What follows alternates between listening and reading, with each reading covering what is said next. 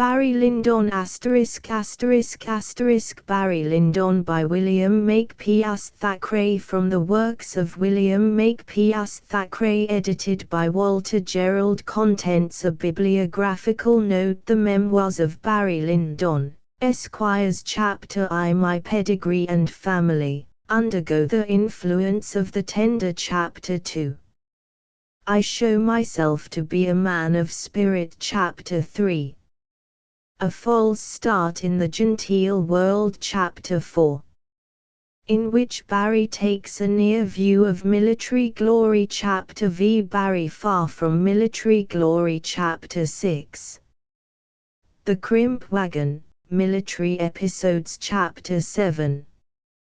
Barry leads a garrison life, and finds many friends there. Chapter 8. Barry's adieu to military profession. Chapter 9. I appear in a manner becoming my name and lineage. Chapter X. More runs of luck. Chapter 11. In which the luck goes against Barry. Chapter 12. Tragical history of Princess of X. Chapter 13. I continue my career as a man of fashion. Chapter 14. I return to Ireland, and exhibit my splendor. And Chapter 15. I pay court to my Lady Lyndon. Chapter 16. I provide nobly for my family. Chapter 17. I appear as an ornament of English society. Chapter 18. My good fortune begins to waver. Chapter 19. Conclusion. Barry Lyndon. A bibliographical note. Barry Lyndon, far from the best known, but by some critics acclaimed as the finest, of Thackeray's works, appeared originally as a serial a few years before Vanity Fair was written, yet it was not published in book form, and then not by itself, until after the publication of Vanity Fair. Pendennis, Esmond and the Newcomes had placed its author in the forefront of the literary men of the day. So many years after the event, we cannot help wondering why the story was not earlier put in book form, for in its delineation of the character of an adventurer it is as great as Vanity Fair, while for the local color of history, if I may put it so, it is no undistinguished precursor of Esmond.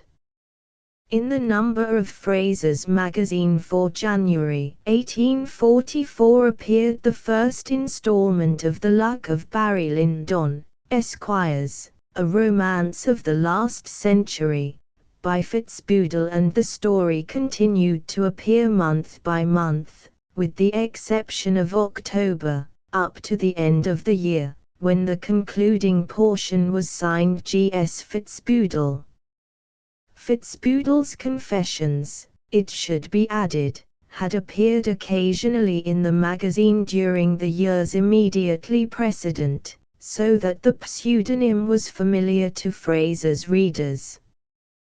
The story was written, according to its author's own words, with a great deal of dullness, unwillingness and labor, and was evidently done as the installments were required, for in August he wrote read for BL all the morning at the club, and 4 days later of BL lying like a nightmare on my mind.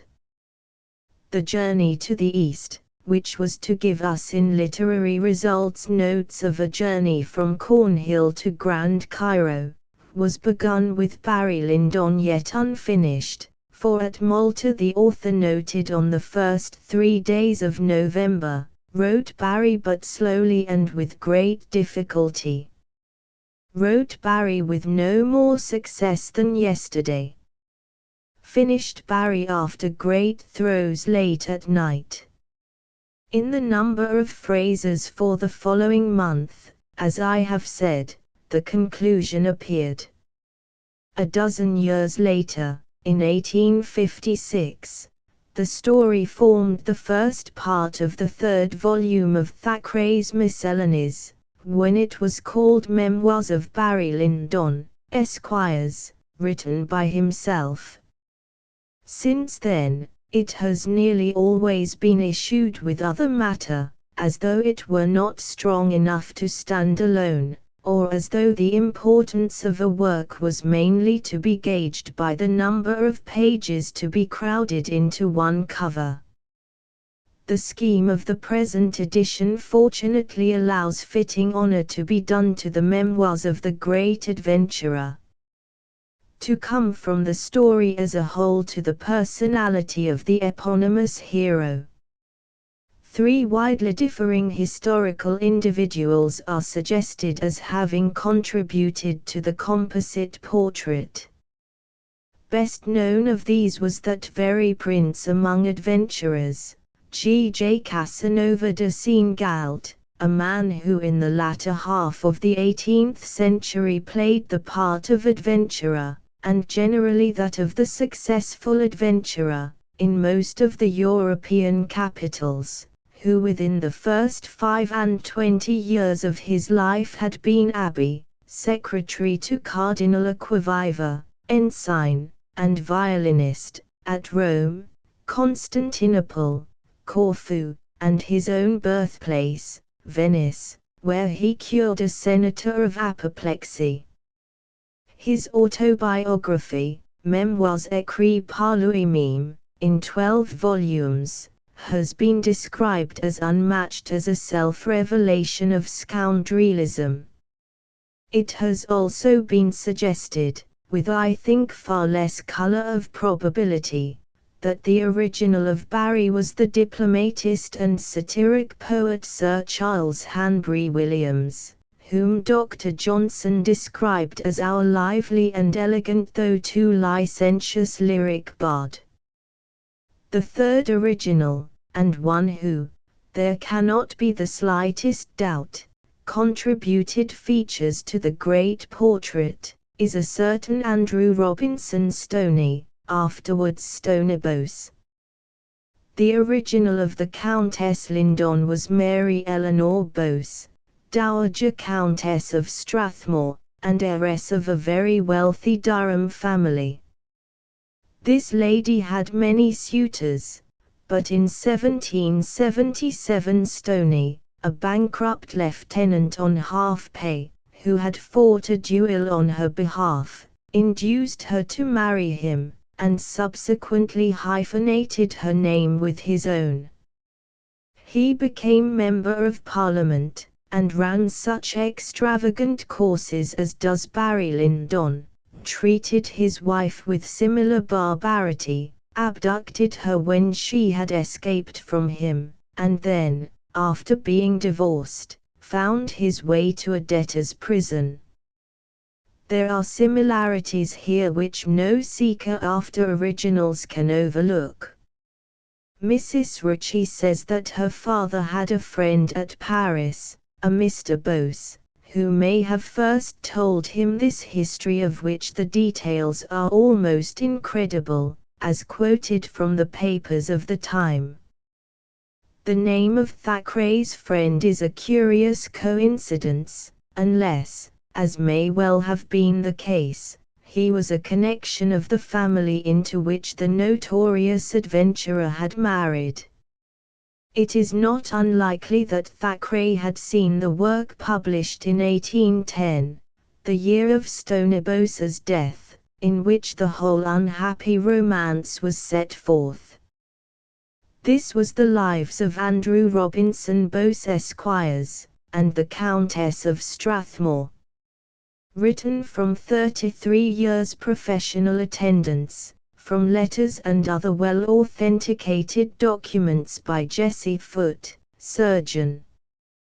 In this book we find several incidents similar to ones in the story.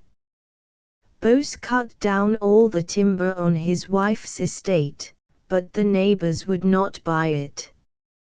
Such practical jokes as Barry Lyndon played upon his son's tutor were played by Bose on his chaplain. The story of Stoney and his marriage will be found briefly given in the notice of the Countess's life in the Dictionary of National Biography. whence that part of the romantic interlude dealing with the stay in the Duchy of X, dealt with in Chapter X, etc., was inspired. Thackeray's own note/books, as quoted by Mrs. Ritchie, conclusively show, January 4, 1844. Read in a silly book called El Empire, a good story about the first K of Württemberg's wife, killed by her husband for adultery. Frederick William, born in 1734, in 1780 the Princess Caroline of Brunswick-Wolfenbüttel, who died the 27th of September, 1788. For the rest of the story see El Empire, Eudix Ans sous Napoleon, Par Un Chambellan, Paris, Aladdin, 1836, Volume I 220. The Captain Frenny to whom Barry owed his adventures on his journey to Dublin, Chapter 3, was a notorious highwayman, on whose doings Thackeray had enlarged in the 15th chapter of his Irish sketch book. Despite the slowness with which it was written, and the seeming neglect with which it was permitted to remain unreprinted, Barry Lyndon was to be hailed by competent critics as one of Thackeray's finest performances, though the author himself seems to have had no strong regard for the story. His daughter has recorded, "My father once said to me when I was a girl, 'You needn't read Barry Lyndon, you won't like it.' Indeed, it is scarcely a book to like, but one to admire and to wonder at for its consummate power and mastery." Another novelist, Anthony Trollope, has said of it, "In imagination, language, construction, and general literary capacity, Thackeray never did anything more remarkable than Barry Lyndon." Mr. Leslie Stephen says, "All later critics have recognized in this book one of his most powerful performances. In directness and vigor he never surpassed it." W.J. The Memoirs of Barry Lyndon, Esquire's Chapter I My Pedigree and Family, undergo the influence of the tender passion since the days of Adam. There has been hardly a mischief done in this world but a woman has been at the bottom of it. Ever since ours was a family, and that must be very near Adam's time, so old, noble, and illustrious are the Barrys, as everybody knows, women have played a mighty part with the destinies of our race.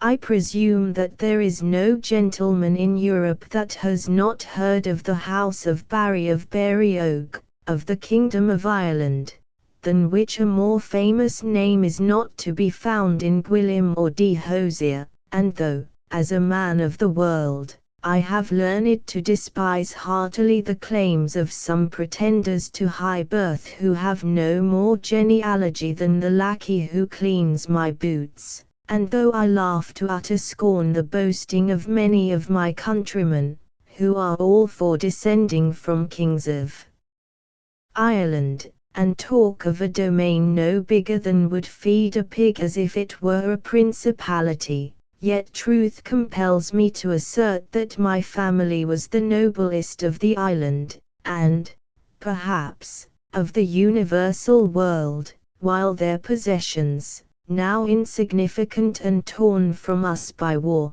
by treachery, by the loss of time, by ancestral extravagance, by adhesion to the old faith and monarch, were formerly prodigious, and embraced many counties, at a time when Ireland was vastly more prosperous than now.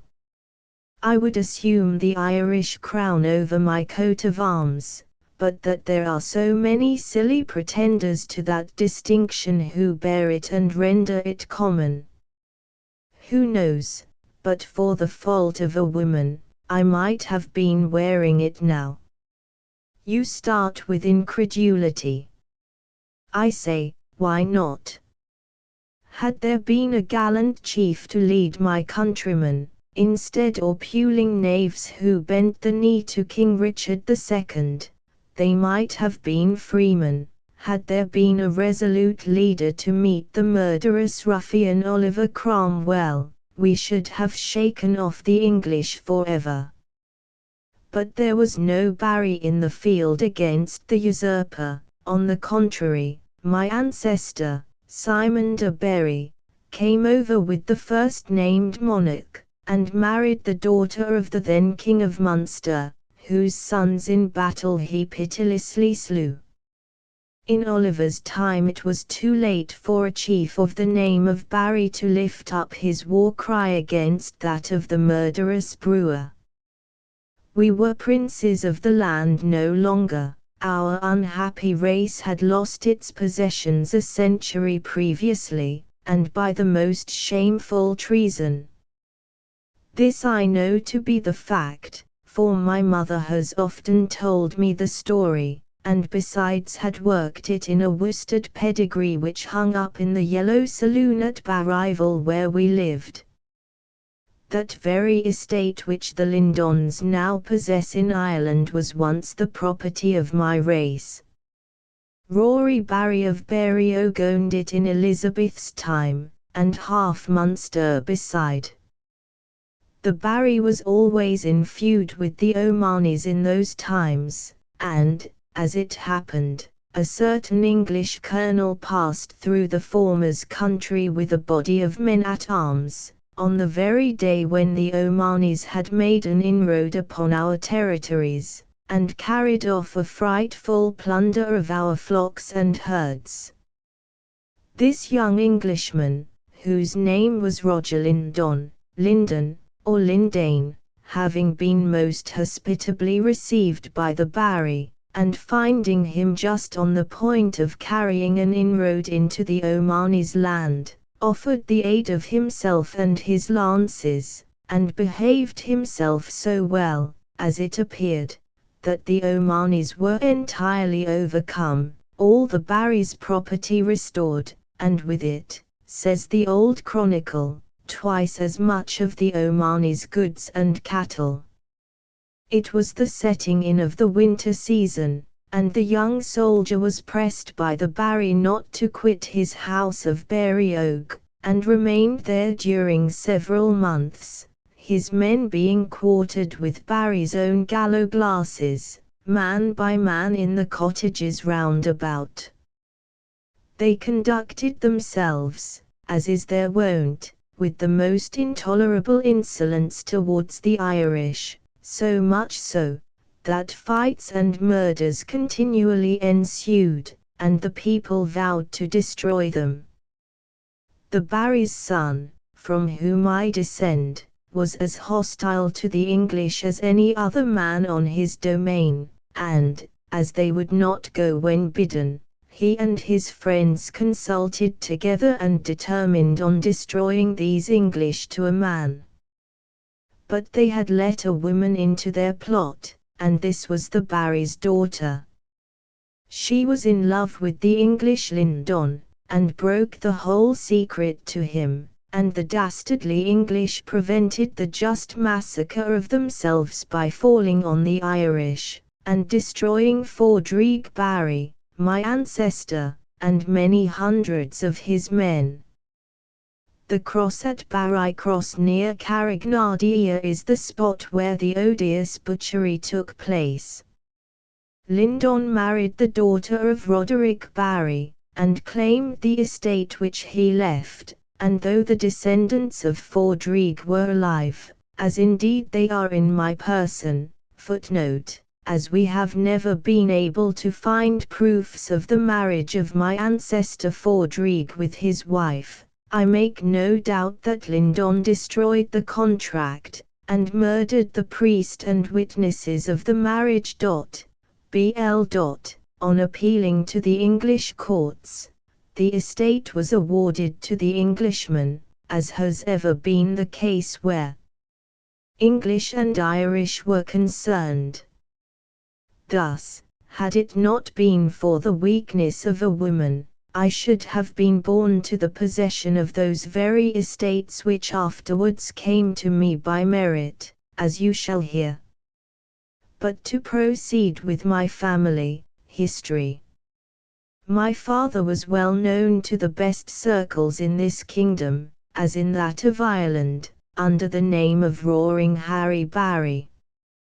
He was bred like many other young sons of genteel families to the profession of the law, being articled to a celebrated attorney of Sackville Street in the city of Dublin, and, from his great genius and aptitude for learning, there is no doubt he would have made an eminent figure in his profession, had not his social qualities, love of field sports, and extraordinary graces of manner, marked him out for a higher sphere.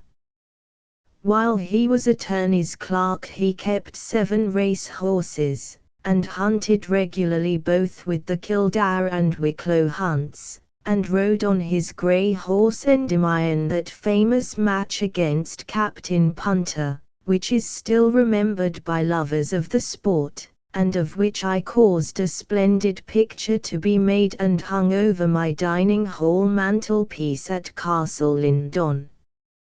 A year afterwards he had the honour of riding that very horse Endymion before his late Majesty King George II. At Newmarket, and won the plate there and the attention of the august sovereign. Although he was only the second son of our family, my dear father came naturally into the estate, now miserably reduced to £400 a year, for my grandfather's eldest son Cornelius Barry, called the Chevalier born, from a wound which he received in Germany, remained constant to the old religion in which our family was educated, and not only served abroad with credit, but against His Most Sacred Majesty George II. In the unhappy Scotch disturbances in '45. We shall hear more of the Chevalier hereafter. For the conversion of my father I have to thank my dear mother, Miss Bell Brady, daughter of Ulysses Brady of Castle Brady, County Kerry, Esquire and J.P. She was the most beautiful woman of her day in Dublin, and universally called the Dasher there. Seeing her at the assembly, my father became passionately attached to her, but her soul was above marrying a papist or an attorney's clerk, and so, for the love of her, the good old laws being then in force, my dear father slipped into my uncle Cornelius's shoes and took the family estate. Besides the force of my mother's bright eyes, several persons, and of the genteelest society too, contributed to this happy change, and I have often heard my mother laughingly tell the story of my father's recantation, which was solemnly pronounced at the tavern in the company of Sir Dick Ringwood, Lord Bagwig, Captain Punter, and 2 or 3 other young sparks of the town. Roaring Harry won 300 pieces that very night at Faro, and laid the necessary information the next morning against his brother, but his conversion caused a coolness between him and my uncle Corny, who joined the rebels in consequence. This great difficulty being settled, my Lord Bagwig lent my father his own yacht, then lying at the Pigeon House, and the handsome Bell Brady was induced to run away with him to England, although her parents were against the match, and her lovers, as I have heard her tell many thousands of times, were among the most numerous and the most wealthy in all the kingdom of Ireland. They were married at the Savoy, and my grandfather dying very soon, Harry Barry, Esquire, took possession of his paternal property and supported our illustrious name with credit in London. He pinked the famous Count Ursuline behind Montague House. He was a member of White's and a frequenter of all the chocolate houses, and my mother, likewise, made no small figure. At length, after his great day of triumph before his sacred majesty at Newmarket, Harry's fortune was just on the point of being made, for the gracious monarch promised to provide for him. But alas! He was taken in charge by another monarch, whose will have no delay or denial, by death, namely, who seized upon my father at Chester races, leaving me a helpless orphan. Peace be to his ashes! He was not faultless, and dissipated all our princely family property, but he was as brave a fellow as ever tossed a bumper or called a mane, and he drove his coach and six like a man of fashion.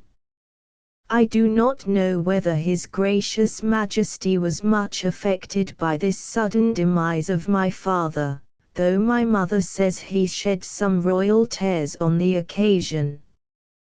But they helped us to nothing, and all that was found in the house for the wife and creditors was a purse of 90 guineas, which my dear mother naturally took, with the family plate, and my father's wardrobe and her own, and putting them into our great coach, drove off to Holyhead, whence she took shipping for Ireland. My father's body accompanied us in the finest hearse and plumes money could buy, for though the husband and wife had quarrelled repeatedly in life, yet at my father's death his high-spirited widow forgot all her differences, gave him the grandest funeral that had been seen for many a day, and erected a monument over his remains, for which I subsequently paid, which declared him to be the wisest, purest, and most affectionate of men. In performing these sad duties over her deceased lord, the widow spent almost every guinea she had, and, indeed, would have spent a great deal more, had she discharged 1/3 of the demands which the ceremonies occasioned. But the people around our old house of Berry Oak, although they did not like my father for his change of faith, yet stood by him at this moment, and were for exterminating the mutes sent by Mr. Plumer of London with the lamented remains. The monument and vault in the church were then, alas, all that remained of my vast possessions, for my father had sold every stick of the property to one Notley, an attorney, and we received but a cold welcome in his house, a miserable old tumble-down place it was. Footnote: in another part of his memoir Mr. Barry will be found to describe this mansion as one of the most splendid palaces in Europe, but this is a practice not unusual with his nation, and with respect to the Irish principality claimed by him, it is known that Mr. Barry's grandfather was an attorney and maker of his own fortune. The splendor of the funeral did not fail to increase the widow Barry's reputation as a woman of spirit and fashion, and when she wrote to her brother Michael Brady, that worthy gentleman immediately rode across the country to fling himself in her arms, and to invite her in his wife's name to Castle Brady. Mick and Barry had quarrelled, as all men will, and very high words had passed between them during Barry's courtship of Miss Bell. When he took her off, Brady swore he would never forgive Barry or Bell, but coming to London in the year '46, he fell in once more with Roaring Harry, and lived in his fine house in Clarges Street, and lost a few pieces to him at play, and broke a watchman's head or two in his company, all of which reminiscences ended Belle and her son very much to the good-hearted gentleman, and he received us both with open arms.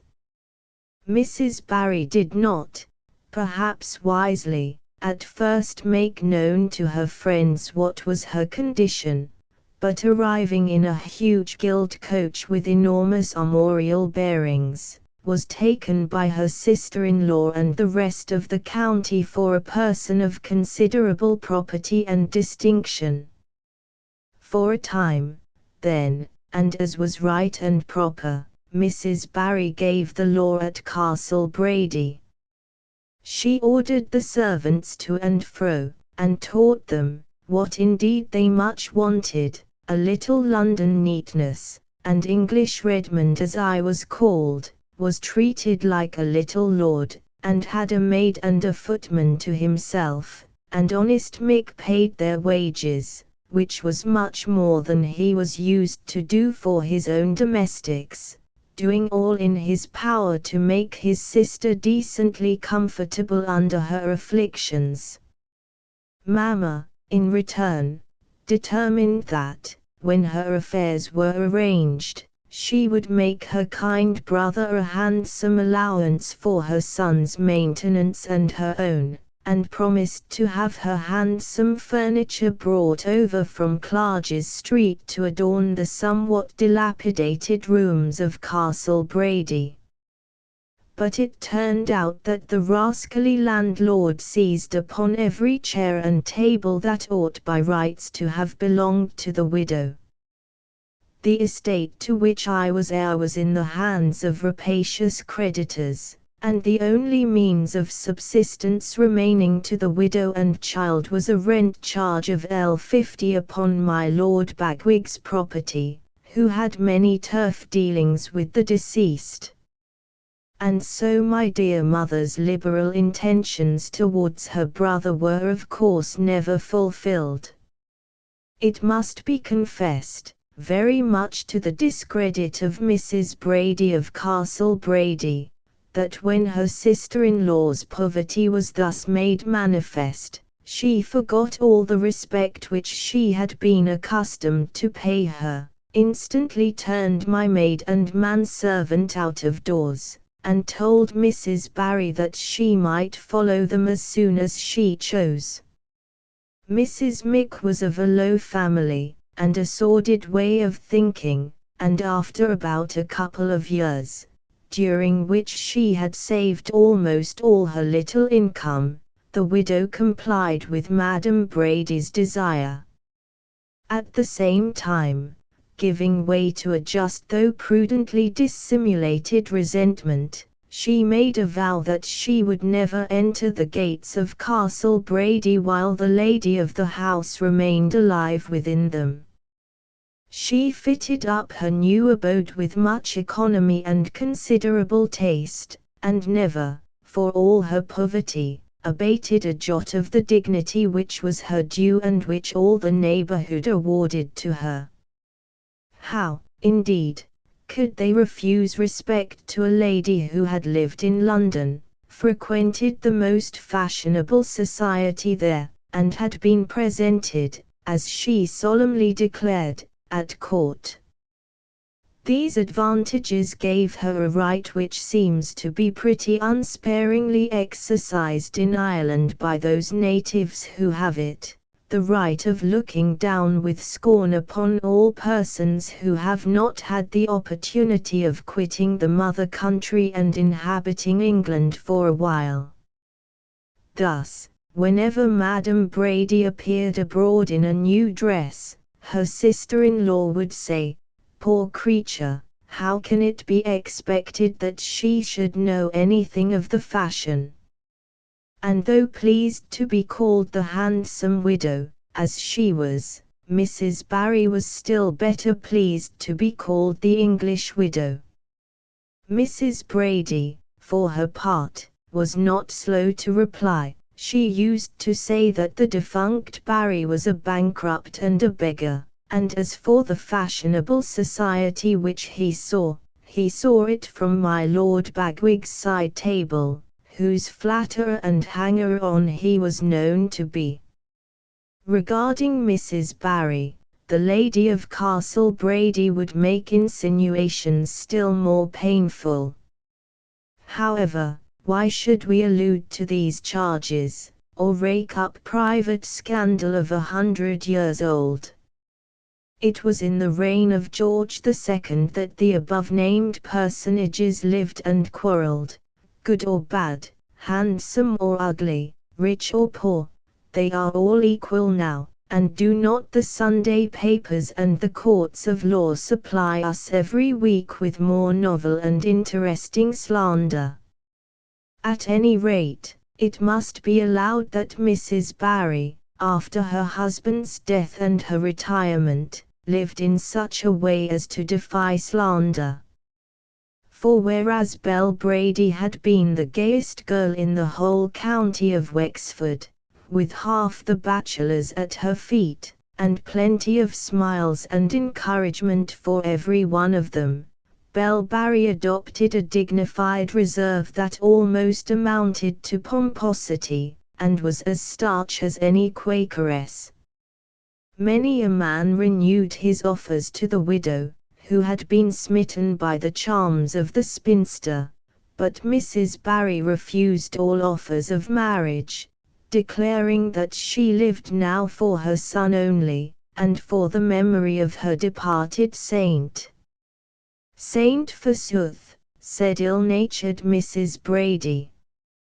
Harry Barry was as big a sinner as ever was known, and 'tis notorious that he and Belle hated each other. If she won't marry now, depend on it, the artful woman has a husband in her eye for all that, and only waits until Lord Bagwig is a widower. And suppose she did, what then? Was not the widow of a Barry fit to marry with any lord of England?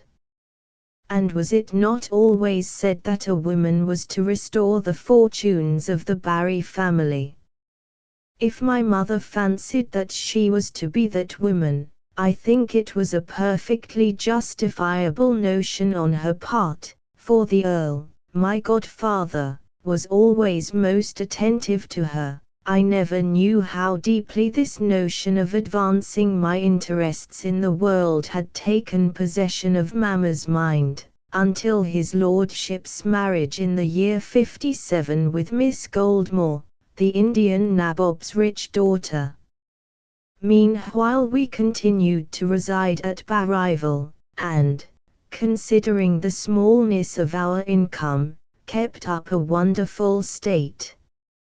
Of the half-dozen families that formed the congregation at Brady's Town, there was not a single person whose appearance was so respectable as that of the widow, who, though she always dressed in mourning, in memory of her deceased husband, took care that her garments should be made so as to set off her handsome person to the greatest advantage, and, indeed, I think, spent 6 hours out of every day in the week in cutting, trimming, and altering them to the fashion.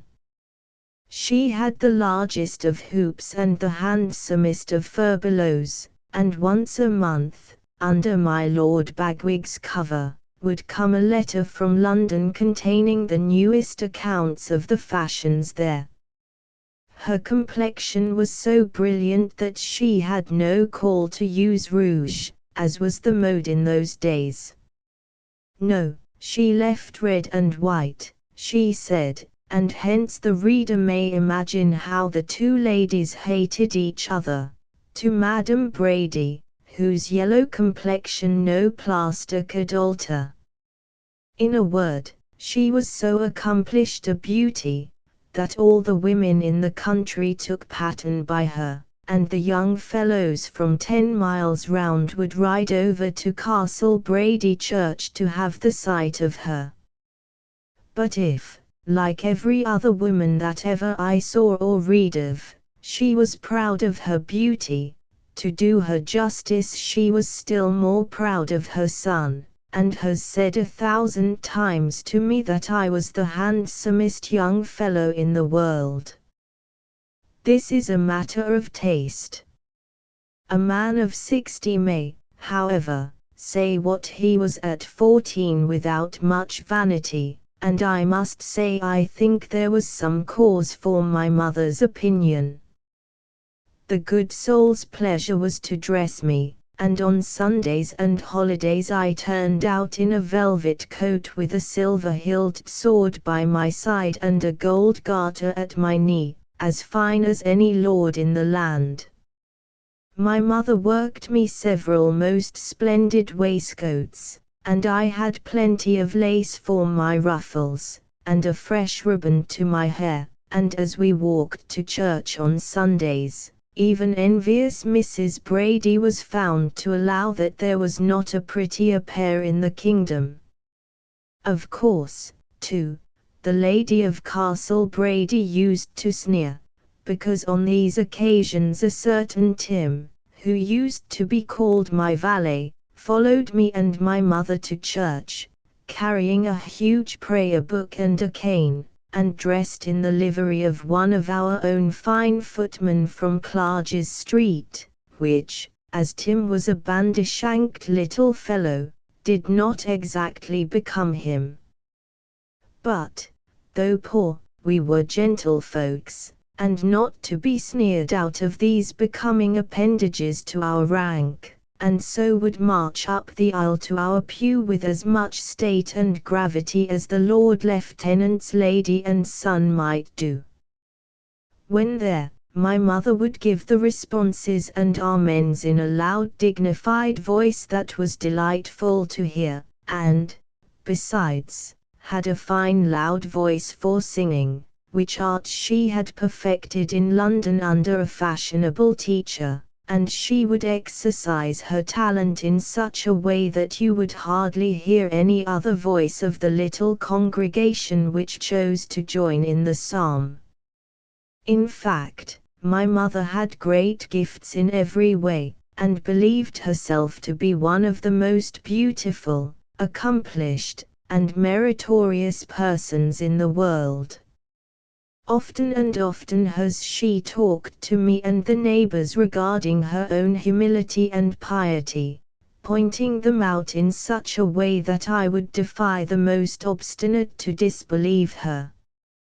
When we left Castle Brady we came to occupy a house in Brady's Town, which Mamma christened Barrival. I confess it was but a small place, but, indeed, we made the most of it. I have mentioned the family pedigree which hung up in the drawing-room, which Mamma called the Yellow Saloon, and my bedroom was called the Pink Bedroom, and hers the Orange Tawny Apartment. How well I remember them all, and at dinner time Tim regularly rang a great bell, and we each had a silver tankard to drink from, and Mother boasted with justice that I had as good a bottle of claret by my side as any squire of the land. So indeed I had, but I was not, of course, allowed at my tender years to drink any of the wine, which thus attained a considerable age, even in the decanter. Uncle Brady, in spite of the family quarrel, found out the above fact one day by calling at Barrival at dinner time, and unluckily tasting the liquor. You should have seen how he sputtered and made faces. But the honest gentleman was not particular about his wine, or the company in which he drank it. He would get drunk, indeed, with the parson or the priest indifferently, with the latter, much to my mother's indignation, for, as a true blue Nassauite, she heartily despised all those of the old faith, and would scarcely sit down in the room with a benighted papist. But the squire had no such scruples. He was, indeed, one of the easiest, idlest, and best-natured fellows that ever lived, and many an hour would he pass with the lonely widow when he was tired of Madam Brady at home. He liked me, he said, as much as one of his own sons, and at length, after the widow had held out for a couple of years, she agreed to allow me to return to the castle, though, for herself, she resolutely kept the oath which she had made with regard to her sister-in-law. The very first day I returned to Castle Brady my trials may be said, in a manner, to have begun. My cousin, Master Mick, a huge monster of 19, who hated me, and I promise you I returned the compliment, insulted me at dinner about my mother's poverty, and made all the girls of the family titter. So when we went to the stables, whither Mick always went for his pipe of tobacco after dinner, I told him a piece of my mind, and there was a fight for at least 10 minutes, during which I stood to him like a man, and blacked his left eye, though I was myself only 12 years old at the time. Of course he beat me, but a beating makes only a small impression on a lad of that tender age, as I had proved many times in battles with the ragged Brady's town boys before, not one of whom, at my time of life, was my match. My uncle was very much pleased when he heard of my gallantry. My cousin Nora brought brown paper and vinegar for my nose, and I went home that night with a pint of claret under my girdle, not a little proud, let me tell you, at having held my own against Mick so long. And though he persisted in his bad treatment of me, and used to cane me whenever I fell in his way, yet I was very happy now at Castle Brady with the company there, and my cousins, or some of them, and the kindness of my uncle, with whom I became a prodigious favourite. He bought a colt for me, and taught me to ride. He took me out coursing and fowling, and instructed me to shoot flying.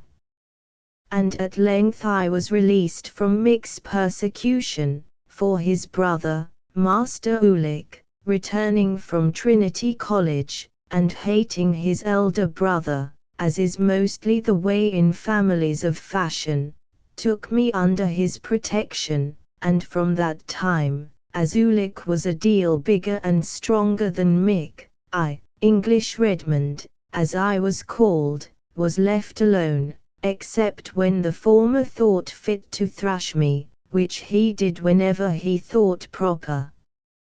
Nor was my learning neglected in the ornamental parts, for I had an uncommon natural genius for many things, and soon topped in accomplishments most of the persons around me.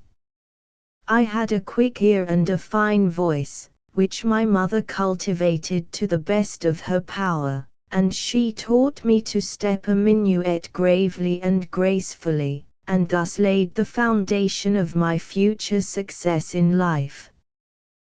The common dances I learned, as, perhaps, I ought not to confess, in the servants' hall, which, you may be sure, was never without a piper, and where I was considered unrivalled both at a hornpipe and a jig. In the matter of book learning, I had always an uncommon taste for reading plays and novels, as the best part of a gentleman's polite education, and never let a pedlar pass the village, if I had a penny, without having a ballad or two from him. As for your dull grammar, and Greek and Latin and stuff, I have always hated them from my youth upwards, and said, very unmistakably, I would have none of them. This I proved pretty clearly at the age of 13, when my Aunt Biddy Brady's legacy of L100 came into Mamma, who thought to employ the sum on my education, and sent me to Dr. Tobias Tickler's famous academy at Ballawhackett, Backwhackett, as my uncle used to call it. But 6 weeks after I had been consigned to his reverence, I suddenly made my appearance again at Castle Brady, having walked 40 miles from the odious place, and left the doctor in a state near upon apoplexy. The fact was, that at turf, prison bars, or boxing, I was at the head of the school, but could not be brought to excel in the classics, and after having been flogged 7 times, without its doing me the least good in my Latin, I refused to submit altogether, finding it useless, to an 8th application of the rod.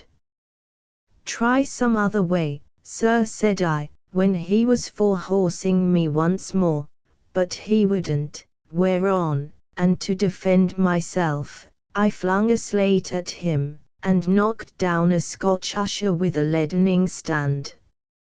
All the lads huzzarded at this, and some of the servants wanted to stop me, but taking out a large clasp knife that my cousin Nora had given me, I swore I would plunge it into the waistcoat of the first man who dared to balk me, and faith they let me pass on.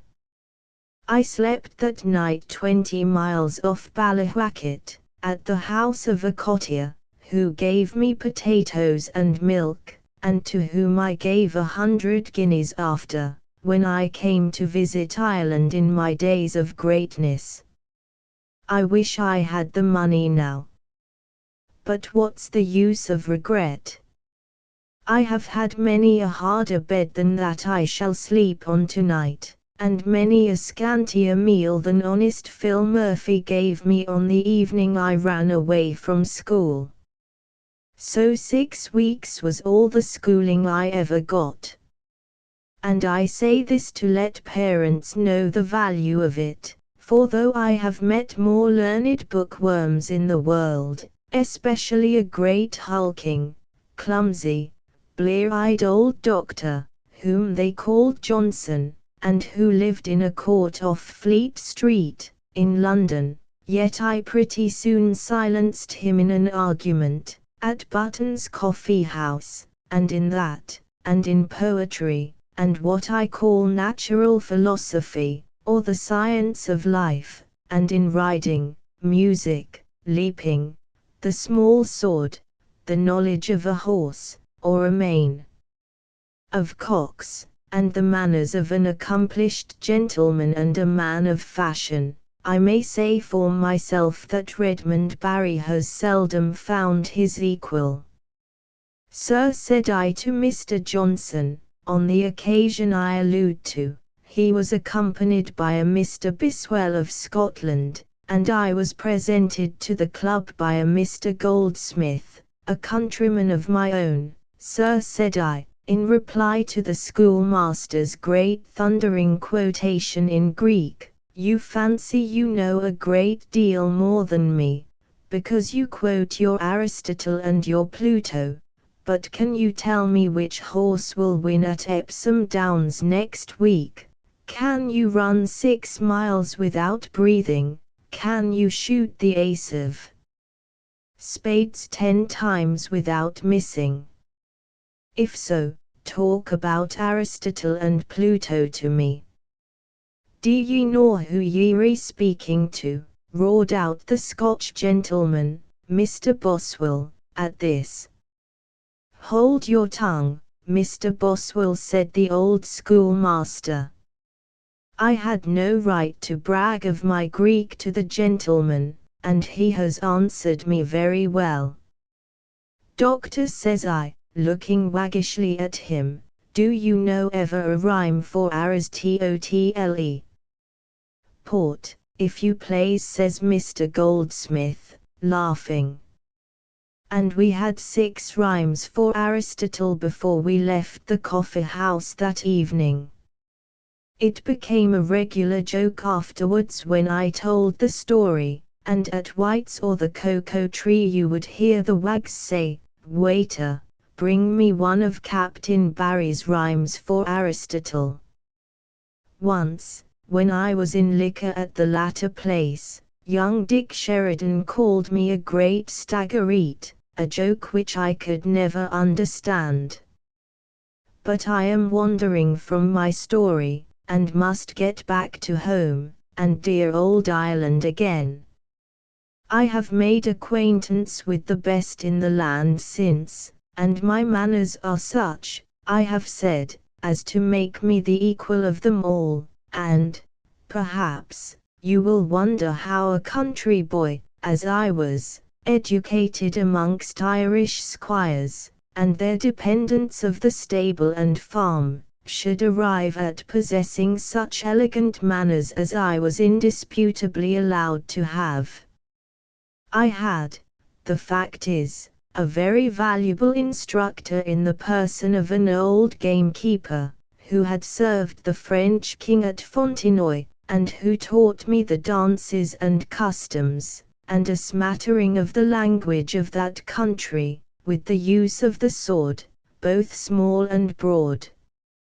Many and many a long mile I have trudged by his side as a lad, he telling me wonderful stories of the French king, and the Irish brigade, and Marshal Saxe, and the opera dancers. He knew my uncle, too, the Chevalier born, and indeed had 1,000 accomplishments which he taught me in secret. I never knew a man like him for making or throwing a fly, for physicking a horse, or breaking, or choosing one. He taught me manly sports, from birds nesting upwards, and I always shall consider Phil Purcell as the very best tutor I could have had. His fault was drink, but for that I have always had a blind eye, and he hated my cousin Mick like poison, but I could excuse him that too. With Phil, and at the age of 15, I was a more accomplished man than either of my cousins, and I think nature had been also more bountiful to me in the matter of person. Some of the Castle Brady girls, as you shall hear presently, adored me. At fairs and races many of the prettiest lasses present said they would like to have me for their bachelor, and yet somehow, it must be confessed, I was not popular. In the first place, everyone knew I was bitter poor, and I think, perhaps, it was my good mother's fault that I was bitter proud too. I had a habit of boasting in company of my birth, and the splendor of my carriages, gardens, cellars, and domestics, and this before people who were perfectly aware of my real circumstances. If it was boys, and they ventured to sneer, I would beat them, or die for it, and many's the time I've been brought home well nigh killed by one or more of them, on what, when my mother asked me, I would say was a family quarrel. Support your name with your blood, ready my boy would that saint say, with the tears in her eyes, and so would she herself have done with her voice, and her teeth and nails. Thus, at 15, there was scarce a lad of 20, for 6 miles round, that I had not beat for one cause or other. There were the vicar's 2 sons of Castle Brady, in course I could not associate with such beggarly brats as them, and many a battle did we have as to who should take the wall in Brady's town.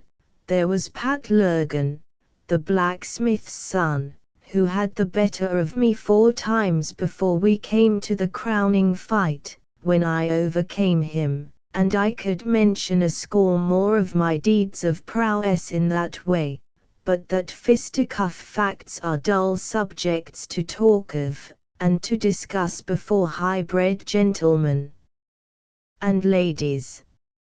However, there is another subject, ladies, on which I must discourse, and that is never out of place. Day and night you like to hear of it, young and old, you dream and think of it.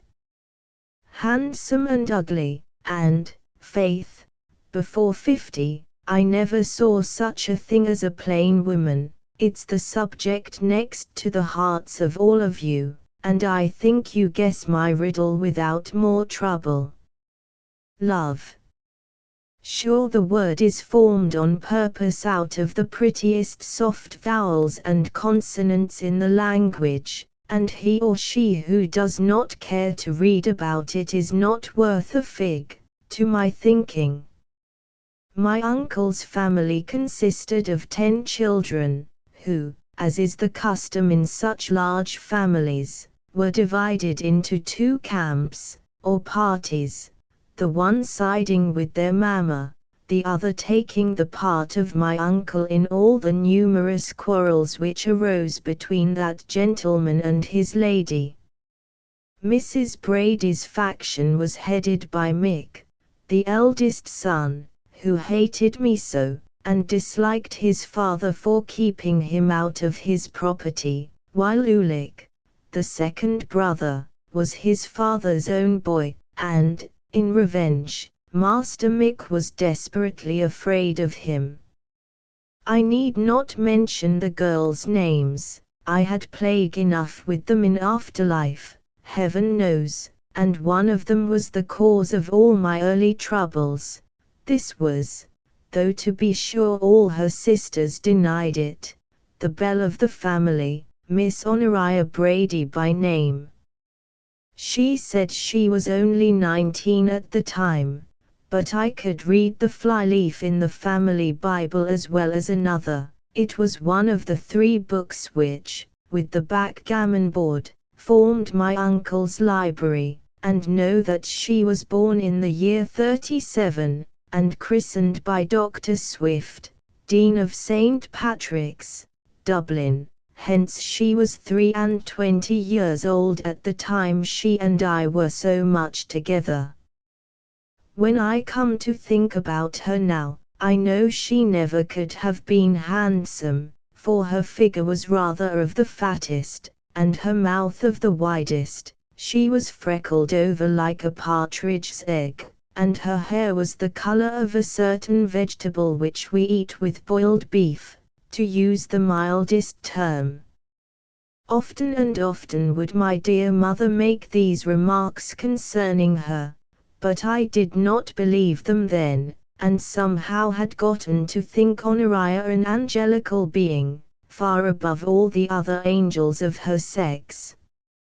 And as we know very well that a lady who is skilled in dancing or singing never can perfect herself without a deal of study in private, and that the song or the minuet which is performed with so much graceful ease in the assembly room has not been acquired without vast labor and perseverance in private, so it is with the dear creatures who are skilled in coquetting. Honoria, for instance, was always practicing, and she would take poor me to rehearse her accomplishment upon, or the exciseman, when he came his rounds, or the steward, or the poor curate, or the young apothecary's lad from Brady's town, whom I recollect beating once for that very reason. If he is alive now I make him my apologies. Poor fellow! As if it was his fault that he should be a victim to the wiles of one of the greatest coquettes, considering her obscure life and rustic breeding, in the world.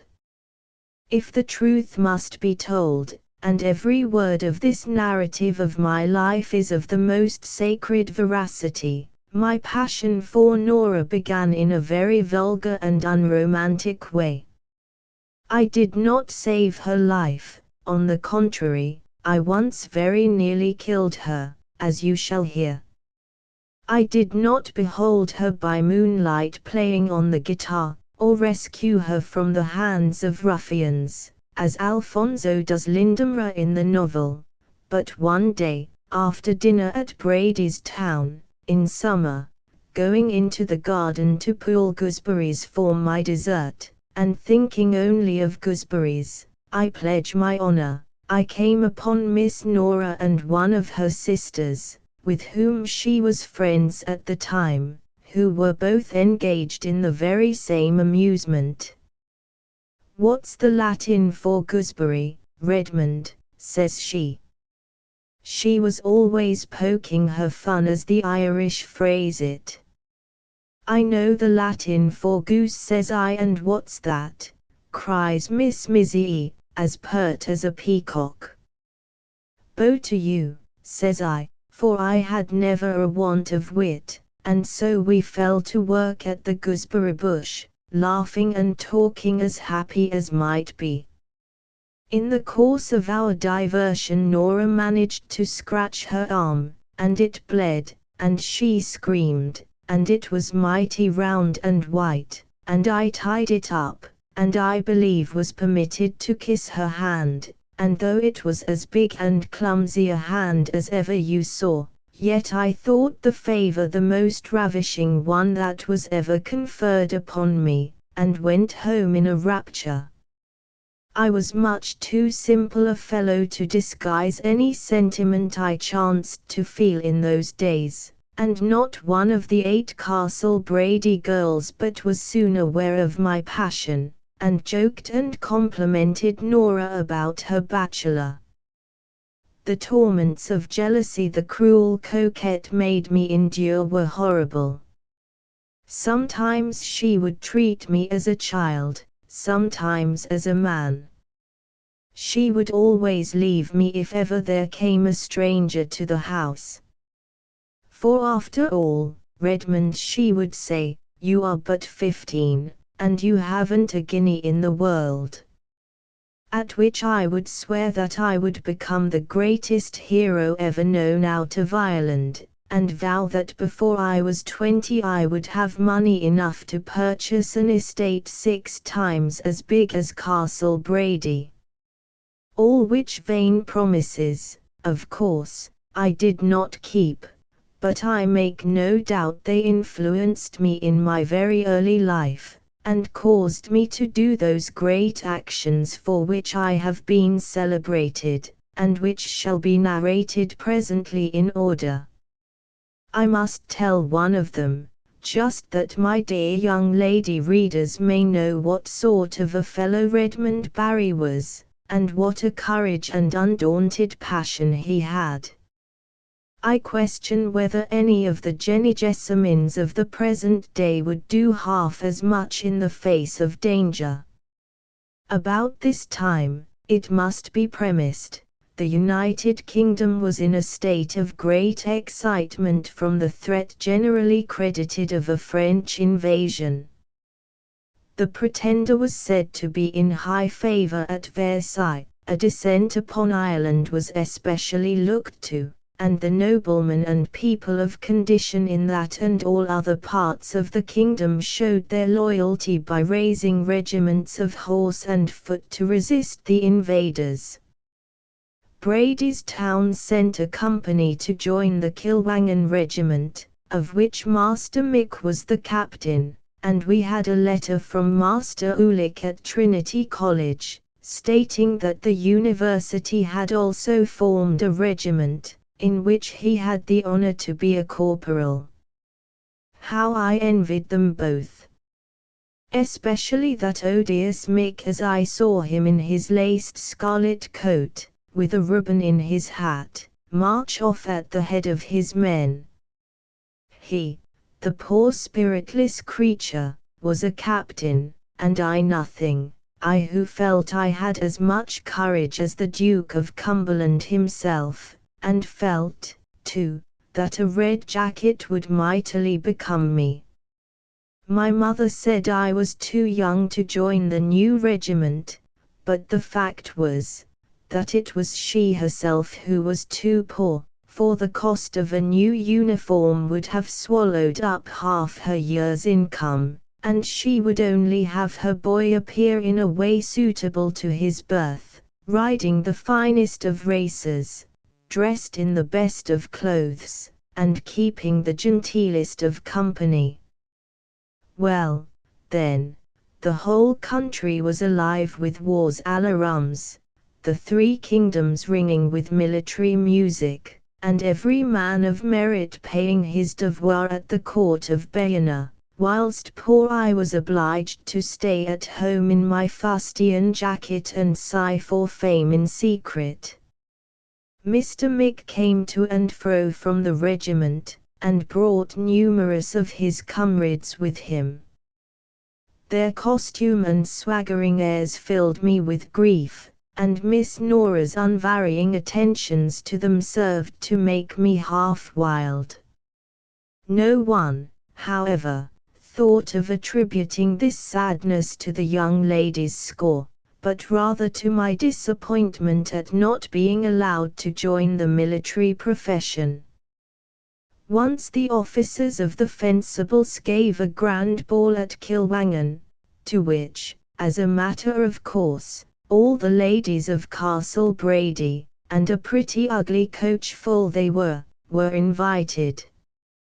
I knew to what tortures the odious little flirt of Honora would put me with her eternal coquetries with the officers, and refused for a long time to be one of the party to the ball.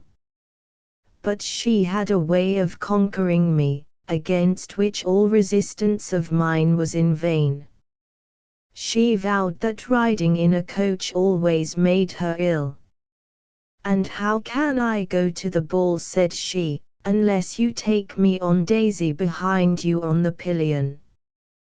Daisy was a good blood mare of my uncle's, and to such a proposition I could not for my soul say no. So we rode in safety to Kilwangan, and I felt myself as proud as any prince when she promised to dance a country dance with me. When the dance was ended, the little ungrateful flirt informed me that she had quite forgotten her engagement. She had actually danced the set with an Englishman. I have endured torments in my life, but none like that. She tried to make up for her neglect, but I would not. Some of the prettiest girls there offered to console me, for I was the best dancer in the room. I made one attempt, but was too wretched to continue, and so remained alone all night in a state of agony. I would have played, but I had no money, only the gold piece that my mother bade me always keep in my purse as a gentleman should. I did not care for drink, or know the dreadful comfort of it in those days, but I thought of killing myself and Nora, and most certainly of making away with Captain Quinn. At last, and at morning, the ball was over. The rest of our ladies went off in the lumbering, creaking old coach. Daisy was brought out, and Miss Nora took her place behind me, which I let her do without a word.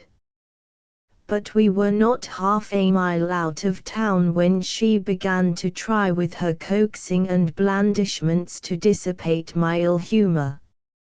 "Sure it's a bitter night, Redmond dear, and you'll catch cold without a handkerchief to your neck." To this sympathetic remark from the pillion, the saddle made no reply. "Did you and Miss Clancy have a pleasant evening, Redmond?" "You were together, I saw, all night." To this the saddle only replied by grinding his teeth, and giving a lash to Daisy. "Oh mercy, you'll make Daisy rear and throw me, you careless creature you, and you know, Redmond, I'm so timid." The pillion had by this got her arm round the saddle's waist, and perhaps gave it the gentlest squeeze in the world. "I hate Miss Clancy, you know I do," answers the saddle, "and I only danced with her because the person with whom I intended to dance chose to be engaged the whole night. Sure there were my sisters, said the pillion, now laughing outright in the pride of her conscious superiority, and for me, my dear, I had not been in the room 5 minutes before I was engaged for every single set. Were you obliged to dance 5 times with Captain Quinn, said I, and oh, strange delicious charm of coquetry. I do believe Miss Nora Brady at 23 years of age felt a pang of delight in thinking that she had so much power over a guileless lad of 15. Of course she replied that she did not care a fig for Captain Quinn, that he danced prettily, to be sure, and was a pleasant rattle of a man, that he looked well in his regimentals too, and if he chose to ask her to dance, how could she refuse him? But you refused me, Nora. Oh, I can dance with you any day, answered Miss Nora, with a toss of her head, and to dance with your cousin at a ball, looks as if you could find no other partner. Besides, said Nora, and this was a cruel, unkind cut, which showed what a power she had over me, and how mercilessly she used it. Besides, Redmond, Captain Quinn's a man and you are only a boy. If ever I meet him again, I roared out with an oath, you shall see which is the best man of the two. I'll fight him with sword or with pistol, captain as he is. A man indeed. I'll fight any man, every man. Didn't I stand up to Mick Brady when I was 11 years old? Didn't I beat Tom Sullivan, the great hulking brute, who is 19? Didn't I do for the Scotch usher? Oh Nora, it's cruel of you to sneer at me so. But Nora was in the sneering mood that night, and pursued her sarcasms. She pointed out that Captain Quinn was already known as a valiant soldier, famous as a man of fashion in London, and that it was mighty well of Redmond to talk and boast of beating ushers and farmers' boys, but to fight an Englishman was a very different matter. Then she fell to talk of the invasion, and of military matters in general, of King Frederick, who was called, in those days, the Protestant hero, of Monsieur Thurot and his fleet, of Monsieur Conflans and his squadron, of Minorca, how it was attacked, and where it was. We both agreed it must be in America, and hoped the French might be soundly beaten there. I sighed after a while, for I was beginning to melt, and said how much I longed to be a soldier, on which Nora recurred to her infallible now, would you leave me, then? But, sure, you're not big enough for anything more than a little drummer. To which I replied, by swearing that a soldier I would be, and a general too. As we were chattering in this silly way, we came to a place that has ever since gone by the name of Redmond's Leap Bridge. It was an old high bridge, over a stream sufficiently deep and rocky, and as the mare Daisy with her double load was crossing this bridge, Miss Nora, giving a loose to her imagination, and still harping on the military theme, I would lay a wager that she was thinking of Captain Quinn. Miss Nora said, suppose now, Redmond, you, who are such a hero, was passing over the bridge, and the enemy on the other side. I'd draw my sword, and cut my way through them. What, with me on the pillion? Would you kill poor me? This young lady was perpetually speaking of poor me.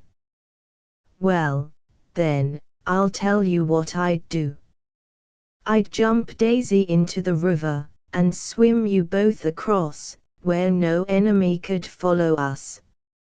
Jump 20 feet, You wouldn't dare to do any such thing on Daisy. There's the captain's horse, Black George. I've heard say that Captain Key. She never finished the word, for, maddened by the continual recurrence of that odious monosyllable, I shouted to her to hold tight by my waist and, giving Daisy the spur, in a minute sprang with Nora over the parapet into the deep water below. I don't know why, now, whether it was I wanted to drown myself and Nora, or to perform an act that even Captain Quinn should crane at, or whether I fancied that the enemy actually was in front of us, I can't tell now, but over I went. The horse sank over his head. The girl screamed as she sank and screamed as she rose, and I landed her, half fainting, on the shore, where we were soon found by my uncle's people, who returned on hearing the screams. I went home, and was ill speedily of a fever, which kept me to my bed for 6 weeks, and I quitted my couch prodigiously increased in stature, and, at the same time, still more violently in love than I had been even before. At the commencement of my illness, Miss Nora had been pretty constant in her attendance at my bedside, forgetting, for the sake of me, the quarrel between my mother and her family, which my good mother was likewise pleased, in the most Christian manner, to forget. And, let me tell you, it was no small mark of goodness in a woman of her haughty disposition, who, as a rule, never forgave anybody, for my sake to give up her hostility to Miss Brady, and to receive her kindly. For, like a mad boy as I was, it was Nora I was always raving about and asking for. I would only accept medicines from her hand, and would look rudely and sulkily upon the good mother, who loved me better than anything else in the world, and gave up even her favorite habits, and proper and becoming jealousies, to make me happy. As I got well, I saw that Nora's visits became daily more rare. Why don't she come?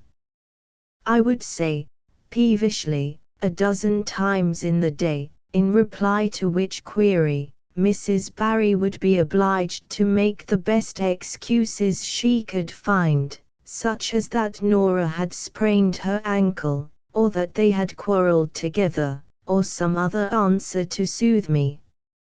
And many a time has the good soul left me to go and break her heart in her own room alone, and come back with a smiling face, so that I should know nothing of her mortification.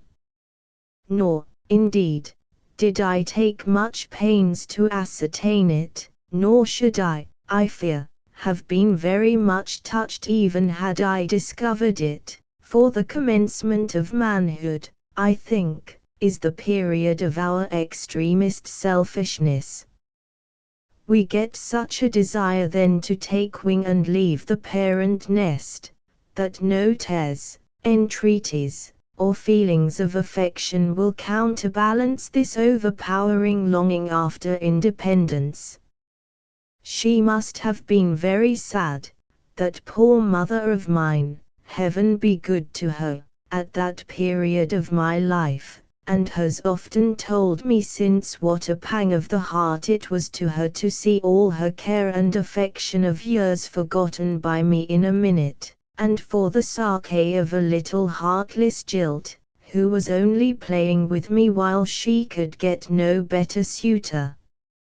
For the fact is, that during the last 4 weeks of my illness, no other than Captain Quinn was staying at Castle Brady, and making love to Miss Nora in form. My mother did not dare to break this news to me, and you may be sure that Nora herself kept it a secret. It was only by chance that I discovered it. Shall I tell you how? The minx had been to see me one day, as I sat up in my bed, convalescent. She was in such high spirits, and so gracious and kind to me, that my heart poured over with joy and gladness, and I had even for my poor mother a kind word and a kiss that morning. I felt myself so well that I ate up a whole chicken, and promised my uncle, who had come to see me, to be ready against partridge shooting, to accompany him, as my custom was.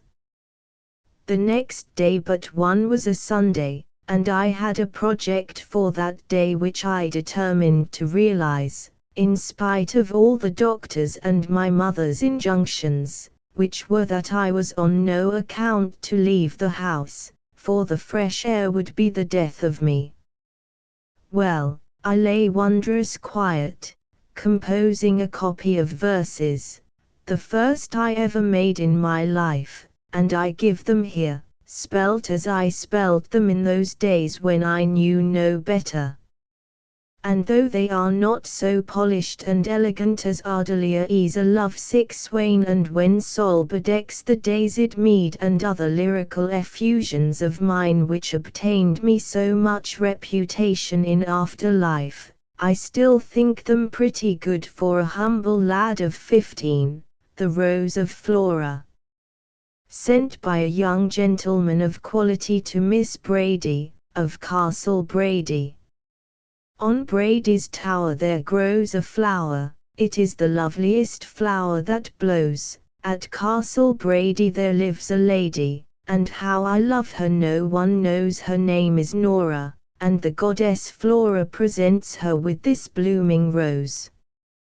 O Lady Nora, says the goddess Flora, I've many a rich and bright parterre, in Brady's towers there's 7 more flowers. But you're the fairest lady there, not all the county, nor Ireland's bounty, can produce a treasure that's half so fair. What cheek is redder? Sure roses fed her. Her hair is marigolds, and her eye of blue beneath her eyelid is like the 6let, that darkly glistens with gentle dew. The lily's nature is not surely whiter than Nora's neck is, and her arms too. Come, gentle Nora, says the goddess Flora, my dearest creature, take my advice. There is a poet, full well you know it, who spends his lifetime in heavy sighs. Young Redmond Barry, tease him you'll marry, if rhyme and reason you'd choose likewise. On Sunday, no sooner was my mother gone to church, than I summoned Phil the valet, and insisted upon his producing my best suit, in which I arrayed myself, although I found that I had shot up so in my illness that the old dress was woefully too small for me, and, with my notable copy of verses in my hand, ran down towards Castle Brady, bent upon beholding my beauty. The air was so fresh and bright, and the birds sang so loud amidst the green trees, that I felt more elated than I had been for months before, and sprang down the avenue. My uncle had cut down every stick of the trees, by the way, as brisk as a young fawn. My heart began to thump as I mounted the grass-grown steps of the terrace, and passed in by the rickety hall door. The master and mistress were at church, Mr. Screw the butler told me, after giving a start back at seeing my altered appearance, and gaunt lean figure, and so were 6 of the young ladies. Was Miss Nora one? I asked. No, Miss Nora was not one, said Mr. Screw, assuming a very puzzled, and yet knowing look. Where was she? To this question he answered, or rather made believe to answer, with usual Irish ingenuity, and left me to settle whether she was gone to Kilwangen on the pillion behind her brother, or whether she and her sister had gone for a walk, or whether she was ill in her room. And while I was settling this query, Mr. Screw left me abruptly. I rushed away to the back court, where the Castle Brady stables stand, and there I found a dragoon whistling the roast beef of Old England as he cleaned down a cavalry horse. "Whose horse, fellow, is that?" cried I. "Fella, indeed," replied the Englishman. "The horse belongs to my captain, and he's a better fella nor you any day."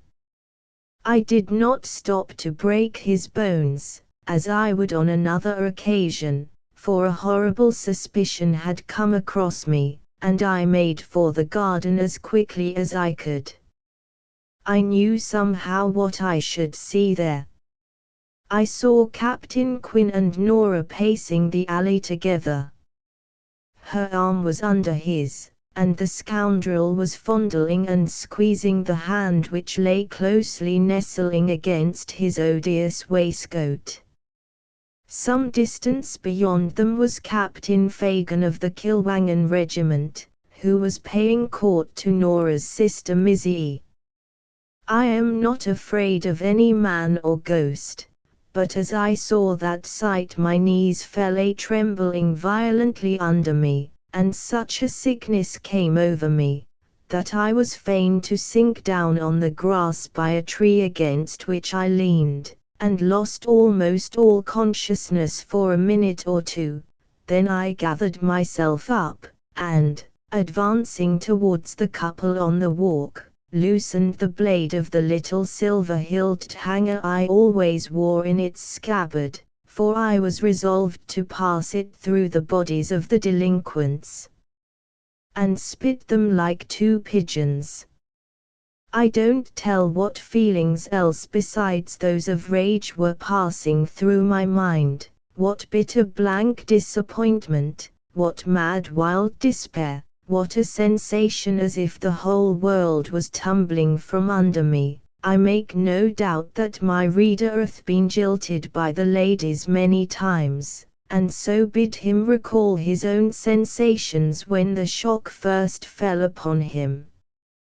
"No, Norlia," said the captain, for it was the fashion of those times for lovers to call themselves by the most romantic names out of novels, "except for you and for others, I vow before all the gods, my heart has never felt the soft flame." "Ah, you men, Eugenio," said she, "the beast's name was John, your passion is not equal to ours. We are like some plant I've read of, we bear but one flower and then we die." "Do you mean you never felt an inclination for another?" said Captain Quinn. "Never, my Eugenio, but for thee." "How can you ask a blushing nymph such a question?" "Darling Norlia," said he, raising her hand to his lips. I had a knot of cherry-colored ribbons, which she had given me out of her breast, and which somehow I always wore upon me.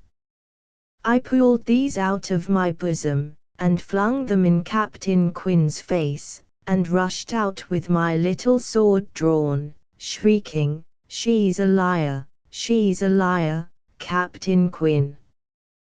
Draw, sir, and defend yourself, if you are a man." And with these words I leapt at the monster, and collared him, while Nora made the air echo with her screams, at the sound of which the other captain and Missy hastened up. Although I sprang up like a weed in my illness, and was now nearly attained to my full growth of 6 feet, yet I was but a lath by the side of the enormous English captain, who had calves and shoulders such as no chairman at Bath ever boasted. He turned very red, and then exceedingly pale at my attack upon him, and slipped back and clutched at his sword, when Nora, in an agony of terror, flung herself round him, screaming, "Eugenio! Captain Quinn, for heaven's sake spare the child, he is but an infant." "And ought to be whipped for his impudence," said the captain, "but never fear, Miss Brady, I shall not touch him, your favourite is safe from me." So saying, he stooped down and picked up the bunch of ribbons which had fallen at Nora's feet, and handing it to her, said in a sarcastic tone, "When ladies make presents to gentlemen, it is time for other gentlemen to retire." "Good heavens, Quinn," cried the girl, "he is but a boy." "I am a man," roared I, "and will prove it. And don't signify any more than my parrot or lapdog. Mayn't I give a bit of ribbon to my own cousin?" "You are perfectly welcome, miss," continued the captain, "as many yards as you like." "Monster!" exclaimed the dear girl, "your father was a tailor, and you are always thinking of the shop. But I'll have my revenge, I will. Ready, will you see me insulted?" "Indeed, Miss Nora," says I intend to have his blood as sure as my name's Redmond." "I'll send for the usher to cane you, little boy," said the captain, regaining his self-possession, "but as for you, miss, I have the honor to wish you a good day." He took off his hat with much ceremony, made a locange, and was just walking off, when Mick, my cousin, came up, whose ear had likewise been caught by the scream. "Hoity-toity! Jack Quinn, what's the matter here?" says Mick, Nora in tears, "Redmond's ghost here with his sword drawn, and you making a bow." "I'll tell you what it is, Mr. Brady," said the Englishman, "I have had enough of Miss Nora, here, and your Irish ways. I ain't used to 'em, sir." "Well, well, what is it?" said Mick good-humouredly, for he owed Quinn a great deal of money as it turned out. "We'll make you used to our ways, or adopt English ones. It's not the English way for ladies to have two lovers, the Henglish way as the captain called it, and so, Mr. Brady, I'll thank you to pay me the sum you owe me, and I'll resign all claims to this young lady. If she has a fancy for schoolboys, let her take 'em, sir." "Pooh, pooh! Quinn, you are joking," said Mick. "I never was more in earnest," replied the other. "By heaven, then, look to yourself," shouted Mick. "Infamous seducer, infernal deceiver, you come and wind your toils round this suffering angel here, you win her heart and leave her, and fancy her brother won't defend her. Draw this minute, you slave, and let me cut the wicked heart out of your body." "This is regular assassination," said Quinn, starting back. "There's two on 'em on me at once. Fagin, you won't let 'em murder me." "Faith," said Captain Fagin, who seemed mightily amused, "you may settle your own quarrel, Captain Quinn," and coming over to me, whispered at him again, "You little fellow." "As long as Mr. Quinn withdraws his claim," said I, of course, do not interfere." "I do, sir, I do," said Mr. Quinn, more and more flustered. "Then defend yourself like a man, curse you," cried Mick again. "Mizzy, lead this poor victim away, Redmond and Fagin will see fair play between us." "Well now, I don't, give me time, I'm puzzled, I don't know which way to look. Like the donkey betwixt the two bundles of hay, said Mr. Fagin dryly, and there's pretty pickings on either side. Chapter 2. I show myself to be a man of spirit. During this dispute, my cousin Nora did the only thing that a lady, under such circumstances, could do, and fainted in due form. I was in hot altercation with Mick at the time, or I should have, of course, flown to her assistance, but Captain Fagin, a dry sort of fellow this Fagin was, prevented me, saying, I advise you to leave the young lady to herself, Master Redmond, and be sure she will come to. And so indeed, after a while, she did, which has shown me since that Fagin knew the world pretty well, for many's the lady I've seen in after times recover in a similar manner. Quin did not offer to help her, you may be sure, for, in the midst of the diversion, caused by her screaming, the faithless bully stole away. Which of us is Captain Quin to engage, said I to Mick, for it was my first affair, and I was as proud of it as of a suit of laced velvet. Is it you or I, cousin Mick, that is to have the honor of chastising this insolent Englishman? And I held out my hand as I spoke, for my heart melted towards my cousin under the triumph of the moment. But he rejected the proffered offer of friendship. You, said he, in a towering passion, hang you for a meddling brat, your hand is in everybody's pie. What business had you to come brawling and quarrelling here, with a gentleman who has 1,500 a year? Oh, gasped Nora, from the stone bench, I shall die, I know I shall. I shall never leave this spot. The captain's not gone yet, whispered Fagin, on which Nora, giving him an indignant look, jumped up and walked towards the house. Meanwhile Mick continued, what business have you, you meddling rascal, to interfere with a daughter of this house? Rascal yourself, roared I, call me another such name, Mick Brady, and I'll drive my hanger into your weasand. Recollect, I stood to you when I was 11 years old. I'm your match now, and, by Jove, provoke me, and I'll beat you like your younger brother always did. That was a home cut, and I saw Mick turn blue with fury. This is a pretty way to recommend yourself to the family, said Fagin, in a soothing tone. The girl's old enough to be his mother, growled Mick. Old or not, I replied, you listen to this, Mick Brady, and I swore a tremendous oath, that need not be put down here. The man that marries Nora Brady must first kill me, do you mind that? Pooh, sir, said Mick, turning away, kill you, flog you, you mean.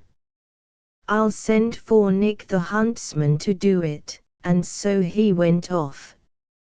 Captain Fagin now came up, and taking me kindly by the hand, said I was a gallant lad, and he liked my spirit.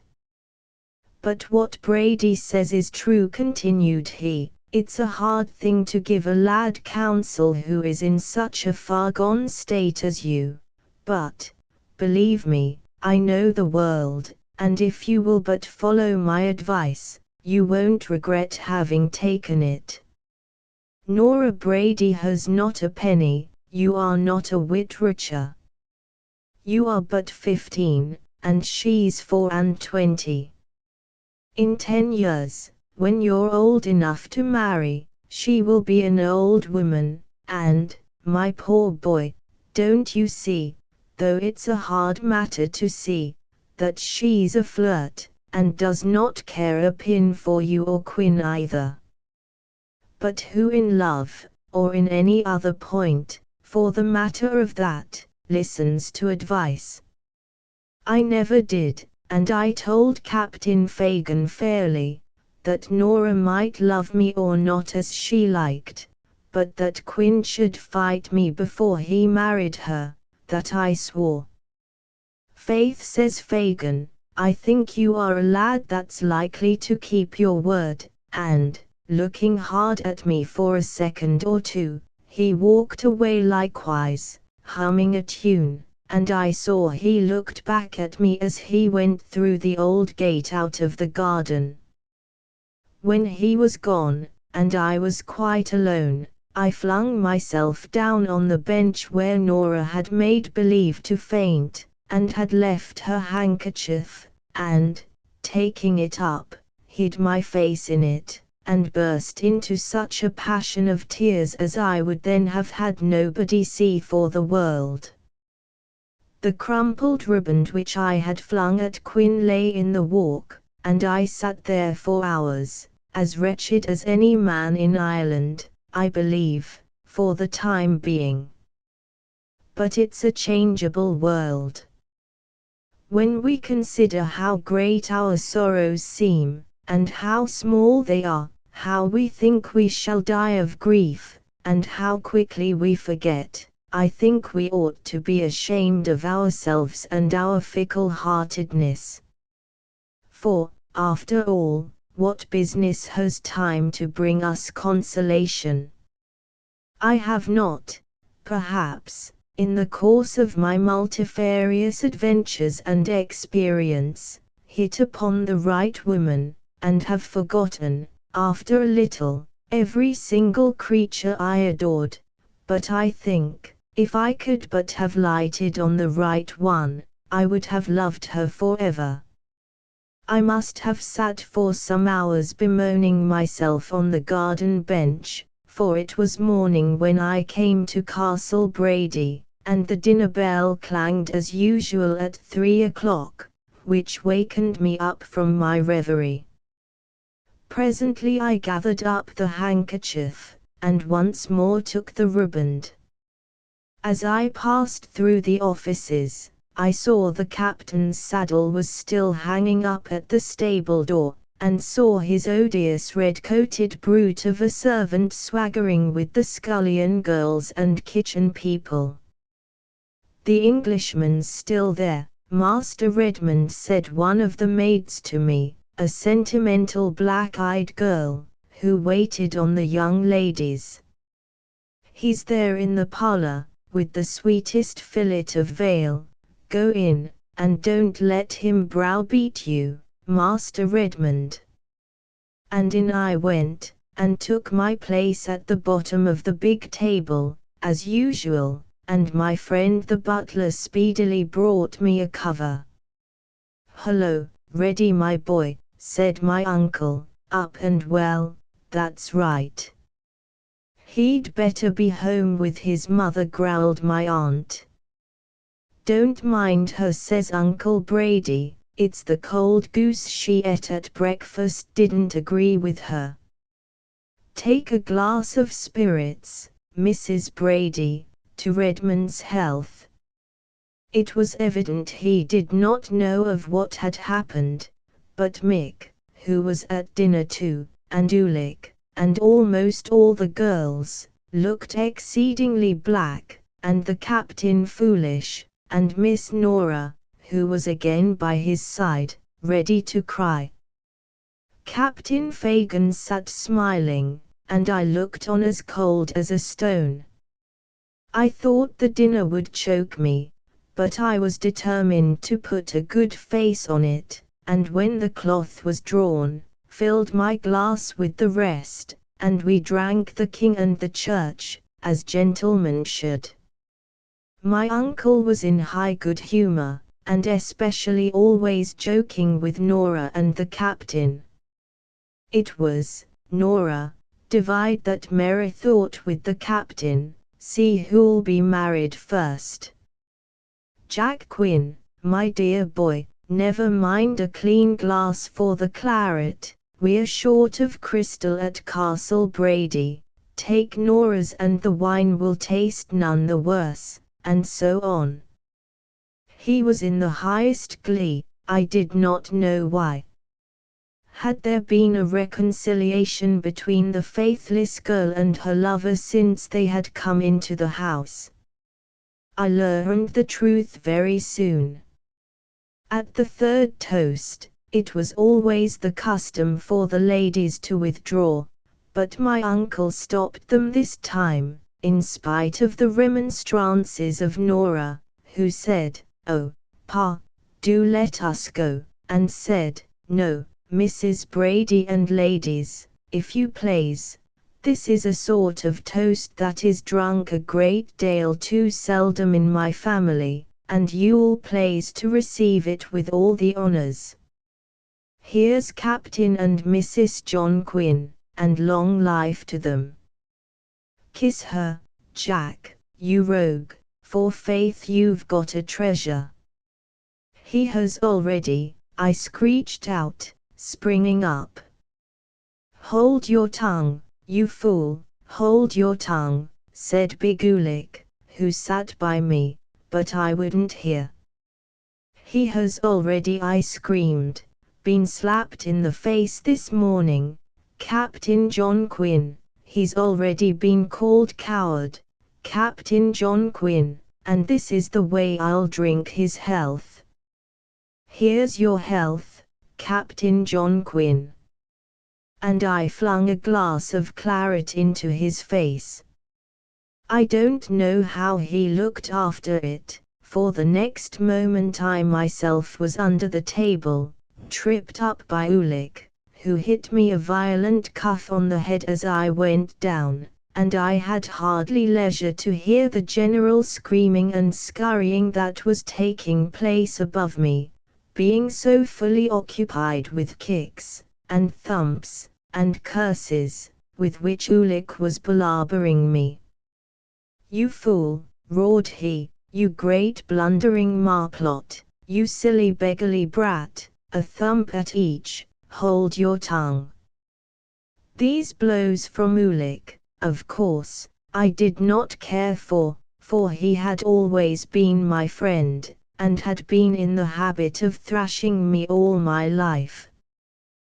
When I got up from under the table all the ladies were gone, and I had the satisfaction of seeing the captain's nose was bleeding, as mine was, his was cut across the bridge, and his beauty spoiled forever.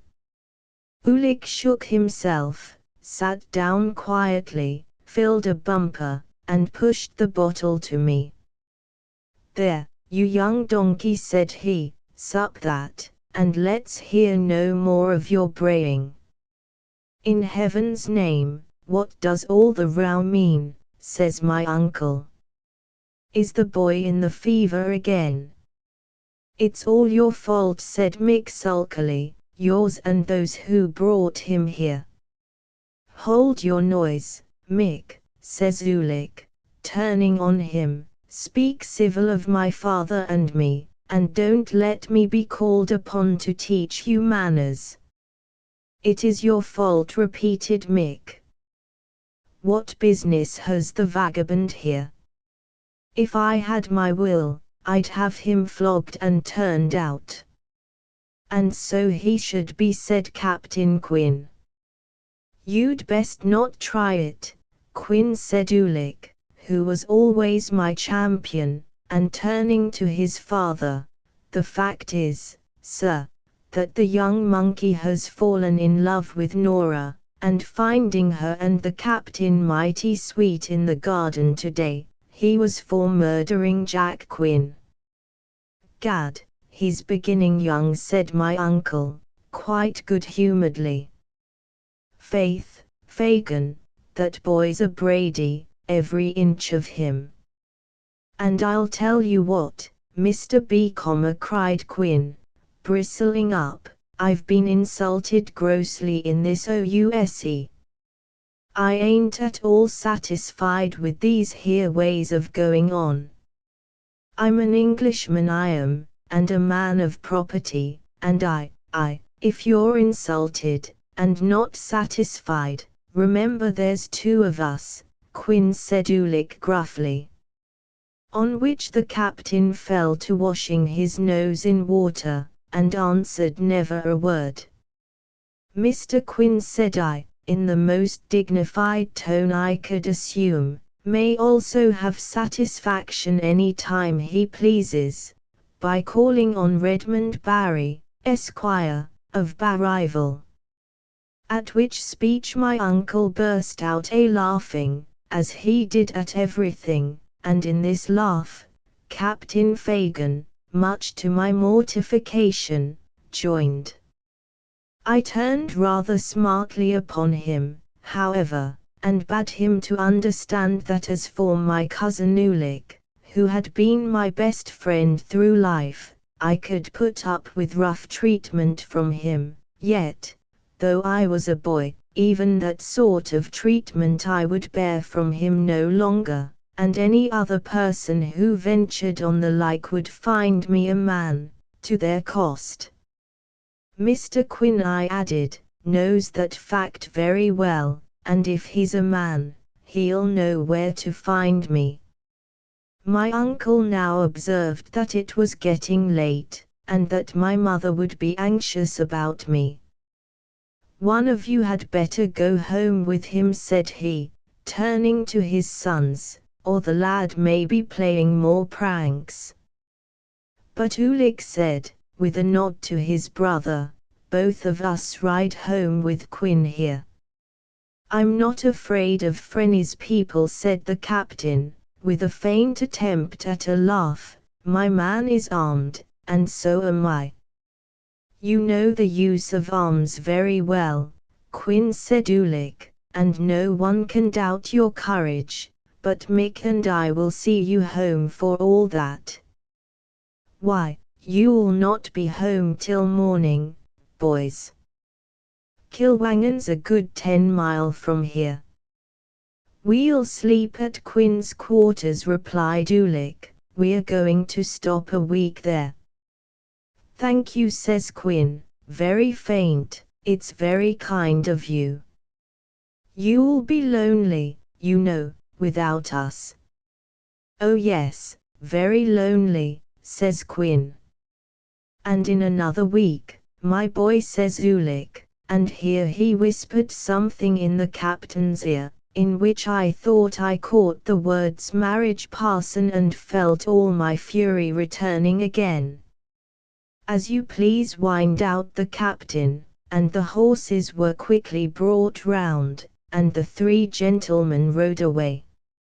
Fagan stopped, and, at my uncle's injunction, walked across the old treeless park with me.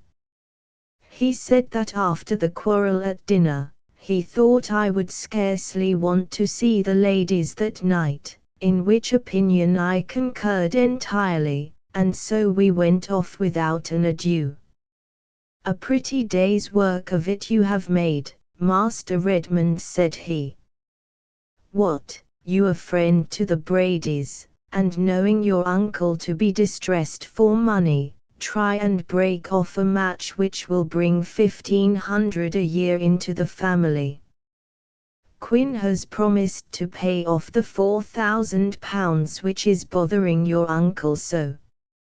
He takes a girl without a penny, a girl with no more beauty than yonder bullock. Well, well, don't look furious, let's say she is handsome, there's no accounting for tastes, a girl that has been flinging herself at the head of every man in these parts these 10 years past, and missing them all. And you, as poor as herself, a boy of 15, well, 16, if you insist, and a boy who ought to be attached to your uncle as to your father, and so I am, said I, and this is the return you make him for his kindness. Didn't he harbour you in his house when you were an orphan, and hasn't he given you rent-free your fine mansion of Barryville yonder? And now, when his affairs can be put into order, and a chance offers for his old age to be made comfortable, who flings himself in the way of him and competence, you, of all others, the man in the world most obliged to him? It's wicked, ungrateful, unnatural. From a lad of such spirit as you are, I expect a trill courage. I am not afraid of any man alive, exclaimed I, for this latter part of the captain's argument had rather staggered me, and I wished, of course, to turn it, as one always should when the enemy's too strong, and it's I am the injured man, Captain Fagin. No man was ever, since the world began, treated so. Look here, look at this riband. I've worn it in my heart for 6 months. I've had it there all the time of the fever. Didn't Nora take it out of her own bosom and give it me? Didn't she kiss me when she gave it me, and call me her darling Redmond? She was practicing, replied Mr. Fagin, with a sneer. I know women, sir. Give them time, and let nobody else come to the house, and they'll fall in love with a chimney sweep. There was a young lady infirmary, a young lady in flames, roared I, but I used a still hotter word. Mark this, come what will of it, I swear I'll fight the man who pretends to the hand of Nora Brady. I'll follow him, if it's into the church, and meet him there. I'll have his blood, or he shall have mine, and this riband shall be found dyed in it. Yes, and if I kill him, I'll pin it on his breast, and then she may go and take back her token. This I said because I was very much excited at the time, and because I had not read novels and romantic plays for nothing. Well, says Fagin after a pause, if it must be, it must. For a young fellow, you are the most bloodthirsty I ever saw. Quin's a determined fellow, too. Will you take my message to him? Said I, quite eagerly. Hush, said Fagin, your mother may be on the lookout. Here we are, close to Barrival. Mind, not a word to my mother, I said, and went into the house swelling with pride and exultation to think that I should have a chance against the Englishman I hated so. Tim, my servant, had come up from Barrival on my mother's return from church, for the good lady was rather alarmed at my absence, and anxious for my return. But he had seen me go into dinner, at the invitation of the sentimental lady's maid, and when he had had his own share of the good things in the kitchen, which was always better furnished than ours at home, had walked back again to inform his mistress where I was, and, no doubt, to tell her, in his own fashion, of all the events that had happened at Castle Brady. In spite of my precautions to secrecy, then, I half suspected that my mother knew all, from the manner in which she embraced me on my arrival, and received our guest, Captain Fagin. The poor soul looked a little anxious and flushed, and every now and then gazed very hard in the captain's face, but she said not a word about the quarrel, for she had a noble spirit, and would as lief have seen any one of her kindred hanged as shirking from the field of honor. What has become of those gallant feelings nowadays? 60 years ago a man was a man, in old Ireland, and the sword that was worn by his side was at the service of any gentleman's gizzard, upon the slightest difference. but the good old times and usages are fast fading away. One scarcely ever hears of a fair meeting now, and the use of those cowardly pistols, in place of the honorable and manly weapon of gentlemen, has introduced a deal of knavery into the practice of duelling, that cannot be sufficiently deplored. When I arrived at home I felt that I was a man in earnest, and welcoming Captain Fagan to arrival, and introducing him to my mother, in a majestic and dignified way, said the captain must be thirsty after his walk, and called upon Tim to bring up a bottle of the yellow-sealed Bordeaux, and cakes and glasses, immediately. Tim looked at the mistress in great wonderment, and the fact is, that 6 hours previous I would as soon have thought of burning the house down as calling for a bottle of claret on my own account, but I felt I was a man now, and had a right to command, and my mother felt this too, for she turned to the fellow and said, sharply, "Don't you hear, you rascal, what your master says? Go, get the wine, and the cakes and glasses, directly." Then, for you may be sure she did not give Tim the keys of our little cellar, she went and got the liquor herself, and Tim brought it in, on the silver tray, in due form. My dear mother poured out the wine, and drank the captain welcome, but I observed her hand shook very much as she performed this courteous duty, and the bottle went clink, clink, against the glass.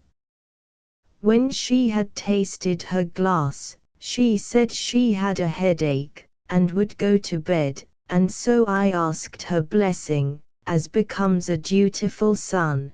The modern bloods have given up the respectful ceremonies which distinguished a gentleman in my time, and she left me and Captain Fagan to talk over our important business.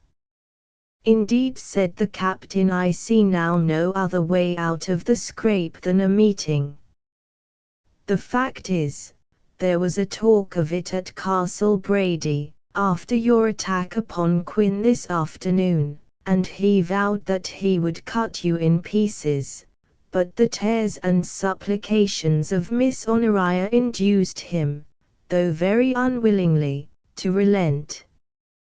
Now, however, matters have gone too far. No officer, bearing His Majesty's commission, can receive a glass of wine on his nose. This claret of yours is very good, by the way, and by your leave we'll ring for another bottle, without resenting the affront. Fight you must, and Quin is a huge strong fellow. He'll give the better mark, said I am not afraid of him. In faith, said the captain, I believe you are not, for a lad, I never saw more game in my life. Look at that sword, sir, says I, pointing to an elegant silver-mounted one, in a white shagreen case, that hung on the mantelpiece, under the picture of my father, Harry Barry. It was with that sword, sir, that my father pinked Mohawk O'Driscoll, in Dublin, in the year 1740, with that sword, sir, he met Sir Huddlestone Fuddlestone, the Hampshire baronet, and ran him through the neck. They met on horseback, with sword and pistol, on Hounslow Heath, as I dare say you have heard tell of, and those other pistols, they hung on each side of the picture, which the gallant Barry used. He was quite in the wrong, having insulted Lady Fuddlestone, when in liquor, at the Brentford Assembly. But, like a gentleman, he scorned to apologize, and Sir Huddlestone received a ball through his hat, before they engaged with the sword. I am Harry Barry's son, sir, and will act as becomes my name and my quality. Give me a kiss, my dear boy, said Fagin, with tears in his eyes. You're after my own soul. As long as Jack Fagin lives you shall never want a friend or a second. Poor fellow. He was shot 6 months afterwards, carrying orders to my Lord George Sackville, at Minden, and I lost thereby a kind friend. But we don't know what is in store for us, and that night was a merry one at least. We had a second bottle, and a third too. I could hear the poor mother going downstairs for each, but she never came into the parlour with them, and sent them in by the butler, Mr. Tim, and we parted at length, he engaging to arrange matters with Mr. Quinn's second that night, and to bring me news in the morning as to the place where the meeting should take place. I have often thought since, how different my fate might have been, had I not fallen in love with Nora at that early age, and had I not flung the wine in Quinn's face, and so brought on the duel. I might have settled down in Ireland but for that, for Miss Quinlan was an heiress, within 20 miles of us, and Peter Burke, of Kilwangan, left his daughter Judy £700 a year, and I might have had either of them, had I waited a few years. But it was in my fate to be a wanderer, and that battle with Quinn sent me on my travels at a very early age, as you shall hear anon. I never slept sounder in my life, though I woke a little earlier than usual, and you may be sure my first thought was of the event of the day, for which I was fully prepared. I had ink and pen in my room, had I not been writing those verses to Nora but the day previous, like a poor fond fool as I was. And now I sat down and wrote a couple of letters more. They might be the last, thought I, that I ever should write in my life. The first was to my mother. Honoured Madam, I wrote, this will not be given you unless I fall by the hand of Captain Quinn, whom I meet this day in the field of honour, with sword and pistol. If I die, it is as a good Christian and a gentleman. How should I be otherwise when educated by such a mother as you? I forgive all my enemies. I beg your blessing as a dutiful son. I desire that my mare Nora, which my uncle gave me, and which I called after the most faithless of her sex, may be returned to Castle Brady, and beg you will give my silver-hiked hanger to Phil Purcell, the gamekeeper. Present my duty to my uncle and Ulick, and all the girls of my party there. And I remain your dutiful son, Redmond Barry. To Nora I wrote, this letter will be found in my bosom along with the token you gave me. It will be dyed in my blood, unless I have Captain Quinn's, whom I hate, but forgive, and will be a pretty ornament for you on your marriage day.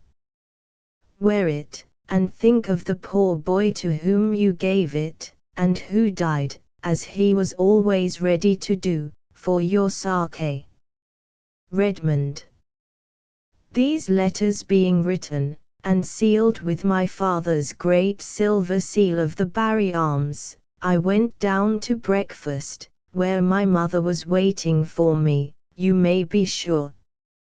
We did not say a single word about what was taking place, on the contrary, we talked of anything but that, about who was at church the day before, and about my wanting new clothes now I was grown so tall.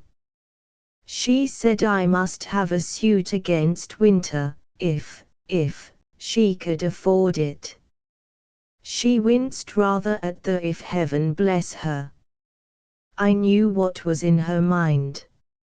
And then she fell to telling me about the black pig that must be killed, and that she had found the speckled hen's nest that morning, whose eggs I liked so, and other such trifling talk.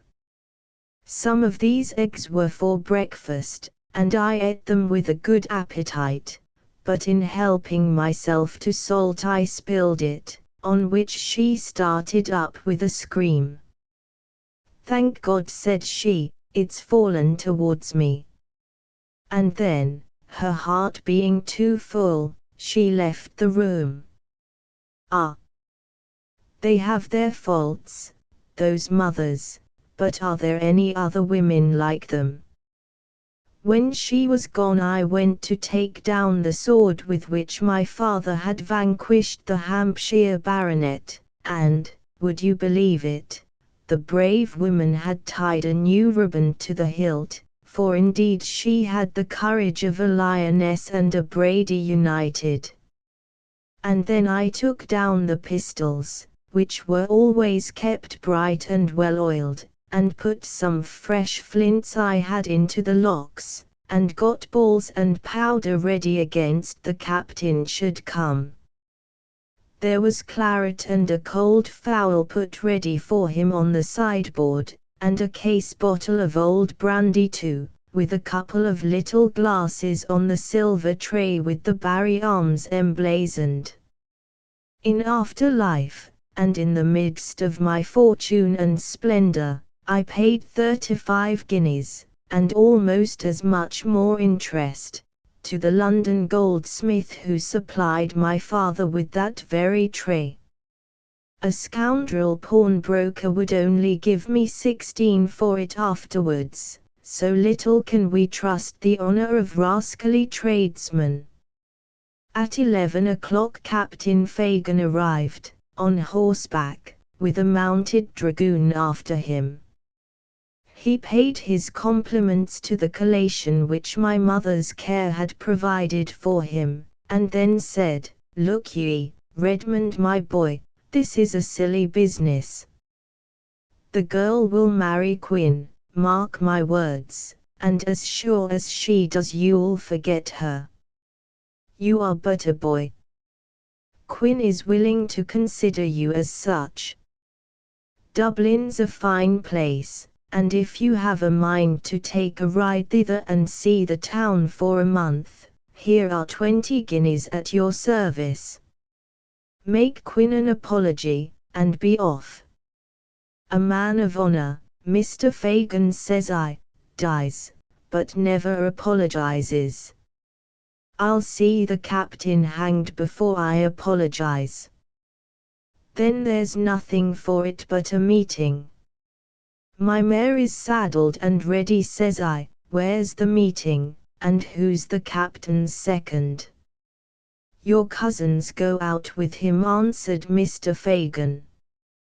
I'll ring for my groom to bring my mare round, I said, as soon as you have rested yourself. Tim was accordingly dispatched for Nora, and I rode away, but I didn't take leave of Mrs. Barry.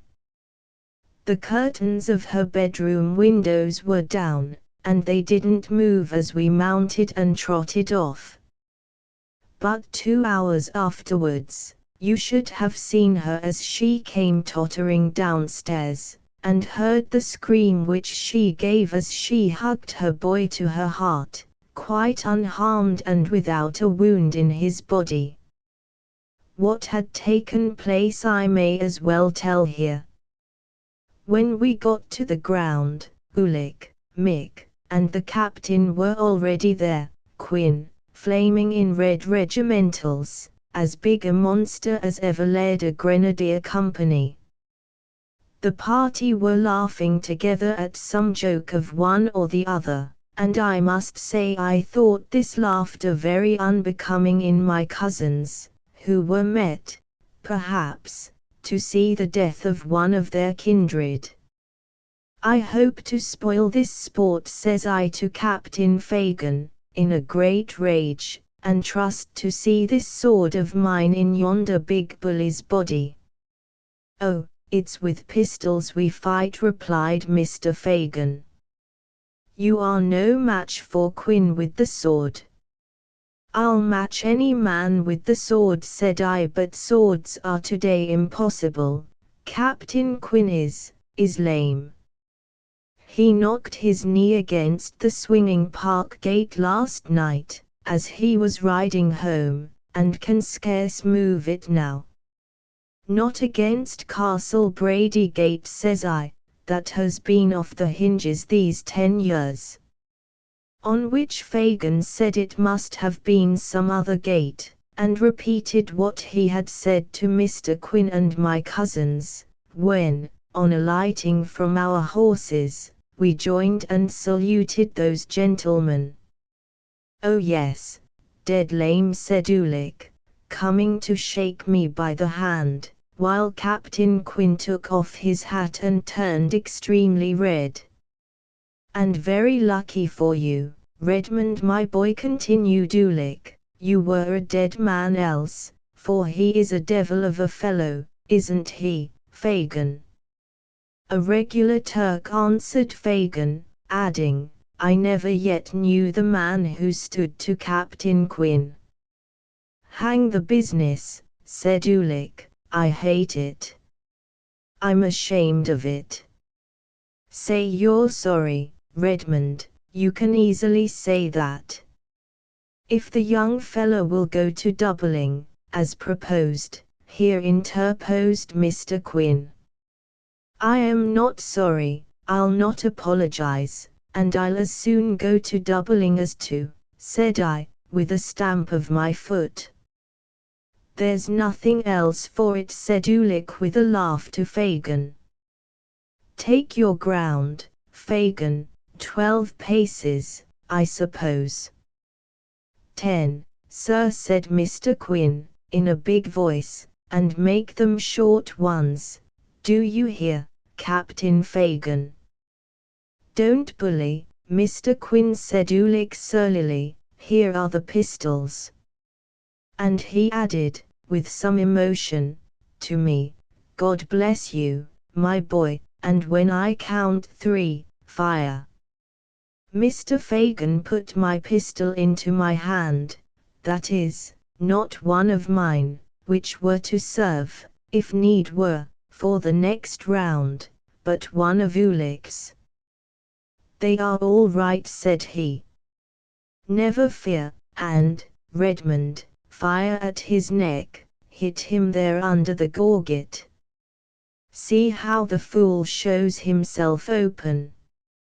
Mick, who had never spoken a word, Ulick, and the captain retired to one side, and Ulick gave the signal.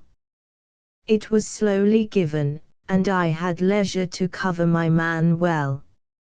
I saw him changing color and trembling as the numbers were given. At 3 both our pistols went off. I heard something whiz by me, and my antagonist, giving a most horrible groan, staggered backwards and fell. He's down, cried the seconds, running towards him. Ulick lifted him up, Mick took his head. He's hit here, in the neck, said Mick, and laying open his coat, blood was seen gurgling from under his gorget, at the very spot at which I aimed. How is it with you, said Ulick. Is he really hit, said he, looking hard at him. The unfortunate man did not answer, but when the support of Ulick's arm was withdrawn from his back, groaned once more, and fell backwards. The young fellow has begun well, said Mick, with a scowl. You had better ride off, young sir, before the police are up. They had wind of the business before we left Kilwangan. Is he quite dead, said I. Quite dead, answered Mick. Then the world's rid of a coward, said Captain Fagin, giving the huge prostrate body a scornful kick with his foot. It's all over with him, ready, he doesn't stir. We are not cowards, Fagin said Ulick roughly, whatever he was. Let's get the boy off as quick as we may. Your man shall go for a cart, and take away the body of this unhappy gentleman. This has been a sad day's work for our family, Redmond Barry. You have robbed us of £1,500 a year. It was Nora did it, said I, not I. And I took the riband she gave me out of my waistcoat, and the letter, and flung them down on the body of Captain Quinn. There, says I, take her those ribbons. She'll know what they mean, and that's all that's left to her of two lovers she had and ruined. I did not feel any horror or fear, young as I was, in seeing my enemy prostrate before me, for I knew that I had met and conquered him honorably in the field, as became a man of my name and blood. And now, in heaven's name, get the youngster out of the way, said Mick. Ulick said he would ride with me, and off accordingly we galloped, never drawing bridle till we came to my mother's door. When there, Ulick told Tim to feed my mare, as I would have far to ride that day, and I was in the poor mother's arms in a minute.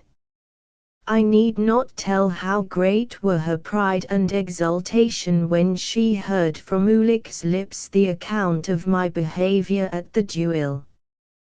He urged, however, that I should go into hiding for a short time, and it was agreed between them that I should drop my name of Barry, and, taking that of Redmond, go to Dublin, and there wait until matters were blown over.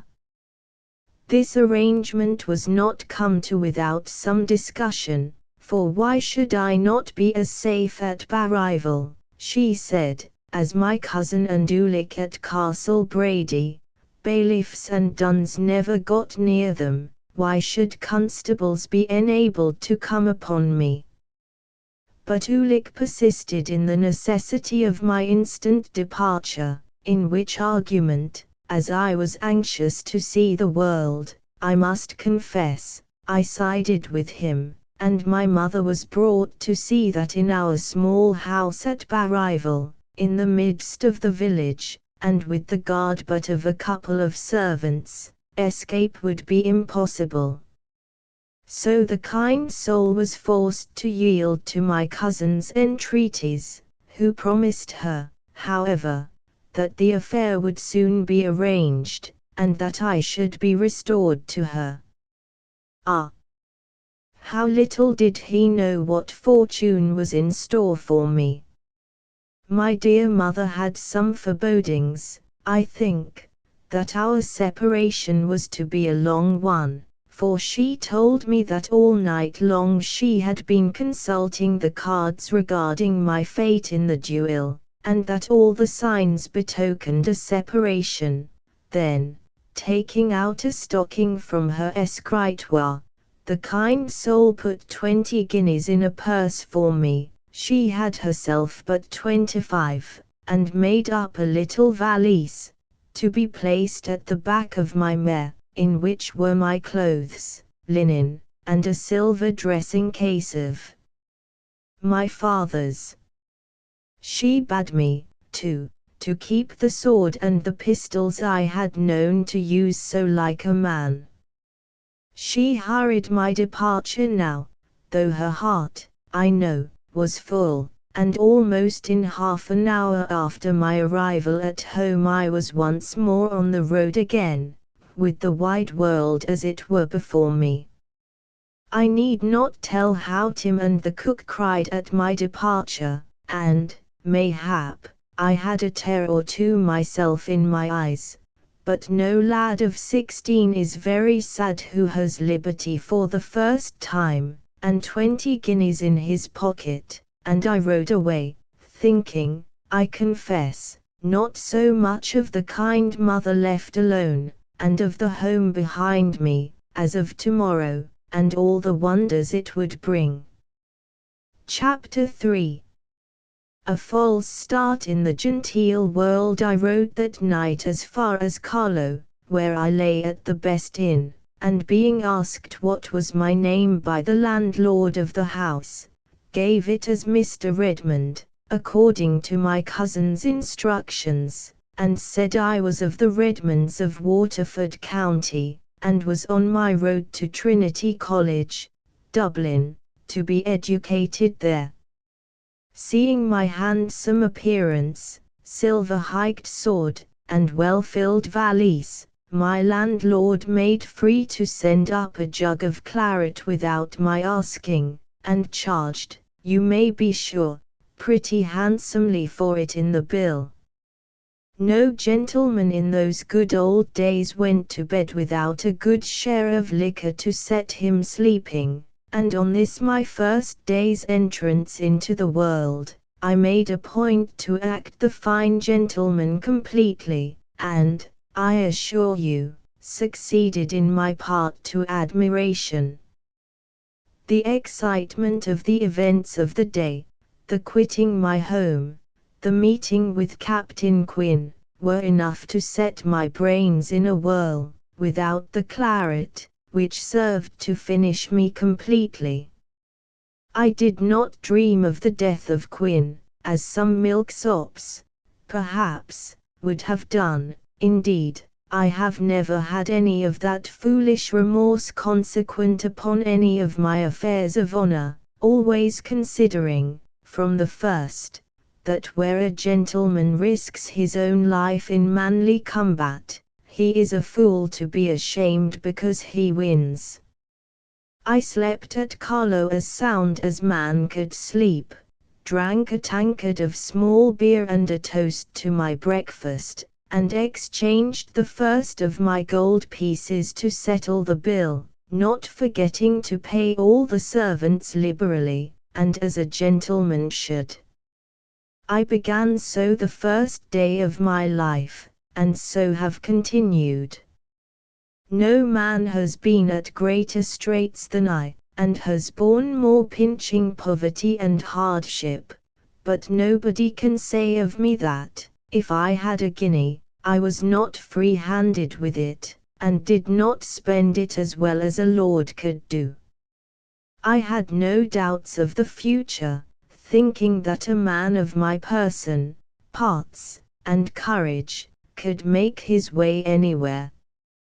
Besides, I had 20 gold guineas in my pocket, a sum which, although I was mistaken, I calculated would last me for 4 months at least, during which time something would be done towards the making of my fortune. So I rode on, singing to myself, or chatting with the passers-by, and all the girls along the road said God save me for a clever gentleman. As for Nora and Castle Brady, between today and yesterday there seemed to be a gap as of 60 of years. I vowed I would never re-enter the place but as a great man, and I kept my vow too, as you shall hear in due time.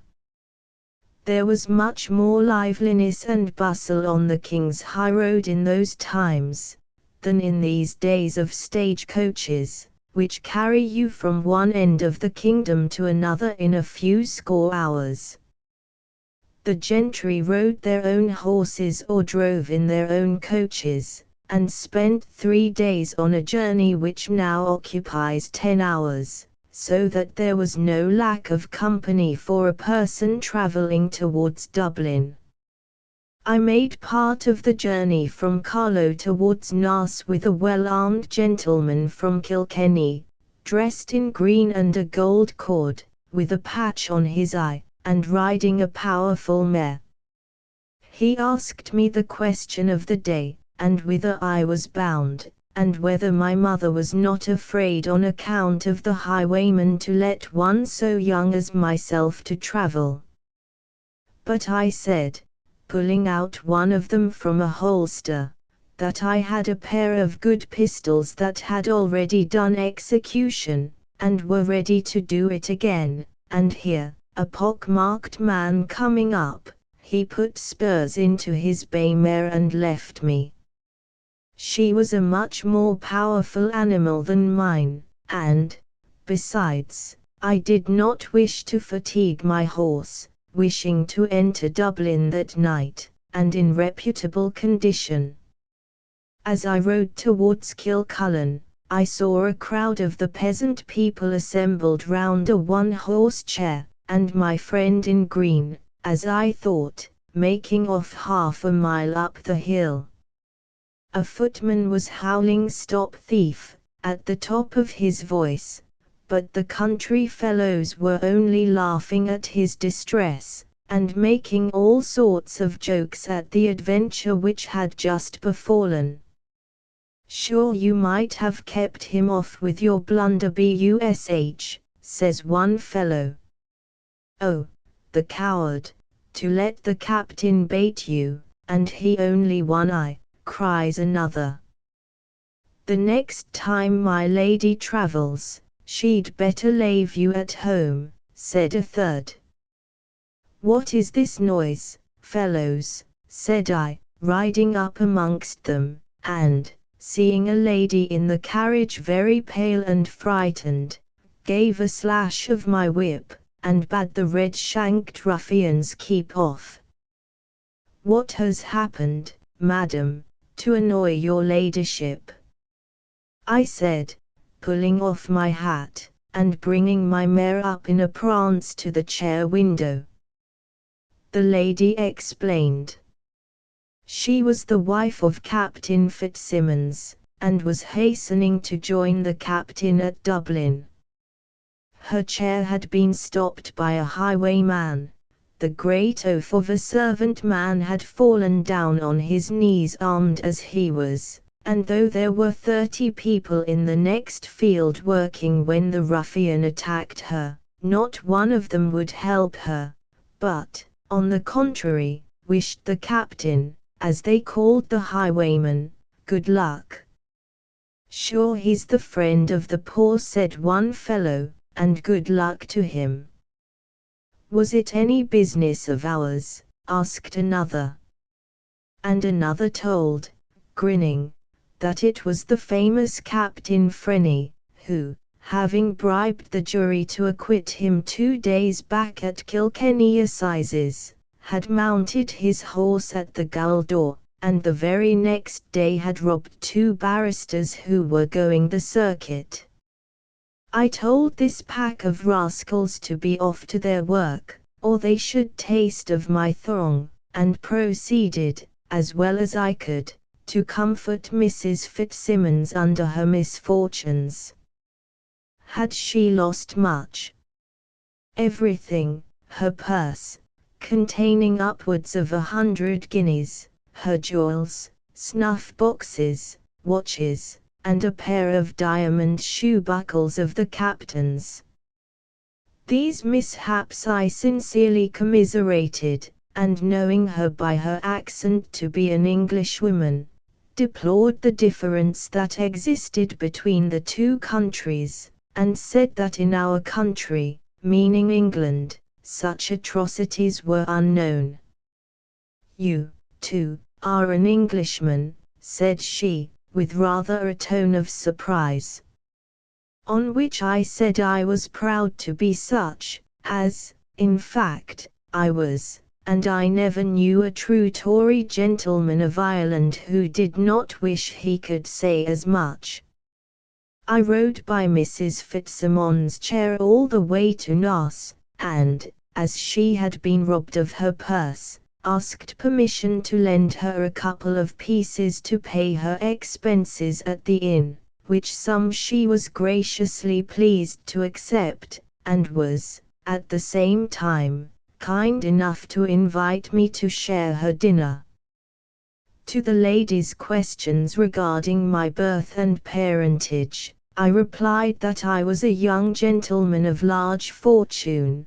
This was not true, but what is the use of crying bad fish, My dear mother instructed me early in this sort of prudence, and good family in the county of Waterford, that I was going to Dublin for my studies, and that my mother allowed me 500 per annum. Mrs. Fitzsimmons was equally communicative. She was the daughter of General Granby Somerset of Worcestershire, of whom, of course, I had heard, and though I had not, of course I was too well bred to say so, and had made, as she must confess, a runaway match with Ensign Fitzgerald Fitzsimmons. Had I been in Donegal? No. That was a pity. The captain's father possesses 100,000 acres there, and Fitzsimmonsburgh Castle's the finest mansion in Ireland. Captain Fitzsimmons is the eldest son, and, though he has quarrelled with his father, must inherit the vast property. She went on to tell me about the balls at Dublin, the banquets at the castle, the horse races at the Phoenix, the ridottos and routs, until I became quite eager to join in those pleasures, and I only felt grieved to think that my position would render secrecy necessary, and prevent me from being presented at the court, of which the Fitzsimmonses were the most elegant ornaments. How different was her lively rattle to that of the vulgar wenches at the Kilwangan assemblies! In every sentence she mentioned a lord or a person of quality. She evidently spoke French and Italian, of the former of which languages I have said I knew a few words, and, as for her English accent, why, perhaps I was no judge of that, for, to say the truth, she was the first real English person I had ever met. She recommended me, further, to be very cautious with regard to the company I should meet at Dublin, where rogues and adventurers of all countries abounded, and my delight and gratitude to her may be imagined, when, as our conversation grew more intimate, as we sat over our dessert, she kindly offered to accommodate me with lodgings in her own house, where her Fitzsimmons, she said, would welcome with delight her gallant young preserver. Indeed, madam, said I have preserved nothing for you. Which was perfectly true, for had I not come up too late after the robbery to prevent the highwayman from carrying off her money and pearls? And sure, them wasn't much, said Sullivan, the blundering servant, who had been so frightened at Frenny's approach, and was waiting on us at dinner.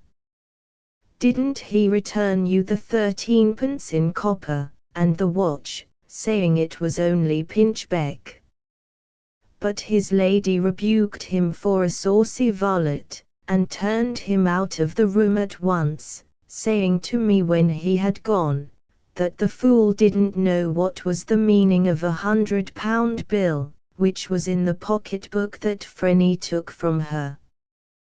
Perhaps had I been a little older in the world's experience, I should have begun to see that Madam Fitzsimmons was not the person of fashion she pretended to be, but, as it was, I took all her stories for truth, and, when the landlord brought the bill for dinner, paid it with the air of a lord.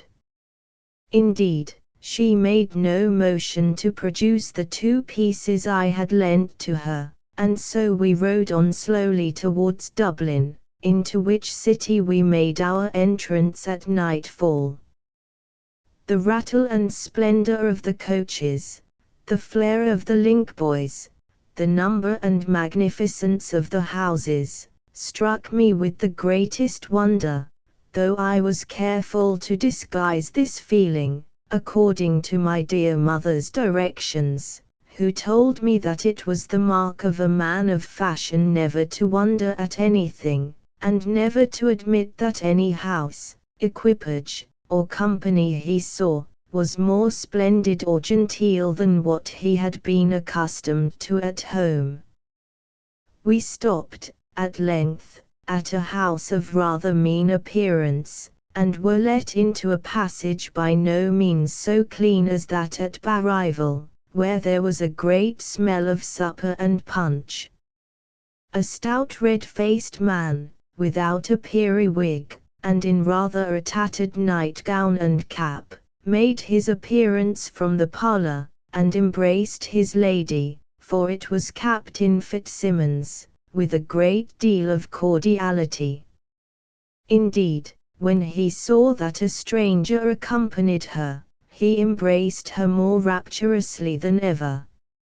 In introducing me, she persisted in saying that I was her preserver, and complimented my gallantry as much as if I had killed Frenny, instead of coming up when the robbery was over.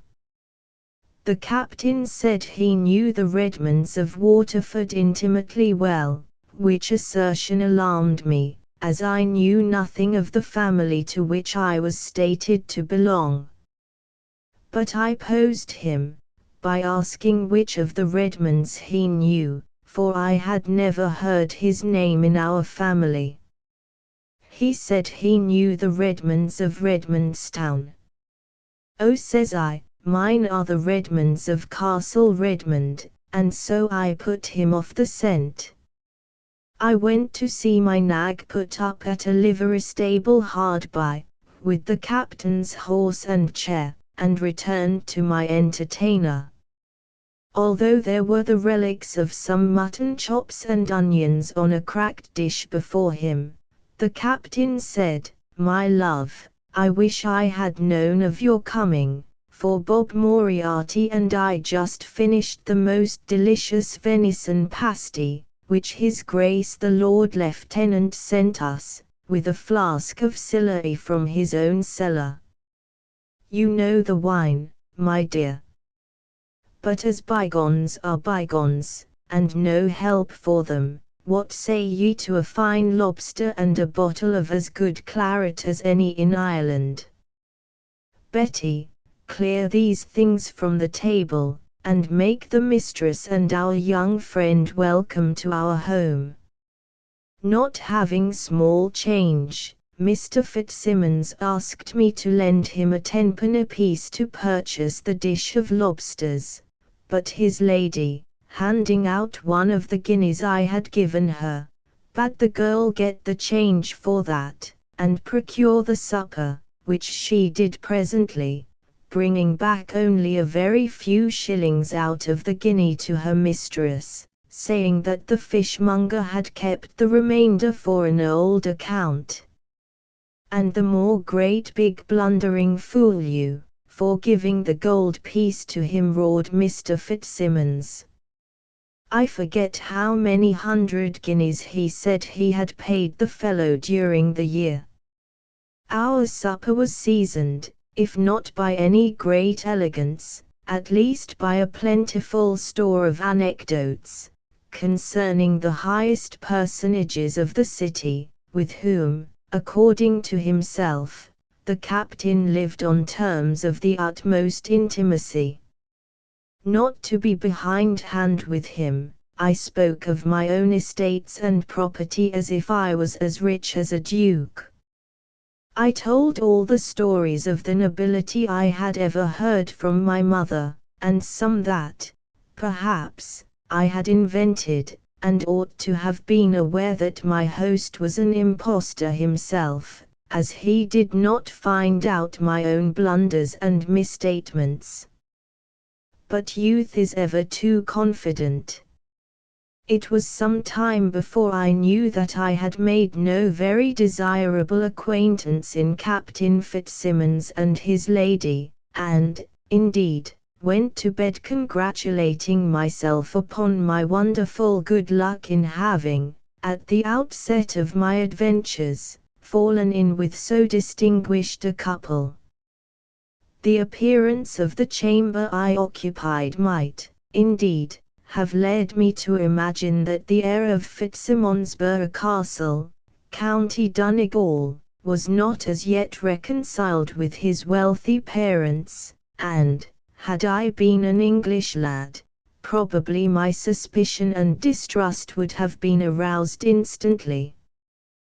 But perhaps, as the reader knows, we are not so particular in Ireland on the score of neatness as people are in this precise country, hence the disorder of my bedchamber did not strike me so much. For were not all the windows broken and stuffed with rags even at Castle Brady, my uncle's superb mansion? Was there ever a lock to the doors there, or if a lock, a handle to the lock or a hasp to fasten it to? So, though my bedroom boasted of these inconveniences, and a few more, though my counterpane was evidently a greased brocade dress of Mrs. Fitzsimmons's, and my cracked toilet glass not much bigger than a half-crown, yet I was used to this sort of ways in Irish houses, and still thought myself in that of a man of fashion.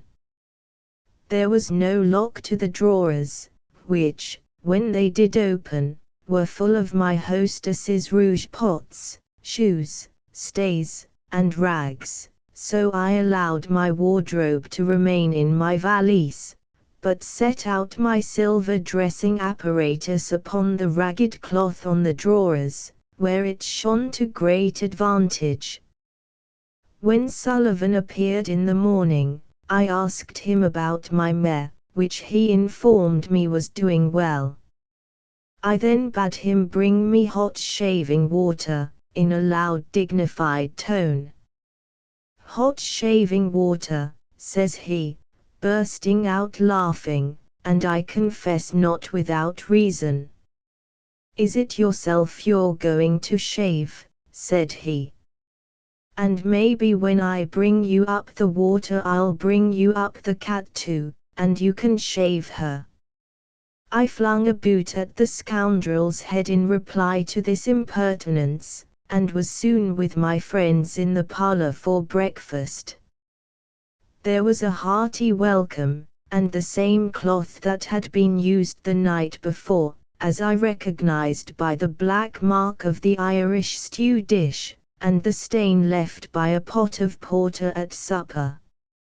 My host greeted me with great cordiality. Mrs. Fitzsimmons said I was an elegant figure for the Phoenix, and indeed, without vanity, I may say of myself that there were worse-looking fellows in Dublin than I. I had not the powerful chest and muscular proportion which I have since attained, to be exchanged, alas, for gouty legs and chalk stones in my fingers, but 'tis the way of mortality. But I had arrived at near my present growth of 6 feet, and with my hair in buckle, a handsome lace jabot and wristbands to my shirt, and a red plush waistcoat, barred with gold, looked the gentleman I was born. I wore my drab coat with plate buttons, that was grown too small for me, and quite agreed with Captain Fitzsimmons that I must pay a visit to his tailor, in order to procure myself a coat more fitting my size. "I needn't ask whether you had a comfortable bed," said he. Young Fred Pimpleton, Lord Pimpleton's second son, slept in it for 7 months, during which he did me the honor to stay with me, and if he was satisfied, I don't know who else wouldn't be. After breakfast we walked out to see the town, and Mr. Fitzsimmons introduced me to several of his acquaintances whom we met, as his particular young friend Mr. Redmond, of Waterford County. He also presented me at his hatter's and tailor's as a gentleman of great expectations and large property, and although I told the latter that I should not pay him ready cash for more than 1 coat, which fitted me to a nicety, yet he insisted upon making me several, which I did not care to refuse. The captain, also, who certainly wanted such a renewal of raiment, told the tailor to send him home a handsome military frock, which he selected. Then we went home to Mrs. Fitzsimmons, who drove out in her chair to the Phoenix Park, where a review was, and where numbers of the young gentry were round about her, to all of whom she presented me as her preserver of the day before. Indeed, such was her complimentary account of me, that before half an hour I had got to be considered as a young gentleman of the highest family in the land, related to all the principal nobility, a cousin of Captain Fitzsimmons, and heir to L10,000 a year. Fitzsimmons said he had ridden over every inch of my estate, and faith, as he chose to tell these stories for me, I let him have his way, indeed, was not a little pleased, as youth is, to be made much of, and to pass for a great personage. I had little notion then that I had got among a set of impostors, that Captain Fitzsimmons was only an adventurer, and his lady a person of no credit, but such are the dangers to which youth is perpetually subject, and hence let young men take warning by me. I purposely hurry over the description of my life in which the incidents were painful, of no great interest except to my unlucky self, and of which my companions were certainly not of a kind befitting my quality. The fact was, a young man could hardly have fallen into worse hands than those in which I now found myself. I have been to Donegal since, and have never seen the famous castle of Fitzsimmonsborough, which is, likewise, unknown to the oldest inhabitants of that county, nor are the Granby Somersets much better known in Worcestershire. The couple into whose hands I had fallen were of a sort much more common then than at present, for the vast wars of later days have rendered it very difficult for noblemen's footmen or hangers-on to procure commissions, and such, in fact, had been the original station of Captain Fitzsimmons.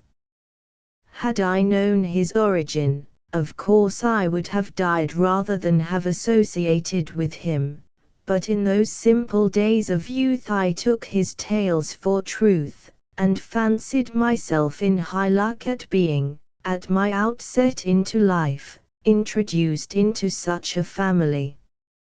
Alas! We are the sport of destiny. When I consider upon what small circumstances all the great events of my life have turned, I can hardly believe myself to have been anything but a puppet in the hands of fate, which has played its most fantastic tricks upon me. The captain had been a gentleman's gentleman, and his lady of no high rank.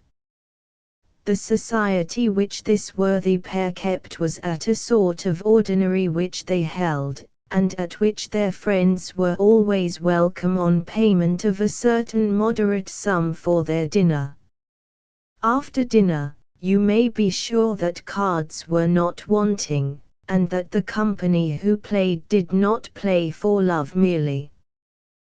To these parties persons of all sorts would come, young bloods from the regiments garrisoned in Dublin, young clerks from the castle, horse riding, wine tippling, watchmen beating men of fashion about town, such as existed in Dublin in that day more than in any other city with which I am acquainted in Europe.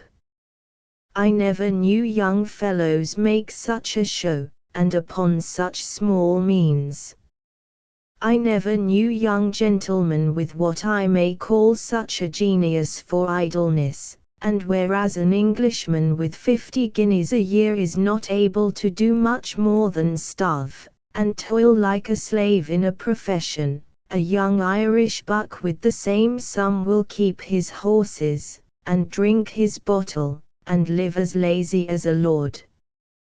Here was a doctor who never had a patient, cheek by jowl with an attorney who never had a client, neither had a guinea, each had a good horse to ride in the park, and the best of clothes to his back. A sporting clergyman without a living, several young wine merchants, who consumed much more liquor than they had or sold, and men of similar character, formed the society at the house into which, by ill luck, I was thrown. What could happen to a man but misfortune from associating with such company? I have not mentioned the ladies of the society, who were, perhaps, no better than the males, and in a very short time I became their prey. As for my poor 20 guineas, in 3 days I saw, with terror, that they had dwindled down to 8, theatres and taverns having already made such cruel inroads in my purse. At play I had lost, it is true, a couple of pieces, but seeing that every one round about me played upon honour and gave their bills, I, of course, preferred that medium to the payment of ready money, and when I lost paid on account. With the tailors, saddlers, and others, I employed similar means, and in so far Mr. Fitzsimmons's representation did me good, for the tradesman took him at his word regarding my fortune. I have since learned that the rascal pigeoned several other young men of property, and for a little time supplied me with any goods I might be pleased to order. At length, my cash running low, I was compelled to pawn some of the suits with which the tailor had provided me, for I did not like to part with my mare, on which I daily rode in the park, and which I loved as the gift of my respected uncle.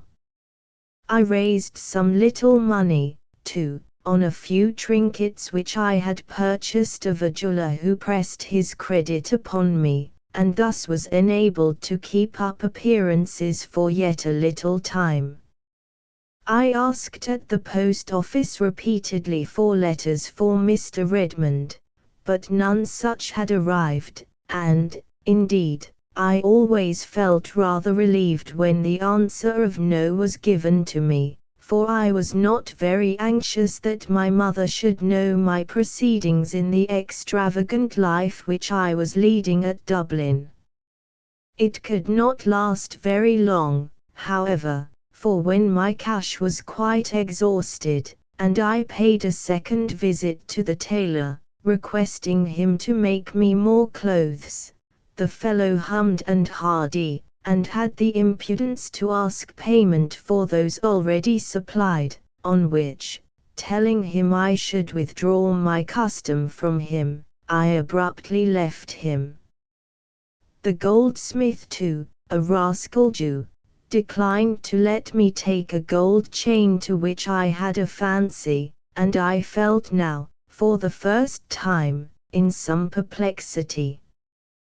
To add to it, one of the young gentlemen who frequented Mr. Fitzsimmons's boarding house had received from me, in the way of play, an IOU for £18, which I lost to him at piquet, and which, owing Mr. Curbine, the livery stable keeper, a bill, he passed into that person's hands. Fancy my rage and astonishment, then, on going for my mare, to find that he positively refused to let me have her out of the stable, except under payment of my promissory note. It was in vain that I offered him his choice of 4 notes that I had in my pocket, one of Fitzsimmons's for L20, one of Councillor Mulligan's, and so forth. The dealer, who was a Yorkshireman, shook his head, and laughed at every one of them, and said, "I tell you what, Master Redmond, you appear a young fellow of birth and fortune, and let me whisper in your ear that you have fallen into very bad hands. It's a regular gang of swindlers, and a gentleman of your rank and quality should never be seen in such company. Go home, pack up your valise, pay the little trifle to me, mount your mare, and ride back again to your parents. It's the very best thing you can do." In a pretty nest of villains, indeed, was I plunged. It seemed as if all my misfortunes were to break on me at once, for, on going home and ascending to my bedroom in a disconsolate way, I found the captain and his lady there before me, my valise open, my wardrobe lying on the ground, and my keys in the possession of the odious Fitzsimmons. "Whom have I been harboring in my house?" roared he, as I entered the apartment. "Who are you, sirrah?" "Sirrah?" "Sir," said I am as good a gentleman as any in Ireland." "You're an impostor, young man, a schemer, a deceiver," shouted the captain. "Repeat the words again, and I will run you through the body," replied I. "Tut, tut. I can play at fencing as well as you, Mr. Redmond Barry." "Ah! You change color, do you? Your secret is known, is it? You come like a viper into the bosom of innocent families. You represent yourself as the heir of my friends the Redmonds of Castle Redmond. I introduce you to the nobility and gentry of this metropolis." The captain's brogue was large, and his words, "by preference, long. I take you to my tradesmen, who give you credit, and what do I find? That you have pawned the goods which you took up at their houses." "I have given them my acceptances, sir," said I with a dignified air. "Under what name, unhappy boy, under what name?" screamed Mrs. Fitzsimmons, and then, indeed, I remembered that I had signed the documents Barry Redmond instead of Redmond Barry, but what else could I do? Had not my mother desired me to take no other designation? After uttering a furious tirade against me, in which he spoke of the fatal discovery of my real name on my linen, of his misplaced confidence of affection, and the shame with which he should be obliged to meet his fashionable friends and confess that he had harbored a swindler, he gathered up the linen, clothes, silver toilet articles, and the rest of my gear, saying that he should step out that moment for an officer and give me up to the just revenge of the law. During the first part of his speech, the thought of the imprudence of which I had been guilty, and the predicament in which I was plunged, had so puzzled and confounded me, that I had not uttered a word in reply to the fellow's abuse, but had stood quite dumb before him. The sense of danger, however, at once roused me to action. "Hark ye, Mr. Fitzsimmons," said I will tell you why I was obliged to alter my name, which is Barry, and the best name in Ireland. I changed it, sir, because, on the day before I came to Dublin, I killed a man in deadly combat, an Englishman, sir, and a captain in His Majesty's service, and if you offer to let or hinder me in the slightest way, the same arm which destroyed him is ready to punish you, and by heaven, sir, you or I don't leave this room alive." So saying, I drew my sword like lightning, and giving a ha, ha, and a stamp with my foot, lunged within an inch of Fitzsimmons's heart, who started back and turned deadly pale, while his wife, with a scream, flung herself between us. "Dearest Redmond," she cried, "be pacified. Fitzsimmons, you don't want the poor child's blood. Let him escape, in heaven's name let him go." "He may go hang for me," said Fitzsimmons sulkily, "and he'd better be off quickly, too, for the jeweller and the tailor have called once, and will be here again before long." It was Moses the pawnbroker that peached. I had the news from him myself. By which I conclude that Mr. Fitzsimmons had been with the new laced frock coat which he procured from the merchant tailor on the day when the latter first gave me credit. What was the end of our conversation? Where was now a home for the descendant of the Barrys? Home was shut to me by my misfortune in the duel. I was expelled from Dublin by a persecution occasioned, I must confess, by my own imprudence. I had no time to wait and choose, no place of refuge to fly to. Fitzsimmons, after his abuse of me, left the room growling, but not hostile. His wife insisted that we should shake hands, and he promised not to molest me. Indeed, I owed the fellow nothing, and, on the contrary, had his acceptance actually in my pocket for money lost at play. As for my friend Mrs. Fitzsimmons, she sat down on the bed and fairly burst out crying. She had her faults, but her heart was kind, and though she possessed but 3 shillings in the world, and 4pence in copper, the poor soul made me take it before I left her, to go whither. My mind was made up. There was a score of recruiting parties in the town beating up for men to join our gallant armies in America and Germany. I knew where to find one of these, having stood by the sergeant at a review in the Phoenix Park, where he pointed out to me characters on the field, for which I treated him to drink. I gave one of my shillings to Sullivan the butler of the Fitzsimmonses, and, running into the street, hastened to the little ale-house at which my acquaintance was quartered, and before 10 minutes had accepted His Majesty's shilling. I told him frankly that I was a young gentleman in difficulties, that I had killed an officer in a duel, and was anxious to get out of the country. But I need not have troubled myself with any explanations.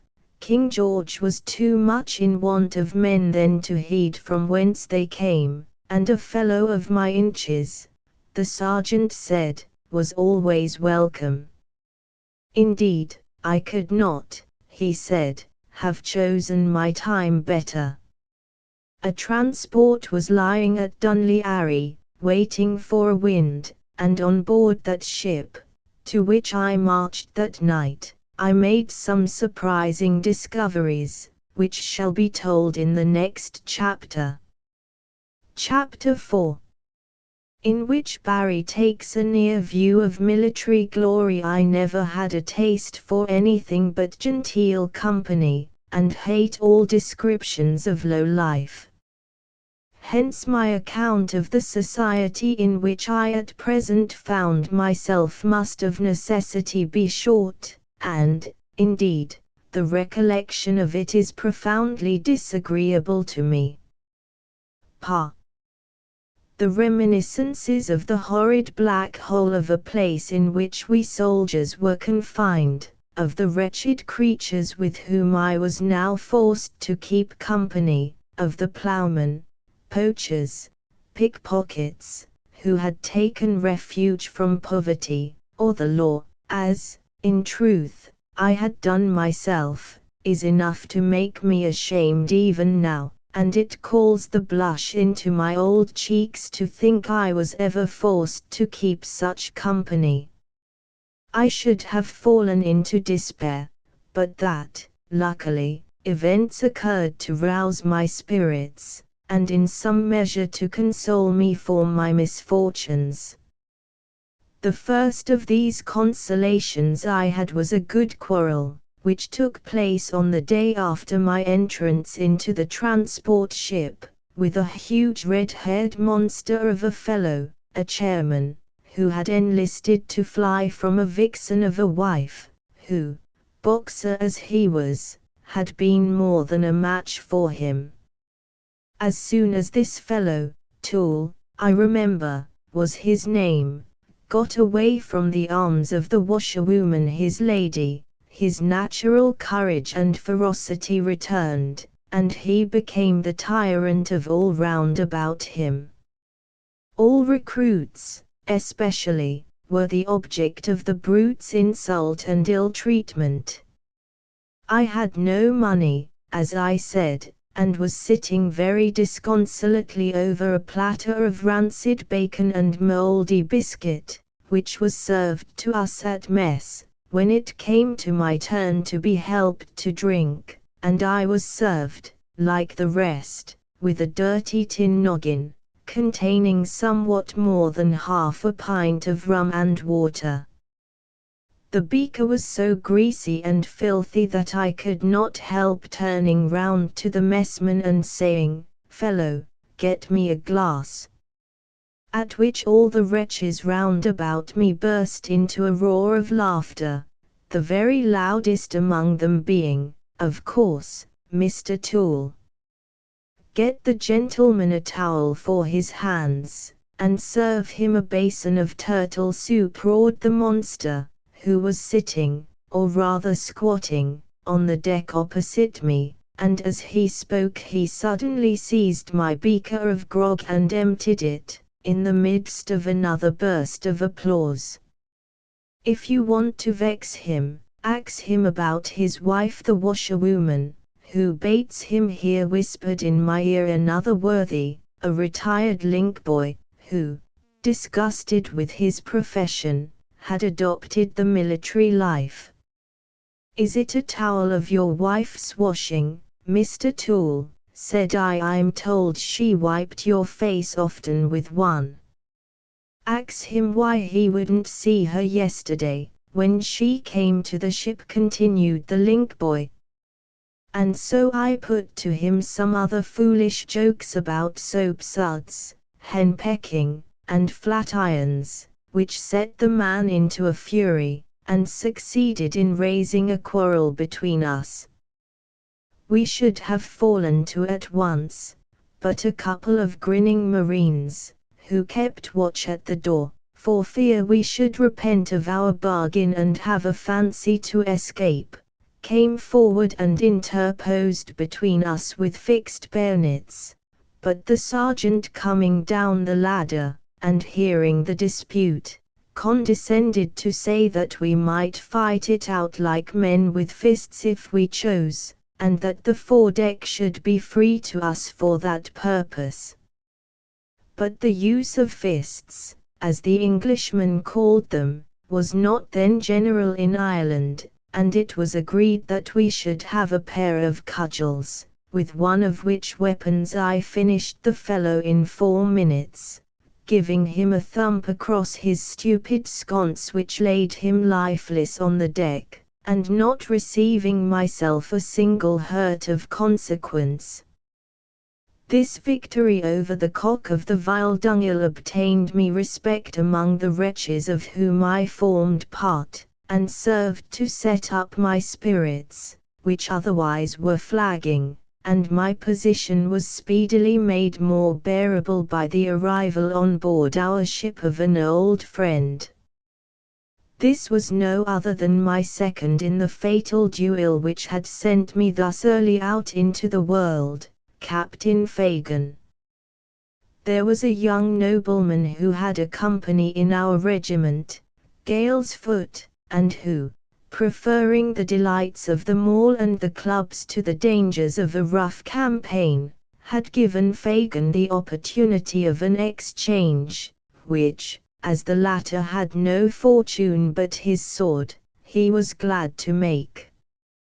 The sergeant was putting us through our exercise on deck, the seamen and officers of the transport looking grinning on, when a boat came from the shore bringing our captain to the ship, and though I started and blushed red as he recognized me, a descendant of the Barrys, in this degrading posture, I promise you that the sight of Fagin's face was most welcome to me, for it assured me that a friend was near me.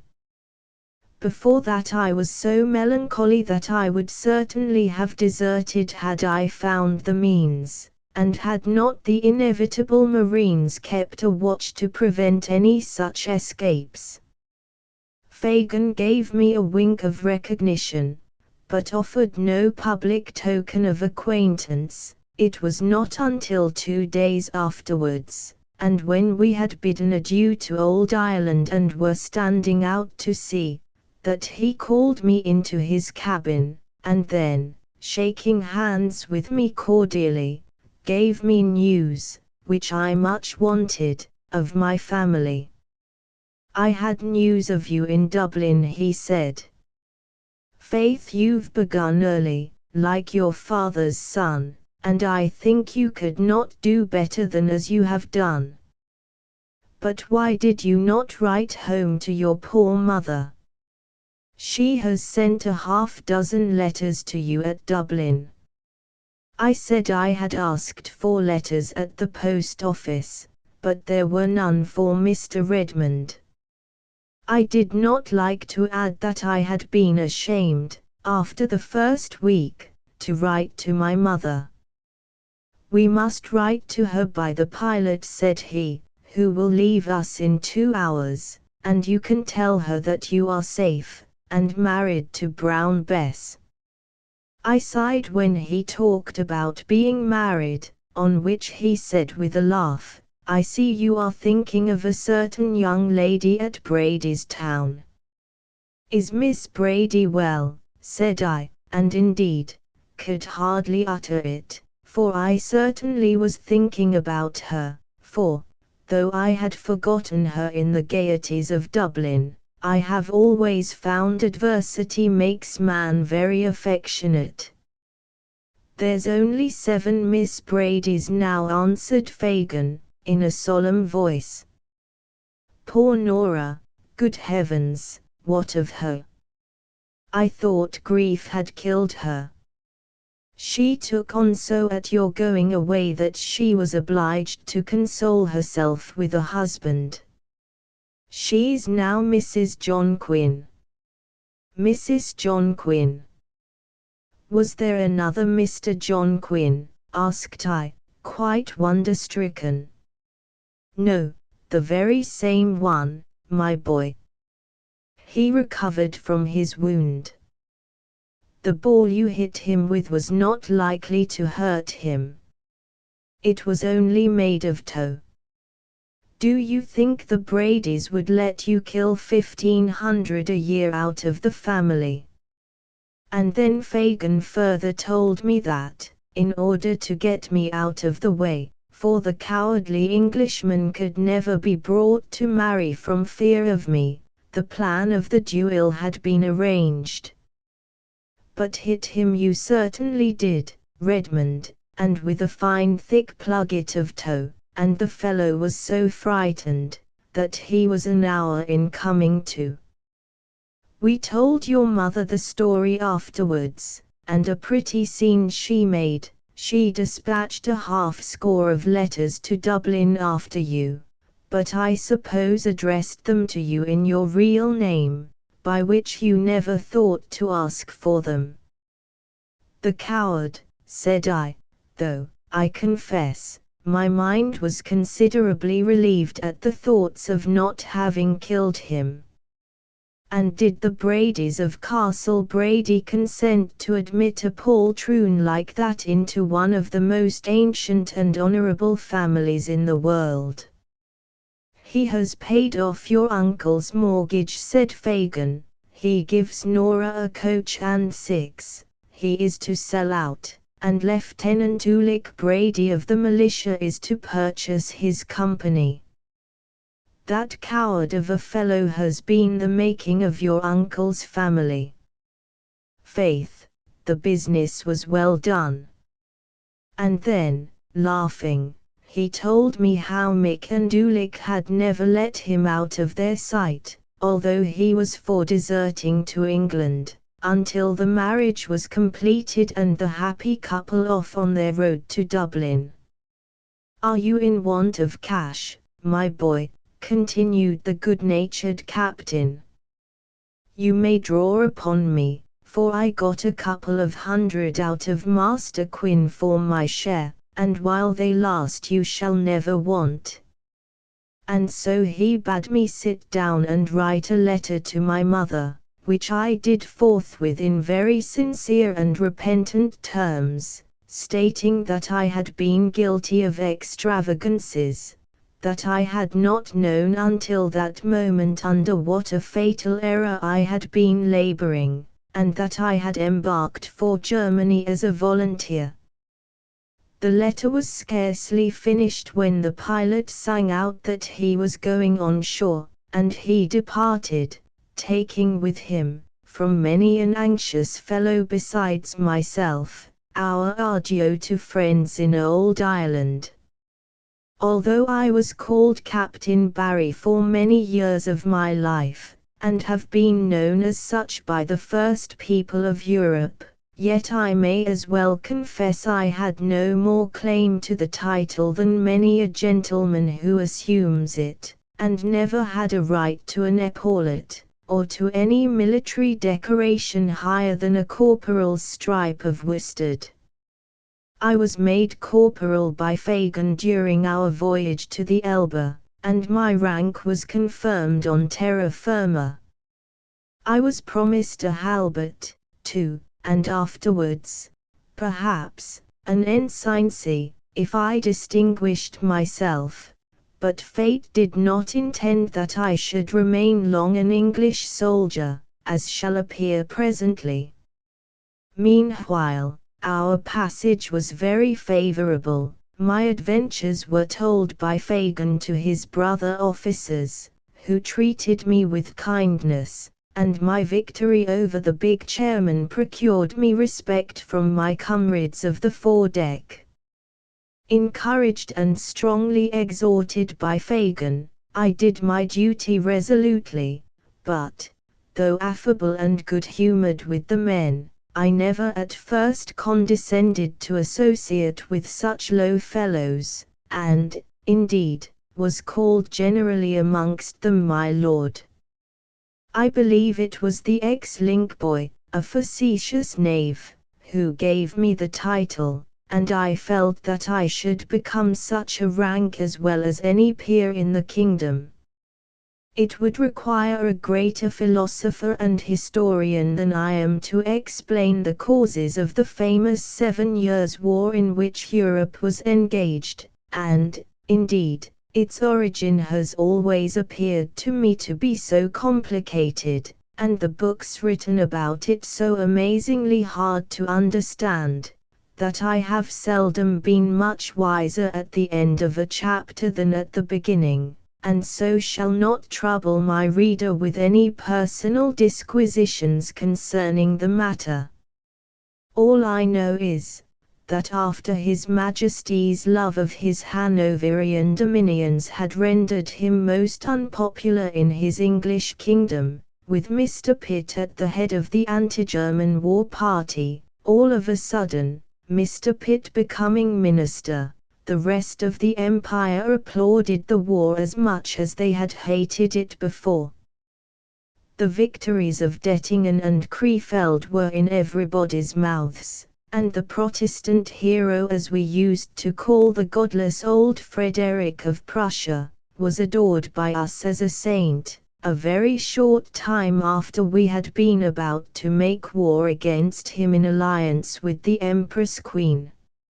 Now, somehow, we were on Frederick's side, the Empress, the French, the Swedes, and the Russians, were leagued against us, and I remember, when the news of the Battle of Lissa came even to our remote quarter of Ireland, we considered it as a triumph for the cause of Protestantism, and illuminated and bonfired, and had a sermon at church, and kept the Prussian king's birthday, on which my uncle would get drunk, as indeed on any other occasion. Most of the low fellows enlisted with myself were, of course, Papists. The English army was filled with such, out of that never-failing country of ours, and these, forsooth, were fighting the battles of Protestantism with Frederick, who was belabouring the Protestant Swedes and the Protestant Saxons, as well as the Russians of the Greek Church, and the Papist troops of the Emperor and the King of France. It was against these latter that the English auxiliaries were employed, and we know that, be the quarrel what it may, an Englishman and a Frenchman are pretty willing to make a fight of it. We landed at Cuxhaven, and before I had been a month in the electorate I was transformed into a tall and proper young soldier, and having a natural aptitude for military exercise, was soon as accomplished at the drill as the oldest sergeant in the regiment. It is well, however, to dream of glorious war in a snug armchair at home, or to make it as an officer, surrounded by gentlemen, gorgeously dressed, and cheered by chances of promotion. But those chances do not shine on poor fellows in worsted lace. The rough texture of our red coats made me ashamed when I saw an officer go by. My soul used to shudder when, on going the rounds, I would hear their voices as they sat jovially over the mess table. My pride revolted at being obliged to plaster my hair with flour and candle grease, instead of using the proper pomatum for a gentleman. Yes, my tastes have always been high and fashionable, and I loathed the horrid company in which I was fallen. What chances had I of promotion? None of my relatives had money to buy me a commission, and I became soon so low-spirited, that I longed for a general action and a ball to finish me, and vowed that I would take some opportunity to desert. When I think that I, the descendant of the kings of Ireland, was threatened with a caning by a young scoundrel who had just joined from Eton College, when I think that he offered to make me his footman, and that I did not, on either occasion, murder him. On the first occasion I burst into tears, I do not care to own it, and had serious thoughts of committing suicide, so great was my mortification. But my kind friend Fagin came to my aid in the circumstance, with some very timely consolation. "My poor boy," said he, "you must not take the matter to heart so. Caning is only a relative disgrace. Young Ensign Fakenham was flogged himself at Eton School only a month ago. I would lay a wager that his scars are not yet healed. You must cheer up, my boy, do your duty, be a gentleman, and no serious harm can fall on you." And I heard afterwards that my champion had taken Mr. Fakenham very severely to task for this threat, and said to him that any such proceedings for the future he should consider as an insult to himself, whereon the young ensign was, for the moment, civil. As for the sergeants, I told one of them, that if any man struck me, no matter who he might be, or what the penalty, I would take his life. And, faith, there was an air of sincerity in my speech which convinced the whole bevy of them, and as long as I remained in the English service no rattan was ever laid on the shoulders of Redmond Barry. Indeed, I was in that savage moody state, that my mind was quite made up to the point, and I looked to hear my own Dead March played as sure as I was alive. When I was made a corporal, some of my evils were lessened. I messed with the sergeants by special favor, and used to treat them to drink, and lose money to the rascals at play, with which cash my good friend Mr. Fagan punctually supplied me. Our regiment, which was quartered about Stade and Lüneburg, speedily got orders to march southwards towards the Rhine, for news came that our great general, Prince Ferdinand of Brunswick, had been defeated, no, not defeated, but foiled in his attack upon the French under the Duke of Broglio, at Bergern, near Frankfort on the Main, and had been obliged to fall back. As the Allies retreated, the French rushed forward, and made a bold push for the electorate of our gracious monarch in Hanover, threatening that they would occupy it, as they had done before, when D'Estrées beat the hero of Culloden, the gallant Duke of Cumberland, and caused him to sign the capitulation of Closters even. An advance upon Hanover always caused a great agitation in the royal bosom of the King of England. More troops were sent to join us, convoys of treasure were passed over to our forces, and to our allies the King of Prussia, and although, in spite of all assistance, the army under Prince Ferdinand was very much weaker than that of the invading enemy, yet we had the advantage of better supplies, one of the greatest generals in the world, and, I was going to add, of British valor, but the less we say about that the better. My Lord George Sackville did not exactly cover himself with laurels at Minden, otherwise there might have been won there one of the greatest victories of modern times. Throwing himself between the French and the interior of the electorate, Prince Ferdinand wisely took possession of the free town of Bremen, which he made his storehouse and place of arms, and round which he gathered all his troops, making ready to fight the famous Battle of Minden. Were these memoirs not characterized by truth, and did I deign to utter a single word for which my own personal experience did not give me the fullest authority, I might easily make myself the hero of some strange and popular adventures, and, after the fashion of novel writers, introduce my reader to the great characters of this remarkable time. These persons, I mean the romance writers, if they take a drummer or a dustman for a hero, somehow manage to bring him in contact with the greatest lords and most notorious personages of the empire, and I warrant me there's not one of them but, in describing the Battle of Minden, would manage to bring Prince Ferdinand, and my Lord George Sackville, and my Lord Granby, into presence.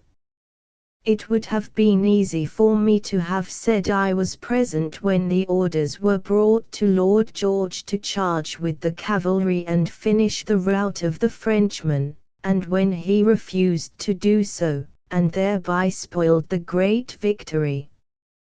But the fact is, I was 2 miles off from the cavalry when his lordship's fatal hesitation took place, and none of us soldiers of the line knew of what had occurred until we came to talk about the fight over our kettles in the evening, and repose after the labors of a hard-fought day.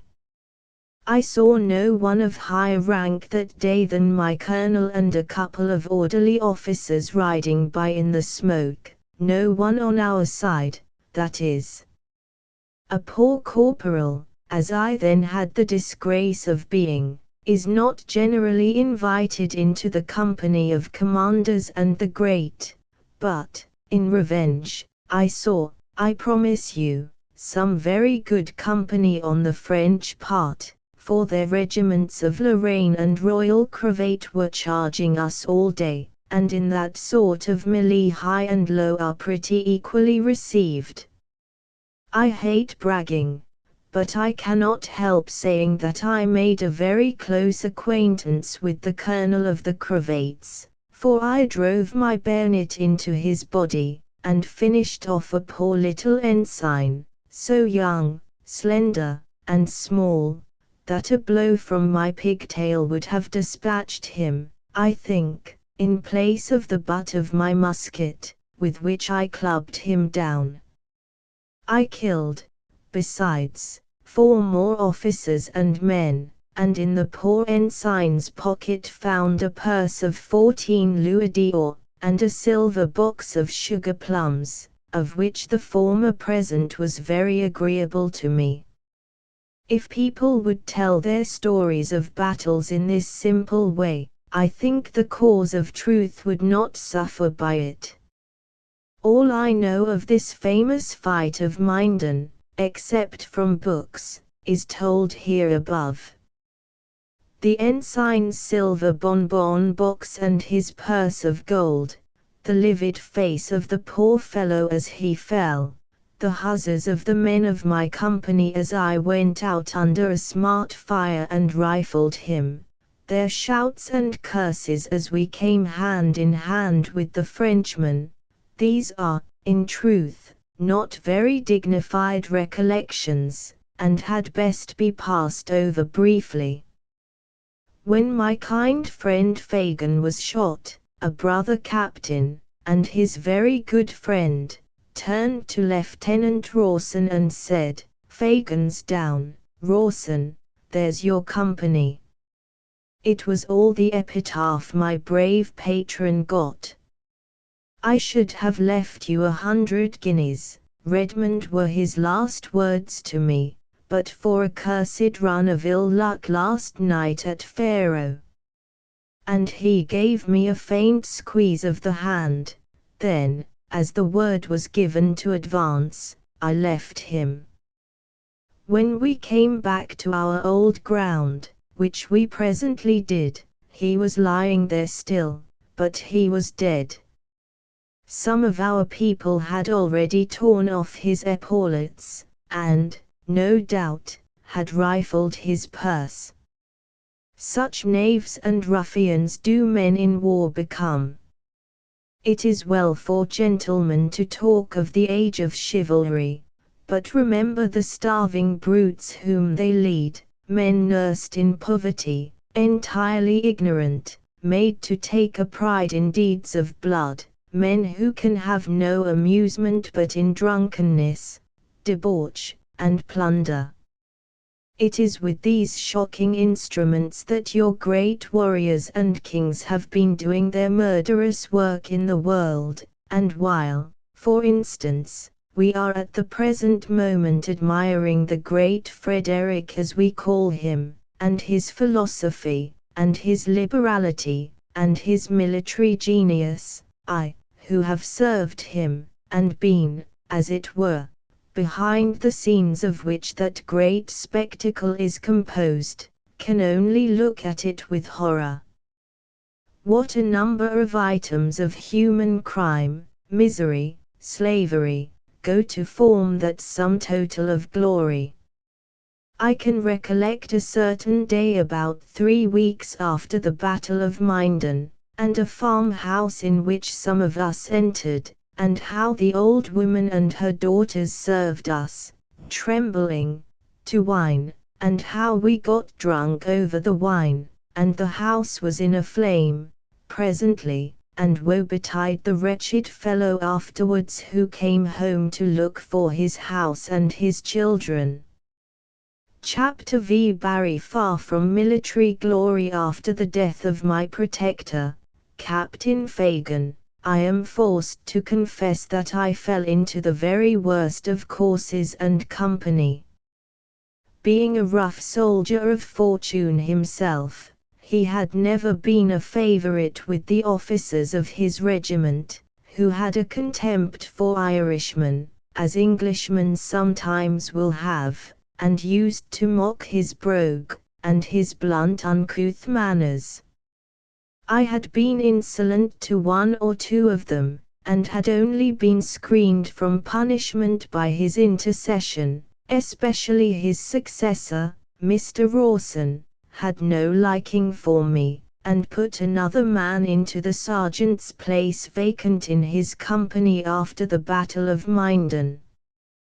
This act of injustice rendered my service very disagreeable to me, and, instead of seeking to conquer the dislike of my superiors, and win their goodwill by good behavior, I only sought for means to make my situation easier to me, and grasped at all the amusements in my power.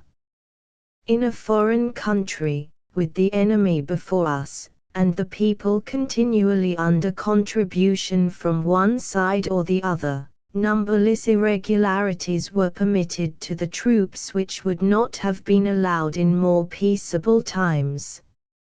I descended gradually to mix with the sergeants, and to share their amusements.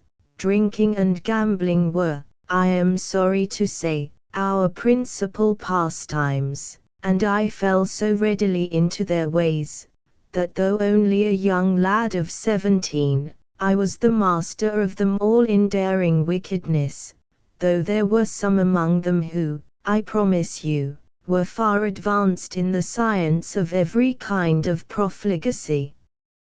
I should have been under the provost-marshal's hands, for a dead certainty, had I continued much longer in the army, but an accident occurred which took me out of the English service in rather a singular manner.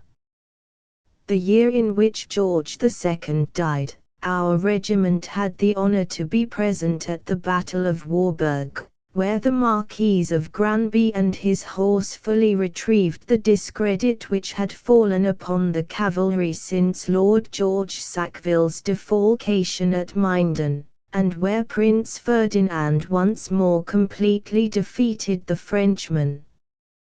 During the action, my lieutenant, Mr. Fakenham, of Fakenham, the gentleman who had threatened me, it may be remembered, with the caning, was struck by a musket ball in the side.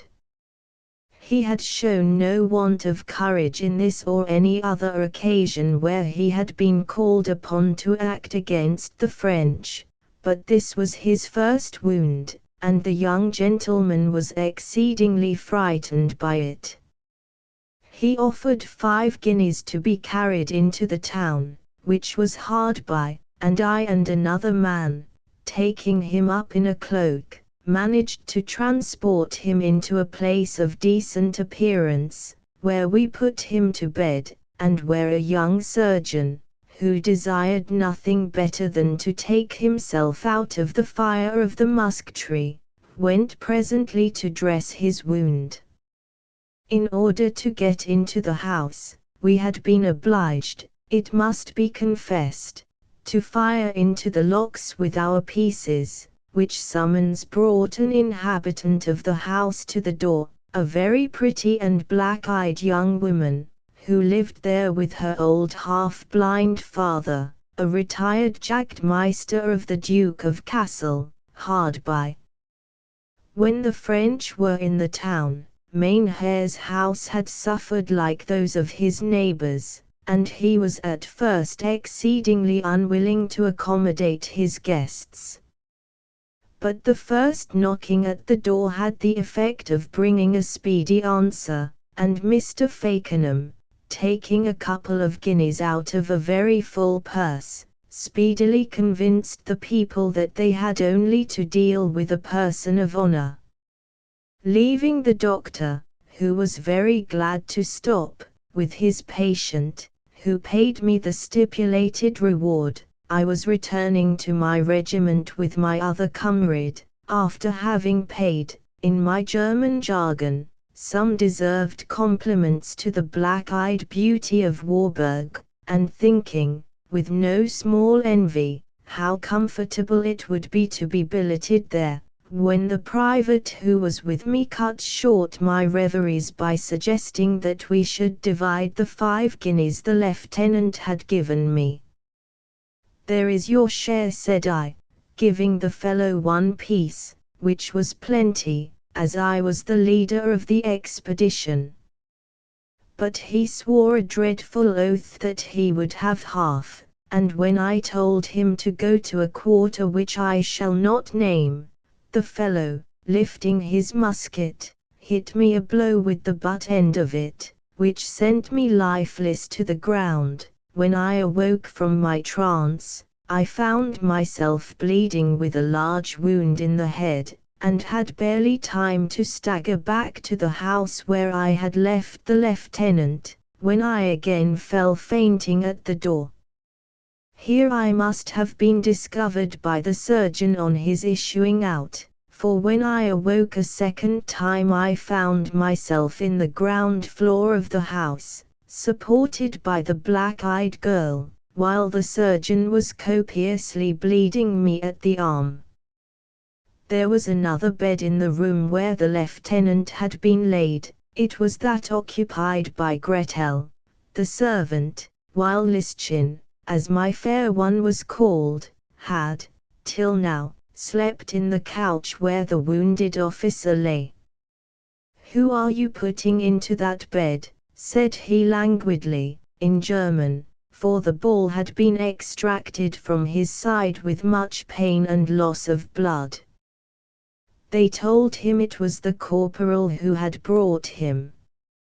"A corporal," said he, in English, "turn him out." And you may be sure I felt highly complimented by the words. But we were both too faint to compliment or to abuse each other much, and I was put to bed carefully, and, on being undressed, had an opportunity to find that my pockets had been rifled by the English soldier after he had knocked me down. However, I was in good quarters. The young lady who sheltered me presently brought me a refreshing drink, and, as I took it, I could not help pressing the kind hand that gave it me, nor, in truth, did this token of my gratitude seem unwelcome. This intimacy did not decrease with further acquaintance. I found Lyndon the tenderest of nurses. Whenever any delicacy was to be provided for the wounded lieutenant, a share was always sent to the bed opposite his, and to the avaricious man's no small annoyance. His illness was long. On the 2nd day the fever declared itself. For some nights he was delirious, and I remember it was when a commanding officer was inspecting our quarters, with an intention, very likely, of billeting himself on the house, that the howling and mad words of the patient overhead struck him, and he retired rather frightened. I had been sitting up very comfortably in the lower apartment, for my hurt was quite subsided, and it was only when the officer asked me, with a rough voice, why I was not at my regiment, that I began to reflect how pleasant my quarters were to me, and that I was much better here than crawling under an odious tent with a parcel of tipsy soldiers, or going the night rounds or rising long before daybreak for drill. The delirium of Mr. Fakenham gave me a hint, and I determined forthwith to go mad. There was a poor fellow about Brady's town called Wandering Billy whose insane pranks I had often mimicked as a lad, and I again put them in practice. That night I made an attempt upon Lyndon, saluting her with a yell and a grin which frightened her almost out of her wits, and when anybody came I was raving. The blow on the head had disordered my brain, The doctor was ready to vouch for this fact. One night I whispered to him that I was Julius Caesar, and considered him to be my affianced wife Queen Cleopatra, which convinced him of my insanity. Indeed, if Her Majesty had been like my Aesculapius, she must have had a carroty beard, such as is rare in Egypt. A movement on the part of the French speedily caused an advance on our part. The town was evacuated, except by a few Prussian troops, whose surgeons were to visit the wounded in the place, and, when we were well, we were to be drafted to our regiments. I determined that I never would join mine again. My intention was to make for Holland, almost the only neutral country of Europe in those times, and thence to get a passage somehow to England, and home to dear old Brady's town. If Mr. Fakenham is now alive, I here tender him my apologies for my conduct to him. He was very rich, he used me very ill. I managed to frighten away his servant who came to attend him after the affair of Warburg, and from that time would sometimes condescend to wait upon the patient, who always treated me with scorn, but it was my object to have him alone, and I bore his brutality with the utmost civility and mildness, meditating in my own mind a very pretty return for all his favors to me. Nor was I the only person in the house to whom the worthy gentleman was uncivil. He ordered the fair Lyndon hither and thither, made impertinent love to her, abused her soups, quarrelled with her omelettes, and grudged the money which was laid out for his maintenance, so that our hostess detested him as much as, I think, without vanity, she regarded me. For, if the truth must be told, I had made very deep love to her during my stay under her roof, as is always my way with women, of whatever age or degree of beauty. To a man who has to make his way in the world, these dear girls can always be useful in one fashion or another. Never mind, if they repel your passion, at any rate, they are not offended with your declaration of it, and only look upon you with more favorable eyes in consequence of your misfortune.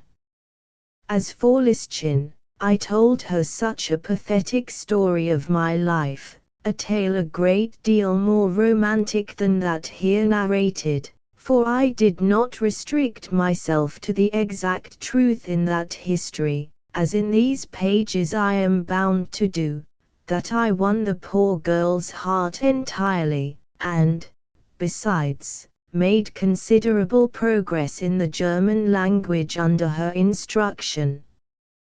Do not think me very cruel and heartless, ladies.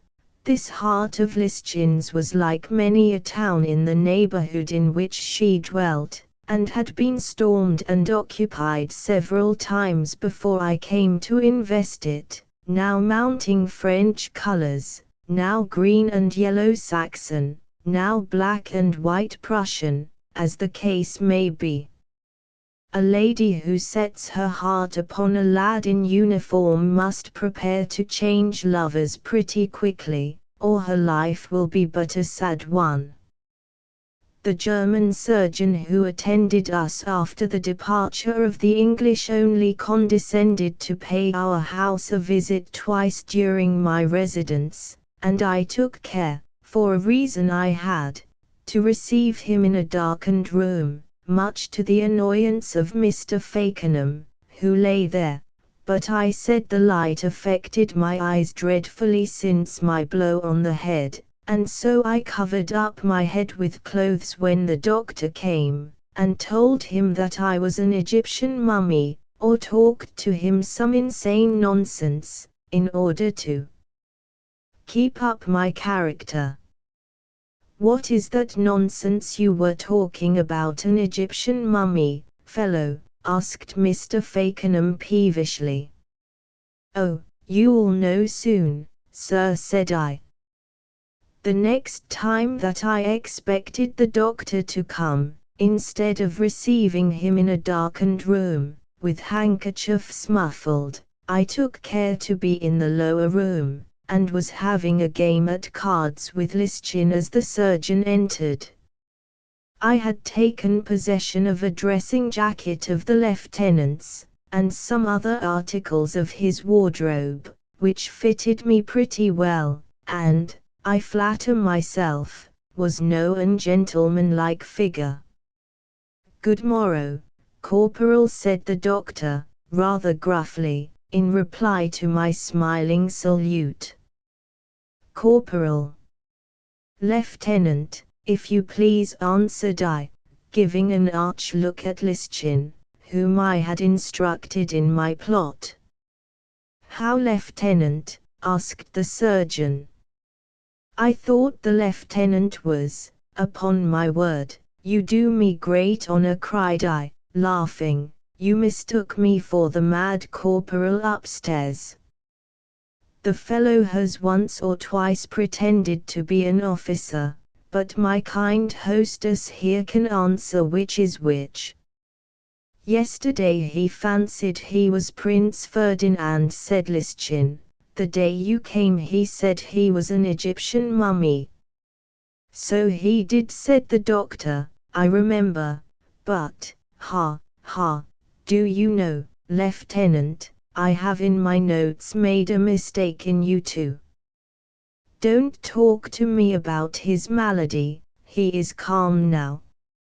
Lyndon and I laughed at this error as at the most ridiculous thing in the world. And when the surgeon went up to examine his patient, I cautioned him not to talk to him about the subject of his malady, for he was in a very excited state.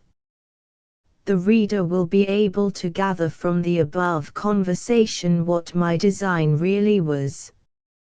I was determined to escape, and to escape under the character of Lieutenant Fakenham, taking it from him to his face, as it were, and making use of it to meet my imperious necessity. It was forgery and robbery, if you like, for I took all his money and clothes. I don't care to conceal it, but the need was so urgent, that I would do so again, and I knew I could not effect my escape without his purse, as well as his name. Hence it became my duty to take possession of one and the other. As the lieutenant lay still in bed upstairs, I did not hesitate at all about assuming his uniform, especially after taking care to inform myself from the doctor whether any men of ours who might know me were in the town. But there were none that I could hear of, and so I calmly took my walks with Madame Lyndon, dressed in the lieutenant's uniform, made inquiries as to a horse that I wanted to purchase, reported myself to the commandant of the place as Lieutenant Fakenham, of Gale's English regiment of foot, convalescent, and was asked to dine with the officers of the Prussian regiment at a very sorry mess they had. How Fakenham would have stormed and raged, had he known the use I was making of his name.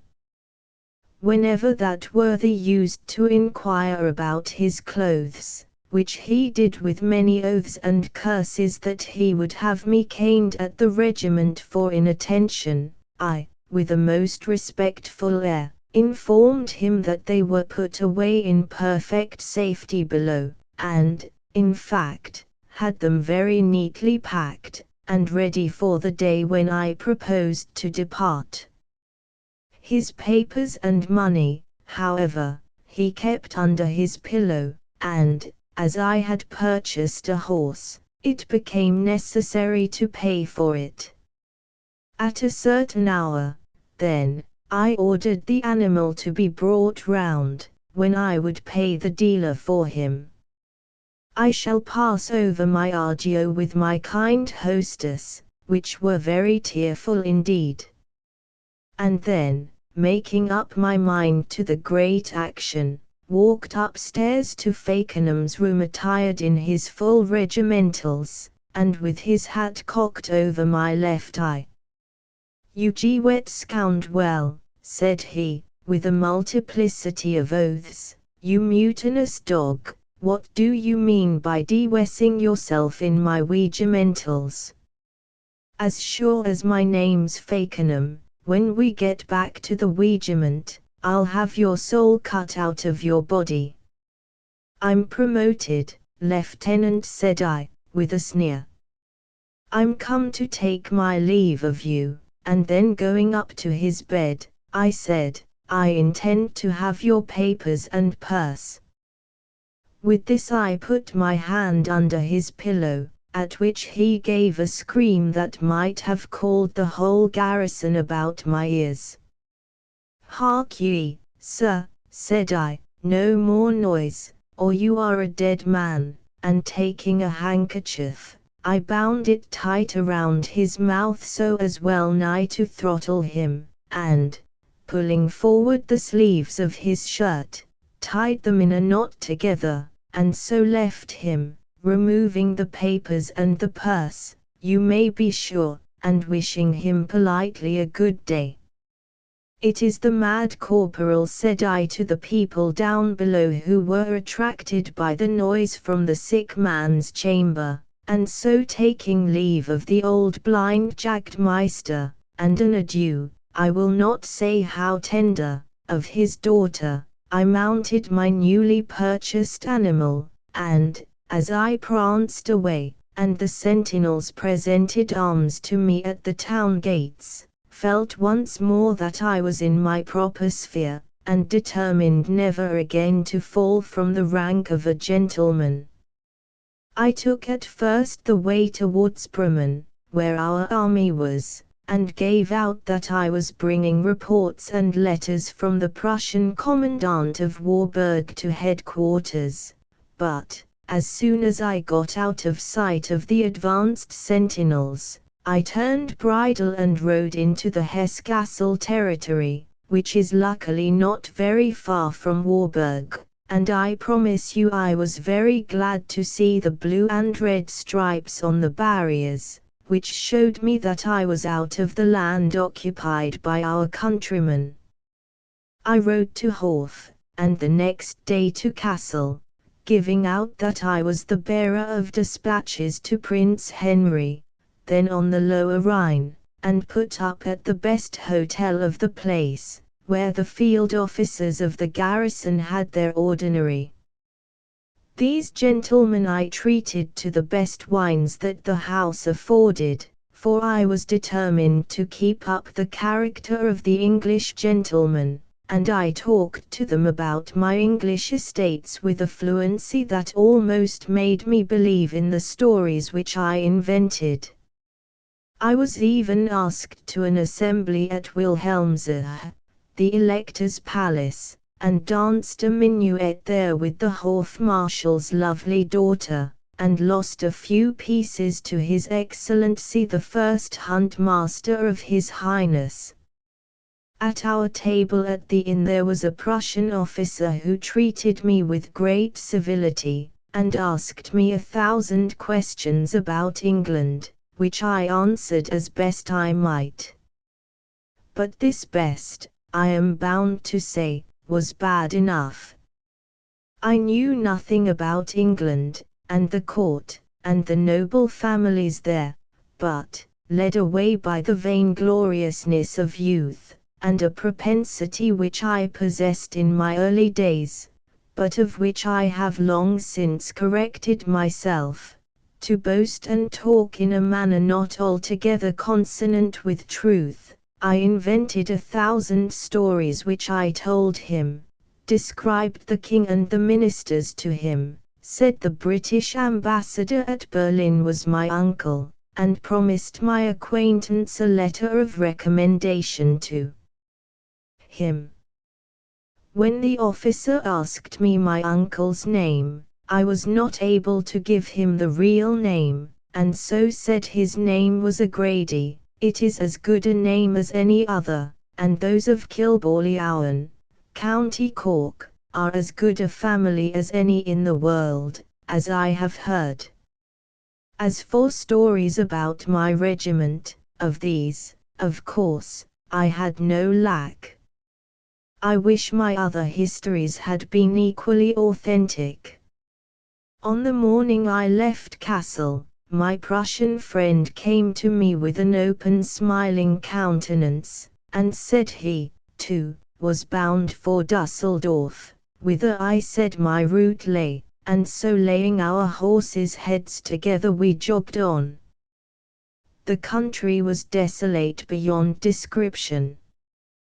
The prince in whose dominions we were was known to be the most ruthless seller of men in Germany.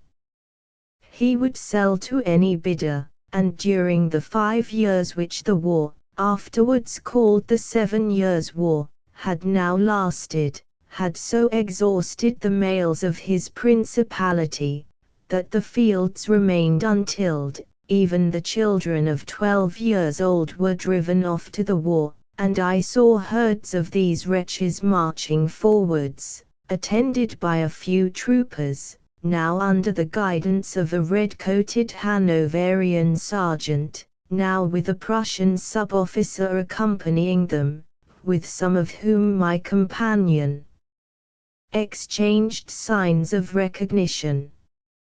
"It hurts my feelings," said he, "to be obliged to commune with such wretches, but the stern necessities of war demand men continually, and hence these recruiters whom you see market in human flesh. They get $25 from our government for every man they bring in. For fine men, for men like you," he added, laughing, "we would go as high as 100.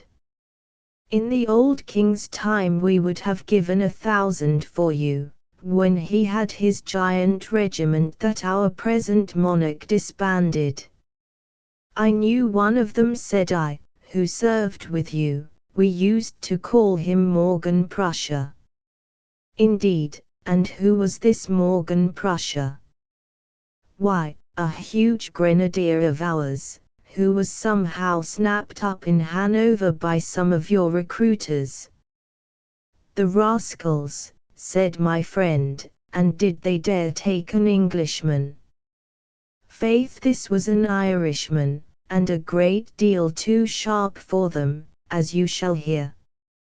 Morgan was taken, then, and drafted into the giant guard, and was the biggest man almost among all the giants there. Many of these monsters used to complain of their life, and their caning, and their long drills, and their small pay, but Morgan was not one of the grumblers. "It's a deal better," said he, "to get fat here in Berlin, than to starve in rags in Tipperary." "Where is Tipperary?" asked my companion. That is exactly what Morgan's friends asked him. "It is a beautiful district in Ireland, the capital of which is the magnificent city of Clonmel, a city, let me tell you, sir, only inferior to Dublin and London, and far more sumptuous than any on the continent." Well, Morgan said that his birthplace was near that city, and the only thing which caused him unhappiness, in his present situation, was the thought that his brothers were still starving at home, when they might be so much better off in His Majesty's service. "Faith," says Morgan to the sergeant, to whom he imparted the information, "it's my brother Ben that would make the fine sergeant of the guards, entirely." "Is Ben as tall as you are?" asked the sergeant. "As tall as me, is it? Why, man, I'm the shortest of my family. There's 6 more of us, but Bin's the biggest of all. Oh! Out and out the biggest. 7 feet in his stocking FUT, as sure as my name's Morgan. Can't we send and fetch them over, these brothers of yours? Not you. Ever since I was seduced by one of you gentlemen of the cane, they've a mortal aversion to all sergeants, answered Morgan, but it's a pity they cannot come, too. What a monster Bin would be in a grenadier's cap. He said nothing more at the time regarding his brothers, but only sighed as if lamenting their hard fate. However, the story was told by the sergeant to the officers, and by the officers to the king himself, and his majesty was so inflamed by curiosity, that he actually consented to let Morgan go home in order to bring back with him his 7 enormous brothers. And were they as big as Morgan pretended? Asked my comrade. I could not help laughing at his simplicity. Do you suppose, cried I, that Morgan ever came back? No, no, once free, he was too wise for that. He has bought a snug farm in Tipperary with the money that was given him to secure his brothers, and I fancy few men of the Guards ever profited so much by it. The Prussian captain laughed exceedingly at this story, said that the English were the cleverest nation in the world, and, on my setting him right, agreed that the Irish were even more so.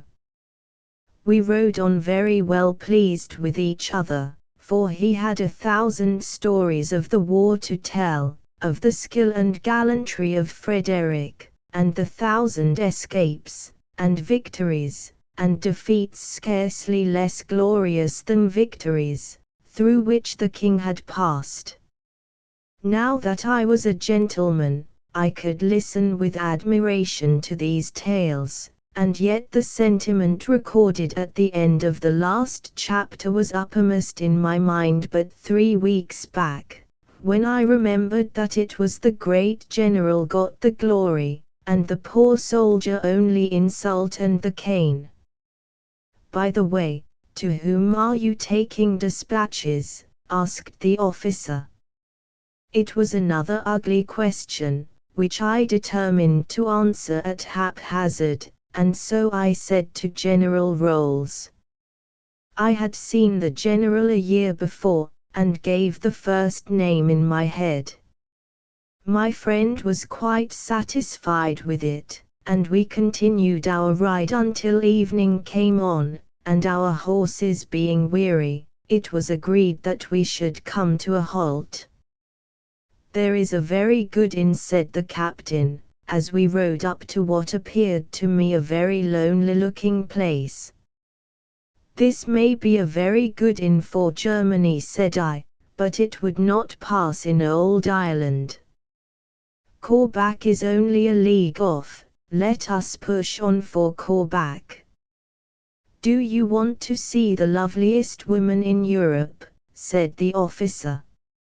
Ah, you sly rogue, I see that will influence you, and, truth to say, such a proposal was always welcome to me, as I don't care to own. The people are great farmers, said the captain, as well as innkeepers, and, indeed, the place seemed more a farm than an inn-yard. We entered by a great gate into a court walled round, and at one end of which was the building, a dingy ruinous place. A couple of covered wagons were in the court, their horses were littered under a shed hard by, and lounging about the place were some men and a pair of sergeants in the Prussian uniform, who both touched their hats to my friend the captain.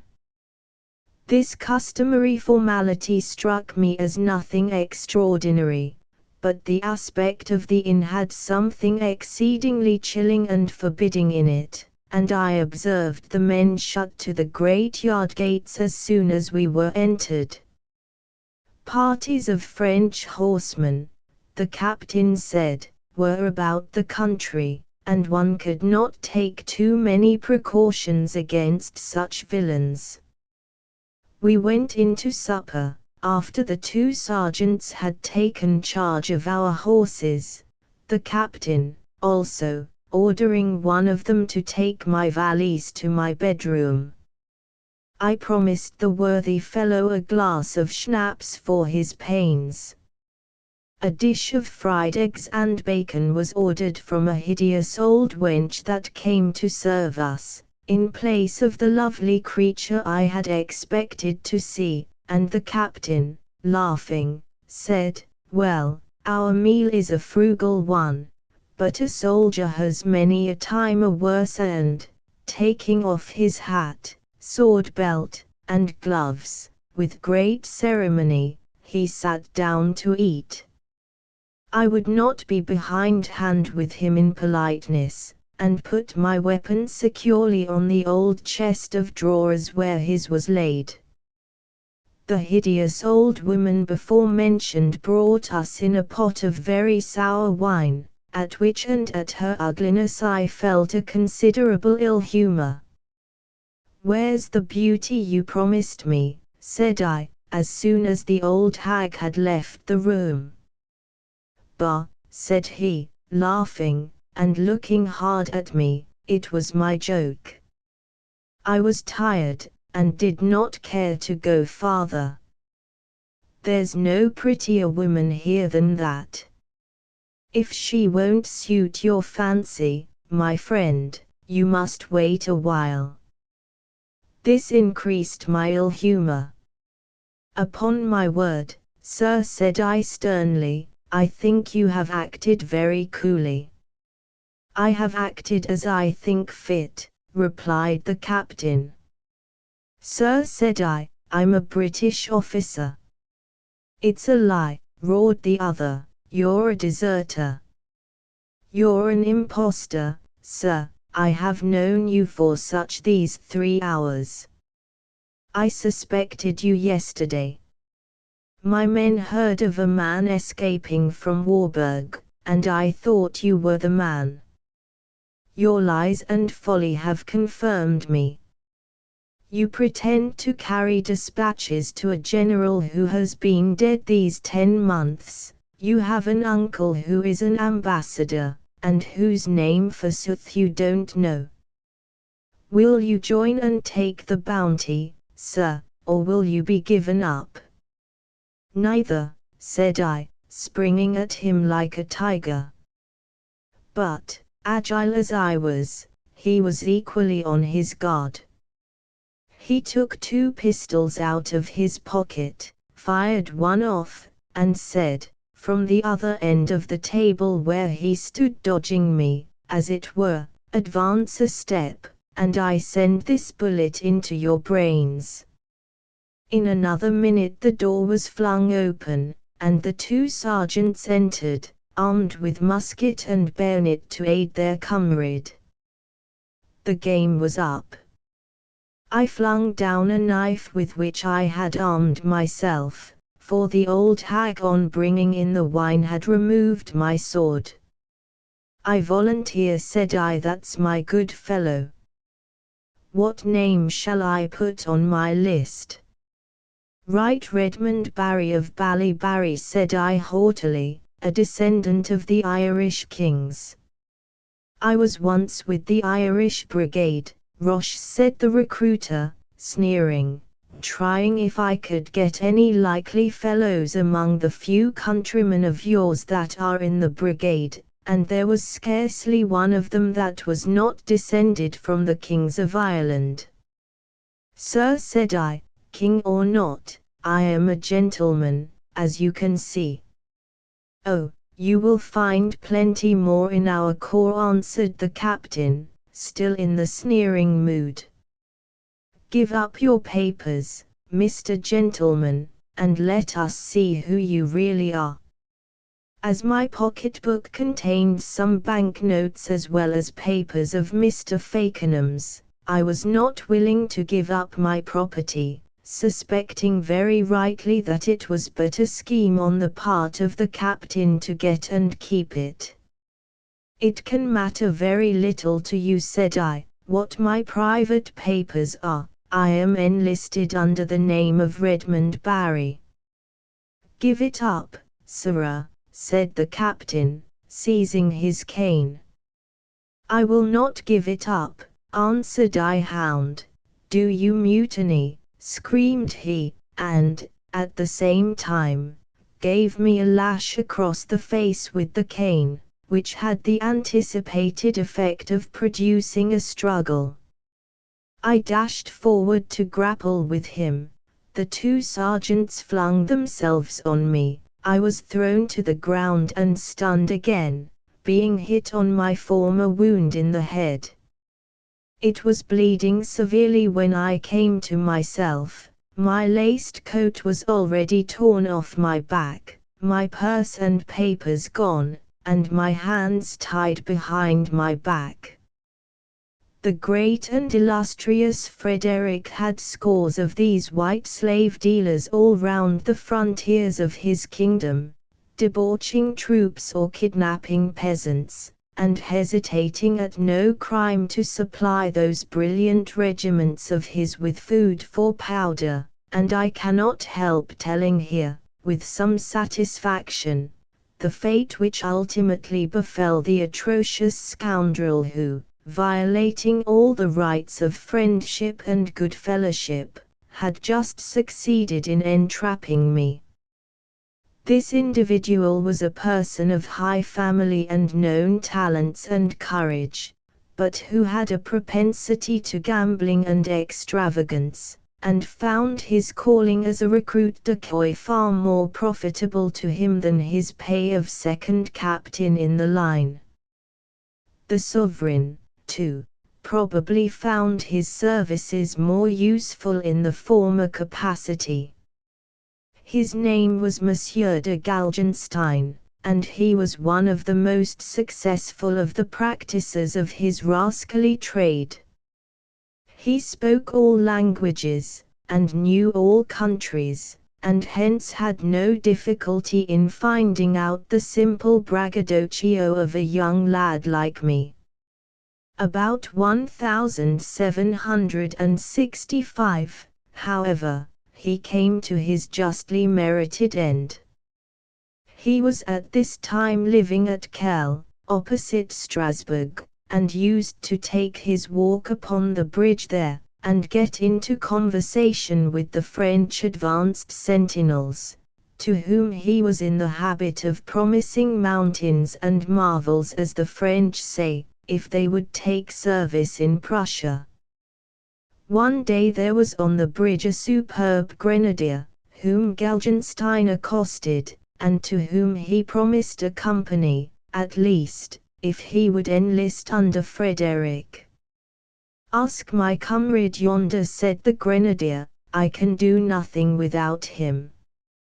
We were born and bred together, we are of the same company, sleep in the same room, and always go in pairs.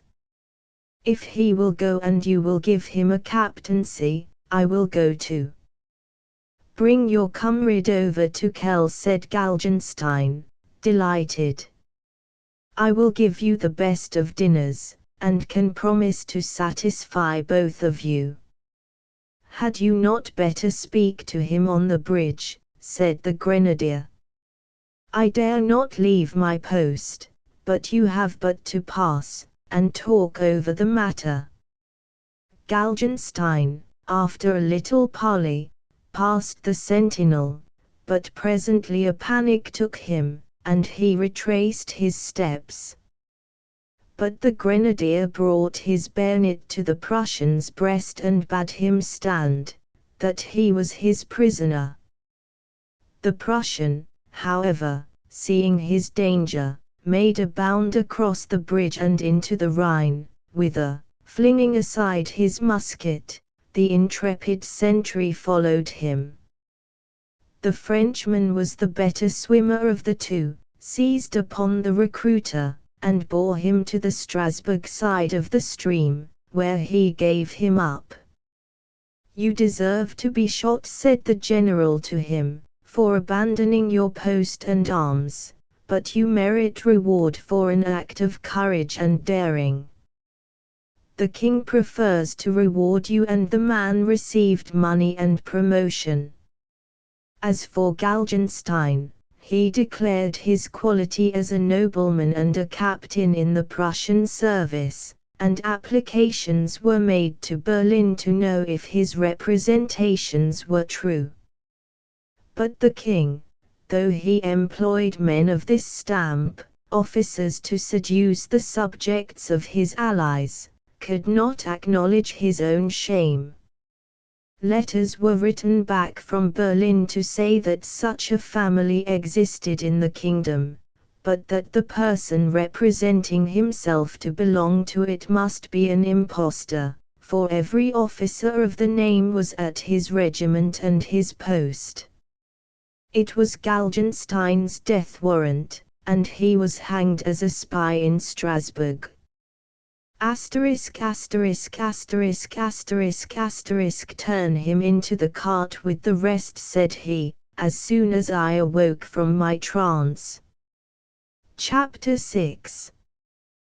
The crimp wagon, military episodes. The covered wagon to which I was ordered to march was standing, as I have said, in the courtyard of the farm, with another dismal vehicle of the same kind hard by it. Each was pretty well filled with a crew of men, whom the atrocious crimp who had seized upon me, had enlisted under the banners of the glorious Frederick, and I could see by the lanterns of the sentinels, as they thrust me into the straw, a dozen dark figures huddled together in the horrible moving prison where I was now to be confined. A scream and a curse from my opposite neighbor showed me that he was most likely wounded, as I myself was, and, during the whole of the wretched night, the moans and sobs of the poor fellows in similar captivity kept up a continual painful chorus, which effectually prevented my getting any relief from my ills in sleep. At midnight, as far as I could judge, the horses were put to the wagons, and the creaking lumbering machines were put in motion. A couple of soldiers, strongly armed, sat on the outer bench of the cart, and their grim faces peered in with their lanterns every now and then through the canvas curtains, that they might count the number of their prisoners.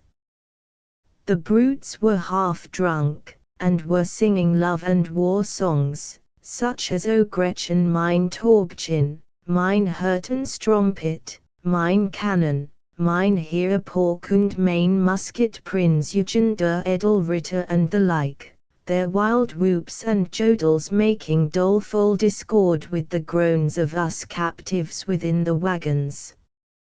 Many a time afterwards have I heard these ditties sung on the march, or in the barrack room, or round the fires as we lay out at night. I was not near so unhappy, in spite of all, as I had been on my first enlisting in Ireland. At least, thought I, if I am degraded to be a private soldier, there will be no one of my acquaintance who will witness my shame, and that is the point which I have always cared for most. There will be no one to say, "There is young Redmond Barry, the descendant or the Barrys, the fashionable young blood of Dublin, pipe-claying his belt and carrying his brown bess." Indeed, but for that opinion of the world, with which it is necessary that every man of spirit should keep upon equal terms, I, for my part, would have always been contented with the humblest portion. Now here, to all intents and purposes, one was as far removed from the world as in the wilds of Siberia, or in Robinson Crusoe's island. And I reasoned with myself thus: now you are caught, there is no use in repining, make the best of your situation, and get all the pleasure you can out of it. There are 1,000 opportunities of plunder, and see, offered to the soldier in wartime, out of which he can get both pleasure and profit. Make use of these, and be happy. Besides, you are extraordinarily brave, handsome, and clever, and who knows but you may procure advancement in your new service. In this philosophical way I looked at my misfortunes, determining not to be cast down by them, and bore woes and my broken head with perfect magnanimity.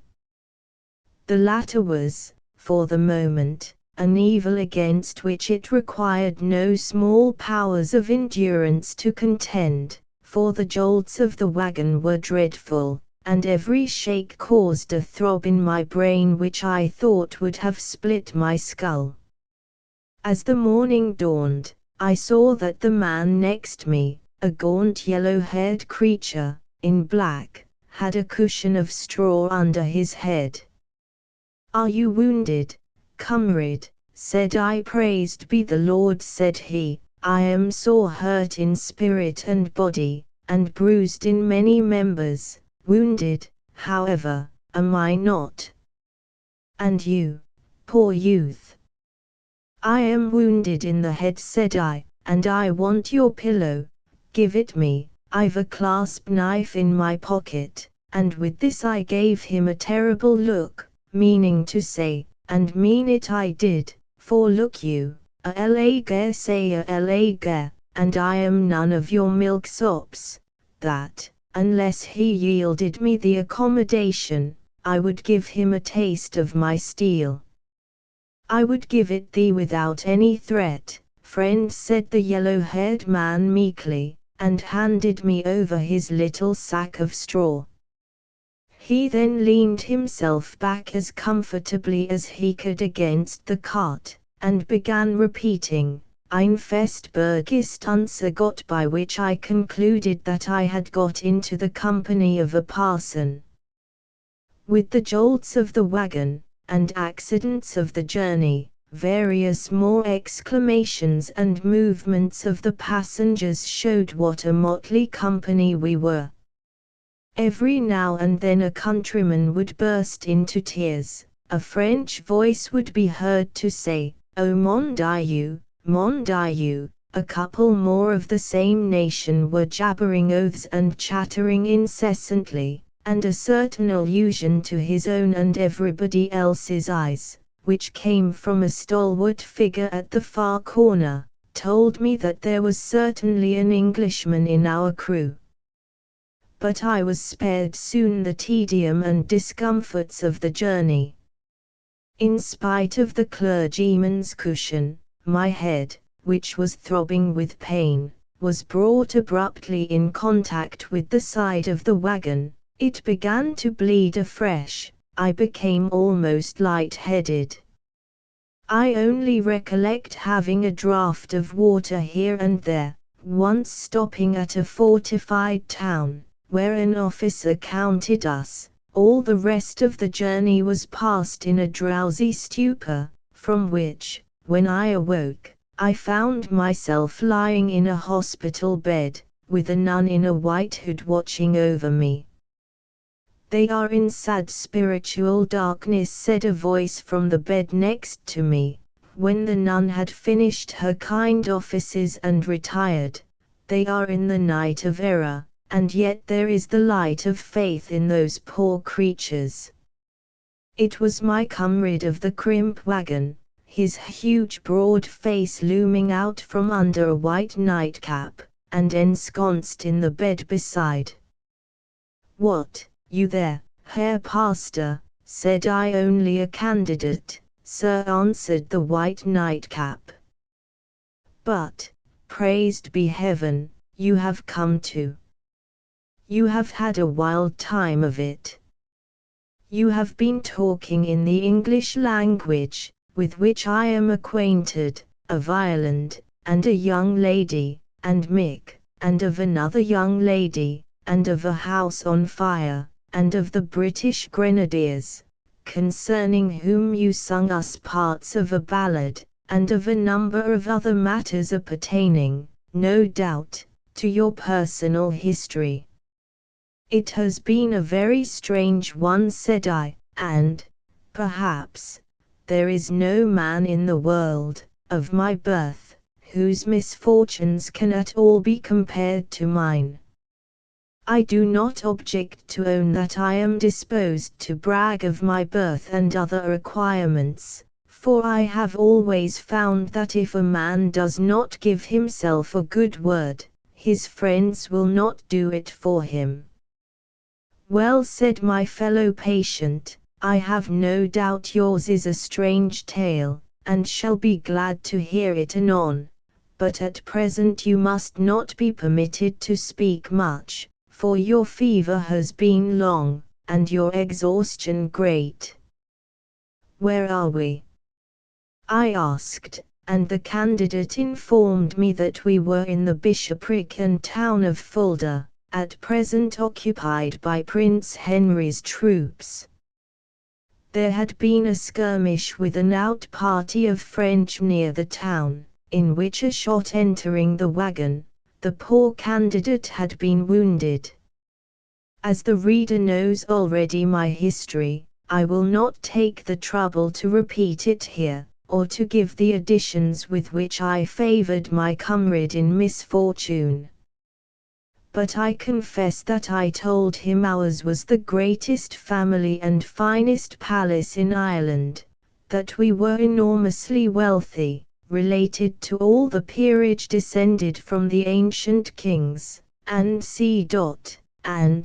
to my surprise, in the course of our conversation, I found that my interlocutor knew a great deal more about Ireland than I did.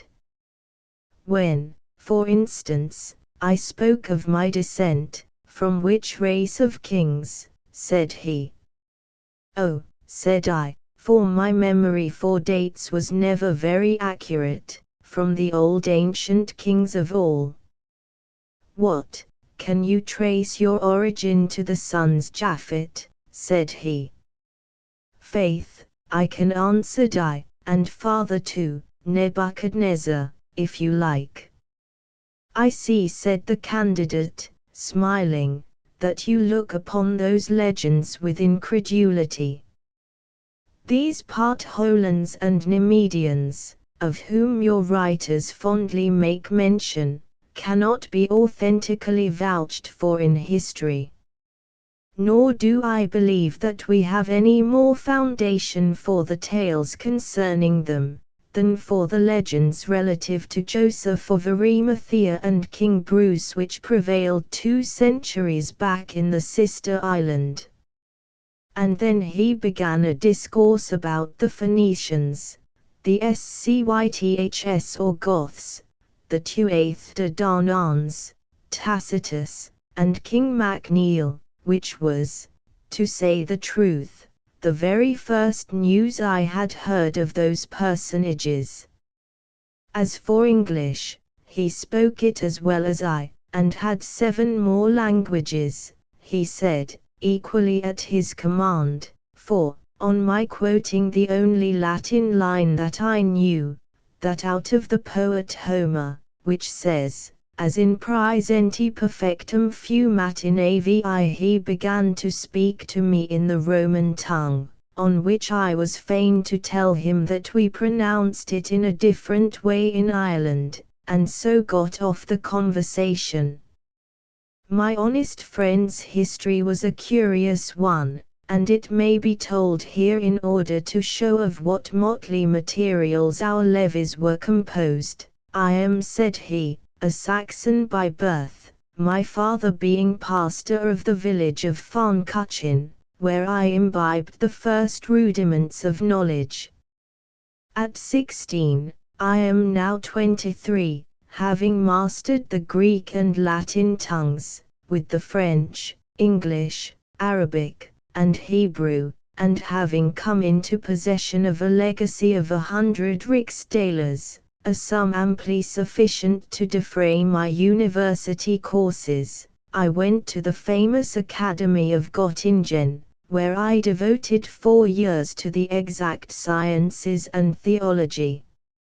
Also, I learned what worldly accomplishments I could command, taking a dancing tutor at the expense of a grosskinner lesson, a course of fencing from a French practitioner, and attending lectures on the great horse and the equestrian science at the hippodrome of a celebrated cavalry professor. My opinion is, that a man should know everything as far as in his power lies, that he should complete his cycle of experience, and, one science being as necessary as another, it behoves him. I am not of a saving turn, hence my little fortune of 100 riksdaler, which has served to keep many a prudent man for a score of years, barely sufficed for 5 years' studies, after which my studies were interrupted, my pupils fell off, and I was obliged to devote much time to shoe binding in order to save money, and, at a future period, resume my academic course. During this period I contracted an attachment, here the candidate sighed a little, with a person, who, though not beautiful, and 40 years of age, is yet likely to sympathize with my existence, and, a month since, my kind friend and patron, University Prorector Dr. Nasenbrum, having informed me that the Pfarrer of Rumpelwitz was dead, asked whether I would like to have my name placed upon the candidate list, and if I were minded to preach a trial sermon. As the gaining of this living would further my union with my Amalia, I joyously consented, and prepared a discourse. If you like I will recite it to you. No, well, I will give you extracts from it upon our line of march. To proceed, then, with my biographical sketch, which is now very near a conclusion, or, as I should more correctly say, which has very nearly brought me to the present period of time, I preached that sermon at Rumpelwitz, in which I hope that the Babylonian question was pretty satisfactorily set at rest. I preached it before the Herr Baron and his noble family, and some officers of distinction who were staying at his castle. Mr. Dr. Moser of Halle followed me in the evening discourse, but, though his exercise was learned, and he disposed of a passage of Ignatius, which he proved to be a manifest interpolation, I do not think his sermon had the effect which mine produced, and that the Rumpelwitzers much relished it. After the sermon, all the candidates walked out of church together, and supped lovingly at the Blue Stag in Rumpelwitz. While so occupied, a waiter came in and said that a person without wished to speak to one of the reverend candidates, the tall one. This could only mean me, for I was a head and shoulders higher than any other reverend gentleman present. I issued out to see who was the person desiring to hold converse with me, and found a man whom I had no difficulty in recognizing as one of the Jewish persuasion. "Sir," said this Hebrew, "I have heard from a friend, who was in your church today, the heads of the admirable discourse you pronounced there. It has affected me deeply, most deeply. There are only 1 or 2 points on which I am yet in doubt, and if your honor could but condescend to enlighten me on these, I think Solomon Hirsch would be a convert to your eloquence."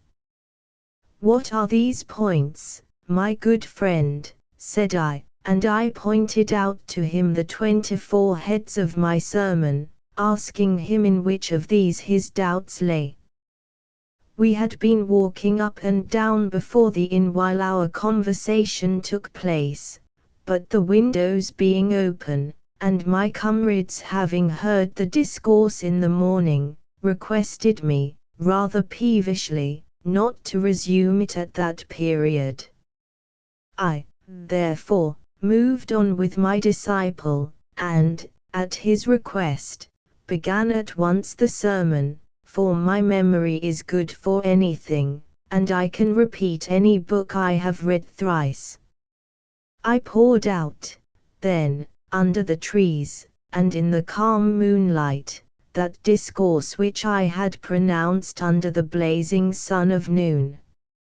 My Israelite only interrupted me by exclamations indicative of surprise, assent, admiration, and increasing conviction. Prodigious, said he, wunderkön, would he remark at the conclusion of some eloquent passage. In a word, he exhausted the complimentary interjections of our language, and to compliments what man is averse? I think we must have walked 2 miles when I got to my third head, and my companion begged I would enter his house, which we now neared, and partake of a glass of beer, to which I was never averse. That house, sir, was the inn at which you, too, if I judge aright, were taken. No sooner was I in the place, than 3 crimps rushed upon me, told me I was a deserter, and their prisoner, and called upon me to deliver up my money and papers, which I did with a solemn protest as to my sacred character. They consisted of my sermon in MS, Pro Rector Nasenbrum's recommendatory letter, proving my identity, and 3 groschen 4 pfennigs in bullion. I had already been in the cart 20 hours when you reached the house. The French officer, who lay opposite you, he who screamed when you trod on his foot, for he was wounded, was brought in shortly before your arrival. He had been taken with his epaulets and regimentals, and declared his quality and rank, but he was alone. I believe it was some affair of love with a Hessian lady which caused him to be unattended, and as the persons into whose hands he fell will make more profit of him as a recruit than as a prisoner, he is made to share our fate. He is not the first by many scores so captured. One of M. de Soubise cooks, and 3 actors out of a troop in the French camp, several deserters from your English troops. The men are led away by being told that there is no flogging in the Prussian service, and 3 Dutchmen were taken besides. And you, said I, you who were just on the point of getting a valuable living, you who have so much learning, are you not indignant at the outrage? I am a Saxon, said the candidate, and there is no use in indignation. Our government is crushed under Frederick's heel these 5 years, and I might as well hope for mercy from the Grand Mogul. Nor am I, in truth, discontented with my lot. I have lived on a penny bread for so many years, that a soldier's rations will be a luxury to me. I do not care about more or less blows of a cane, all such evils are passing, and therefore endurable. I will never, God willing, slay a man in combat, but I am not unanxious to experience on myself the effect of the war passion, which has had so great an influence on the human race. It was for the same reason that I determined to marry Amalia, for a man is not a complete mensc until he is the father of a family, to be which is a condition of his existence, and therefore a duty of his education. Amalia must wait, she is out of the reach of want, being, indeed, cook to the Frau Prorektorin Nasenbrum, my worthy patron's lady. I have 1 or 2 books with me, which no one is likely to take from me, and one in my heart which is the best of all. If it shall please heaven to finish my existence here, before I can prosecute my studies further, what cause have I to repine? I pray God I may not be mistaken, but I think I have wronged no man, and committed no mortal sin. If I have, I know where to look for forgiveness, and if I die, as I have said, without knowing all that I would desire to learn, shall I not be in a situation to learn everything, and what can human soul ask for more? Pardon me for putting so many eyes in my discourse, said the candidate, but when a man is talking of himself, 'tis the briefest and simplest way of talking. In which, perhaps, though I hate egotism, I think my friend was right. Although he acknowledged himself to be a mean-spirited fellow, with no more ambition than to know the contents of a few musty books, I think the man had some good in him, especially in the resolution with which he bore his calamities. Many a gallant man of the highest honor is often not proof against these, and has been known to despair over a bad dinner, or to be cast down at a ragged-elbowed coat. My maxim is to bear all, to put up with water if you cannot get Burgundy, and if you have no velvet to be content with frieze. But Burgundy and velvet are the best, bien entendu, and the man is a fool who will not seize the best when the scramble is open.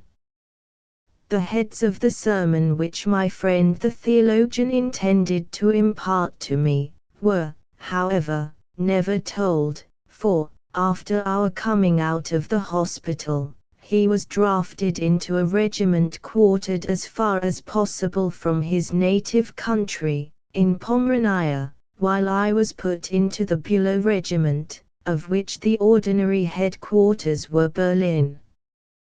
The Prussian regiments seldom change their garrisons as ours do, for the fear of desertion is so great, that it becomes necessary to know the face of every individual in the service, and, in time of peace, men live and die in the same town. This does not add, as may be imagined, to the amusements of the soldier's life. It is lest any young gentleman like myself should take a fancy to a military career, and fancy that of a private soldier a tolerable one, that I am giving these, I hope, moral descriptions of what we poor fellows in the ranks really suffered.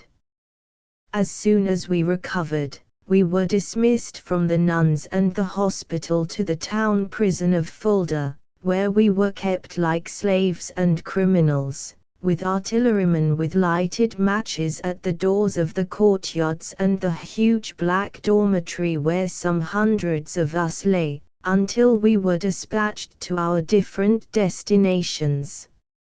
It was soon seen by the exercise which were the old soldiers amongst us, and which the recruits, and for the former, while we lay in prison, there was a little more leisure, though, if possible, a still more strict watch kept than over the broken-spirited yokels who had been forced or coaxed into the service. To describe the characters here assembled would require Mr. Gilray's own pencil. There were men of all nations and callings. The Englishman boxed and bullied, the Frenchman played cards, and danced, and fenced, the heavy Germans smoked their pipes and drank beer, if they could manage to purchase it. Those who had anything to risk gambled, and at this sport I was pretty lucky, for, not having a penny when I entered the depot, having been robbed of every farthing of my property by the rascally crimps, I won near $1 in my very first game at cards with one of the Frenchmen, who did not think of asking whether I could pay or not upon losing. Such, at least, is the advantage of having a gentlemanlike appearance. It has saved me many a time since by procuring me credit when my fortunes were at their lowest ebb. Among the Frenchmen there was a splendid man and soldier, whose real name we never knew, but whose ultimate history created no small sensation, when it came to be known in the Prussian army. If beauty and courage are proofs of nobility, although I have seen some of the ugliest dogs and the greatest cowards in the world in the noblesse, I have no doubt courage and beauty are. This Frenchman must have been of the highest families in France, so grand and noble was his manner, so superb his person. He was not quite so tall as myself, fair, while I am dark, and, if possible, rather broader in the shoulders. He was the only man I ever met who could master me with the small sword, with which he would pink me 4 times to my 3. As for the saber, I could knock him to pieces with it, and I could leap farther and carry more than he could. This, however, is mere egotism. This Frenchman, with whom I became pretty intimate, for we were the 2 cocks, as it were, of the depot, and neither had any feeling of low jealousy, was called, for want of a better name, Le Blondin, on account of his complexion. He was not a deserter, but had come in from the Lower Rhine and the bishoprics, as I fancy, fortune having proved unfavorable to him at play probably, and other means of existence being denied him. I suspect that the Bastille was waiting for him in his own country, had he taken a fancy to return thither. He was passionately fond of play and liquor, and thus we had a considerable sympathy together. When excited by one or the other, he became frightful.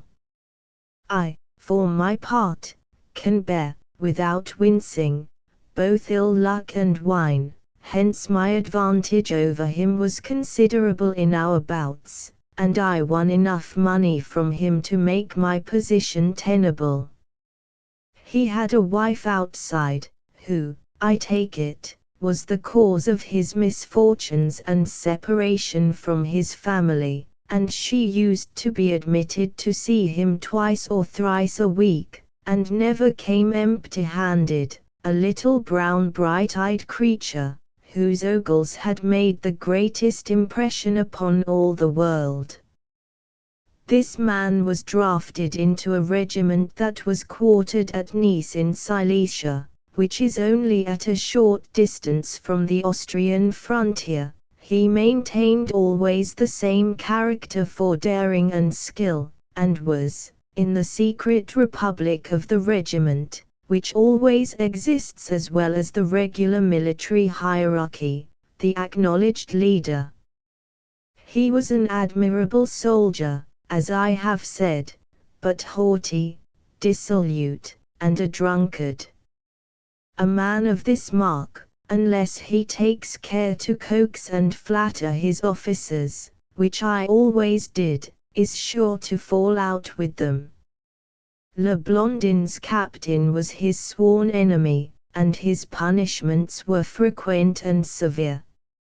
His wife and the women of the regiment, this was after the peace, used to carry on a little commerce of smuggling across the Austrian frontier, where their dealings were winked at by both parties, and in obedience to the instructions of her husband, this woman, from every one of her excursions, would bring in a little powder and ball, commodities which are not to be procured by the Prussian soldier, and which were stowed away in secret till wanted. They were to be wanted, and that soon. Le Blondin had organized a great and extraordinary conspiracy. We don't know how far it went, how many hundreds or thousands it embraced, but strange were the stories told about the plot amongst us privates, for the news was spread from garrison to garrison, and talked of by the army, in spite of all the government efforts to hush it up, indeed. I have been of the people myself, I have seen the Irish rebellion, and I know what is the Freemasonry of the poor. He made himself the head of the plot. There were no writings nor papers. No single one of the conspirators communicated with any other than the Frenchman, but personally he gave his orders to them all. He had arranged matters for a general rising of the garrison. At 12 o'clock on a certain day, the guard-houses in the town were to be seized, the sentinels cut down, and, who knows the rest? Some of our people used to say that the conspiracy was spread through all Silesia, and that Le Blondin was to be made a general in the Austrian service. At 12 o'clock, and opposite the guard-house by the Bommathor of Nice, some 30 men were lounging about in their undress, and the Frenchman stood near the sentinel of the guard-house, sharpening a wood hatchet on a stone. At the stroke of 12, he got up, split open the sentinel's head with a blow of his axe, and the 30 men, rushing into the guard-house, took possession of the arms there, and marched at once to the gate. The sentry there tried to drop the bar, but the Frenchman rushed up to him, and, with another blow of the axe, cut off his right hand, with which he held the chain. Seeing the men rushing out armed, the guard without the gate drew up across the road to prevent their passage, but the Frenchman's 30 gave them a volley, charged them with the bayonet, and brought down several, and the rest flying, the 30 rushed on. The frontier is only a league from Nice, and they made rapidly towards it. But the alarm was given in the town, and what saved it was that the clock by which the Frenchman went was a quarter of an hour faster than any of the clocks in the town. The general was beat, the troops called to arms, and thus the men who were to have attacked the other guard-houses, were obliged to fall into the ranks, and their project was defeated. This, however, likewise rendered the discovery of the conspirators impossible, for no man could betray his comrade, nor, of course, would he criminate himself. Cavalry was sent in pursuit of the Frenchman and his 30 fugitives, who were, by this time, far on their way to the Bohemian frontier. When the horse came up with them, they turned, received them with a volley and the bayonet, and drove them back. The Austrians were out at the barriers, looking eagerly on at the conflict.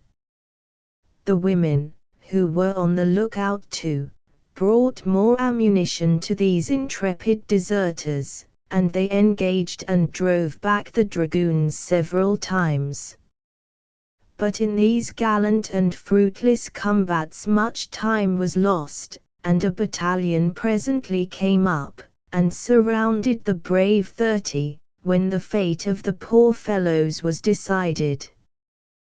They fought with the fury of despair, not one of them asked for quarter. When their ammunition failed, they fought with the steel, and were shot down or bayoneted where they stood. The Frenchman was the very last man who was hit. He received a bullet in the thigh, and fell, and in this state was overpowered, killing the officer who first advanced to seize him. He and the very few of his comrades who survived were carried back to Nice, and immediately, as the ringleader, he was brought before a council of war. He refused all interrogations which were made as to his real name and family. "What matters who I am," said he, "you have me and will shoot me. My name would not save me were it ever so famous." In the same way he declined to make a single discovery regarding the plot. "It was all my doing," he said, "each man engaged in it only knew me, and is ignorant of every one of his comrades. The secret is mine alone, and the secret shall die with me." When the officers asked him what was the reason which induced him to meditate a crime so horrible, "It was your infernal brutality and tyranny," he said. "You are all butchers, ruffians, tigers, and you owe it to the cowardice of your men that you were not murdered long ago." At this his captain burst into the most furious exclamations against the wounded man, and rushing up to him, struck him a blow with his fist.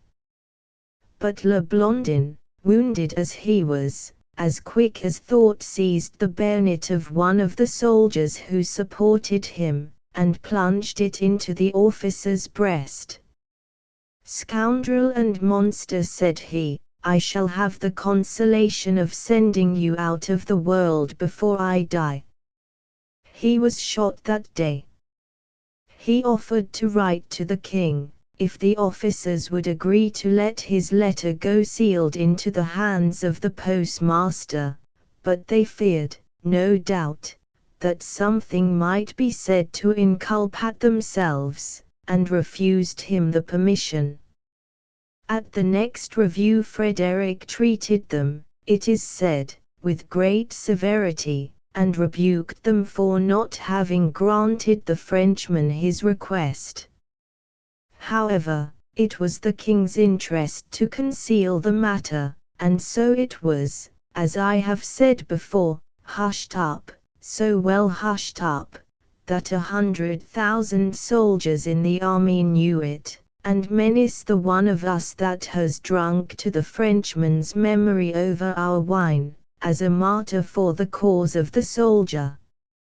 I shall have, doubtless, some readers who will cry out at this, that I am encouraging insubordination and advocating murder.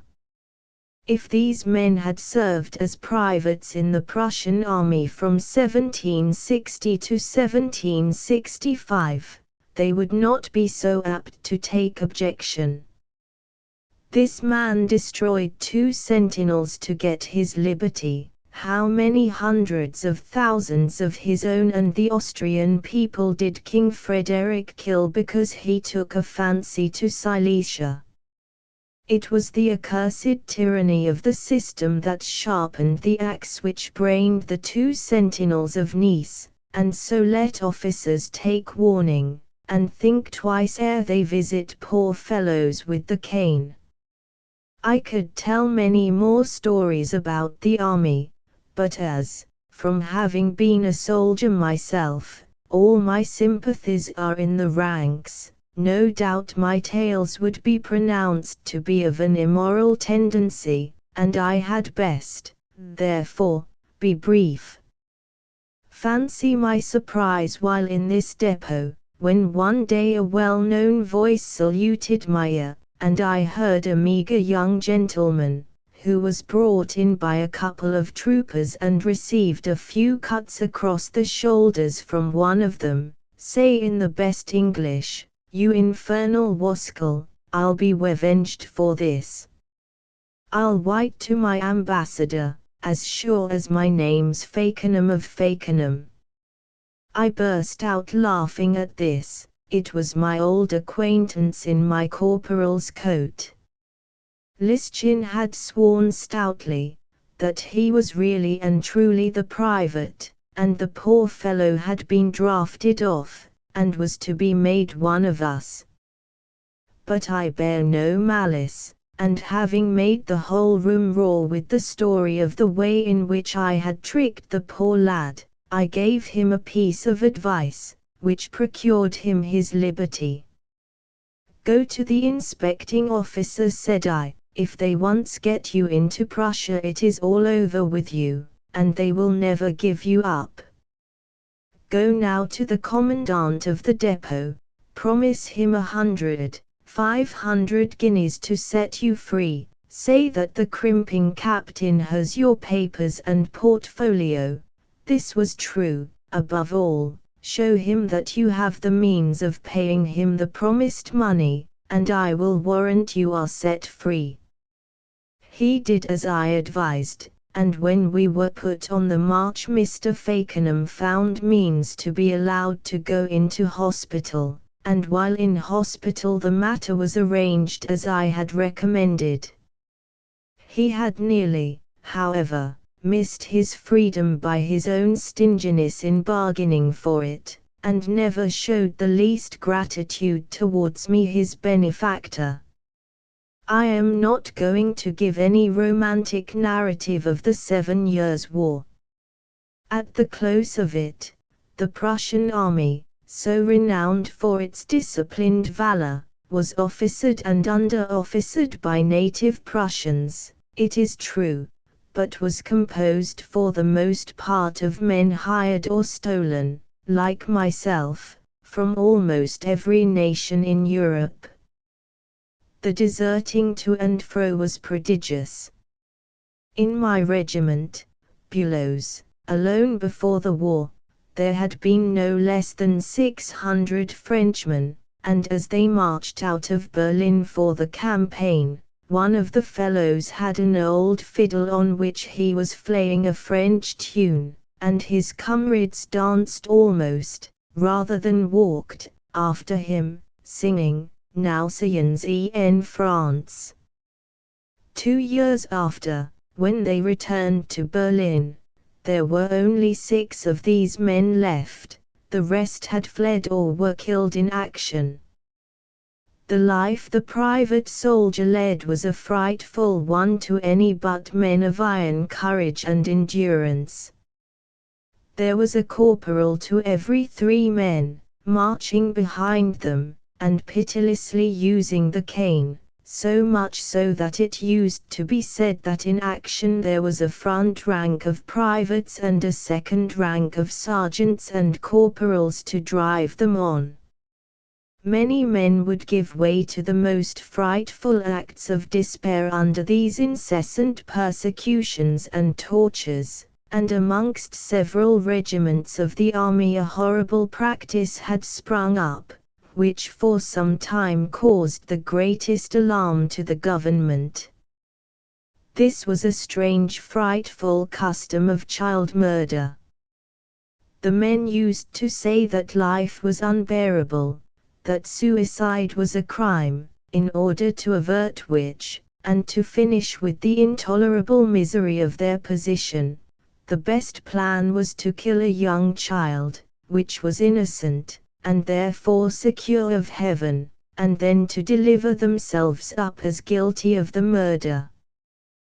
The king himself, the hero, sage, and philosopher, the prince who had always liberality on his lips and who affected a horror of capital punishments, was frightened at this dreadful protest, on the part of the wretches whom he had kidnapped, against his monstrous tyranny, but his only means of remedying the evil was strictly to forbid that such criminals should be attended by any ecclesiastic whatever, and denied all religious consolation. The punishment was incessant. Every officer had the liberty to inflict it, and in peace it was more cruel than in war. For when peace came, the king turned adrift such of his officers as were not noble, whatever their services might have been. He would call a captain to the front of his company and say, "He is not noble, let him go." We were afraid of him somehow, and were cowed before him like wild beasts before their keeper. I have seen the bravest men of the army cry like children at a cut of the cane. I have seen a little ensign of 15 call out a man of 50 from the ranks, a man who had been in 100 battles, and he has stood presenting arms, and sobbing and howling like a baby, while the young wretch lashed him over the arms and thighs with the stick. In a day of action this man would dare anything. A button might be awry then and nobody touched him, but when they had made the brute fight, then they lashed him again into subordination. Almost all of us yielded to the spell, scarce one could break it. The French officer I have spoken of as taken along with me, was in my company, and caned like a dog. I met him at Versailles 20 years afterwards, and he turned quite pale and sick when I spoke to him of old days. "For God's sake," said he, "don't talk of that time. I wake up from my sleep trembling and crying even now." As for me, after a very brief time, in which it must be confessed I tasted, like my comrades, of the cane, and after I had found opportunities to show myself to be a brave and dexterous soldier, I took the means I had adopted in the English army to prevent any further personal degradation. I wore a bullet around my neck, which I did not take the pains to conceal, and I gave out that it should be for the man or officer who caused me to be chastised. And there was something in my character which made my superiors believe me, for that bullet had already served me to kill an Austrian colonel, and I would have given it to a Prussian with as little remorse. For what cared I for their quarrels, or whether the eagle under which I marched had one head or two? All I said was, "No man shall find me tripping in my duty, but no man shall ever lay a hand upon me." And by this maxim I abided as long as I remained in the service. I do not intend to make a history of battles in the Prussian any more than in the English service. I did my duty in them as well as another, and by the time that my moustache had grown to a decent length, which it did when I was 20 years of age, there was not a braver, cleverer, handsomer, and I must own, wickeder soldier in the Prussian army.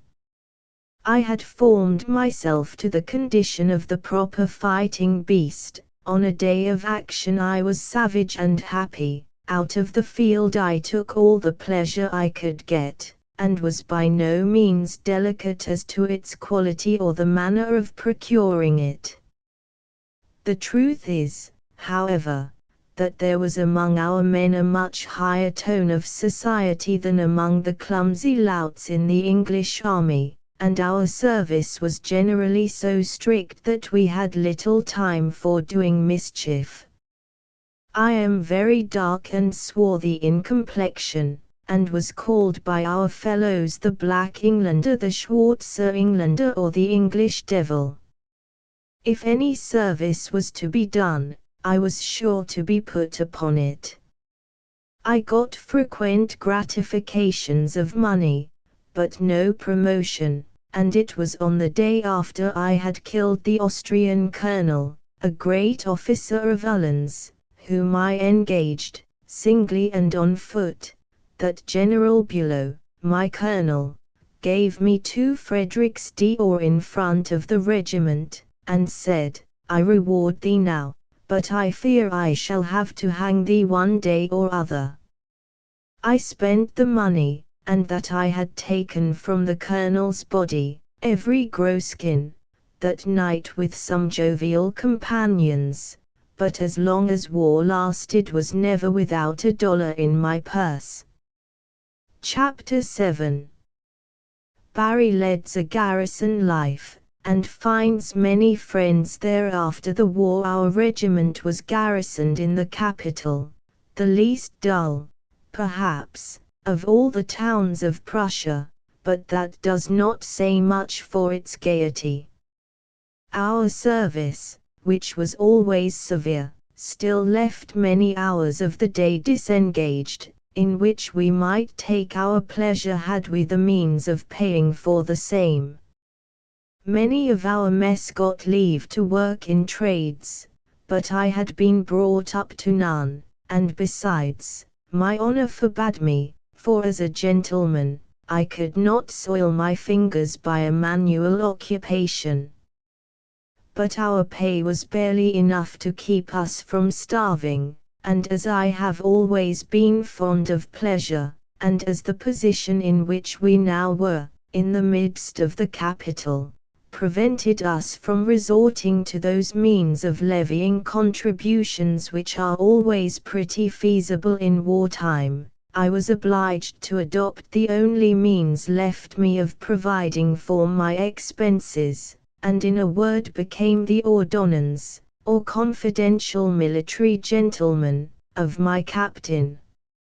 I spurned the office 4 years previously, when it was made to me in the English service, but the position is very different in a foreign country. Besides, to tell the truth, after 5 years in the ranks, a man's pride will submit to many rebuffs which would be intolerable to him in an independent condition. The captain was a young man and had distinguished himself during the war, or he would never have been advanced to rank so early. He was, moreover, the nephew and heir of the Minister of Police, Monsieur de Potzdorff, a relationship which no doubt aided in the young gentleman's promotion. Captain de Potzdorff was a severe officer enough on parade or in barracks, but he was a person easily led by flattery.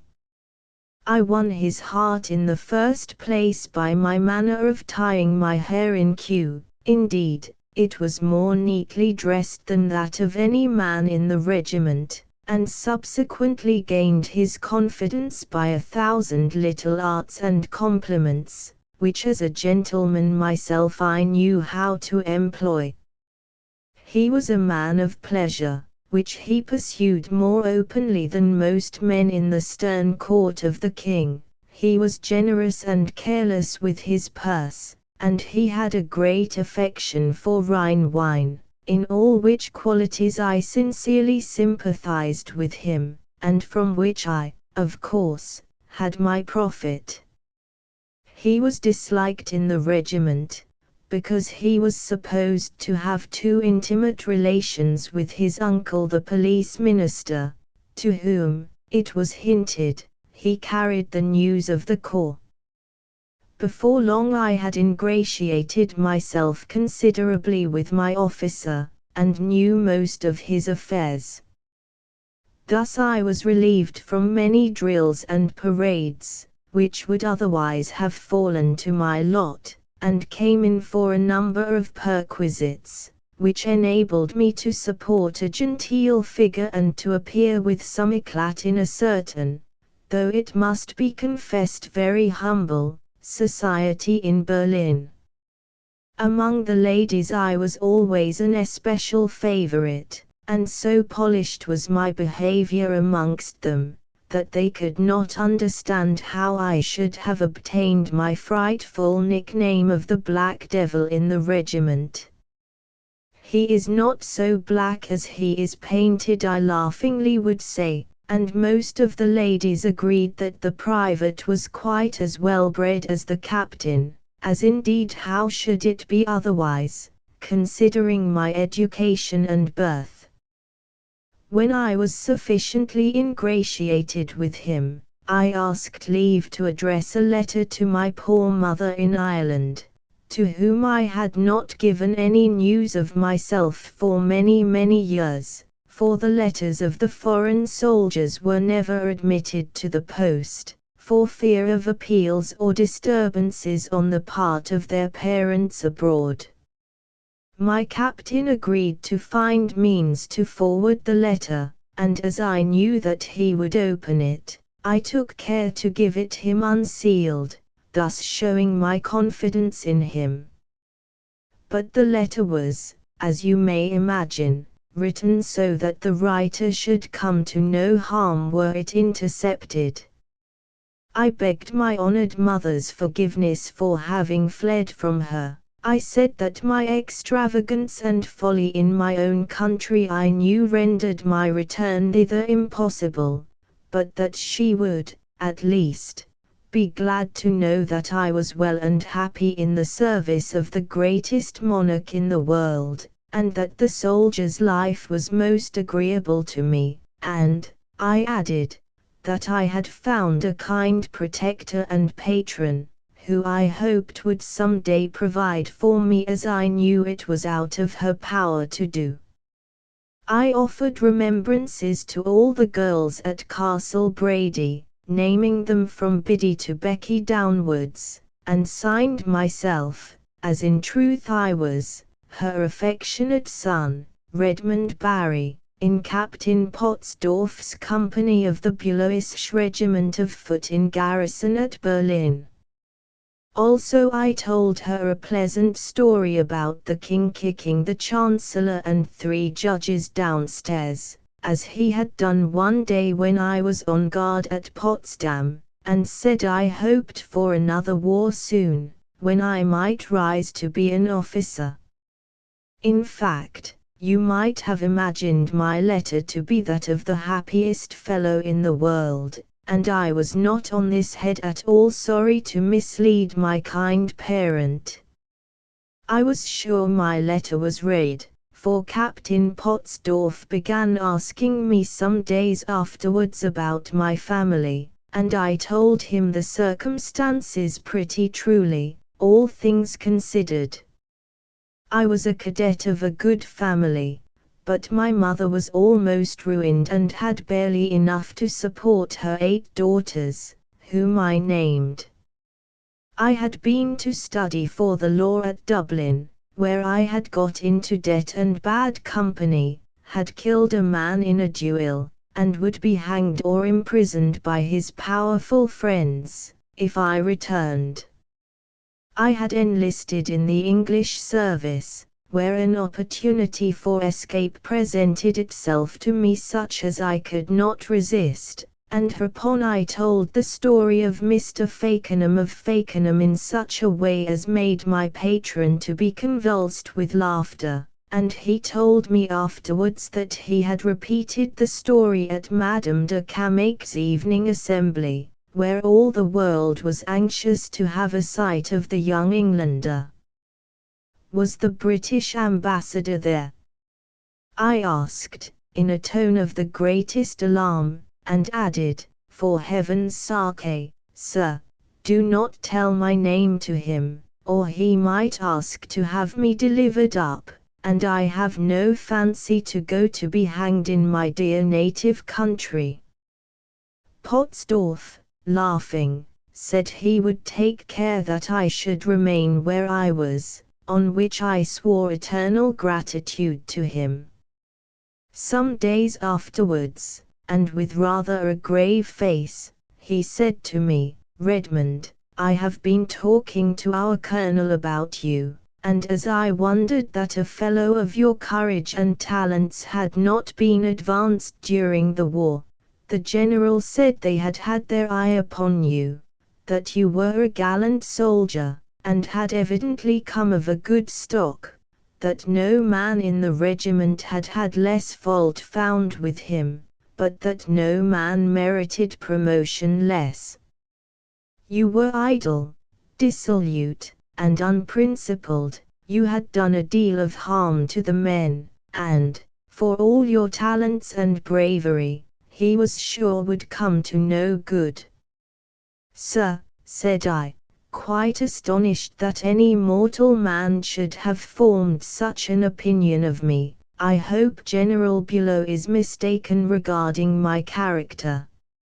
I have fallen into bad company, it is true, but I have only done as other soldiers have done, and, above all, I have never had a kind friend and protector before, to whom I might show that I was worthy of better things.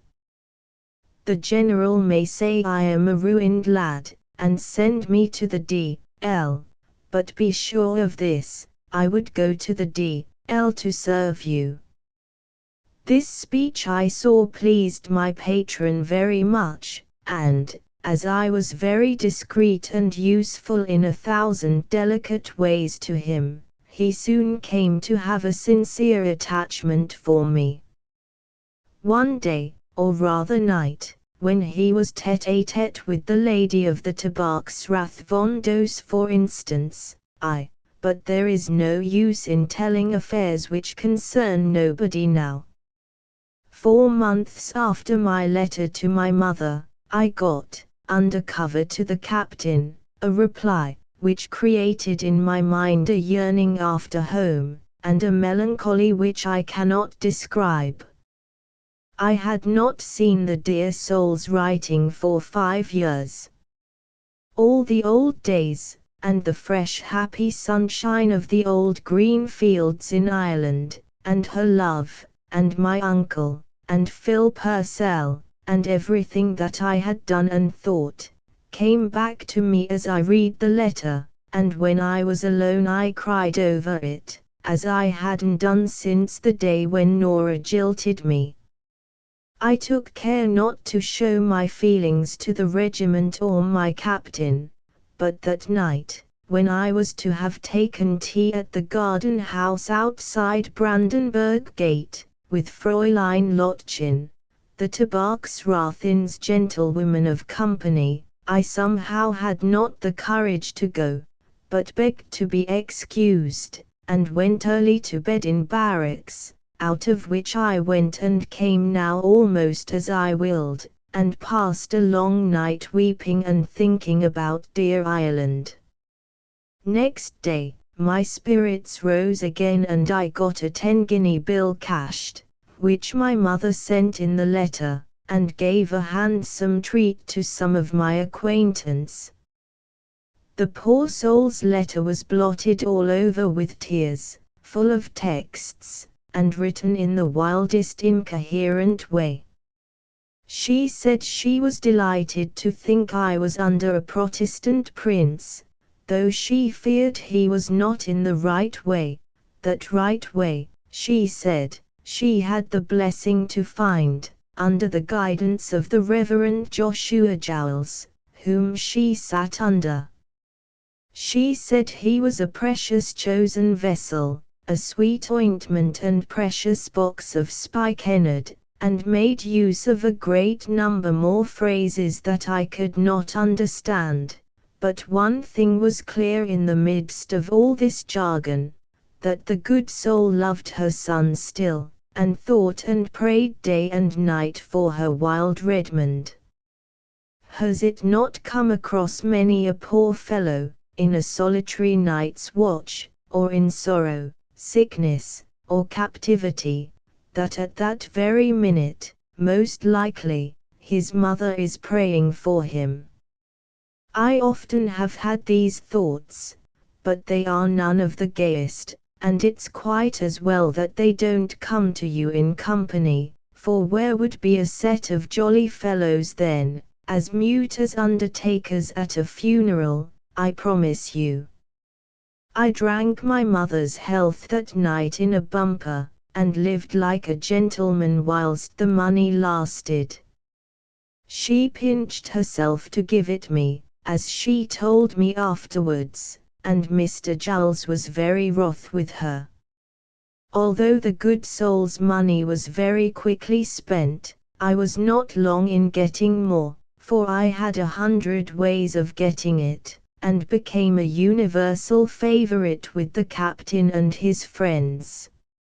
Now, It was Madame von Dos who gave me a Frederick Dior for bringing her a bouquet or a letter from the captain. Now it was, on the contrary, the old Privy Councillor who treated me with a bottle of Rhenish, and slipped into my hand $1 or $2, in order that I might give him some information regarding the liaison between my captain and his lady.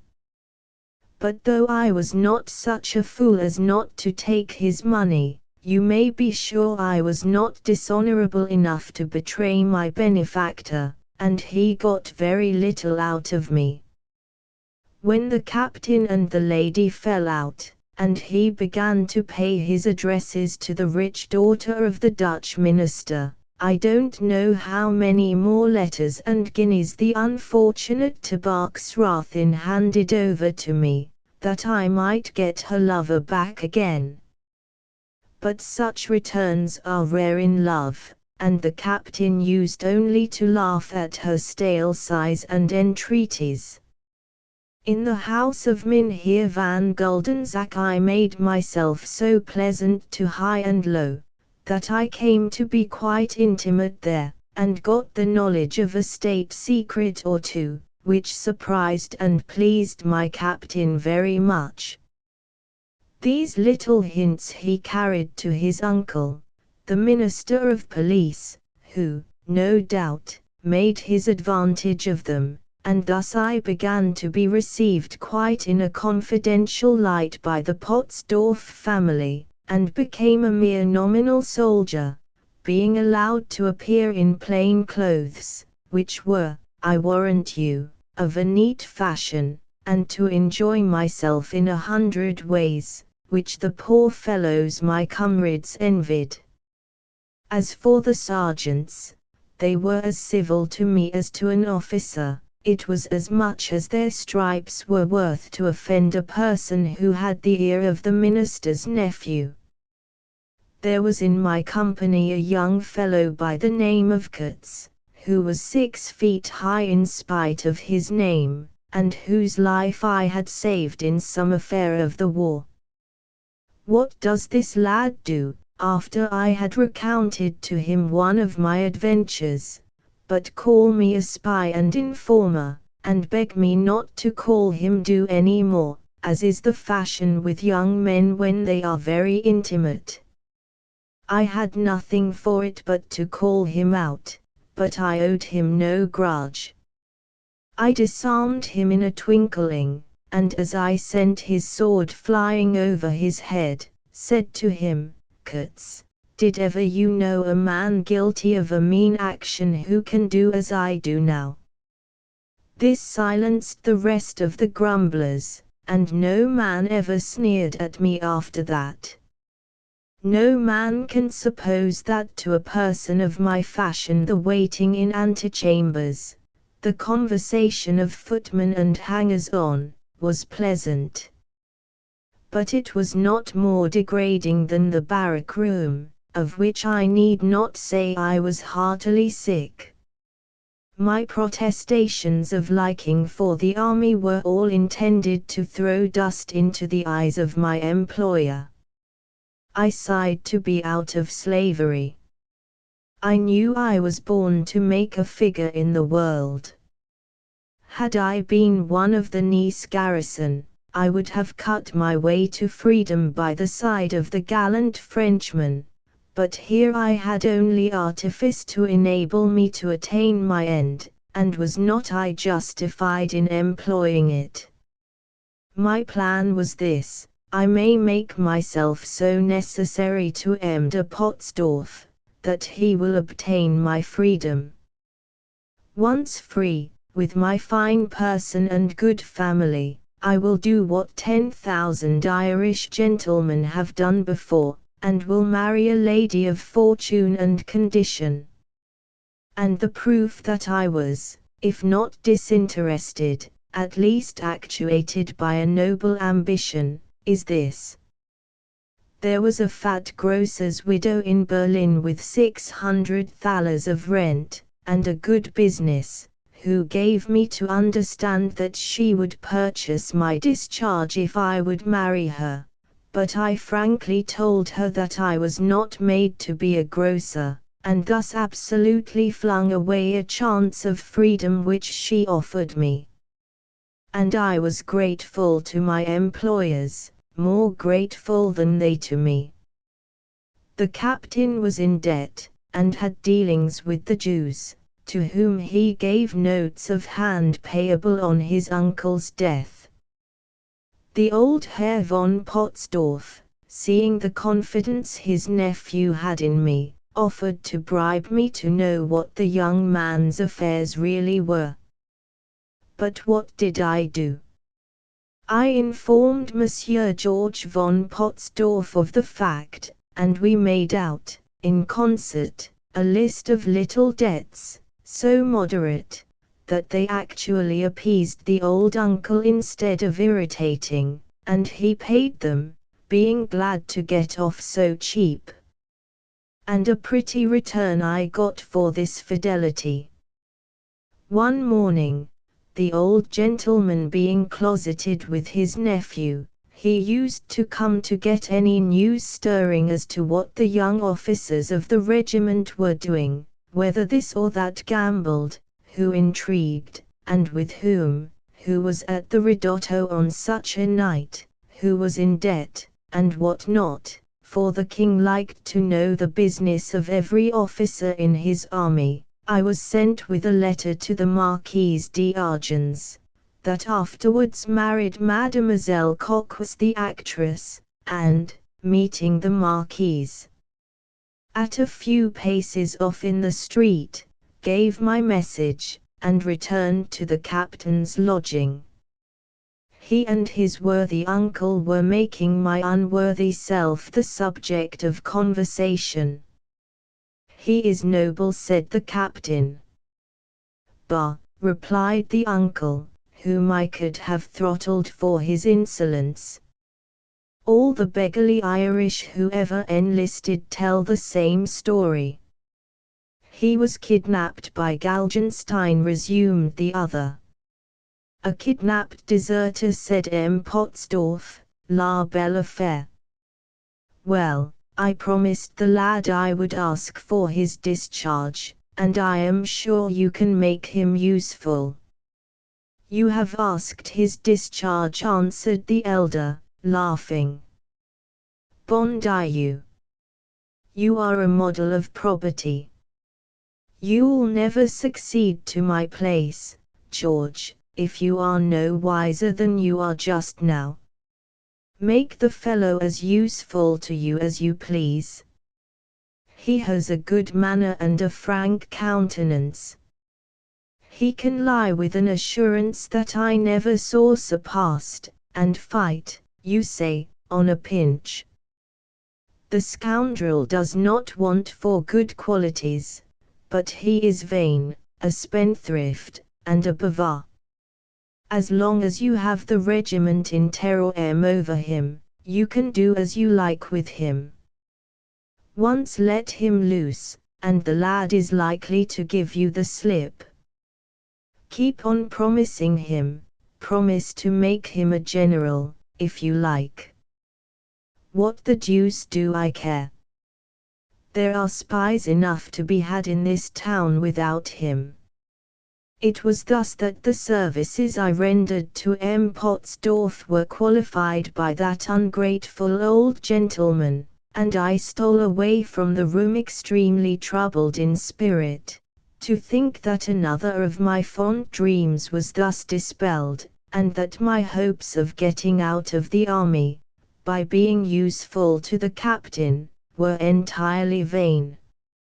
For some time my despair was such, that I thought of marrying the widow, but the marriages of privates are never allowed without the direct permission of the king, and it was a matter of very great doubt whether His Majesty would allow a young fellow of 22, the handsomest man of his army, to be coupled to a pimple-faced old widow of 60, who was quite beyond the age when her marriage would be likely to multiply the subjects of His Majesty.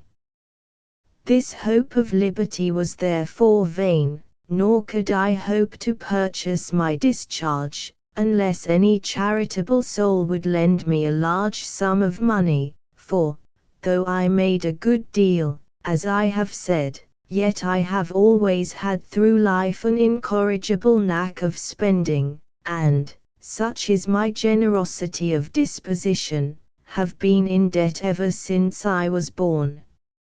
My captain, the sly rascal, gave me a very different version of his conversation with his uncle to that which I knew to be the true one, and said smilingly to me, Redmond, I have spoken to the minister regarding thy services, footnote, the service about which Mr. Barry here speaks has, and we suspect purposely, been described by him in very dubious terms. It is most probable that he was employed to wait at the table of strangers in Berlin, and to bring to the police minister any news concerning them which might at all interest the government. The great Frederick never received a guest without taking these hospitable precautions, and as for the duels which Mr. Barry fights, may we be allowed to hint a doubt as to a great number of these combats. It will be observed, in one or two other parts of his memoirs, that whenever he is at an awkward pass, or does what the world does not usually consider respectable, a duel, in which he is victorious, is sure to ensue, from which he argues that he is a man of undoubted honor. And thy fortune is made. We shall get thee out of the army, appoint thee to the police bureau, and procure for thee an inspectorship of customs, and, in fine, allow thee to move in a better sphere than that in which fortune has hitherto placed thee. Although I did not believe a word of this speech, I affected to be very much moved by it, and of course swore eternal gratitude to the captain for his kindness to the poor Irish castaway. Your service at the Dutch minister's has pleased me very well. There is another occasion on which you may make yourself useful to us, and if you succeed, depend on it your reward will be secure. What is the service, sir? Said I. I will do anything for so kind a master. There is lately come to Berlin, said the captain, a gentleman in the service of the Empress Queen, who calls himself the Chevalier de Barlaberry, and wears the red riband and star of the Pope's Order of the Spur. He speaks Italian or French indifferently, but we have some reason to fancy this Monsieur de Barlaberry is a native of your country of Ireland. Did you ever hear such a name as Barlaberry in Ireland? Barlaberry. Barlib. A sudden thought flashed across me. No, sir, said I never heard the name. You must go into his service. Of course you will not know a word of English, and if the Chevalier asks as to the particularity of your accent, say you are a Hungarian. The servant who came with him will be turned away today, and the person to whom he has applied for a faithful fellow will recommend you. You are a Hungarian, you served in the 7 Years' War. You left the army on account of weakness of the loins. You served Monsieur de Quellenberg 2 years, he is now with the army in Silesia, but there is your certificate signed by him. You afterwards lived with Dr. Mopsius, who will give you a character, if need be, and the landlord of the Star will, of course, certify that you are an honest fellow, but his certificate goes for nothing. As for the rest of your story, you can fashion that as you will, and make it as romantic or as ludicrous as your fancy dictates. Try, however, to win the Chevalier's confidence by provoking his compassion. He gambles a great deal, and wins. Do you know the cards well? Only a very little, as soldiers do. I had thought you more expert. You must find out if the Chevalier cheats. If he does, we have him. He sees the English and Austrian envoys continually, and the young men of either ministry sup repeatedly at his house. Find out what they talk of, for how much each plays, especially if any of them play on parole. If you can read his private letters, of course you will, though about those which go to the post, you need not trouble yourself, we look at them there. But never see him write a note without finding out to whom it goes, and by what channel or messenger. He sleeps with the keys of his dispatch box on a string round his neck. 20 Fredericks, if you get an impression of the keys. You will, of course, go in plain clothes. You had best brush the powder out of your hair, and tie it with a ribbon simply. Your moustache you must of course shave off. With these instructions, and a very small gratuity, the captain left me. When I again saw him, he was amused at the change in my appearance. I had, not without a pang, for they were as black as jet, and curled elegantly, shaved off my moustaches, had removed the odious grease and flour, which I always abominated, out of my hair, had mounted a demure French grey coat, black satin breeches, and a maroon plush waistcoat, and a hat without a cockade. I looked as meek and humble as any servant out of place could possibly appear, and I think not my own regiment, which was now at the review at Potsdam, would have known me. Thus accoutred, I went to the Star Hotel where this stranger was, my heart beating with anxiety, and something telling me that this Chevalier de Balabary was no other than Barry, of Balabary, my father's eldest brother, who had given up his estate in consequence of his obstinate adherence to the Romish superstition. Before I went in to present myself, I went to look in the remises at his carriage. Had he the Barry arms? Yes, there they were, argent, a bend gules, with 4 escallops of the field, the ancient coat of my house.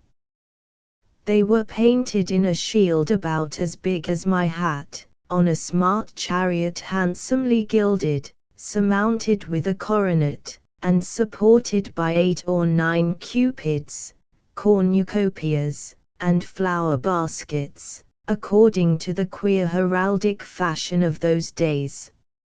It must be he. I felt quite faint as I went up the stairs.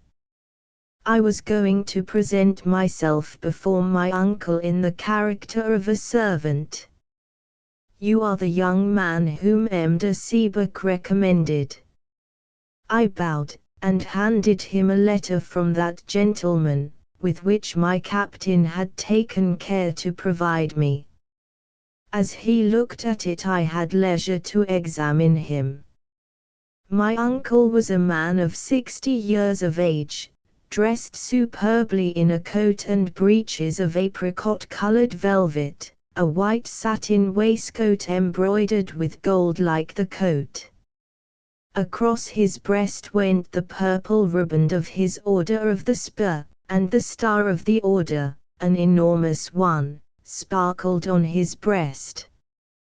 He had rings on all his fingers, a couple of watches in his fobs, a rich diamond solitaire in the black riband round his neck, and fastened to the bag of his wig. His ruffles and frills were decorated with a profusion of the richest lace. He had pink silk stockings rolled over the knee, and tied with gold garters, and enormous diamond buckles to his red-heeled shoes. A sword mounted in gold, in a white fish-skin scabbard, and a hat richly laced, and lined with white feathers, which were lying on a table beside him, completed the costume of this splendid gentleman. In height he was about my size, that is, 6 feet and half an inch, his cast of features singularly like mine, and extremely distingué. One of his eyes was closed with a black patch, however, he wore a little white and red paint, by no means an unusual ornament in those days, and a pair of moustaches, which fell over his lip and hid a mouth that I afterwards found had rather a disagreeable expression. When his beard was removed, the upper teeth appeared to project very much, and his countenance wore a ghastly fixed smile, by no means pleasant. It was very imprudent of me, but when I saw the splendor of his appearance, the nobleness of his manner, I felt it impossible to keep disguise with him, and when he said, "Ah, you are a Hungarian, I see," I could hold no longer. "Sir," said I am an Irishman, and my name is Redmond Barry, of Ballabari. As I spoke, I burst into tears. I can't tell why, but I had seen none of my kith or kin for 6 years, and my heart longed for someone. Chapter 8. Barry's adieu to military profession. You who have never been out of your country, know little what it is to hear a friendly voice in captivity, and there's many a man that will not understand the cause of the burst of feeling which I have confessed took place on my seeing my uncle. He never for a minute thought to question the truth of what I said. "Mother of God," cried he, "it's my brother Harry's son." And I think in my heart he was as much affected as I was at thus suddenly finding one of his kindred, for he, too, was an exile from home, and a friendly voice, a look, brought the old country back to his memory again, and the old days of his boyhood. "I'd give 5 years of my life to see them again," said he, after caressing me very warmly. "What?" asked I. "Why," replied he, "the green fields, and the river, and the old round tower, and the burying place at Ballabari. 'Twas a shame for your father to part with the land, Redmond, that went so long with the name." He then began to ask me concerning myself, and I gave him my history at some length, at which the worthy gentleman laughed many times, saying, that I was a Barry all over. In the middle of my story he would stop me, to make me stand back to back, and measure with him, by which I ascertained that our heights were the same, and that my uncle had a stiff knee, moreover, which made him walk in a peculiar way, and uttered, during the course of the narrative, 100 exclamations of pity, and kindness, and sympathy. It was Holy Saints, and Mother of Heaven, and Blessed Mary, continually, by which, and with justice, I concluded that he was still devotedly attached to the ancient faith of our family. It was with some difficulty that I came to explain to him the last part of my history, viz., that I was put into his service as a watch upon his actions, of which I was to give information in a certain quarter. When I told him, with a great deal of hesitation, of this fact, he burst out laughing, and enjoyed the joke amazingly. "The rascals," said he, They think to catch me, do they? Why, Redmond, my chief conspiracy is a faro bank. But the king is so jealous, that he will see a spy in every person who comes to his miserable capital in the great sandy desert here. Ah, my boy, I must show you Paris and Vienna. I said there was nothing I longed for more than to see any city but Berlin, and should be delighted to be free of the odious military service. Indeed, I thought, from his splendor of appearance, the knick-knacks about the room, the gilded carriage in the remise, that my uncle was a man of vast property, and that he would purchase a dozen, nay, a whole regiment of substitutes, in order to restore me to freedom. But I was mistaken in my calculations regarding him, as his history of himself speedily showed me. I have been beaten about the world, said he, ever since the year 1742, when my brother your father, and heaven forgive him, cut my family estate from under my heels, by turning heretic, in order to marry that scold of a mother of yours. Well, let bygones be bygones. 'Tis probable that I should have run through the little property as he did in my place, and I should have had to begin a year or two later the life I have been leading ever since I was compelled to leave Ireland. My lad, I have been in every service, and, between ourselves, owe money in every capital in Europe. I made a campaign or two with the Padders under Austrian Trenck. I was captain in the guard of His Holiness the Pope. I made the campaign of Scotland with the Prince of Wales, a bad fellow, my dear, caring more for his mistress and his brandy bottle than for the crowns of the three kingdoms. I have served in Spain and in Piedmont, but I have been a rolling stone, my good fellow. Play has been my ruin, that and beauty. Here he gave a leer which made him, I must confess, look anything but handsome.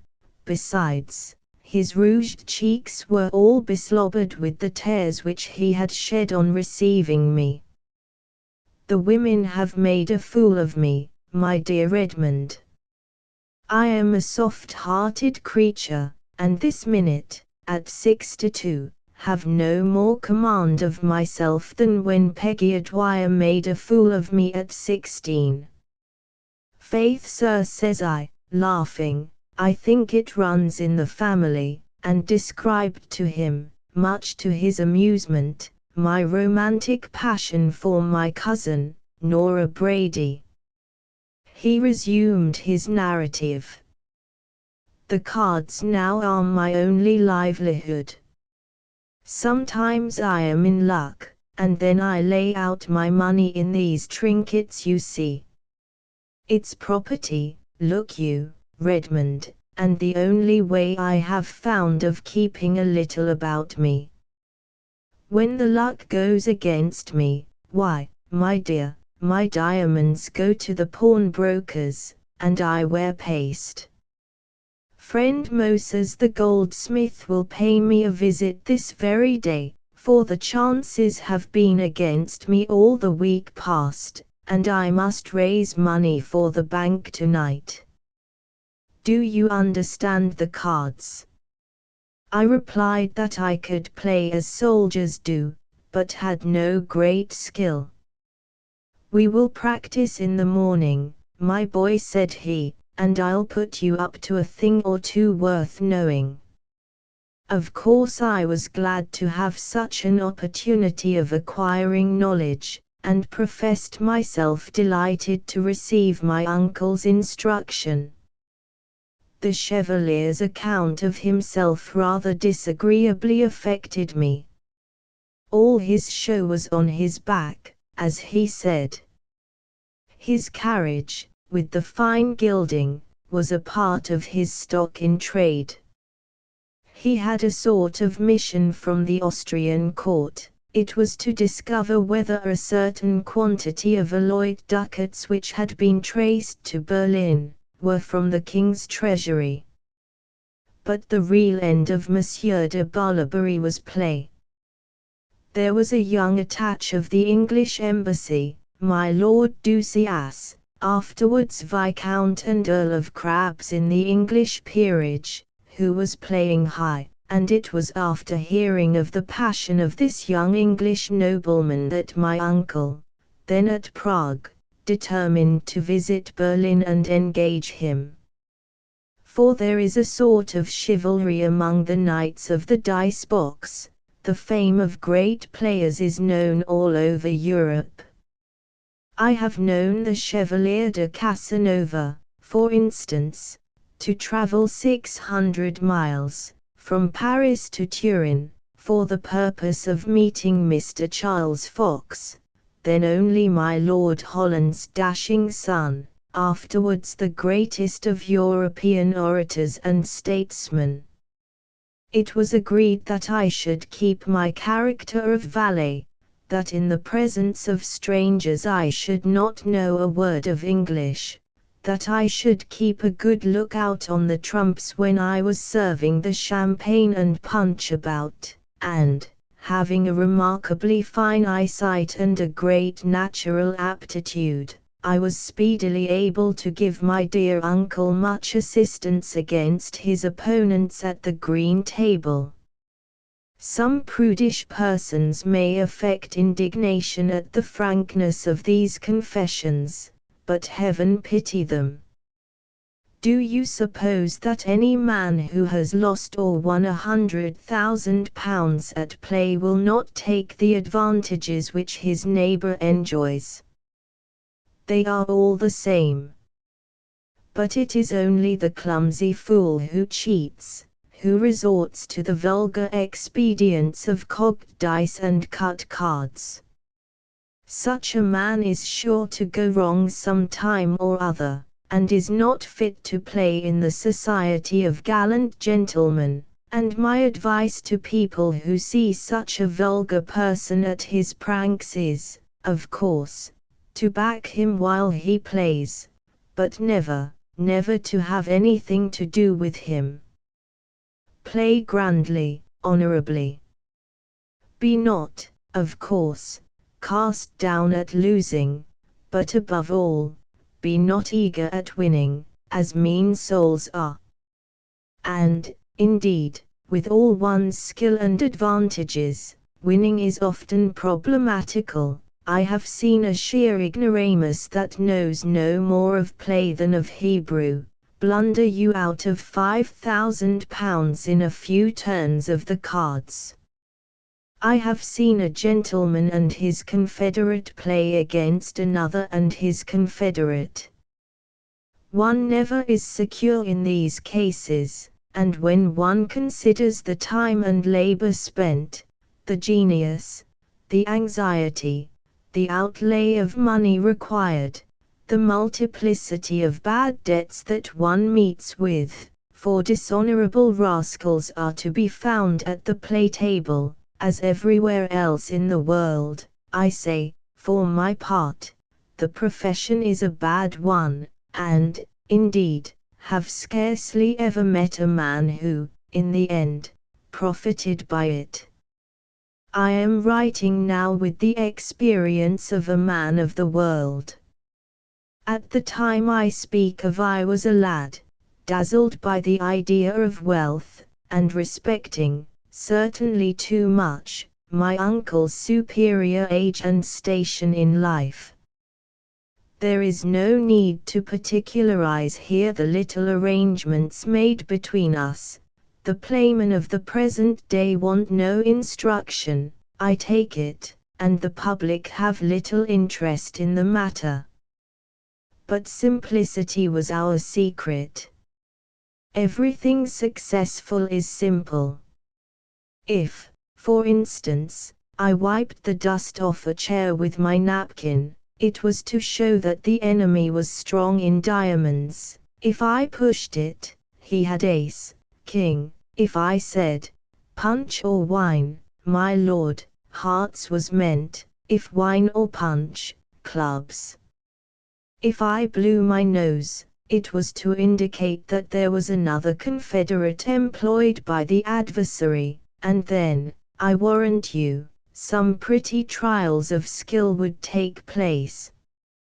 My Lord Ducias, although so young, had a very great skill and cleverness with the cards in every way, and it was only from hearing Frank Punter, who came with him, yawn 3 times when the Chevalier had the ace of trumps, that I knew we were Greek to Greek, as it were.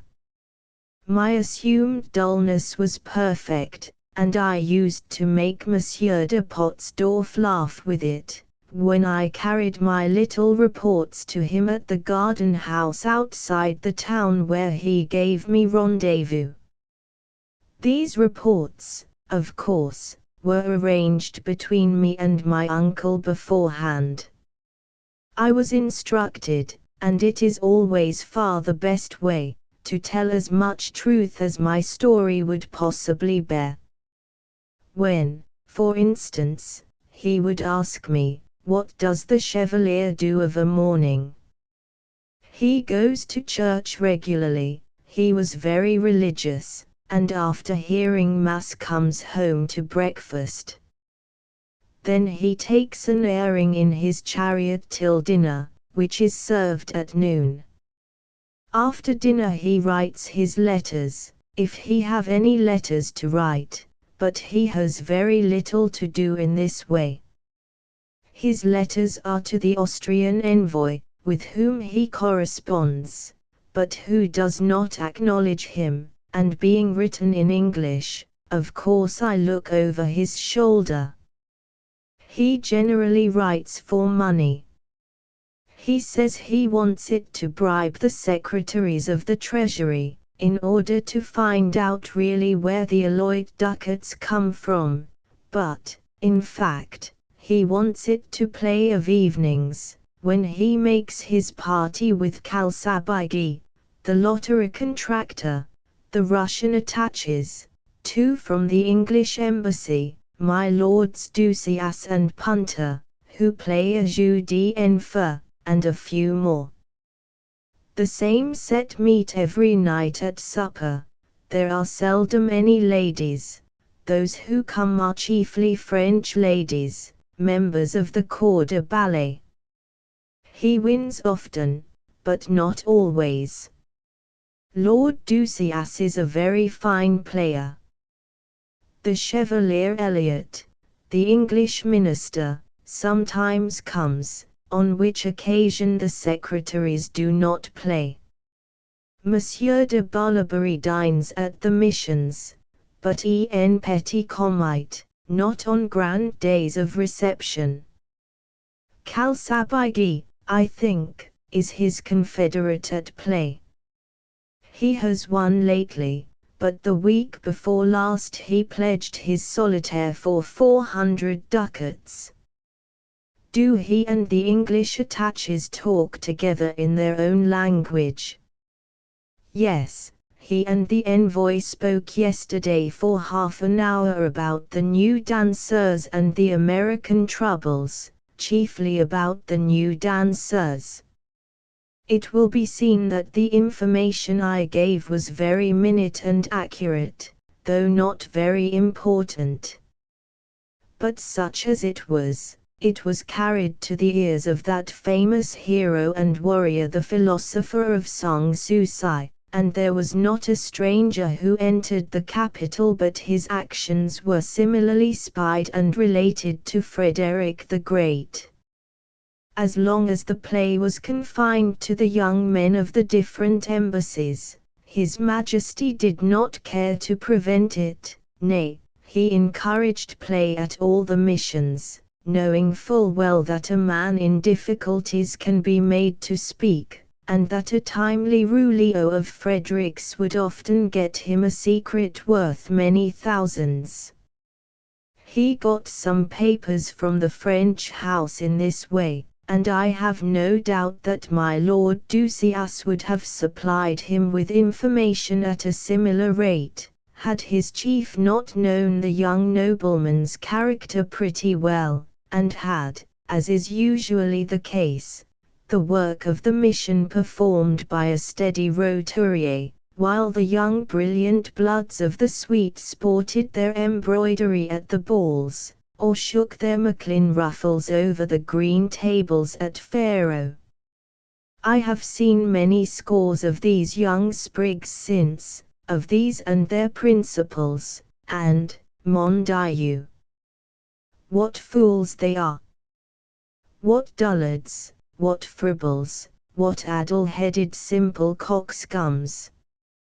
This is one of the lies of the world, this diplomacy, or how could we suppose, that were the profession as difficult as the solemn red box and tape men would have us believe, they would invariably choose for it little pink-faced boys from school, with no other claim than mamma's title, and able at most to judge of a curricle, a new dance, or a neat boot.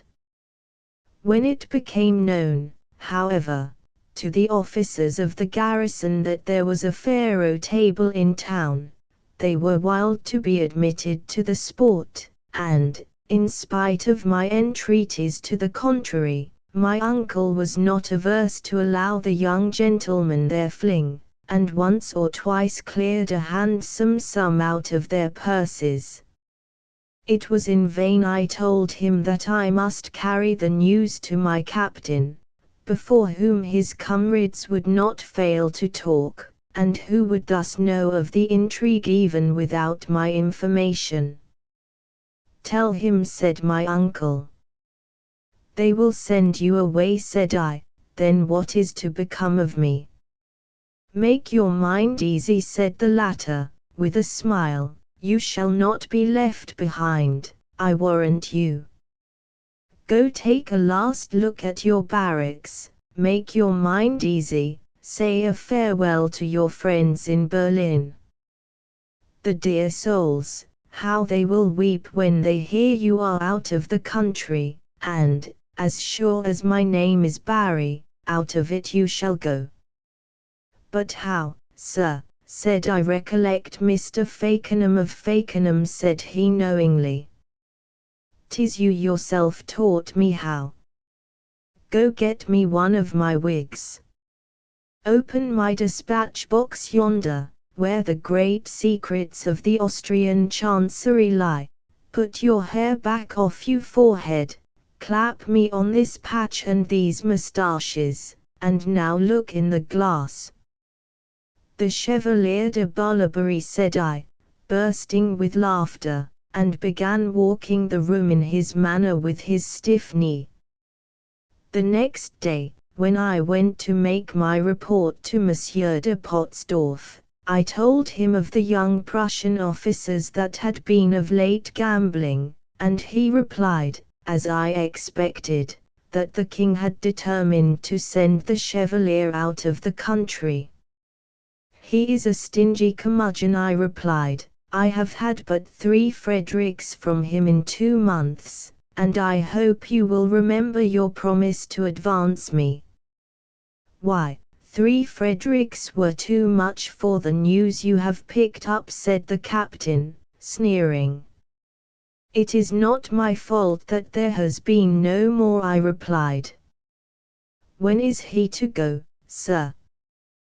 The day after tomorrow. You say he drives after breakfast and before dinner. When he comes out to his carriage, a couple of gendarmes will mount the box, and the coachman will get his orders to move on. And his baggage, sir, said I. Oh, that will be sent after him.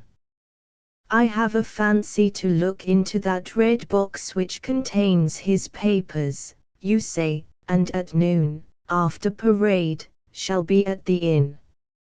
You will not say a word to anyone there regarding the affair, and will wait for me at the Chevalier's rooms until my arrival.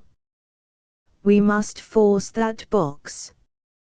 You are a clumsy hound, or you would have got the key long ago. I begged the captain to remember me, and so took my leave of him.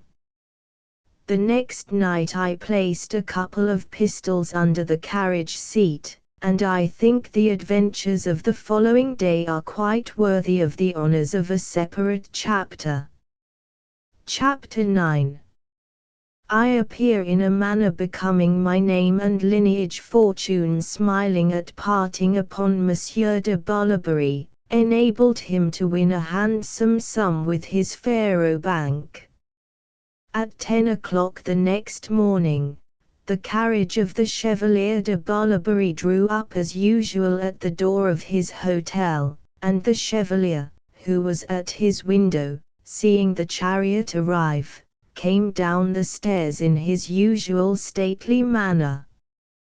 "Where is my rascal Ambrose?" said he, looking around and not finding his servant to open the door.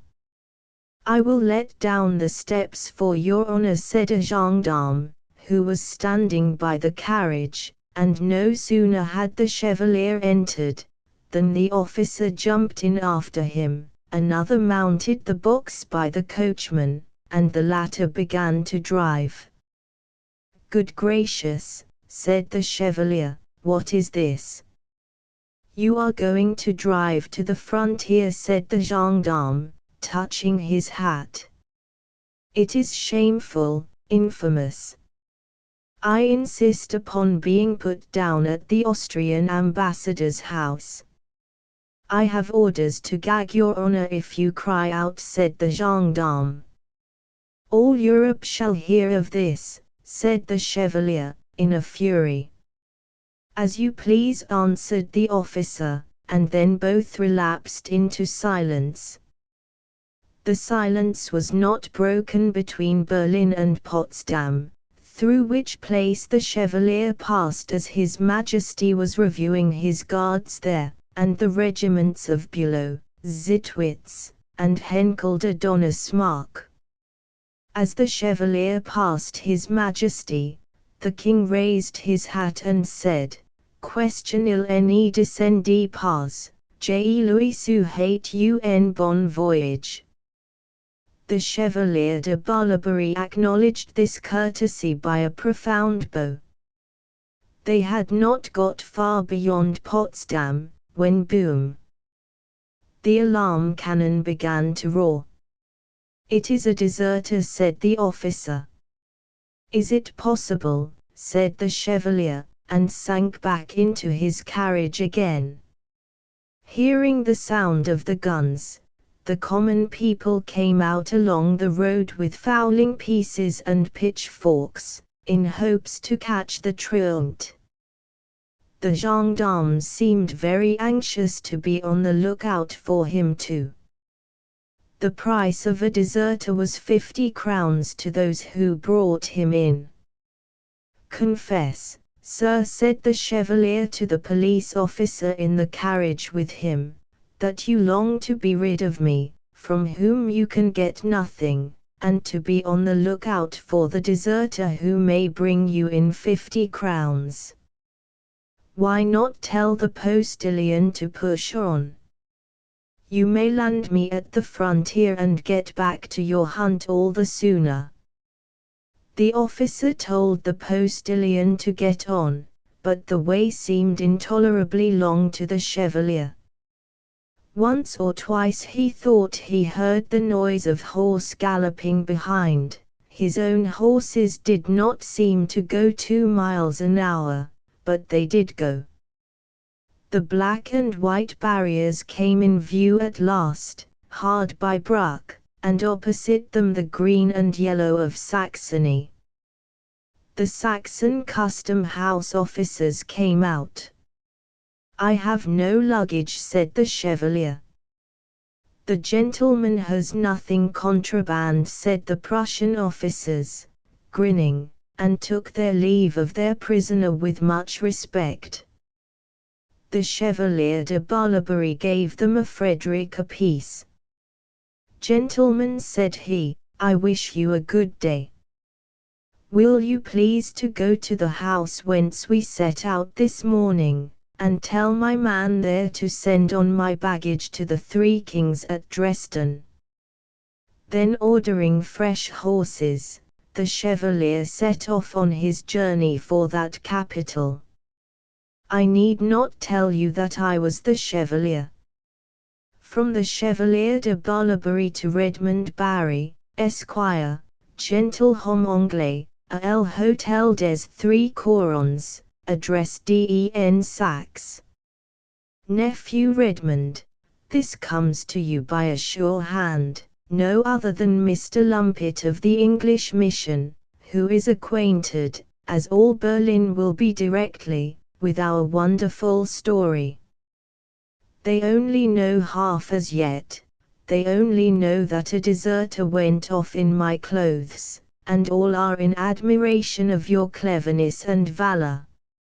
I confess that for 2 hours after your departure I lay in bed in no small trepidation, thinking whether His Majesty might have a fancy to send me to Spandau, for the freak of which we had both been guilty. But in that case I had taken my precautions. I had written a statement of the case to my chief, the Austrian minister, with the full and true story how you had been set to spy upon me, how you turned out to be my very near relative, how you had been kidnapped yourself into the service, and how we both had determined to effect your escape. The laugh would have been so much against the king, that he never would have dared to lay a finger upon me. What would Monsieur de Voltaire have said to such an act of tyranny? But it was a lucky day, and everything has turned out to my wish. As I lay in my bed 2½ hours after your departure, in comes your ex-captain Potzdorff. "Redmond," says he, in his imperious High Dutch way, "are you there?" No answer. "The rogue is gone out," said he, and straightway makes for my red box where I keep my love letters, my glass eye which I used to wear, my favorite lucky dice with which I threw the 13 mains at Prague, my 2 sets of Paris teeth, and my other private matters that you know of. He first tried a bunch of keys, but none of them would fit the little English lock. Then my gentleman takes out of his pocket a chisel and hammer, and falls to work like a professional burglar, actually bursting open my little box. Now was my time to act. I advanced towards him armed with an immense water jug. I come noiselessly up to him just as he had broken the box, and with all my might I deal him such a blow over the head as smashes the water jug to atoms, and sends my captain with a snort lifeless to the ground. I thought I had killed him. Then I ring all the bells in the house, and shout and swear and scream, "Thieves! Thieves! Landlord! Murder! Fire!" until the whole household come tumbling up the stairs. "Where is my servant?" roar I, "who dares to rob me in open day? Look at the villain whom I find in the act of breaking my chest open. Send for the police, send for His Excellency the Austrian minister. All Europe shall know of this insult." "Dear heaven," says the landlord, "we saw you go away 3 hours ago." "Me," says I, "why, man, I have been in bed all the morning.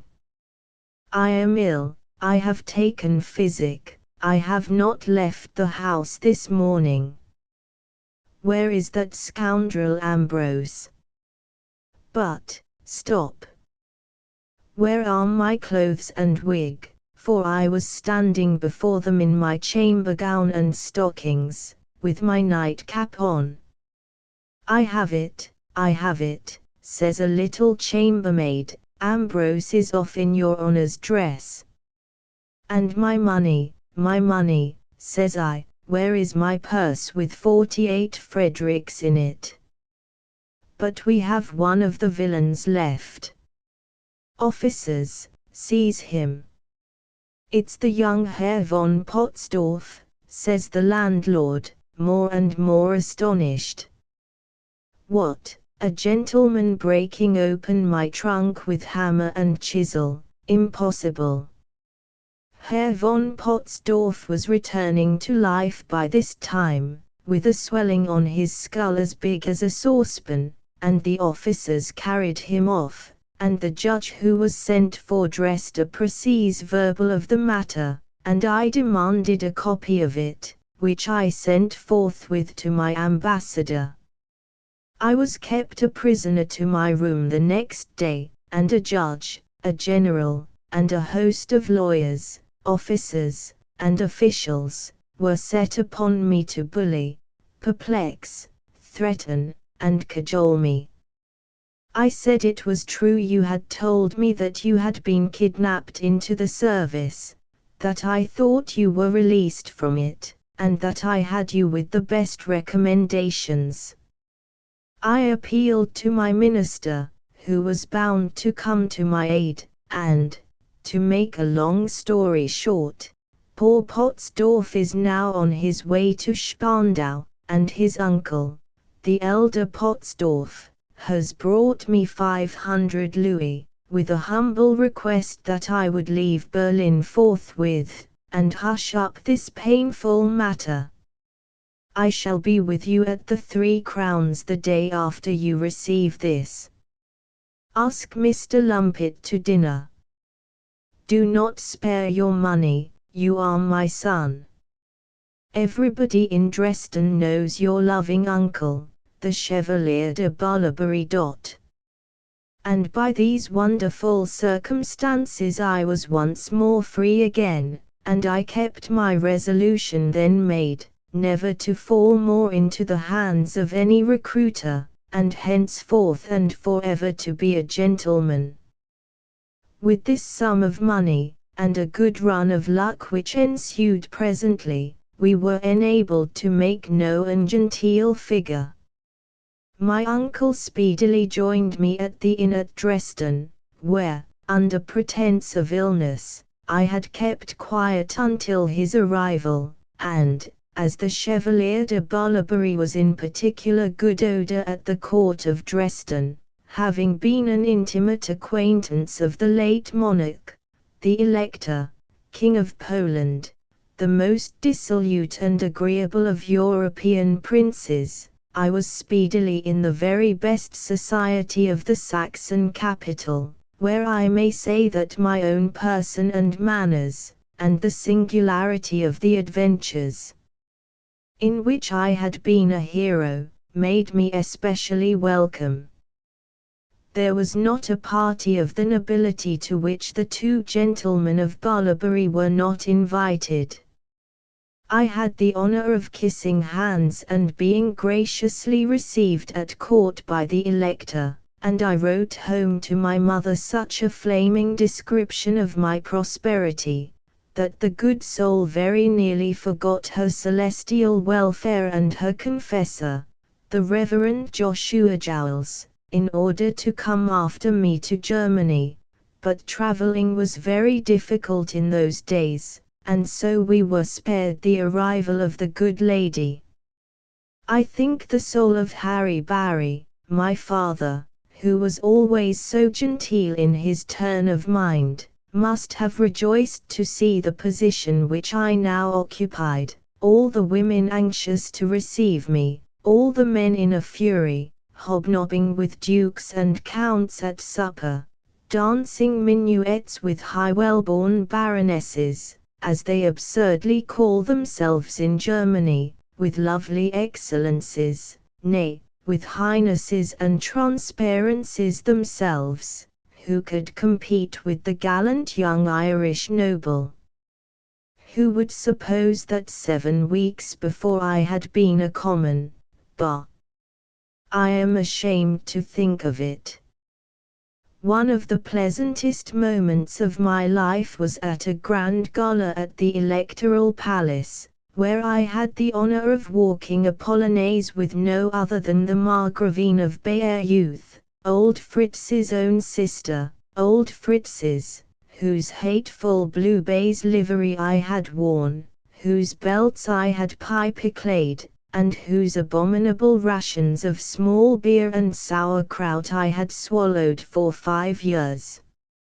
Having won an English chariot from an Italian gentleman at play, my uncle had our arms painted on the panels in a more splendid way than ever, surmounted, as we were descended from the ancient kings, with an Irish crown of the most splendid size and gilding.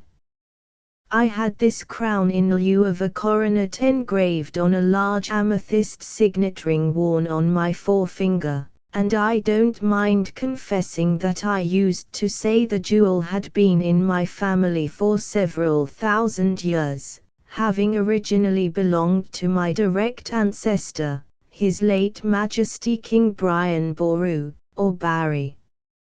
I warrant the legends of the Herald's College are not more authentic than mine was. At first the minister and the gentlemen at the English hotel used to be rather shy of us 2 Irish noblemen, and questioned our pretensions to rank. The minister was a lord's son, it is true, but he was likewise a grocer's grandson, and so I told him at Count Lobkowitz's masquerade. My uncle, like a noble gentleman as he was, knew the pedigree of every considerable family in Europe. He said it was the only knowledge befitting a gentleman, and when we were not at cards, we would pass hours over Gwilym or de Hosier, reading the genealogies, learning the blazons, and making ourselves acquainted with the relationships of our class. Alas! The noble science is going into disrepute now, so are cards, without which studies and pastimes I can hardly conceive how a man of honor can exist. My first affair of honor with a man of undoubted fashion was on the score of my nobility, with young Sir Rumford Bumford of the English Embassy, my uncle at the same time sending a cartel to the minister, who declined to come. I shot Sir Rumford in the leg, amidst the tears of joy of my uncle, who accompanied me to the ground, and I promise you that none of the young gentlemen questioned the authenticity of my pedigree, or laughed at my Irish crown again. What a delightful life did we now lead! I knew I was born a gentleman, from the kindly way in which I took to the business, as business it certainly is. For though it seems all pleasure, yet I assure any low-bred persons who may chance to read this, that we, their betters, have to work as well as they, though I did not rise until noon. Yet had I not been up at play until long past midnight. Many a time have we come home to bed as the troops were marching out to early parade, and oh! It did my heart good to hear the bugles blowing the reveille before daybreak, or to see the regiments marching out to exercise, and think that I was no longer bound to that disgusting discipline, but restored to my natural station. I came into it at once, and as if I had never done anything else all my life.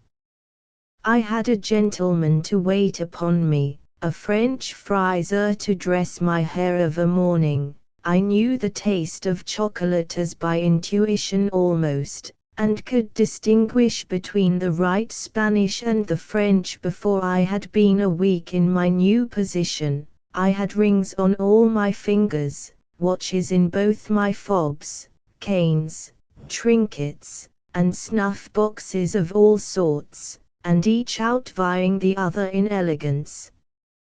I had the finest natural taste for lace and china of any man I ever knew. I could judge a horse as well as any Jew dealer in Germany. In shooting and athletic exercises I was unrivaled. I could not spell, but I could speak German and French cleverly. I had at the least 12 suits of clothes, 3 richly embroidered with gold, 2 laced with silver, a garnet-colored velvet pelisse lined with sable, 1 of French grey, silver-laced, and lined with chinchilla. I had damask morning robes. I took lessons on the guitar, and sang French catches exquisitely. Where, in fact, was there a more accomplished gentleman than Redmond de Balberry?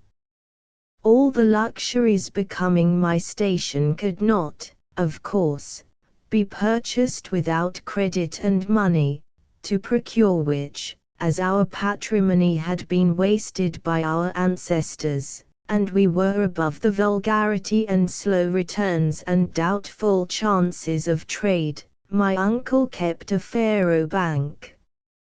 We were in partnership with a Florentine, well known in all the courts of Europe, the Count Alessandro Pippi, as skillful a player as ever was seen, but he turned out a sad knave latterly, and I have discovered that his countship was a mere imposture. My uncle was maimed, as I have said. Pippi, like all impostors, was a coward. It was my unrivaled skill with the sword, and readiness to use it, that maintained the reputation of the firm, so to speak, and silenced many a timid gambler who might have hesitated to pay his losings. We always played on parole with anybody, any person, that is, of honor and noble lineage. We never pressed for our winnings or declined to receive promissory notes in lieu of gold. But woe to the man who did not pay when the note became due. Redmond de Balberry was sure to wait upon him with his bill, and I promise you there were very few bad debts. On the contrary, gentlemen were grateful to us for our forbearance, and our character for honor stood unimpeached. In later times, a vulgar national prejudice has chosen to cast a slur upon the character of men of honor engaged in the profession of play, but I speak of the good old days in Europe, before the cowardice of the French aristocracy, in the shameful revolution, which served them right, brought discredit and ruin upon our order. They cry fie now upon men engaged in play, but I should like to know how much more honorable their modes of livelihood are than ours. The broker of the exchange who bulls and bears, and buys and sells, and dabbles with lying loans, and trades on state secrets, what is he but a gamester? The merchant who deals in teas and tallow, is he any better? His bales of dirty indigo are his dice, his cards come up every year instead of every 10 minutes, and the sea is his green table. You call the profession of the law an honorable one, where a man will lie for any bidder, lie down poverty for the sake of a fee from wealth, lie down right because wrong is in his brief. You call a doctor an honorable man, a swindling quack, who does not believe in the nostrums which he prescribes, and takes your guinea for whispering in your ear that it is a fine morning, and yet, forsooth, a gallant man who sits him down before the bays and challenges all comers, his money against theirs, his fortune against theirs, is prescribed by your modern moral world. It is a conspiracy of the middle classes against gentlemen. It is only the shopkeeper cant which is to go down nowadays. I say that play was an institution of chivalry. It has been wrecked, along with other privileges of men of birth. When Senegault engaged a man for 36 hours without leaving the table, do you think he showed no courage? How have we had the best blood, and the brightest eyes, too, of Europe throbbing round the table, as I and my uncle have held the cards and the bank against some terrible player, who was matching some thousands out of his millions against our all which was there on the base.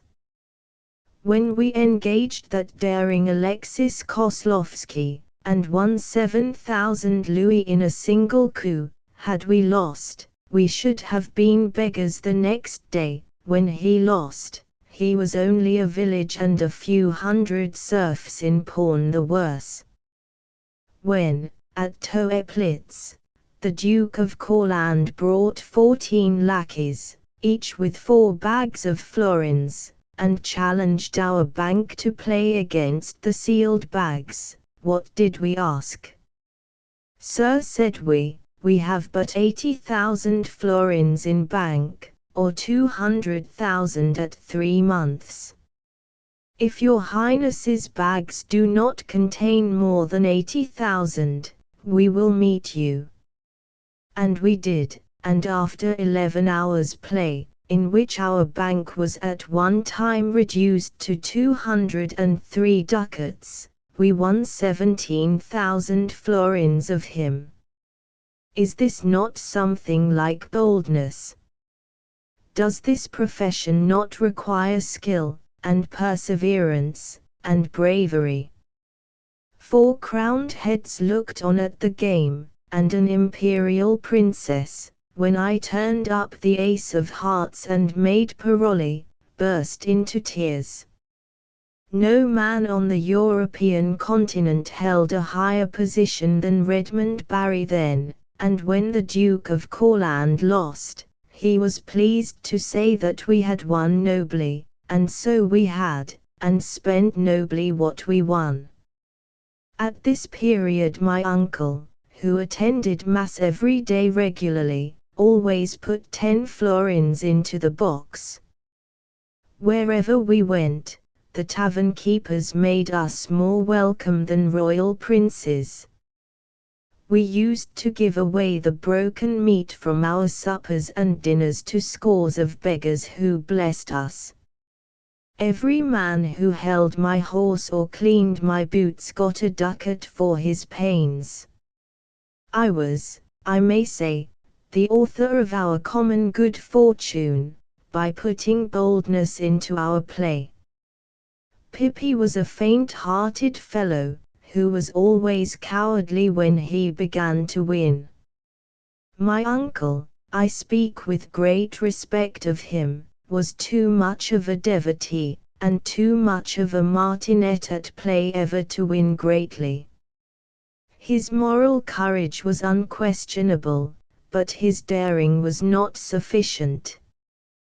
Both of these my seniors very soon acknowledged me to be their chief, and hence the style of splendor I have described. I have mentioned the Princess Frederica Amelia, who was affected by my success, and shall always think with gratitude of the protection with which that exalted lady honored me. She was passionately fond of play, as indeed were the ladies of almost all the courts in Europe in those days, and hence would often arise no small trouble to us, for the truth must be told, that ladies love to play, certainly, but not to pay. The point of honor is not understood by the charming sex, and it was with the greatest difficulty, in our peregrinations to the various courts of Northern Europe, that we could keep them from the table, could get their money if they lost, or, if they paid, prevent them from using the most furious and extraordinary means of revenge. In those great days of our fortune, I calculate that we lost no less than 14,000 louis by such failures of payment. A princess of a ducal house gave us paste instead of diamonds, which she had solemnly pledged to us. Another organized a robbery of the crown jewels, and would have charged the theft upon us, but for Pippi's caution, who had kept back a note of hand her high transparency gave us, and sent it to his ambassador, by which precaution I do believe our necks were saved.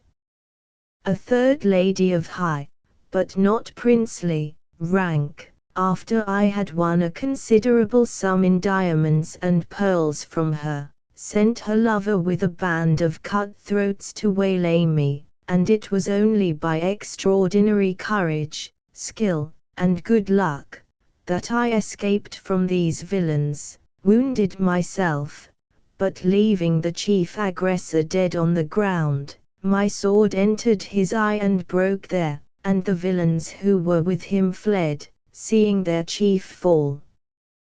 They might have finished me else, for I had no weapon of defense. Thus it will be seen that our life, for all its splendor, was one of extreme danger and difficulty, requiring high talents and courage for success, and often, when we were in a full vein of success, we were suddenly driven from our ground on account of some freak of a reigning prince, some intrigue of a disappointed mistress, or some quarrel with the police minister. If the latter personage were not bribed or won over, nothing was more common than for us to receive a sudden order of departure, and so, perforce, we lived a wandering and desultory life. Though the gains of such a life are, as I have said, very great, yet the expenses are enormous. Our appearance and retinue was too splendid for the narrow mind of Pippi, who was always crying out at my extravagance, though obliged to own that his own meanness and parsimony would never have achieved the great victories which my generosity had won. With all our success, our capital was not very great. That speech to the Duke of Courland, for instance, was a mere boast as far as the 200,000 florins at 3 months were concerned. We had no credit, and no money beyond that on our table, and should have been forced to fly if His Highness had won and accepted our bills. Sometimes, too, we were hit very hard. A bank is a certainty, almost, but now and then a bad day will come, and men who have the courage of good fortune, at least, ought to meet bad luck well. The former, believe me, is the harder task of the two. One of these evil chances befell us in the Duke of Baden's territory, at Mannheim.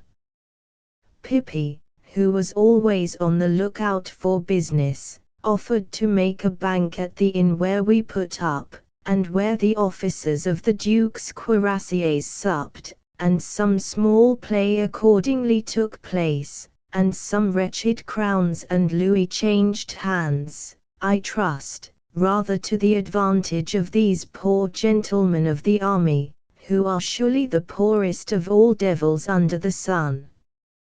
But, as ill luck would have it, a couple of young students from the neighboring University of Heidelberg, who had come to Mannheim for their quarter's revenue, and so had some $100 between them, were introduced to the table, and, having never played before, began to win, as is always the case. As ill luck would have it, too, they were tipsy, and against tipsiness I have often found the best calculations of play fail entirely. They played in the most perfectly insane way, and yet won always. Every card they backed turned up in their favor. They had won 100 louis from us in 10 minutes, and, seeing that Pippi was growing angry and the luck against us, I was for shutting up the bank for the night, saying the play was only meant for a joke, and that now we had had enough. But Pippi, who had quarrelled with me that day, was determined to proceed, and the upshot was, that the students played and won more. Then they lent money to the officers, who began to win, too, and in this ignoble way, in a tavern room thick with tobacco smoke, across a deal table besmeared with beer and liquor, and to a parcel of hungry subalterns and a pair of beardless students, 3 of the most skillful and renowned players in Europe lost 1,700 louis. I blush now when I think of it. It was like Charles XII or Richard Coeur de Lion falling before a petty fortress and an unknown hand, as my friend Mr. Johnson wrote, and was, in fact, a most shameful defeat. Nor was this the only defeat.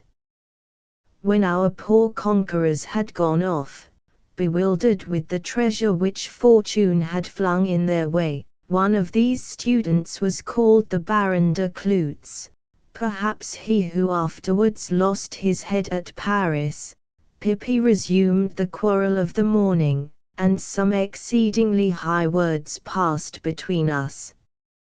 Among other things I recollect I knocked him down with a stool, and was for flinging him out of the window, but my uncle, who was cool, and had been keeping Lent with his usual solemnity, interposed between us, and a reconciliation took place, Pippi apologizing and confessing he had been wrong. I ought to have doubted, however, the sincerity of the treacherous Italian, indeed, as I never before believed a word that he said in his life. I know not why I was so foolish as to credit him now, and go to bed, leaving the keys of our cash box with him. It contained, after our loss to the cuirassiers, in bills and money, near upon 8,000 sterling. Pippi insisted that our reconciliation should be ratified over a bowl of hot wine, and I have no doubt put some soporific drug into the liquor, for my uncle and I both slept till very late the next morning, and woke with violent headaches and fever. We did not quit our beds till noon. He had been gone 12 hours, leaving our treasury empty, and behind him a sort of calculation, by which he strove to make out that this was his share of the profits, and that all the losses had been incurred without his consent. Thus, after 18 months, we had to begin the world again. But was I cast down? No. Our wardrobes still were worth a very large sum of money, for gentlemen did not dress like parish clerks in those days, and a person of fashion would often wear a suit of clothes and a set of ornaments that would be a shop boy's fortune. So, without repining for one single minute, or saying a single angry word, my uncle's temper in this respect was admirable, or allowing the secret of our loss to be known to a mortal soul. We pawned 3/4 of our jewels and clothes to Moses Lowe the banker, and with the produce of the sale, and our private pocket money, amounting in all to something less than 800 louis, we took the field again. Chapter X. More runs of luck. I am not going to entertain my readers with an account of my professional career as a gamester, any more than I did with anecdotes of my life as a military man. I might fill volumes with tales of this kind were I so minded, but at this rate, my recital would not be brought to a conclusion for years, and who knows how soon I may be called upon to stop. I have gout, rheumatism, gravel, and a disordered liver. I have 2 or 3 wounds in my body, which break out every now and then, and give me intolerable pain, and 100 more signs of breaking up. Such are the effects of time, illness, and free living, upon one of the strongest constitutions and finest forms the world ever saw. I suffered from none of these ills in the year 66, when there was no man in Europe more gay in spirits, more splendid in personal accomplishments, than young Redmond Barry. Before the treachery of the scoundrel Pippi, I had visited many of the best courts of Europe, especially the smaller ones, where play was patronized, and the professors of that science always welcome. Among the ecclesiastical principalities of the Rhine we were particularly well received. I never knew finer or gayer courts than those of the electors of Treves and Cologne, where there was more splendor and gaiety than at Vienna, far more than in the wretched barrack court of Berlin. The court of the Archduchess Governess of the Netherlands was, likewise, a royal place for us knights of the dice box and gallant votaries of fortune, whereas in the stingy Dutch or the beggarly Swiss republics, it was impossible for a gentleman to gain a livelihood unmolested. After our mishap at Mannheim, my uncle and I made for the Duchy of X. The reader may find out the place easily enough, but I do not choose to print at full the names of some illustrious persons in whose society I then fell, and among whom I was made the sharer in a very strange and tragical adventure. There was no court in Europe at which strangers were more welcome than at that of the noble Duke of X. None where pleasure was more eagerly sought after, and more splendidly enjoyed. The prince did not inhabit his capital of S. but, imitating in every respect the ceremonial of the court of Versailles, built himself a magnificent palace at a few leagues from his chief city, and round about his palace a superb aristocratic town, inhabited entirely by his nobles, and the officers of his sumptuous court. The people were rather hardly pressed, to be sure, in order to keep up this splendor, for His Highness's dominions were small, and so he wisely lived in a sort of awful retirement from them, seldom showing his face in his capital, or seeing any countenances but those of his faithful domestics and officers. His palace and gardens of Ludwigslust were exactly on the French model. Twice a week there were court receptions, and grand court galas twice a month. There was the finest opera out of France, and a ballet unrivaled in splendor, on which His Highness, a great lover of music and dancing, expended prodigious sums. It may be because I was then young, but I think I never saw such an assemblage of brilliant beauty as used to figure there on the stage of the court theatre, in the grand mythological ballets which were then the mode, and in which you saw Mars in red-heeled pumps and a periwig, and Venus in patches and a hoop. They say the costume was incorrect, and have changed it since, but for my part, I have never seen a Venus more lovely than the Coralie, who was the chief dancer, and found no fault with the attendant nymphs, in their trains, and lappets, and powder.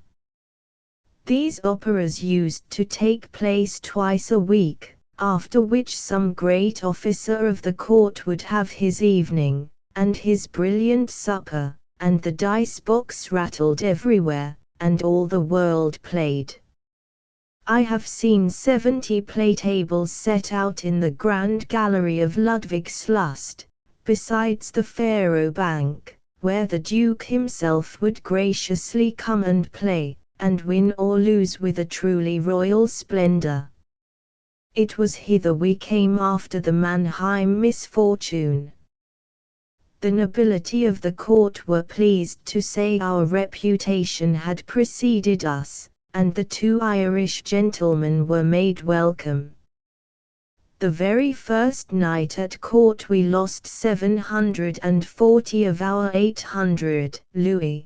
The next evening, at the court-martial's table, I won them back, with 1,300 more.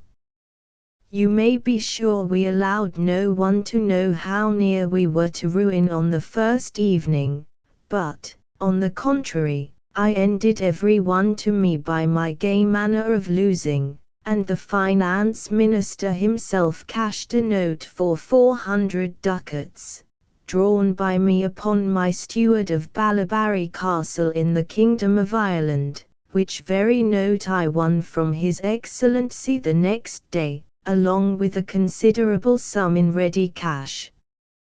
In that noble court everybody was a gambler. You would see the lackeys in the ducal anterooms at work with their dirty packs of cards, the coach and chairmen playing in the court, while their masters were punting in the saloons above.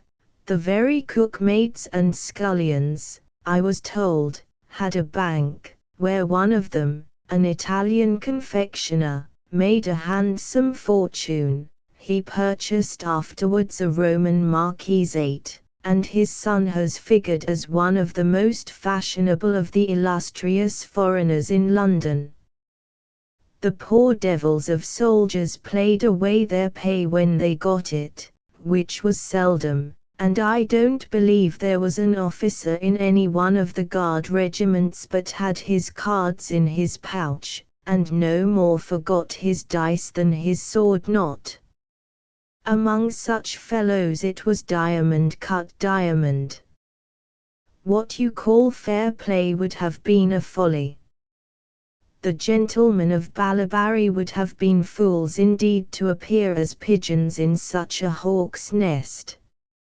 None but men of courage and genius could live and prosper in a society where every one was bold and clever, and here my uncle and I held our own, and more than our own. His Highness the Duke was a widower, or rather, since the death of the reigning Duchess, had contracted a morganatic marriage with a lady whom he had ennobled, and who considered it a compliment, such was the morality of those days, to be called the Northern Du Barry. He had been married very young, and his son, the hereditary prince, may be said to have been the political sovereign of the state, for the reigning duke was fonder of pleasure than of politics, and loved to talk a great deal more with his grand huntsman, or the director of his opera, than with ministers and ambassadors. The hereditary prince, whom I shall call Prince Victor, was of a very different character from his august father. He had made the wars of the Succession and 7 years with great credit in the Empress's service, was of a stern character, seldom appeared at court, except when ceremony called him, but lived almost alone in his wing of the palace, where he devoted himself to the severest studies, being a great astronomer and chemist. He shared in the rage then common throughout Europe, of hunting for the philosopher's stone, and my uncle often regretted that he had no smattering of chemistry, like Balsamo, who called himself Cagliostro, Saint Germain, and other individuals, who had obtained very great sums from Duke Victor by aiding him in his search after the great secret. His amusements were hunting and reviewing the troops, but for him, and if his good-natured father had not had his aid, the army would have been playing at cards all day, and so it was well that the prudent prince was left to govern. Duke Victor was 50 years of age, and his princess, the Princess Olivia, was scarce 23. They had been married 7 years, and in the first years of their union the princess had borne him a son and a daughter. The stern morals and manners, the dark and ungainly appearance, of the husband, were little likely to please the brilliant and fascinating young woman, who had been educated in the South. She was connected with the ducal house of S., who had passed 2 years at Paris under the guardianship of Mesdames the daughters of His Most Christian Majesty, and who was the life and soul of the court of X. The gayest of the gay, the idol of her august father-in-law, and, indeed, of the whole court. She was not beautiful, but charming, not witty, but charming, too, in her conversation as in her person. She was extravagant beyond all measure, so false, that you could not trust her, but her very weaknesses were more winning than the virtues of other women, her selfishness more delightful than others' generosity. I never knew a woman whose faults made her so attractive. She used to ruin people, and yet they all loved her. My old uncle has seen her cheating at Ombre, and let her win 400 louis without resisting in the least. Her caprices with the officers and ladies of her household were ceaseless, but they adored her. She was the only one of the reigning family whom the people worshipped. She never went abroad but they followed her carriage with shouts of acclamation, and, to be generous to them, she would borrow the last penny from one of her poor maids of honor, whom she would never pay. In the early days her husband was as much fascinated by her as all the rest of the world was, but her caprices had caused frightful outbreaks of temper on his part, and an estrangement which, though interrupted by almost mad returns of love, was still general. I speak of Her Royal Highness with perfect candor and admiration, although I might be pardoned for judging her more severely, considering her opinion of myself. She said the elder Monsieur de Barlaberry was a finished old gentleman, and the younger one had the manners of a courier. The world has given a different opinion, and I can afford to chronicle this almost single sentence against me. Besides, she had a reason for her dislike to me, which you shall hear.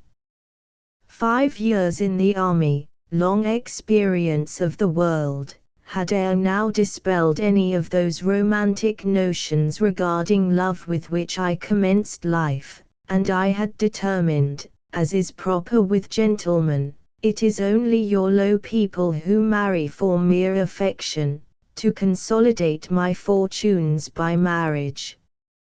In the course of our peregrinations, my uncle and I had made several attempts to carry this object into effect, but numerous disappointments had occurred which are not worth mentioning here, and had prevented me hitherto from making such a match as I thought was worthy of a man of my birth, abilities, and personal appearance. Ladies are not in the habit of running away on the continent, as is the custom in England, a custom whereby many honourable gentlemen of my country have much benefited, guardians, and ceremonies, and difficulties of all kinds intervene, true love is not allowed to have its course, and poor women cannot give away their honest hearts to the gallant fellows who have won them. Now it was settlements that were asked for, now it was my pedigree and title deeds that were not satisfactory, though I had a plan and rent roll of the Balabarry estates, and the genealogy of the family up to King Brian Boru, or Barry, most handsomely designed on paper. Now it was a young lady who was whisked off to a convent just as she was ready to fall into my arms. On another occasion, when a rich widow of the Low Countries was about to make me lord of a noble estate in Flanders, comes an order of the police which drives me out of Brussels at an hour's notice, and consigns my mourner to her chateau. But at Aix, I had an opportunity of playing a great game, and had won it too, but for the dreadful catastrophe which upset my fortune. In the household of the hereditary princess there was a lady 19 years of age, and possessor of the greatest fortune in the whole duchy. The Countess Ida, such was her name, was daughter of a late minister and favourite of His Highness the Duke of Aix, and his Duchess, who had done her the honour to be her sponsors at birth, and who, at the father's death, had taken her under their august guardianship and protection. At 16 she was brought from her castle, where, up to that period, she had been permitted to reside, and had been placed with the Princess Olivia, as one of Her Highness's maids of honour. The aunt of the Countess Ida, who presided over her house during her minority, had foolishly allowed her to contract an attachment for her cousin German, a penniless sub-lieutenant in one of the Duke's foot regiments, who had flattered himself to be able to carry off this rich prize, and if he had not been a blundering silly idiot indeed, with the advantage of seeing her constantly, of having no rival near him, and the intimacy attendant upon close kinsmanship, might easily, by a private marriage, have secured the young countess and her possessions. But he managed matters so foolishly, that he allowed her to leave her retirement, to come to court for a year, and take her place in the Princess Olivia's household. And then what does my young gentleman do, but appear at the Duke's levee one day, in his tarnished epaulet and threadbare coat, and make an application in due form to His Highness, as the young lady's guardian, for the hand of the richest heiress in his dominions. The weakness of the good-natured prince was such that, as the Countess Ida herself was quite as eager for the match as her silly cousin, His Highness might have been induced to allow the match, had not the Princess Olivia been induced to interpose, and to procure from the Duke a peremptory veto to the hopes of the young man. The cause of this refusal was as yet unknown, no other suitor for the young lady's hand was mentioned, and the lovers continued to correspond, hoping that time might effect a change in His Highness's resolutions, when, of a sudden, the lieutenant was drafted into one of the regiments which the prince was in the habit of selling to the great powers then at war. This military commerce was a principal part of His Highness's and other princes' revenues in those days, and their connection was thus abruptly broken off. It was strange that the Princess Olivia should have taken this part against a young lady who had been her favourite, for, at first, with those romantic and sentimental notions which almost every woman has, she had somewhat encouraged the Countess Ida and her penniless lover, but now suddenly turned against them, and, from loving the Countess, as she previously had done, pursued her with every manner of hatred which a woman knows how to inflict. There was no end to the ingenuity of her tortures. The venom of her tongue, the bitterness of her sarcasm and scorn. When I first came to court at Aix, the young fellows there had nicknamed the young lady the dumb Gräfin, the stupid Countess. She was generally silent, handsome, but pale, stolid-looking, and awkward, taking no interest in the amusements of the place, and appearing in the midst of the feasts as glum as the death's head which, they say, the Romans used to have at their tables. It was rumored that a young gentleman of French extraction, the Chevalier de Magny, equerry to the hereditary prince, and present at Paris when the Princess Olivia was married to him by proxy there, was the intended of the rich Countess Ida, but no official declaration of the kind was yet made, and there were whispers of a dark intrigue, which, subsequently, received frightful confirmation. This Chevalier de Magny was the grandson of an old general officer in the Duke's service, the Baron de Magny. The Baron's father had quitted France at the expulsion of Protestants after the revocation of the Edict of Nantes, and taken service in Aix, where he died.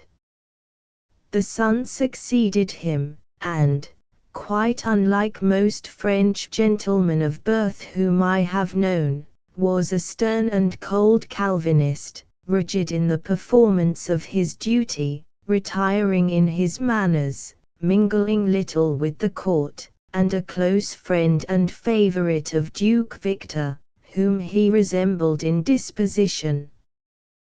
The Chevalier his grandson was a true Frenchman. He had been born in France, where his father held a diplomatic appointment in the Duke's service. He had mingled in the gay society of the most brilliant court in the world, and had endless stories to tell us of the pleasures of the petites maisons, of the secrets of the park auxiliary serfs, and of the wild gaieties of Richelieu and his companions.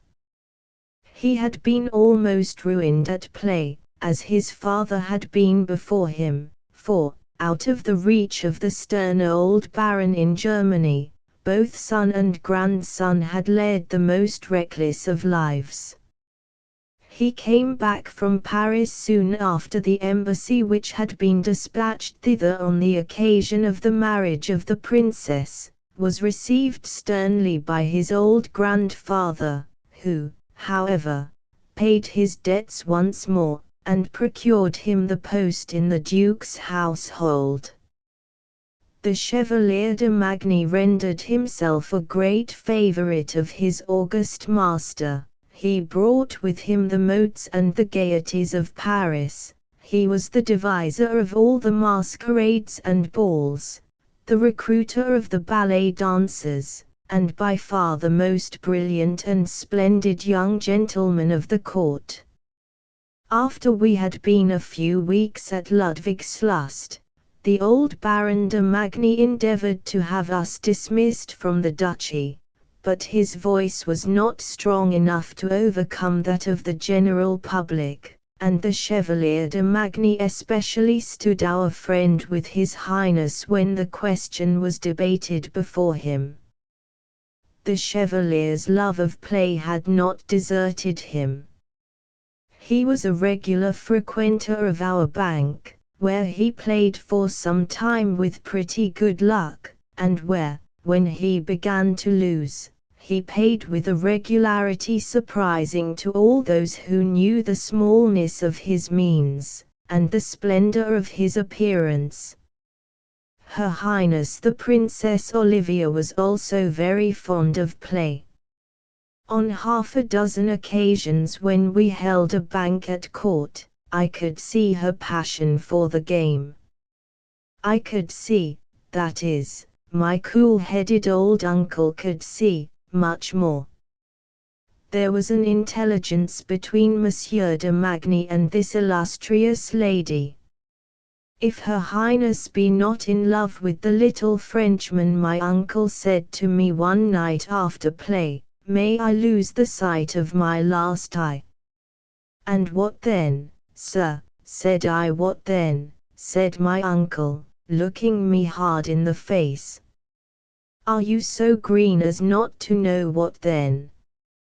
Your fortune is to be made, if you choose to back it now, and we may have back the Barry estates in 2 years, my boy. How is that? Asked I, still at a loss. My uncle dryly said, get Magny to play, never mind his paying, take his notes of hand. The more he owes the better, but, above all, make him play. He can't pay a shilling, answered I. The Jews will not discount his notes at cent per cent. So much the better. You shall see, we will make use of them, answered the old gentleman. And I must confess that the plan he laid was a gallant, clever, and fair one. I was to make Magny play, in this there was no great difficulty. We had an intimacy together, for he was a good sportsman as well as myself, and we came to have a pretty considerable friendship for one another. If he saw a dice box, it was impossible to prevent him from handling it, but he took to it as natural as a child does to sweetmeats. At first he won of me, then he began to lose. Then I played him money against some jewels that he brought, family trinkets, he said, and indeed of considerable value. He begged me, however, not to dispose of them in the duchy, and I gave and kept my word to him to this effect. From jewels he got to playing upon promissory notes, and as they would not allow him to play at the court tables and in public upon credit, he was very glad to have an opportunity of indulging his favorite passion in private. I have had him 4 hours at my pavilion, which I had fitted up in the Eastern manner, very splendid, rattling the dice till it became time to go to his service at court, and we would spend day after day in this manner. He brought me more jewels, a pearl necklace, an antique emerald breast ornament, and other trinkets, as a set-off against these losses, for I need not say that I should not have played with him all this time had he been winning, but, after about a week, the luck set in against him, and he became my debtor in a prodigious sum. I do not care to mention the extent of it, it was such as I never thought the young man could pay. Why, then, did I play for it? Why waste days in private play with a mere bankrupt, when business seemingly much more profitable was to be done elsewhere? My reason I boldly confess. I wanted to win from Monsieur de Magny, not his money, but his intended wife, the Countess Ida. Who can say that I had not a right to use any stratagem in this matter of love? Or, why say love? I wanted the wealth of the lady, I loved her quite as much as Magny did. I loved her quite as much as yonder blushing virgin of 17 does who marries an old lord of 70. I followed the practice of the world in this, having resolved that marriage should achieve my fortune. I used to make Magny, after his losses, give me a friendly letter of acknowledgment to some such effect as this: My dear Monsieur de Boulebury, I acknowledge to have lost to you this day at lansquenet, or piquet, or hazard, as the case may be. I was master of him at any game that is played, the sum of 300 ducats, and shall hold it as a great kindness on your part if you will allow the debt to stand over until a future day, when you shall receive payment from your very grateful, humble servant. With the jewels he brought me I also took the precaution, but this was my uncle's idea, and a very good one, to have a sort of invoice, and a letter begging me to receive the trinkets as so much part payment of a sum of money he owed me.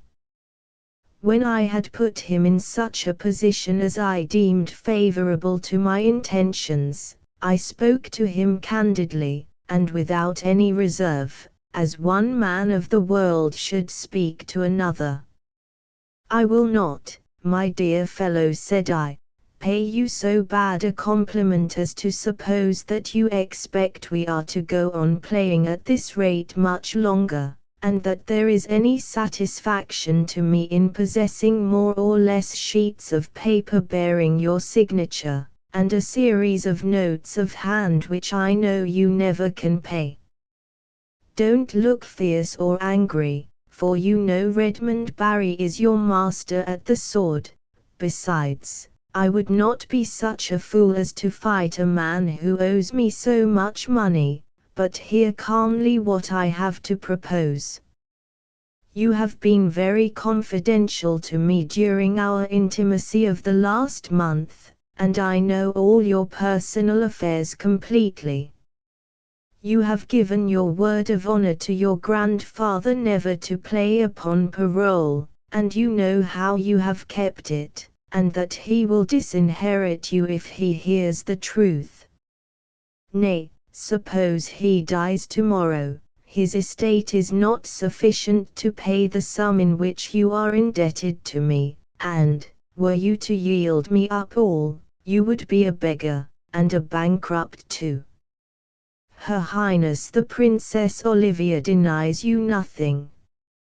I shall not ask why, but give me leave to say, I was aware of the fact when we began to play together. Will you be made Baron Chamberlain, with the grand cordon of the order? Gasped the poor fellow. The princess can do anything with the Duke. I shall have no objection, said I, to the yellow riband and the gold key, though a gentleman of the house of Balabari cares little for the titles of the German nobility. But this is not what I want. My good Chevalier, you have hid no secrets from me. You have told me with what difficulty you have induced the Princess Olivia to consent to the project of your union with the Gräfin Ida, whom you don't love. I know whom you love very well. Monsieur de Balabary, said the discomfited Chevalier, he could get out no more. The truth began to dawn upon him. You begin to understand, continued I. Her Highness the Princess, I said this in a sarcastic way, will not be very angry, believe me, if you break off your connection with the stupid Countess. I am no more an admirer of that lady than you are, but I want her estate. I played you for that estate, and have won it, and I will give you your bills and 5,000 ducats on the day I am married to it. The day I am married to the Countess, answered the Chevalier, thinking to have me, I will be able to raise money to pay your claim 10 times over. This was true, for the Countess's property may have been valued at near 500,000 of our money, and then I will discharge my obligations to you. Meanwhile, if you annoy me by threats, or insult me again as you have done, I will use that influence, which, as you say, I possess, and have you turned out of the duchy, as you were out of the Netherlands last year. I rang the bell quite quietly. Zamor, said I to a tall Negro fellow habited like a Turk, that used to wait upon me, when you hear the bell ring a second time, you will take this packet to the Marshal of the Court, this to His Excellency the General de Magny, and this you will place in the hands of one of the equerries of His Highness the Hereditary Prince. Wait in the anteroom, and do not go with the parcels until I ring again. The black fellow having retired, I turned to Monsieur de Magny and said, Chevalier, the first packet contains a letter from you to me, declaring your solvency, and solemnly promising payment of the sums you owe me. It is accompanied by a document from myself, for I expected some resistance on your part, stating that my honor has been called in question, and begging that the paper may be laid before your august master His Highness. The second packet is for your grandfather, enclosing the letter from you in which you state yourself to be his heir, and begging for a confirmation of the fact. The last parcel, for His Highness the Hereditary Duke, added I, looking most sternly, contains the Gustavus Adolphus emerald, which he gave to his princess, and which you pledged to me as a family jewel of your own. Your influence with Her Highness must be great indeed, I concluded, when you could extort from her such a jewel as that, and when you could make her, in order to pay your play debts, give up a secret upon which both your heads depend. Villain, said the Frenchman, quite aghast with fury and terror, would you implicate the princess? Monsieur de Magny, I answered, with a sneer, no, I will say you stole the jewel. It was my belief he did, and that the unhappy and infatuated princess was never privy to the theft until long after it had been committed. How we came to know the history of the emerald is simple enough. As we wanted money, for my occupation with Magny caused our bank to be much neglected, my uncle had carried Magny's trinkets to Mannheim to pawn. The Jew who lent upon them knew the history of the stone in question, and when he asked how Her Highness came to part with it, my uncle very cleverly took up the story where he found it, said that the princess was very fond of play, that it was not always convenient to her to pay, and hence the emerald had come into our hands. He brought it wisely back with him to S, and, as regards the other jewels which the Chevalier pawned to us, they were of no particular mark, no inquiries have ever been made about them to this day, and I did not only not know then that they came from Her Highness, but have only my conjectures upon the matter now. The unfortunate young gentleman must have had a cowardly spirit, when I charged him with the theft, not to make use of my 2 pistols that were lying by chance before him, and to send out of the world his accuser and his own ruined self. With such imprudence and miserable recklessness on his part and that of the unhappy lady who had forgotten herself for this poor villain, he must have known that discovery was inevitable. But it was written that this dreadful destiny should be accomplished, instead of ending like a man. He now cowered before me quite spirit broken, and, flinging himself down on the sofa, burst into tears, calling wildly upon all the saints to help him, as if they could be interested in the fate of such a wretch as he. I saw that I had nothing to fear from him, and, calling back Zamor my black, said I would myself carry the parcels, which I returned to my escritoire, and, my point being thus gained, I acted, as I always do, generously towards him.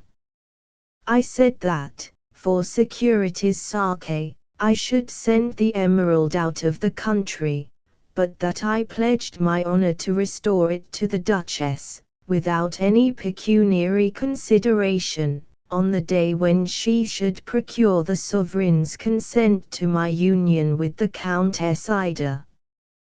This will explain pretty clearly, I flatter myself, the game I was playing, and, though some rigid moralist may object to its propriety, I say that anything is fair in love, and that men so poor as myself can't afford to be squeamish about their means of getting on in life. The great and rich are welcomed, smiling, up the grand staircase of the world. The poor but aspiring must clamber up the wall, or push and struggle up the back stair, or, pardie, crawl through any of the conduits of the house, never mind how foul and narrow, that lead to the top. The unambitious sluggard pretends that the eminence is not worth attaining, declines altogether the struggle, and calls himself a philosopher. I say he is a poor-spirited coward. What is life good for but for honor? And that is so indispensable, that we should attain it anyhow. The manner to be adopted for Magni's retreat was proposed by myself, and was arranged so as to consult the feelings of delicacy of both parties. I made Magni take the Countess Ida aside, and say to her, "Madam, though I have never declared myself your admirer, you and the court have had sufficient proof of my regard for you, and my demand would, I know, have been backed by His Highness, your august guardian. I know the Duke's gracious wish is, that my attentions should be received favorably, but, as time has not appeared to alter your attachment elsewhere, and as I have too much spirit to force a lady of your name and rank to be united to me against your will, the best plan is, that I should make you, for form's sake, a proposal unauthorized by His Highness, that you should reply, as I am sorry to think your heart dictates to you, in the negative, on which I also will formally withdraw from my pursuit of you, stating that, after a refusal, nothing, not even the Duke's desire, should induce me to persist in my suit." The Countess Ida almost wept at hearing these words from Monsieur de Magny, and tears came into her eyes, he said, as she took his hand for the first time, and thanked him for the delicacy of the proposal. She little knew that the Frenchman was incapable of that sort of delicacy, and that the graceful manner in which he withdrew his addresses was of my invention. As soon as he withdrew, it became my business to step forward, but cautiously and gently, so as not to alarm the lady, and yet firmly, so as to convince her of the hopelessness of her design of uniting herself with her shabby lover, the sub-lieutenant.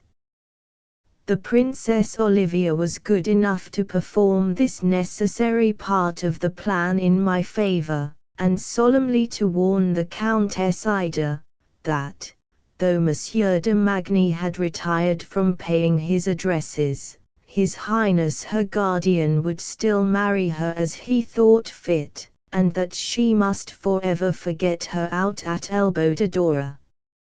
In fact, I can't conceive how such a shabby rogue as that could ever have had the audacity to propose for her. His birth was certainly good, but what other qualifications had he? When the Chevalier de Magny withdrew, numbers of other suitors, you may be sure, presented themselves, and amongst these your very humble servant, the cadet of Balabari. There was a carousel, or tournament, held at this period, in imitation of the antique meetings of chivalry, in which the chevaliers tilted at each other, or at the ring, and on this occasion I was habited in a splendid Roman dress, viz., a silver helmet, a flowing periwig, a cuirass of gilt leather richly embroidered, a light blue velvet mantle, and crimson morocco half boots, and in this habit I rode my bay horse Brian, carried off 3 rings, and won the prize over all the duke's gentry and the nobility of surrounding countries who had come to the show. A wreath of gilded laurel was to be the prize of the victor, and it was to be awarded by the lady he selected. So I rode up to the gallery where the Countess Ida was seated behind the hereditary princess, and, calling her name loudly, yet gracefully, begged to be allowed to be crowned by her, and thus proclaimed myself to the face of all Germany, as it were, her suitor. She turned very pale, and the princess red, I observed, but the Countess Ida ended by crowning me, after which, putting spurs into my horse, I galloped round the ring, saluting His Highness the Duke at the opposite end, and performing the most wonderful exercises with my bay. My success did not, as you may imagine, increase my popularity with the young gentry. They called me adventurer, bully, dice loader, impostor, and 100 pretty names, but I had a way of silencing these gentry. I took the Count de Schmetterling, the richest and bravest of the young men who seemed to have a hankering for the Countess Ida, and publicly insulted him at the ridotto, flinging my cards into his face. The next day I rode 35 miles into the territory of the Elector of B, and met Monsieur de Schmetterling, and passed my sword twice through his body, then rode back with my second, the Chevalier de Magny, and presented myself at the Duchess's whist that evening. Magny was very unwilling to accompany me at first, but I insisted upon his support, and that he should countenance my quarrel.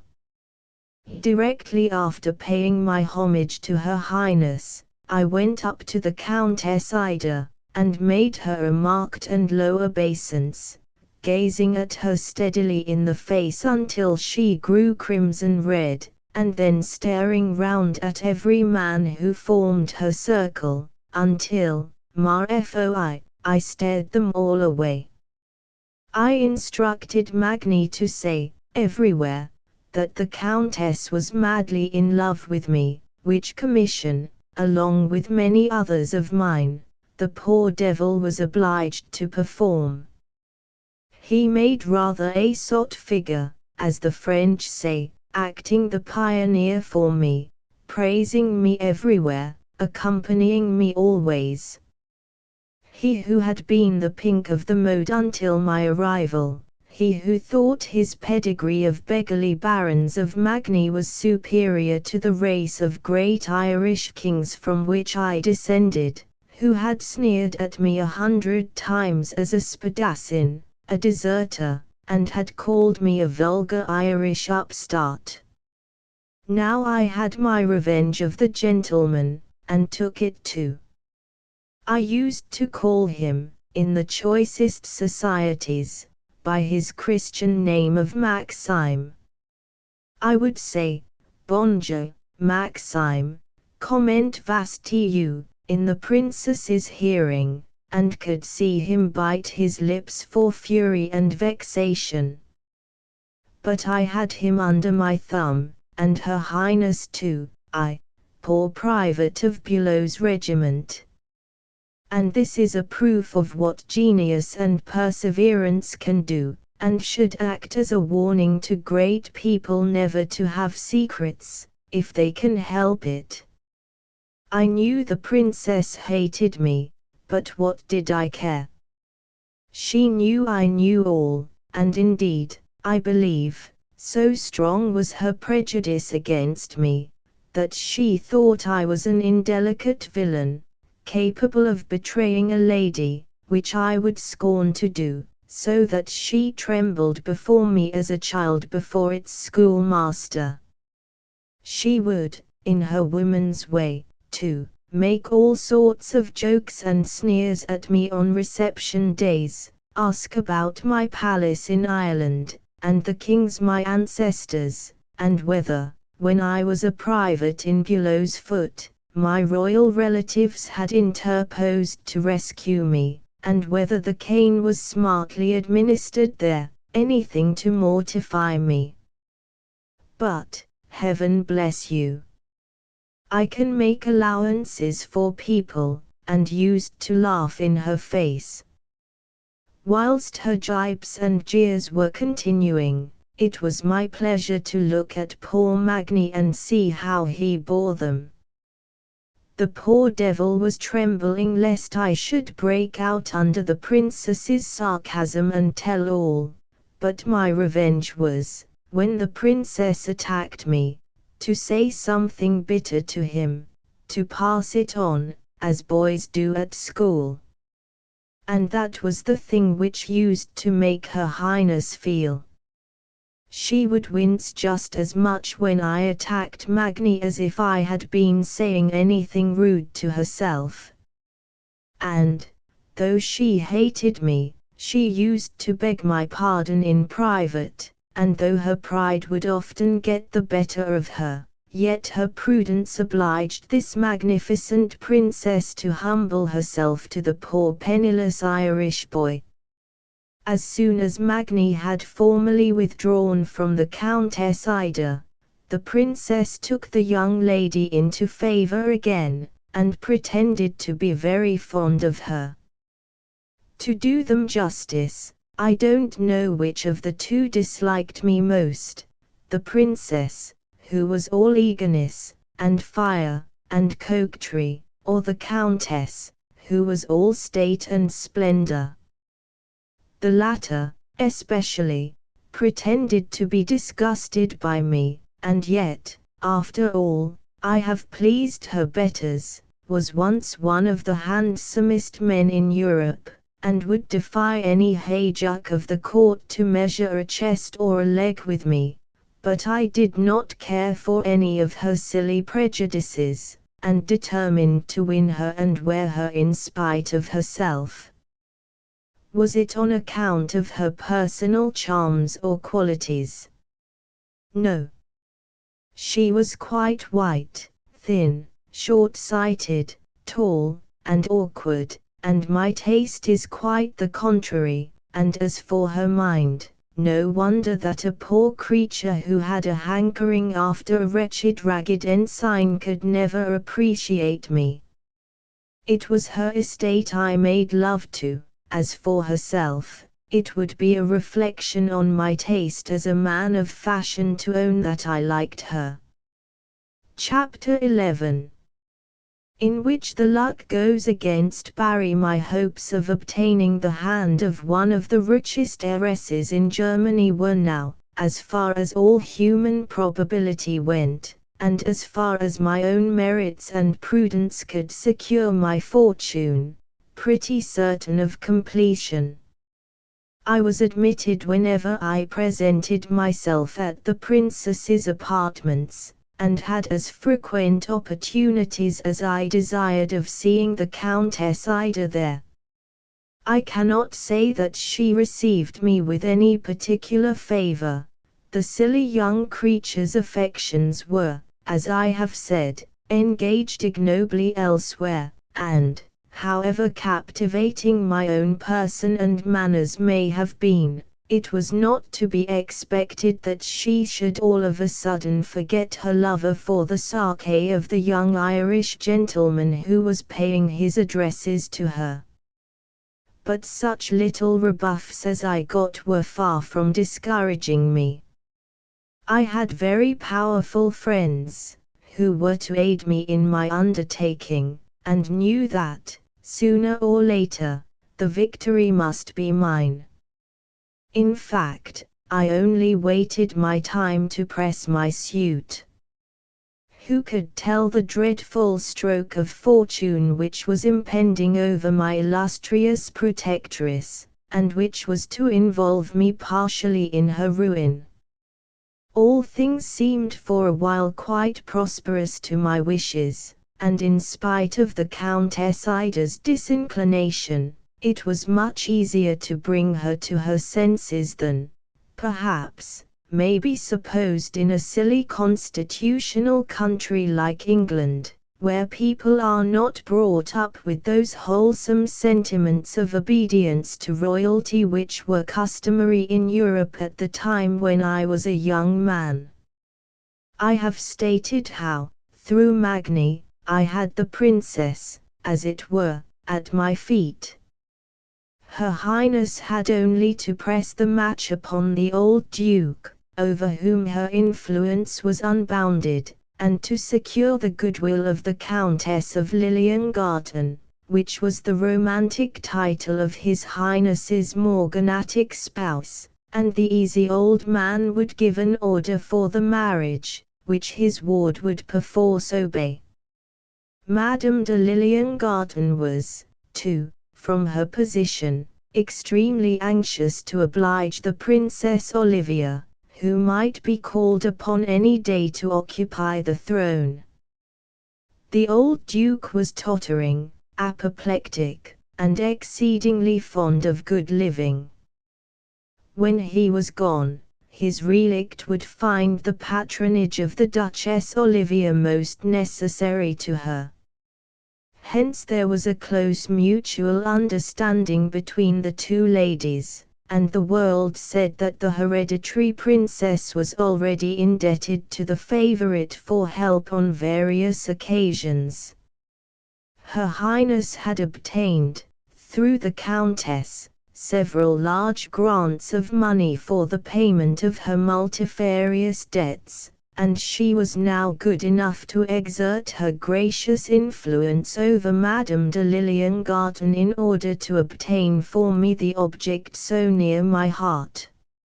It is not to be supposed that my end was to be obtained without continual unwillingness and refusals on Magni's part, but I pushed my point resolutely, and had means in my hands of overcoming the stubbornness of that feeble young gentleman.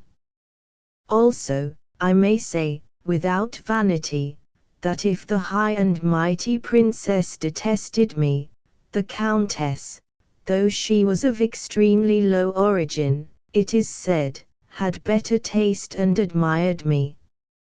She often did us the honor to go partners with us in one of our faro banks, and declared that I was the handsomest man in the duchy.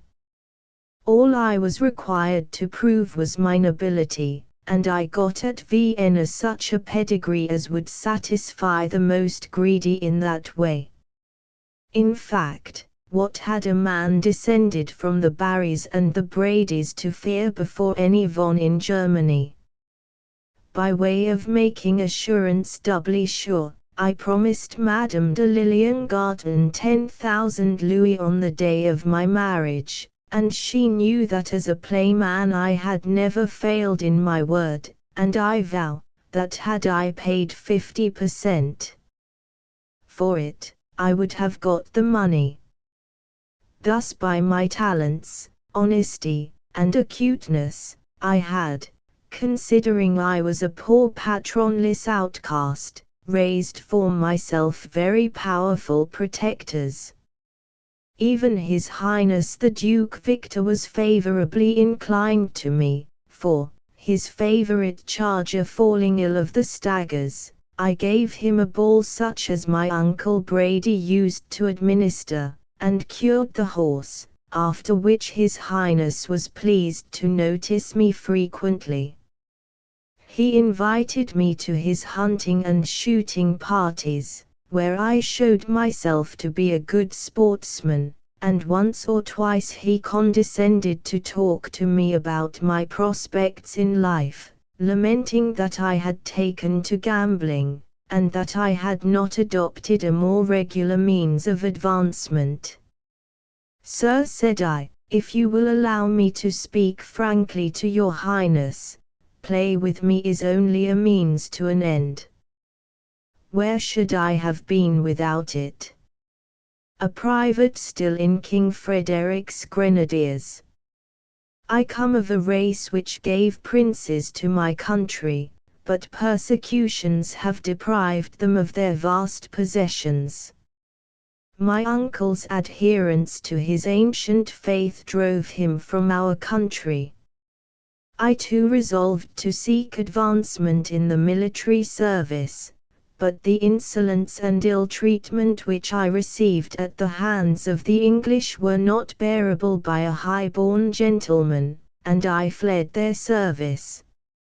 It was only to fall into another bondage to all appearance still more hopeless, when my good star sent a preserver to me in my uncle, and my spirit and gallantry enabled me to take advantage of the means of escape afforded me. Since then we have lived, I do not disguise it, by play, but who can say I have done him a wrong?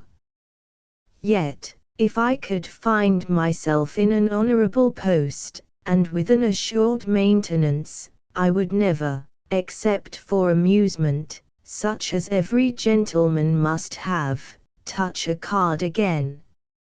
I beseech your Highness to inquire of your resident at Berlin if I did not on every occasion act as a gallant soldier.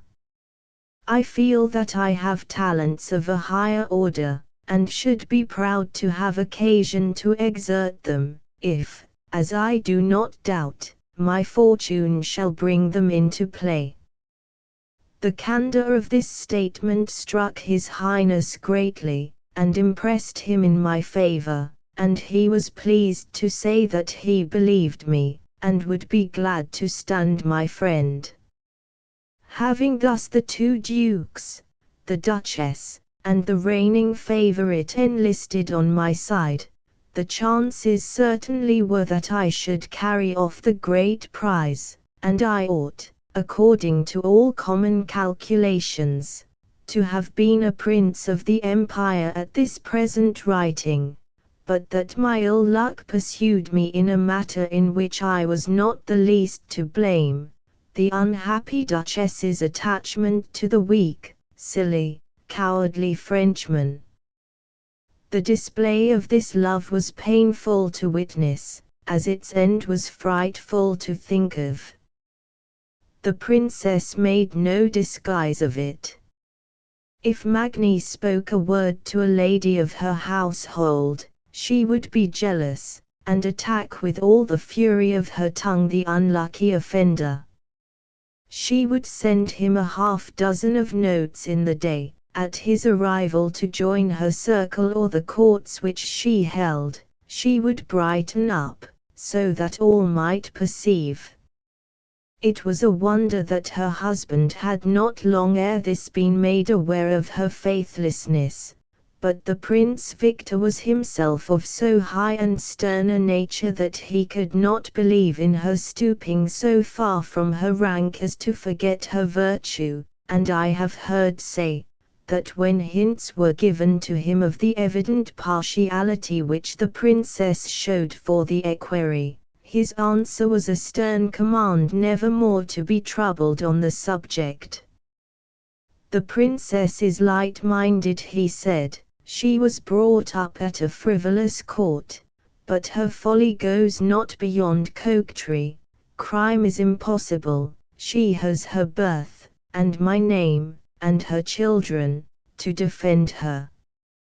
and he would ride off to his military inspections and be absent for weeks, or retire to his suite of apartments, and remain closeted there whole days, only appearing to make a bow at Her Highness's levee, or to give her his hand at the court galas, where ceremony required that he should appear. He was a man of vulgar tastes, and I have seen him in the private garden, with his great ungainly figure, running races, or playing at ball with his little son and daughter, whom he would find a dozen pretexts daily for visiting. The serene children were brought to their mother every morning at her toilette, but she received them very indifferently, except on one occasion, when the young Duke Ludwig got his little uniform as Colonel of Hussars, being presented with a regiment by his godfather the Emperor Leopold. Then, for a day or two, the Duchess Olivia was charmed with the little boy, but she grew tired of him speedily, as a child does of a toy.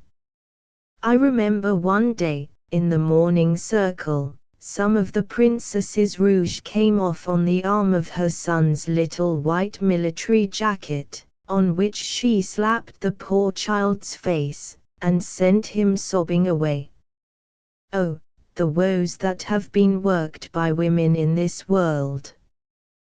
The misery into which men have lightly stepped with smiling faces, often not even with the excuse of passion, but from mere foppery, vanity, and bravado. Men play with these dreadful two-edged tools, as if no harm could come to them. I, who have seen more of life than most men, if I had a son, would go on my knees to him and beg him to avoid woman, who is worse than poison. Once intrigue, and your whole life is endangered. You never know when the evil may fall upon you, and the woe of whole families, and the ruin of innocent people perfectly dear to you, may be caused by a moment of your folly. When I saw how entirely lost the unlucky Monsieur de Magny seemed to be, in spite of all the claims I had against him, I urged him to fly. He had rooms in the palace, in the garrets over the princess's quarters. The building was a huge one, and accommodated almost a city of noble retainers of the family, but the infatuated young fool would not budge, although he had not even the excuse of love for staying. How she squints, he would say of the princess, and how crooked she is. She thinks no one can perceive her deformity. She writes me verses out of Gresset or Crebillon, and fancies I believe them to be original. Bah! They are no more her own than her hair is. It was in this way that the wretched lad was dancing over the ruin that was yawning under him. I do believe that his chief pleasure in making love to the princess was, that he might write about his victories to his friends of the Petite Maison at Paris, where he longed to be considered as a wit and a vainqueur de dames. Seeing the young man's recklessness, and the danger of his position, I became very anxious that my little scheme should be brought to a satisfactory end, and pressed him warmly on the matter.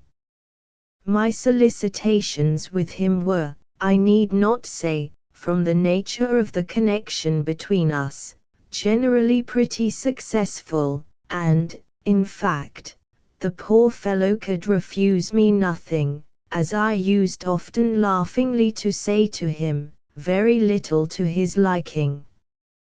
But I used more than threats, or the legitimate influence I had over him. I used delicacy and generosity, as a proof of which, I may mention that I promised to give back to the princess the family emerald, which I mentioned in the last chapter that I had won from her unprincipled admirer at play. This was done by my uncle's consent, and was one of the usual acts of prudence and foresight which distinguish that clever man. "Press the matter now, Redmond my boy," he would urge. "This affair between Her Highness and Magni must end ill for both of them, and that soon, and where will be your chance to win the Countess then? Now is your time. Win her and wear her before the month is over, and we will give up the punting business, and go live like noblemen at our castle in Swabia. Get rid of that emerald, too," he added. "Should an accident happen, it will be an ugly deposit found in our hand." This it was that made me agree to forego the possession of the trinket, which, I must confess, I was loath to part with. It was lucky for us both that I did, as you shall presently hear. Meanwhile, then, I urged Magni. I myself spoke strongly to the Countess of Liliengarten, who promised formally to back my claim with His Highness the reigning Duke, and Monsieur de Magny was instructed to induce the Princess Olivia to make a similar application to the old sovereign in my behalf. It was done. The two ladies urged the Prince, His Highness, at a supper of oysters and champagne, was brought to consent, and Her Highness the hereditary princess did me the honor of notifying personally to the Countess Ida that it was the prince's will that she should marry the young Irish nobleman, the Chevalier Redmond de Barlabury. The notification was made in my presence, and though the young Countess said never, and fell down in a swoon at her lady's feet, I was, you may be sure, entirely unconcerned at this little display of mawkish sensibility, and felt, indeed, now that my prize was secure.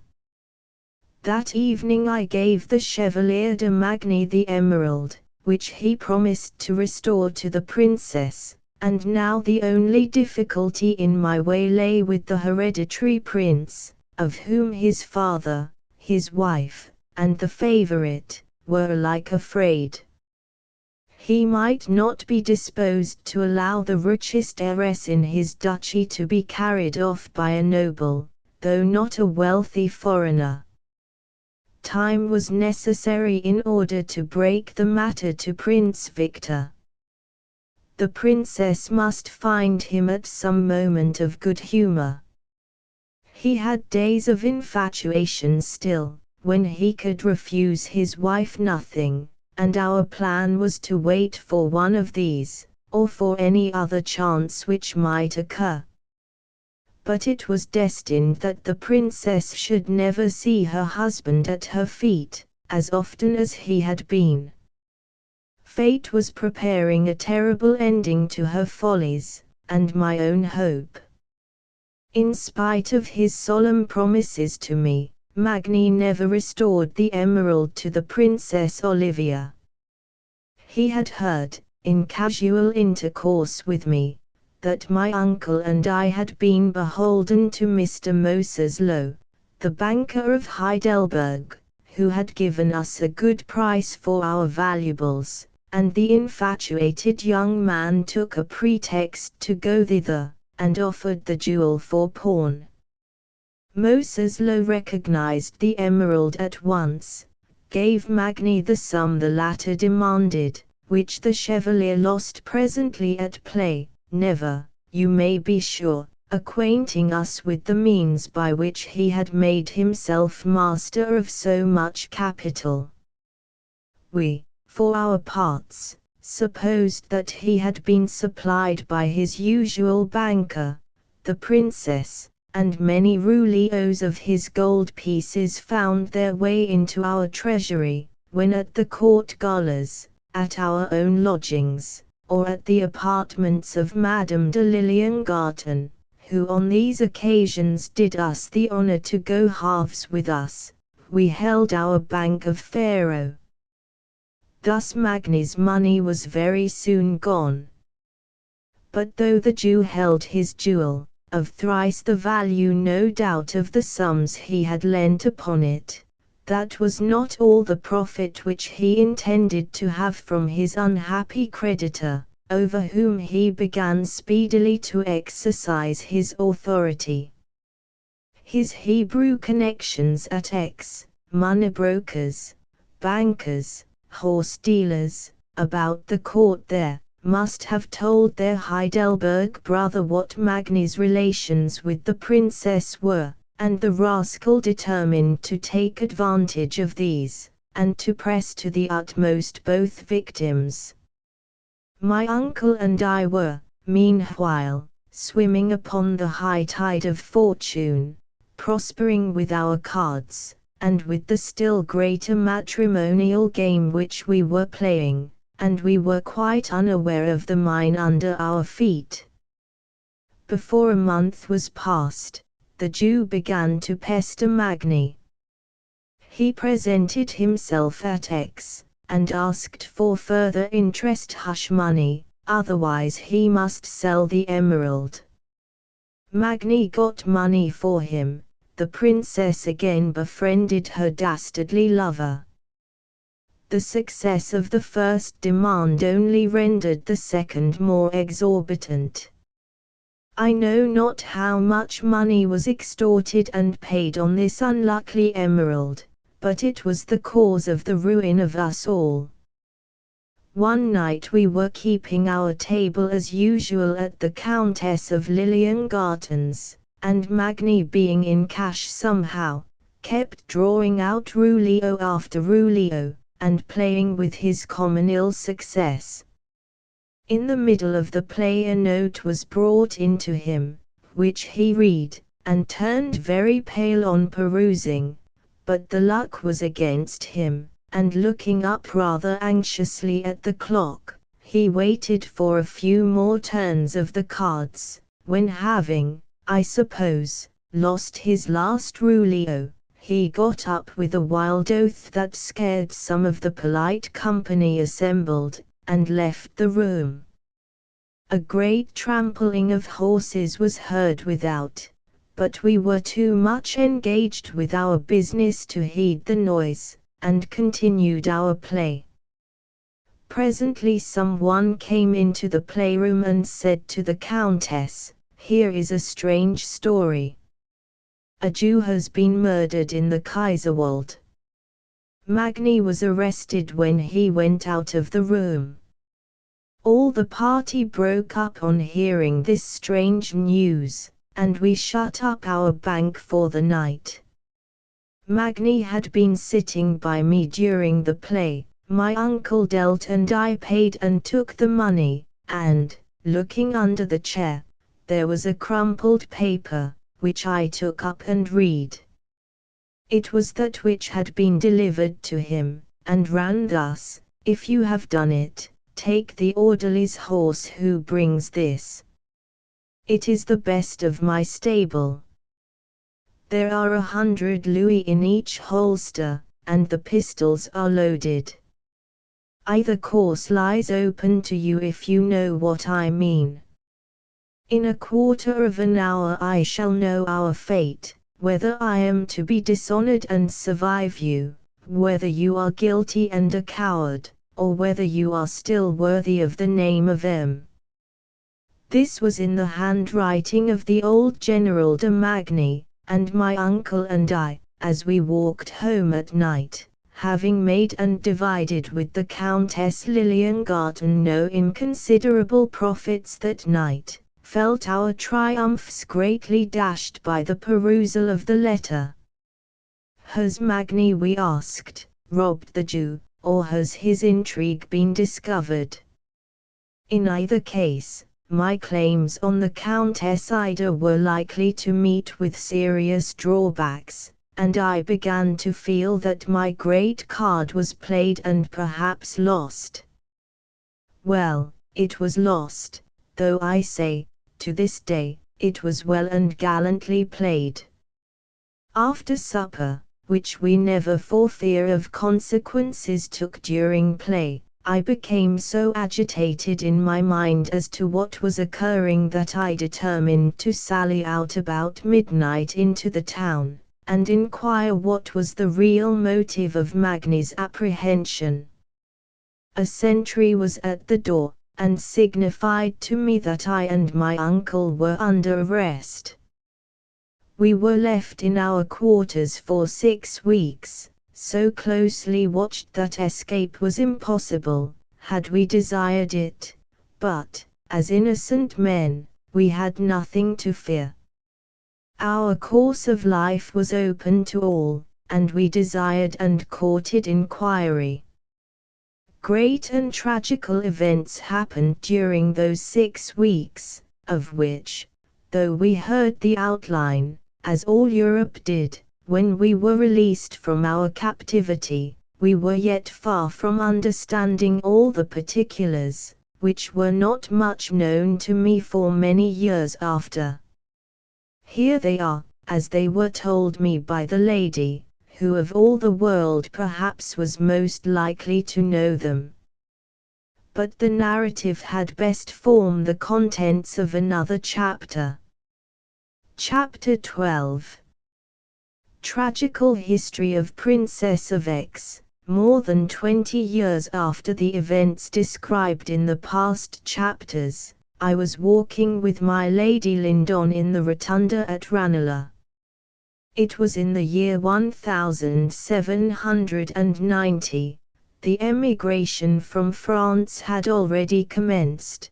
The old counts and marquises were thronging to our shores, not starving and miserable, as one saw them a few years afterwards, but unmolested as yet, and bringing with them some token of their national splendor.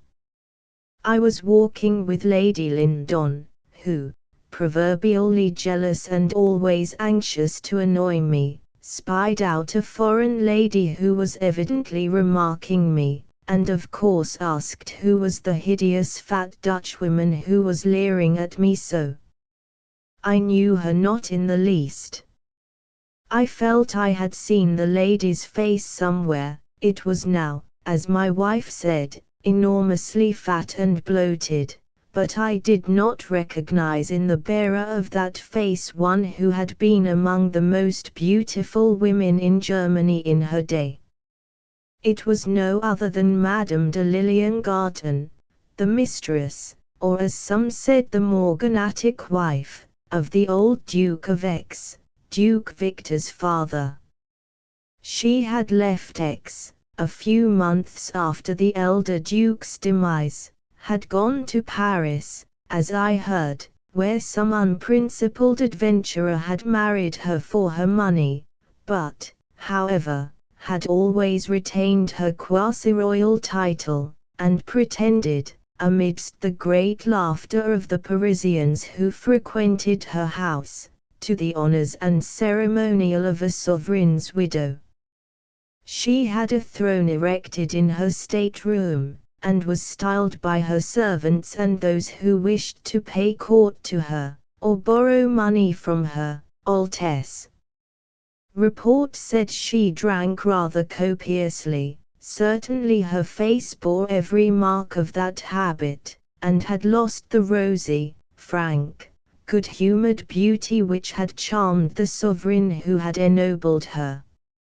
Although she did not address me in the circle at Ranelagh, I was at this period as well known as the Prince of Wales, and she had no difficulty in finding my house in Berkeley Square, whither a note was next morning dispatched to me. An old friend of Monsieur de Boulebury, it stated, in extremely bad French, is anxious to see the Chevalier again and to talk over old happy times. Rosina de Liliengarten, can it be that Redmond Boulebury has forgotten her? Will be at her house in Leicester Fields all the morning, looking for one who would never have passed her by 20 years ago. Rosina of Liliengarten it was indeed. Such a full-blown Rosina I have seldom seen. I found her in a decent first floor in Leicester Fields. The poor soul fell much lower afterwards, drinking tea, which had somehow a very strong smell of brandy in it, and after salutations, which would be more tedious to recount than they were to perform, and after further straggling conversation, she gave me briefly the following narrative of the events in X, which I may well entitle The Princess's Tragedy. You remember Monsieur de Gelden, the police minister. He was of Dutch extraction, and, what is more, of a family of Dutch Jews. Although everybody was aware of this blot in his scutcheon, he was mortally angry if ever his origin was suspected, and made up for his father's errors by outrageous professions of religion, and the most austere practices of devotion. He visited church every morning, confessed once a week, and hated Jews and Protestants as much as an inquisitor could do. He never lost an opportunity of proving his sincerity, by persecuting one or the other whenever occasion fell in his way. He hated the princess mortally, for Her Highness in some whim had insulted him with his origin, caused pork to be removed from before him at table, or injured him in some such silly way, and he had a violent animosity to the old Baron de Magny, both in his capacity of Protestant, and because the latter in some haughty mood had publicly turned his back upon him as a sharper and a spy.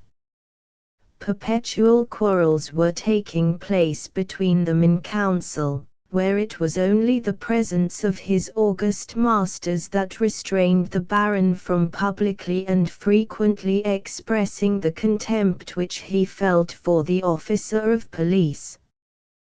Thus Gelden had hatred as one reason for ruining the princess, and it is my belief he had a stronger motive still, interest.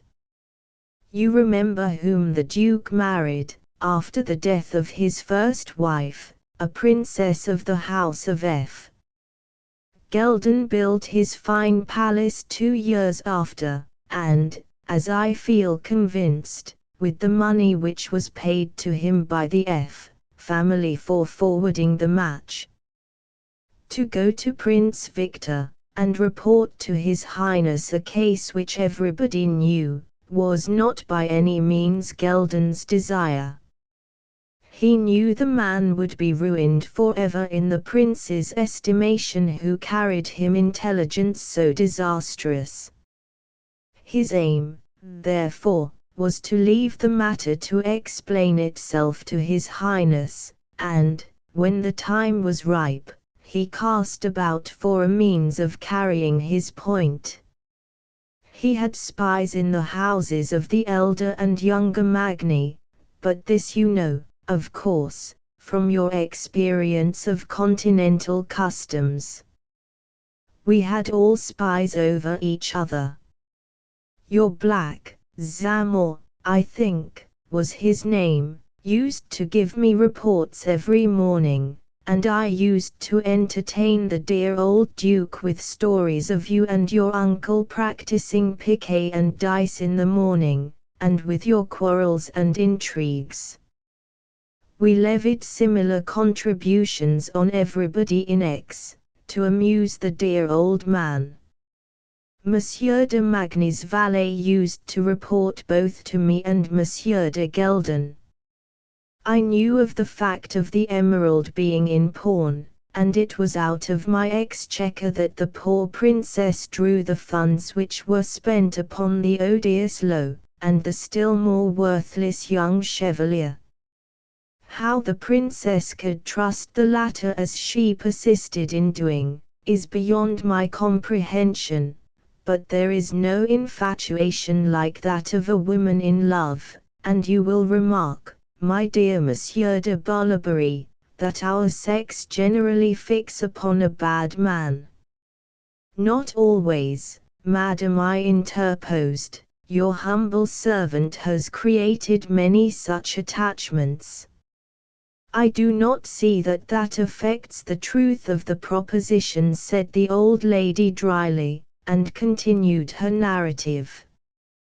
The Jew who held the emerald had had many dealings with the princess, and at last was offered a bribe of such magnitude, that he determined to give up the pledge.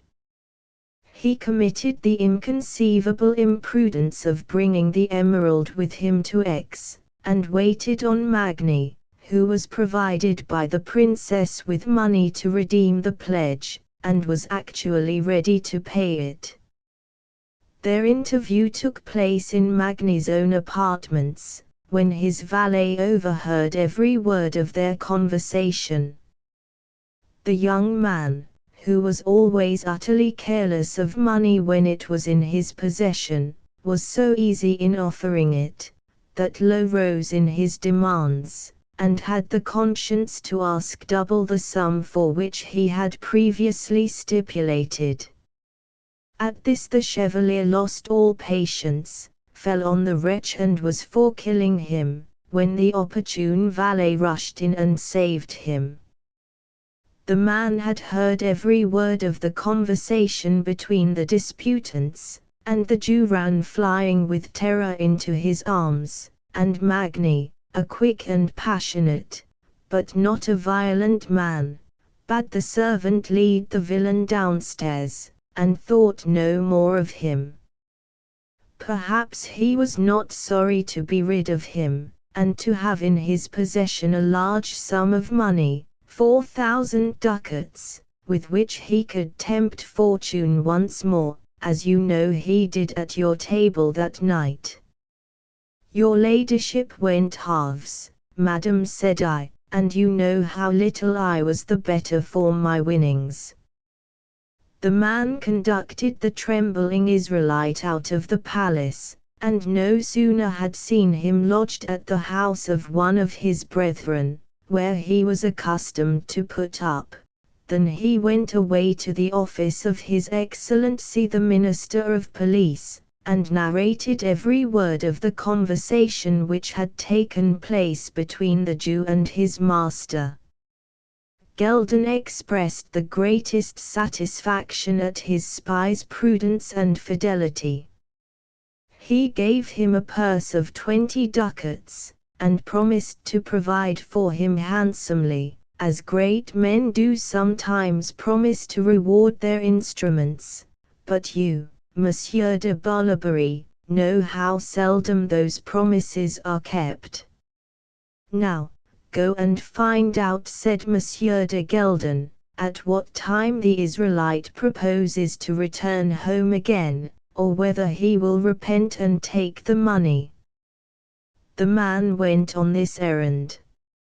Meanwhile, to make matters sure, Gelden arranged a play party at my house, inviting you thither with your bank, as you may remember, and finding means, at the same time, to let Maxime de Magny know that there was to be faro at Madame de Liliengarten's. It was an invitation the poor fellow never neglected. I remembered the facts, and listened on, amazed at the artifice of the infernal Minister of Police. The spy came back from his message to Lowe, and stated that he had made inquiries among the servants of the house where the Heidelberg banker lodged, and that it was the latter's intention to leave X that afternoon. He travelled by himself, riding an old horse, exceedingly humbly attired, after the manner of his people.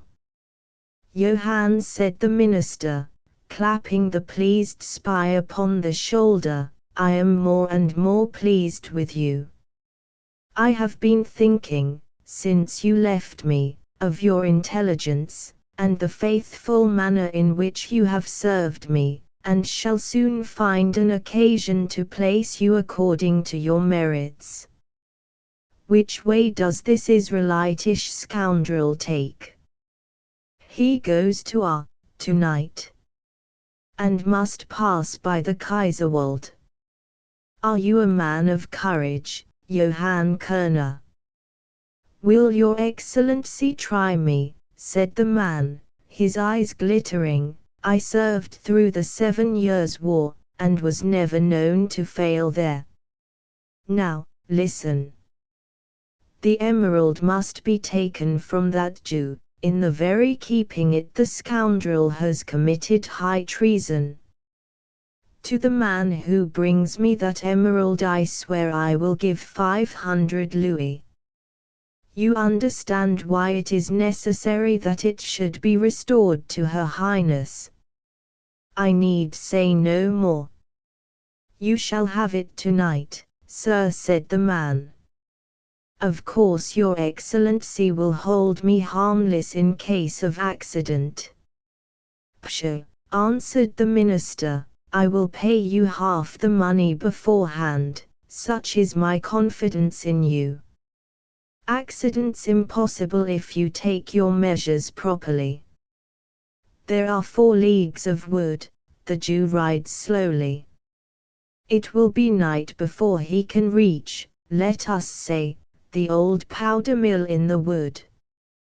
What's to prevent you from putting a rope across the road, and dealing with him there? Be back with me this evening at supper. If you meet any of the patrol, say foxes are loose, that's the word for tonight. They will let you pass them without questions. The man went off quite charmed with his commission, and when Magni was losing his money at our faro table, his servant waylaid the Jew at the spot named the Powder Mill, in the Kaiserwald. The Jew's horse stumbled over a rope which had been placed across the road, and, as the rider fell groaning to the ground, Johann Kerner rushed out on him, masked, and pistol in hand, and demanded his money. He had no wish to kill the Jew, I believe, unless his resistance should render extreme measures necessary. Nor did he commit any such murder, for, as the yelling Jew roared for mercy, and his assailant menaced him with a pistol, a squad of patrol came up, and laid hold of the robber and the wounded man. Kerner swore an oath. You have come too soon, said he to the sergeant of the police. Foxes are loose. Some are caught, said the sergeant, quite unconcerned, and bound the fellow's hands with the rope which he had stretched across the road to entrap the Jew. He was placed behind a policeman on a horse. Lowe was similarly accommodated, and the party thus came back into the town as the night fell. They were taken forthwith to the police quarter, and, as the chief happened to be there, they were examined by His Excellency in person. Both were rigorously searched, the Jew's papers and cases taken from him. The jewel was found in a private pocket. As for the spy, the minister, looking at him angrily, said, Why, this is the servant of the Chevalier de Magny, one of Her Highness's equerries, and without hearing a word in exculpation from the poor frightened wretch, ordered him into close confinement. Calling for his horse, he then rode to the prince's apartments at the palace, and asked for an instant audience. When admitted, he produced the emerald. This jewel, said he, has been found on the person of a Heidelberg Jew, who has been here repeatedly of late, and has had many dealings with Her Highness's equerry, the Chevalier de Magny. This afternoon the Chevalier's servant came from his master's lodgings, accompanied by the Hebrew, was heard to make inquiries as to the route the man intended to take on his way homewards, followed him, or preceded him rather, and was found in the act of rifling his victim by my police in the Kaiserwald. The man will confess nothing, but, on being searched, a large sum in gold was found on his person, and though it is with the utmost pain that I can bring myself to entertain such an opinion, and to implicate a gentleman of the character and name of Monsieur de Magny, I do submit that our duty is to have the Chevalier examined relative to the affair. As Monsieur de Magny is in Her Highness's private service, and in her confidence I have heard, I would not venture to apprehend him without your Highness's permission. The Prince's master of the horse, a friend of the old Baron de Magny, who was present at the interview, no sooner heard the strange intelligence than he hastened away to the old general with the dreadful news of his grandson's supposed crime. Perhaps His Highness himself was not unwilling that his old friend and tutor-in-arms should have the chance of saving his family from disgrace. At all events, Monsieur de Hengst, the master of the horse, was permitted to go off to the Baron undisturbed, and break to him the intelligence of the accusation pending over the unfortunate Chevalier. It is possible that he expected some such dreadful catastrophe, for, after hearing Hengst's narrative, as the latter afterwards told me, he only said, "Heavens will be done," for some time refused to stir a step in the matter, and then only by the solicitation of his friend was induced to write the letter which Maxime de Magny received at our play-table. Whilst he was there, squandering the princess's money, a police visit was paid to his apartments, and 100 proofs, not of his guilt with respect to the robbery, but of his guilty connection with the princess, were discovered there, tokens of her giving, passionate letters from her, copies of his own correspondence to his young friends at Paris, all of which the police minister perused, and carefully put together under seal for His Highness, Prince Victor. I have no doubt he perused them, for, on delivering them to the hereditary prince, Gelden said that, in obedience to His Highness's orders, he had collected the Chevalier's papers, but he need not say that, on his honor, he, Gelden, himself had never examined the documents. His difference with Messieurs de Magny was known. He begged His Highness to employ any other official person in the judgment of the accusation brought against the young Chevalier. All these things were going on while the Chevalier was at play.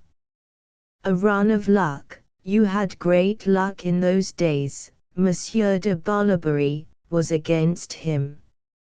He stayed and lost his 4,000 ducats. He received his uncle's note, and such was the infatuation of the wretched gambler, that, on receipt of it, he went down to the courtyard, where the horse was in waiting, absolutely took the money which the poor old gentleman had placed in the saddle holsters, brought it upstairs, played it, and lost it, and when he issued from the room to fly, it was too late. He was placed in arrest at the bottom of my staircase, as you were upon entering your own home. Even when he came in under the charge of the soldiery sent to arrest him, the old general, who was waiting, was overjoyed to see him, and flung himself into the lad's arms, and embraced him, it was said, for the first time in many years. "He is here, gentlemen," he sobbed out. "Thank God he is not guilty of the robbery, and then sank back in a chair in a burst of emotion. Painful, it was said by those present, to witness on the part of a man so brave, and known to be so cold and stern. "Robbery," said the young man. "I swear before heaven I am guilty of none," and a scene of almost touching reconciliation passed between them, before the unhappy young man was led from the guard-house into the prison which he was destined never to quit. That night the Duke looked over the papers which Gelden had brought to him. It was at a very early stage of the perusal, no doubt, that he gave orders for your arrest, for you were taken at midnight, Magny at 10 o'clock, after which time the old Baron de Magny had seen His Highness, protesting of his grandson's innocence, and the Prince had received him most graciously and kindly. His Highness said he had no doubt the young man was innocent, his birth and his blood rendered such a crime impossible, but suspicion was too strong against him. He was known to have been that day closeted with the Jew, to have received a very large sum of money which he squandered at play, and of which the Hebrew had, doubtless, been the lender, to have dispatched his servant after him, who inquired the hour of the Jew's departure, lay in wait for him, and rifled him. Suspicion was so strong against the Chevalier, that common justice required his arrest, and, meanwhile, until he cleared himself, he should be kept in not dishonorable durance, and every regard had for his name, and the services of his honorable grandfather.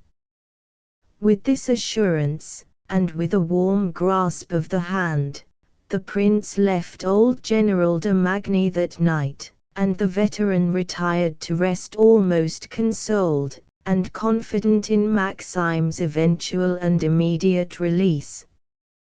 But in the morning, before daybreak, the Prince, who had been reading papers all night, wildly called to the page, who slept in the next room across the door, bade him get horses, which were always kept in readiness in the stables, and, flinging a parcel of letters into a box, told the page to follow him on horseback with these.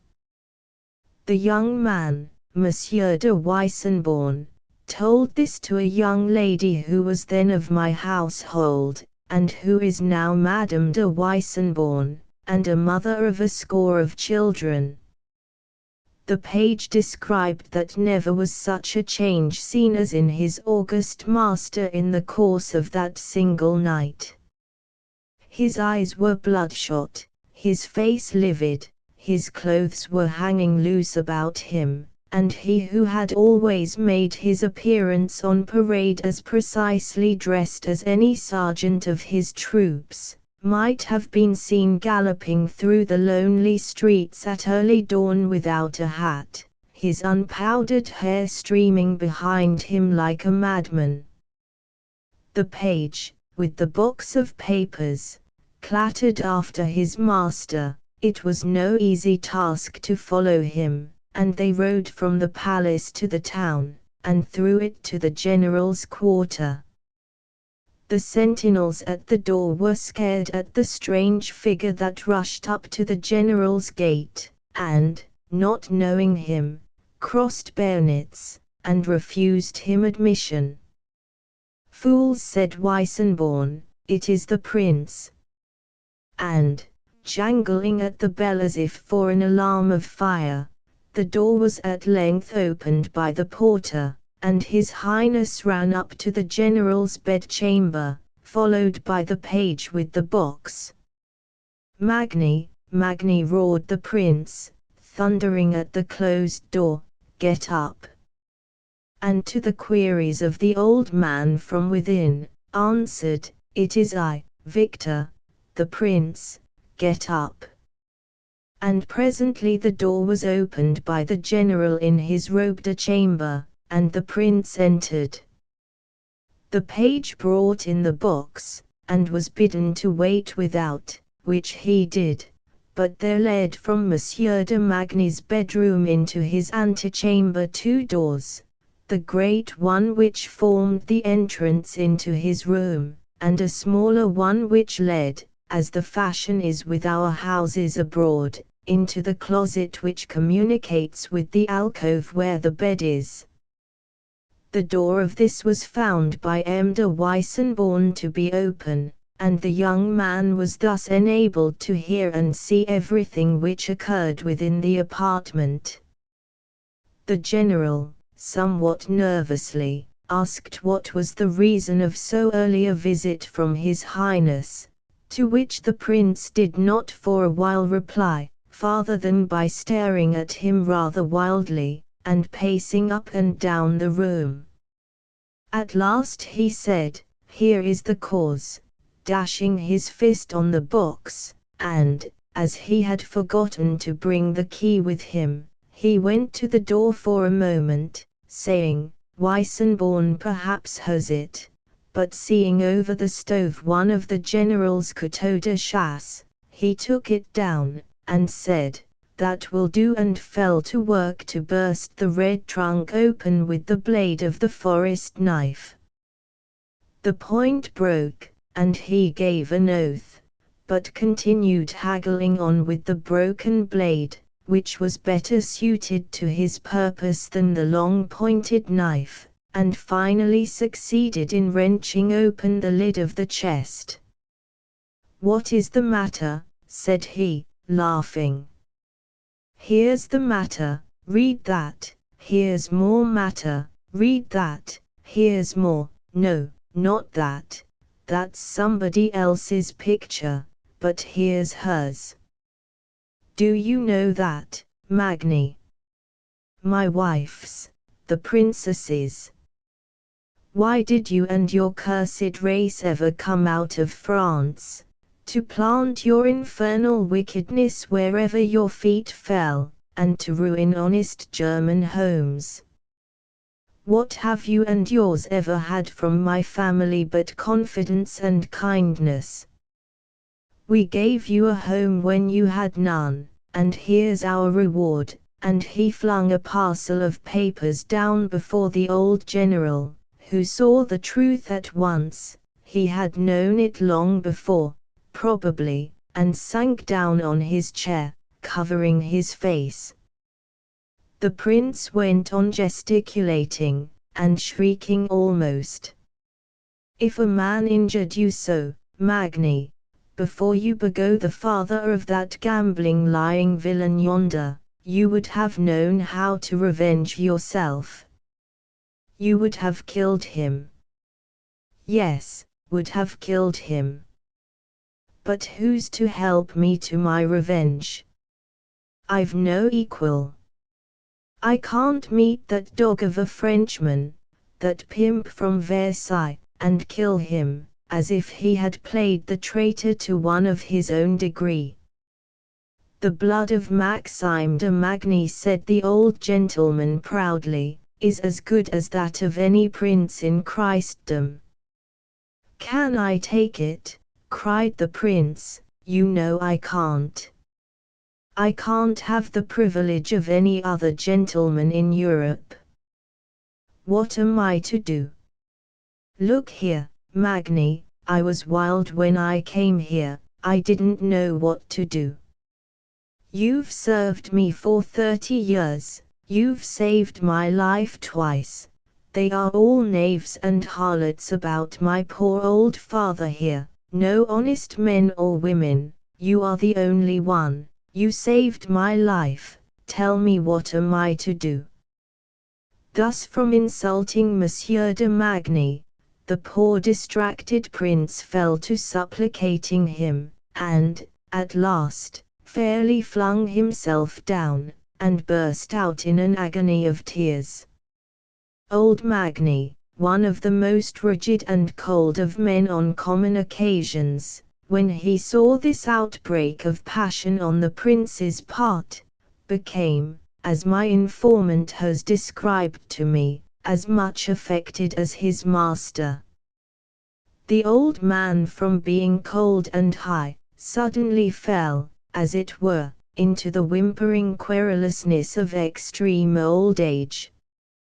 He lost all sense of dignity, he went down on his knees, and broke out into all sorts of wild incoherent attempts at consolation, so much so, that Weissenborn said he could not bear to look at the scene, and actually turned away from the contemplation of it. But, from what followed in a few days, we may guess the results of the long interview.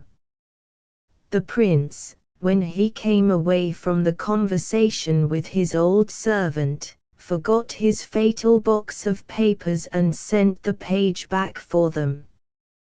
The general was on his knees praying in the room when the young man entered, and only stirred and looked wildly round as the other removed the packet. The prince rode away to his hunting lodge at 3 leagues from Aix, and 3 days after that Maxime de Magny died in prison, having made a confession that he was engaged in an attempt to rob the Jew, and that he had made away with himself, ashamed of his dishonor. But it is not known that it was the general himself who took his grandson poison. It was said even that he shot him in the prison. This, however, was not the case. General de Magny carried his grandson the draught which was to carry him out of the world, represented to the wretched youth that his fate was inevitable, that it would be public and disgraceful unless he chose to anticipate the punishment, and so left him. But it was not of his own accord, and not until he had used every means of escape, as you shall hear, that the unfortunate being's life was brought to an end. As for General de Magny, he quite fell into imbecility a short time after his grandson's death, and my honored Duke's demise. After His Highness the Prince married the Princess Mary of F. As they were walking in the English park together they once met old Magny riding in the sun in the easy chair, in which he was carried commonly abroad after his paralytic fits. "This is my wife," Magny said the prince affectionately, taking the veteran's hand, and he added, turning to his princess, "General de Magny saved my life during the 7 Years' War." "What, you've taken her back again," said the old man. "I wish you'd send me back my poor Maxime." He had quite forgotten the death of the poor Princess Olivia, and the prince, looking very dark indeed, passed away. "And now," said Madame de Liliengarten, "I have only one more gloomy story to relate to you. The death of the Princess Olivia. It is even more horrible than the tale I have just told you." With which preface the old lady resumed her narrative. The kind weak princess's fate was hastened, if not occasioned, by the cowardice of Magny. He found means to communicate with her from his prison, and Her Highness, who was not in open disgrace yet, for the Duke, out of regard to the family, persisted in charging Magny with only robbery, made the most desperate efforts to relieve him, and to bribe the gaolers to effect his escape. She was so wild that she lost all patience and prudence in the conduct of any schemes she may have had for Magny's liberation, for her husband was inexorable, and caused the Chevalier's prison to be too strictly guarded for escape to be possible. She offered the state jewels in pawn to the court banker, who of course was obliged to decline the transaction. She fell down on her knees, it is said, to Lyndon, the police minister, and offered him heaven knows what as a bribe.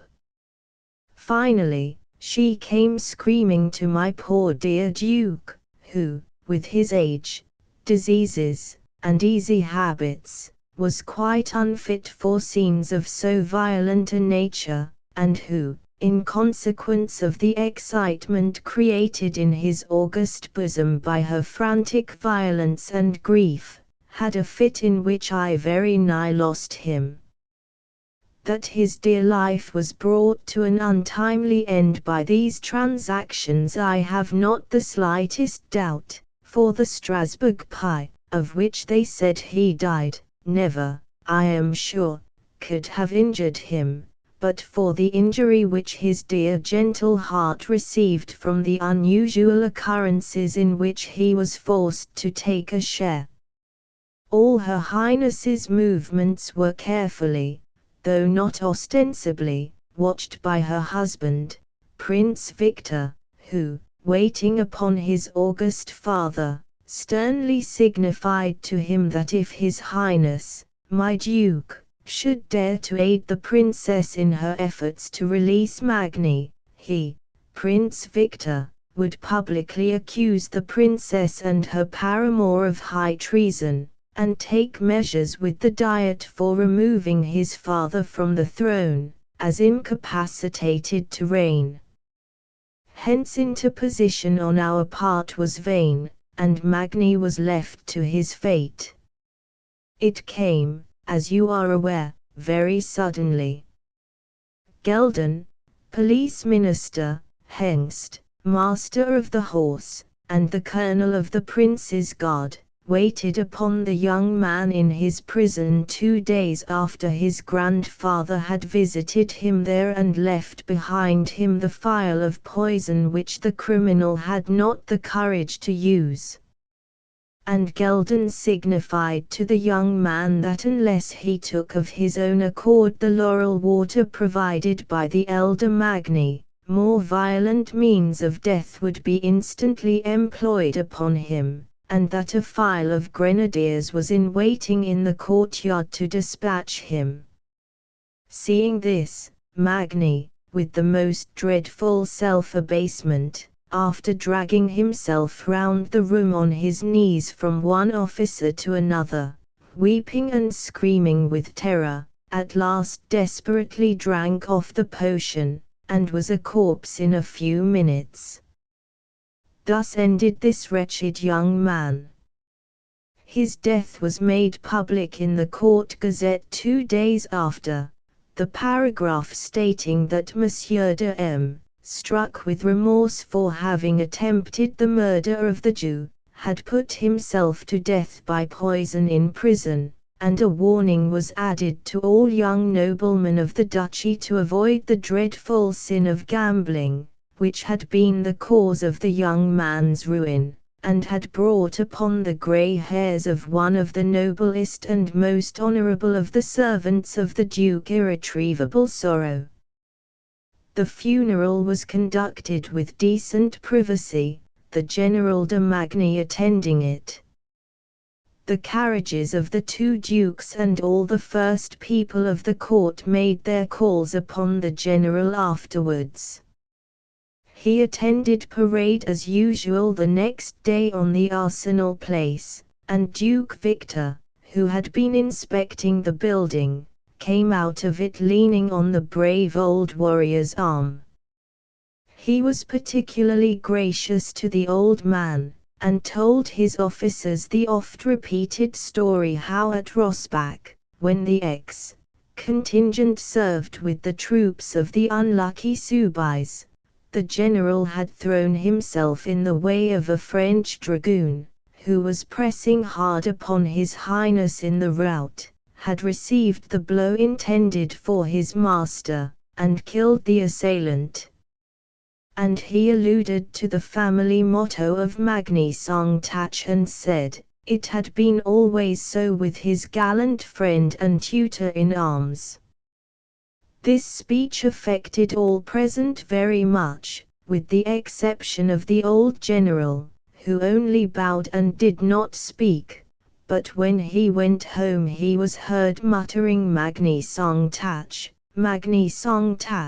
and was attacked with paralysis that night, from which he never more than partially recovered. The news of Maxime's death had somehow been kept from the princess until now, a gazette even being printed without the paragraph containing the account of his suicide, but it was at length, I know not how, made known to her. And when she heard it, her ladies tell me, she screamed and fell, as if struck dead, then sat up wildly and raved like a madwoman, and was then carried to her bed, where her physician attended her, and where she lay of a brain fever. All this while the prince used to send to make inquiries concerning her, and from his giving orders that his castle of Schlangenfels should be prepared and furnished, I make no doubt it was his intention to send her into confinement thither, as had been done with the unhappy sister of His Britannic Majesty at Zell. She sent repeatedly to demand an interview with His Highness, which the latter declined, saying that he would communicate with Her Highness when her health was sufficiently recovered. To one of her passionate letters he sent back for reply a packet, which, when opened, was found to contain the emerald that had been the cause round which all this dark intrigue moved. Her Highness at this time became quite frantic, vowed in the presence of all her ladies that one lock of her darling Maxime's hair was more precious to her than all the jewels in the world, rang for her carriage, and said she would go and kiss his tomb, proclaimed the murdered martyr's innocence, and called down the punishment of heaven, the wrath of her family, upon his assassin. The prince, on hearing these speeches, they were all, of course, regularly brought to him, is said to have given one of his dreadful looks, which I remember now, and to have said, "This cannot last much longer." All that day and the next the Princess Olivia passed in dictating the most passionate letters to the prince her father, to the kings of France, Naples, and Spain, her kinsmen, and to all other branches of her family, calling upon them in the most incoherent terms to protect her against the butcher and assassin her husband, assailing his person in the maddest terms of reproach, and at the same time confessing her love for the murdered Magni. It was in vain that those ladies who were faithful to her pointed out to her the inutility of these letters, the dangerous folly of the confessions which they made. She insisted upon writing them, and used to give them to her second-robe woman, a French woman, Her Highness always affectioned persons of that nation, who had the key of her cassette, and carried every one of these epistles to Geldern. With the exception that no public receptions were held, the ceremony of the princess's establishment went on as before. Her ladies were allowed to wait upon her and perform their usual duties about her person. The only men admitted were, however, her servants, her physician and chaplain, and one day when she wished to go into the garden, a heyduck, who kept the door, intimated to Her Highness that the prince's orders were that she should keep her apartments. They abut, as you remember, upon the landing of the marble staircase of Schloss X, the entrance to Prince Victor's suite of rooms being opposite the princess's on the same landing. This space is large, filled with sofas and benches, and the gentlemen and officers who waited upon the Duke used to make a sort of antechamber of the landing place, and pay their court to His Highness there, as he passed out, at 11 o'clock, to parade. At such a time, the Hajuks within the princess's suite of rooms used to turn out with their halberds and present to Prince Victor, the same ceremony being performed on his own side, when pages came out and announced the approach of His Highness. The pages used to come out and say, "The Prince, gentlemen," and the drums beat in the hall, and the gentlemen rose, who were waiting on the benches that ran along the balustrade.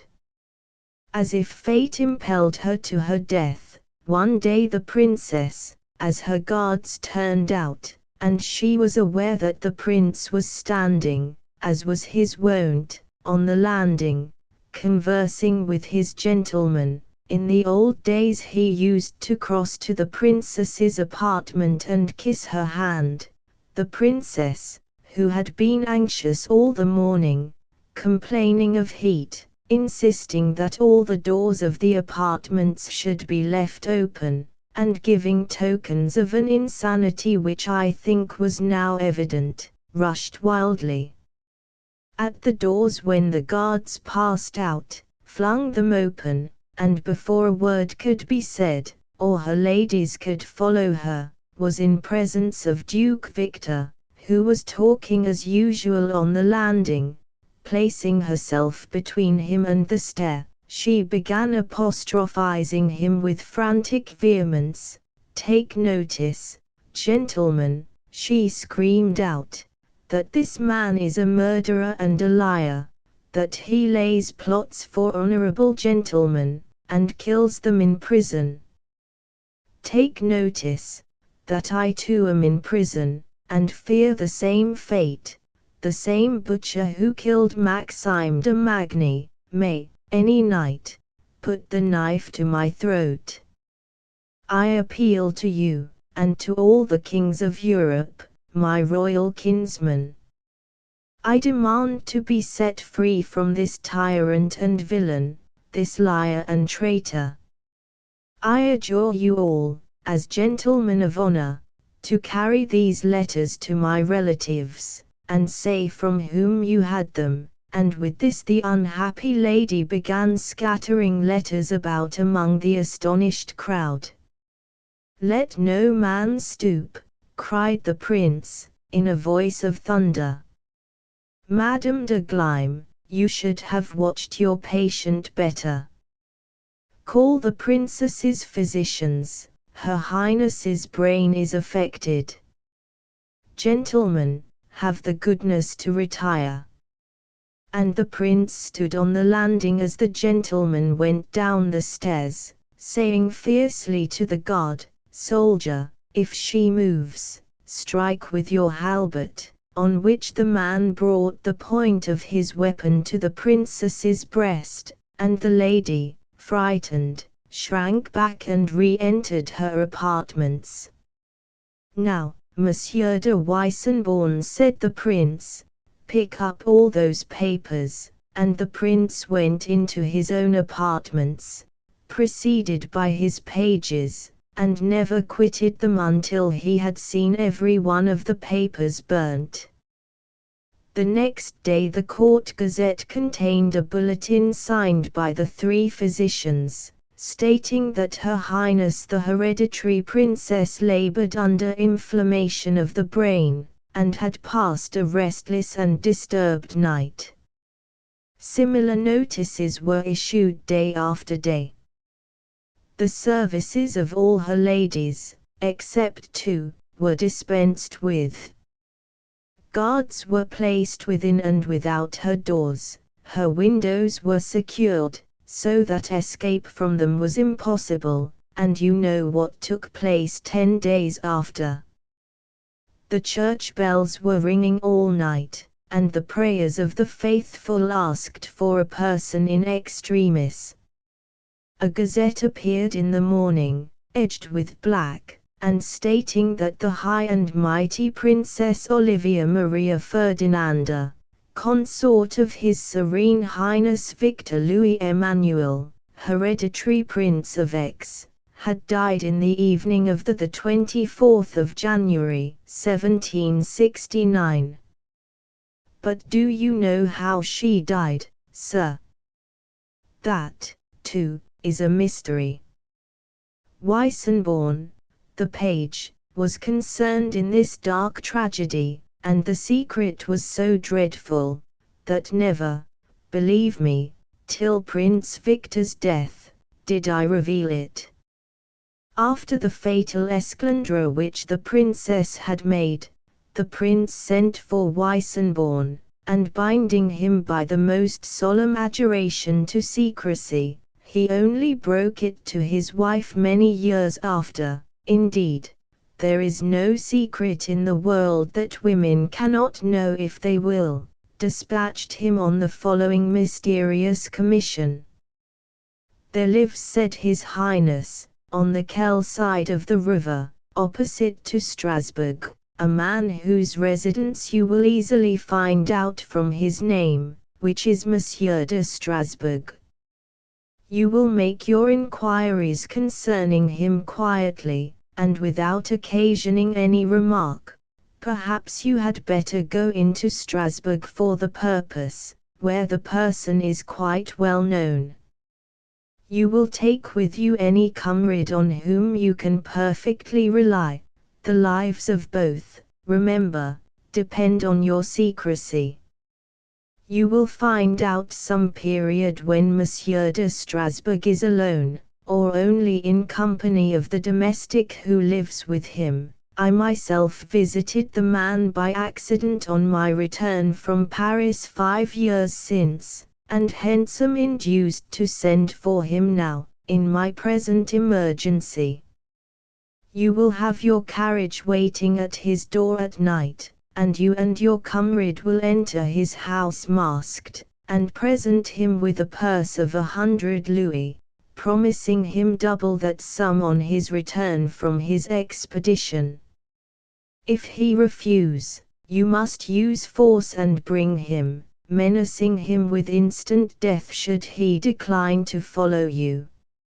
You will place him in the carriage with the blinds drawn, one or other of you never losing sight of him the whole way, and threatening him with death if he discover himself or cry out. You will lodge him in the old tower here, where a room shall be prepared for him, and his work being done, you will restore him to his home with the same speed and secrecy with which you brought him from it. Such were the mysterious orders Prince Victor gave his page, and Weissenborn, selecting for his comrade in the expedition Lieutenant Bartenstein, set out on his strange journey. All this while the palace was hushed, as if in mourning. The bulletins in the court gazette appeared, announcing the continuance of the princess's malady, and though she had but few attendants, strange and circumstantial stories were told regarding the progress of her complaint. She was quite wild. She had tried to kill herself. She had fancied herself to be I don't know how many different characters. Expresses were sent to her family informing them of her state, and couriers dispatched publicly to Vienna and Paris to procure the attendance of physicians skilled in treating diseases of the brain. That pretended anxiety was all a feint. It was never intended that the princess should recover. The day on which Weissenborn and Bartenstein returned from their expedition, it was announced that Her Highness the Princess was much worse. That night the report through the town was that she was at the agony, and that night the unfortunate creature was endeavoring to make her escape.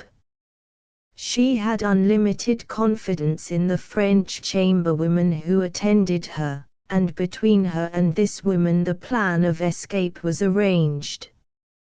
The princess took her jewels in a casket. A private door, opening from one of her rooms and leading into the outer gate, it was said, of the palace, was discovered for her, and a letter was brought to her, purporting to be from the Duke, her father-in-law, and stating that a carriage and horses had been provided, and would take her to the territory where she might communicate with her family and be safe. The unhappy lady, confiding in her guardian, set out on the expedition. The passages wound through the walls of the modern part of the palace and abutted in effect at the old Owl Tower, as it was called, on the outer wall. The tower was pulled down afterwards, and for good reason. At a certain place the candle, which the chamberwoman was carrying, went out, and the princess would have screamed with terror, but her hand was seized, and a voice cried "Hush!" The next minute a man in a mask, it was the Duke himself, rushed forward, gagged her with a handkerchief, her hands and legs were bound, and she was carried swooning with terror into a vaulted room, where she was placed by a person there waiting, and tied in an armchair. The same mask who had gagged her, came and bared her neck and said, "It had best be done now she has fainted."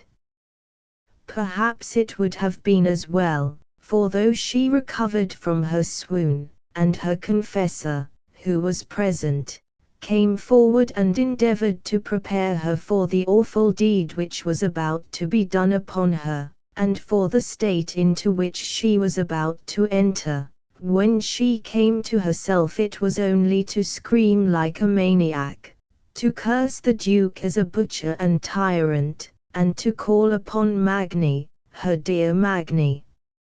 At this the Duke said, quite calmly, "May God have mercy on her sinful soul." He, the confessor, and Gelden, who were present, went down on their knees, and, as His Highness dropped his handkerchief, Weissenborn fell down in a fainting fit, while Monsieur de Strasbourg, taking the back hair in his hand, separated the shrieking head of Olivia from the miserable sinful body. May heaven have mercy upon her soul.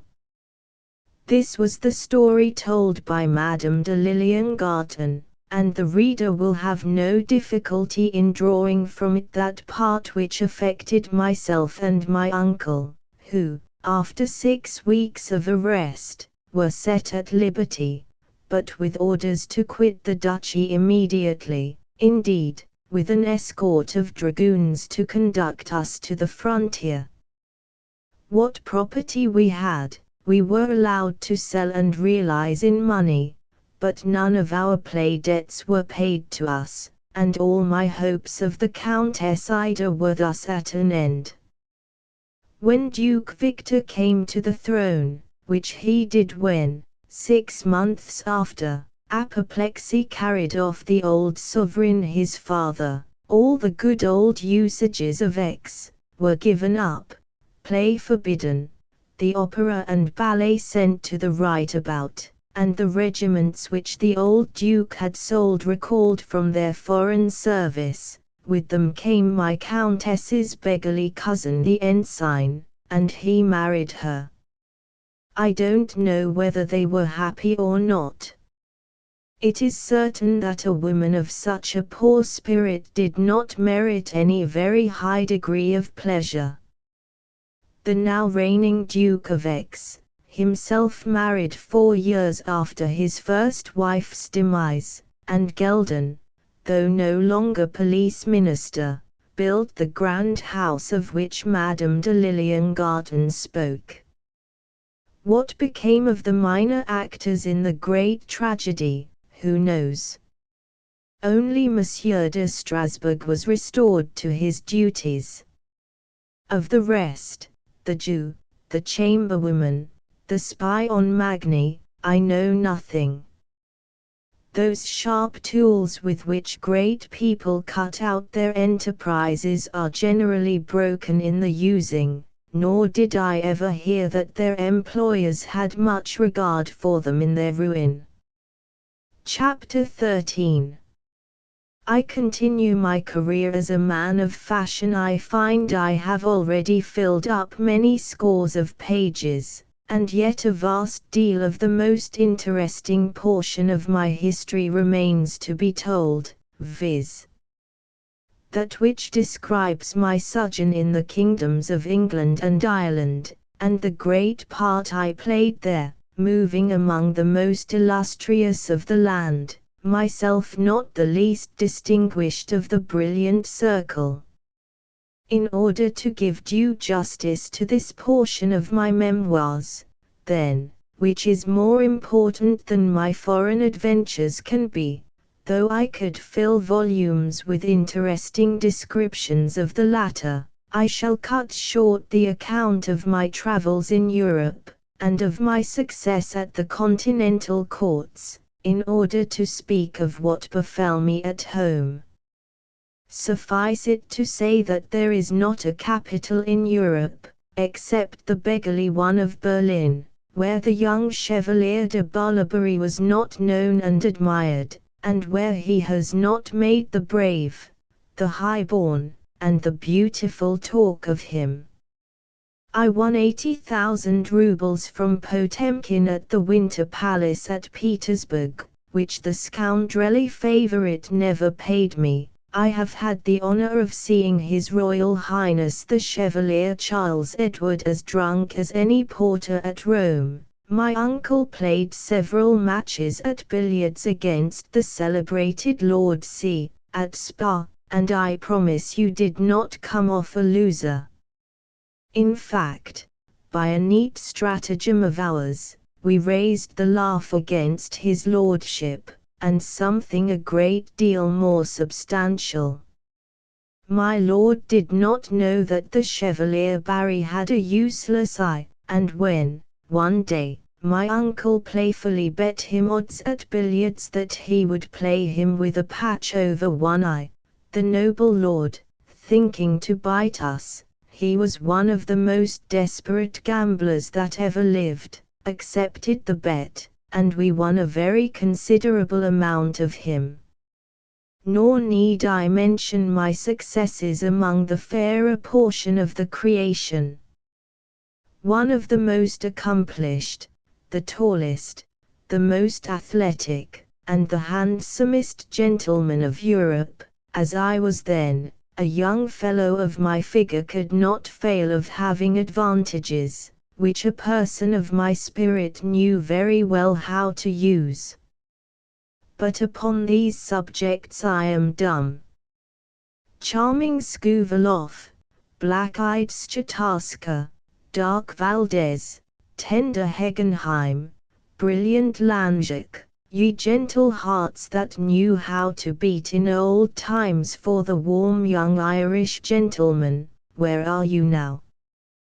Though my hair has grown grey now, and my sight dim, and my heart cold with years, and ennui, and disappointment, and the treachery of friends, yet I have but to lean back in my armchair and think, and those sweet figures come rising up before me out of the past, with their smiles, and their kindnesses, and their bright tender eyes.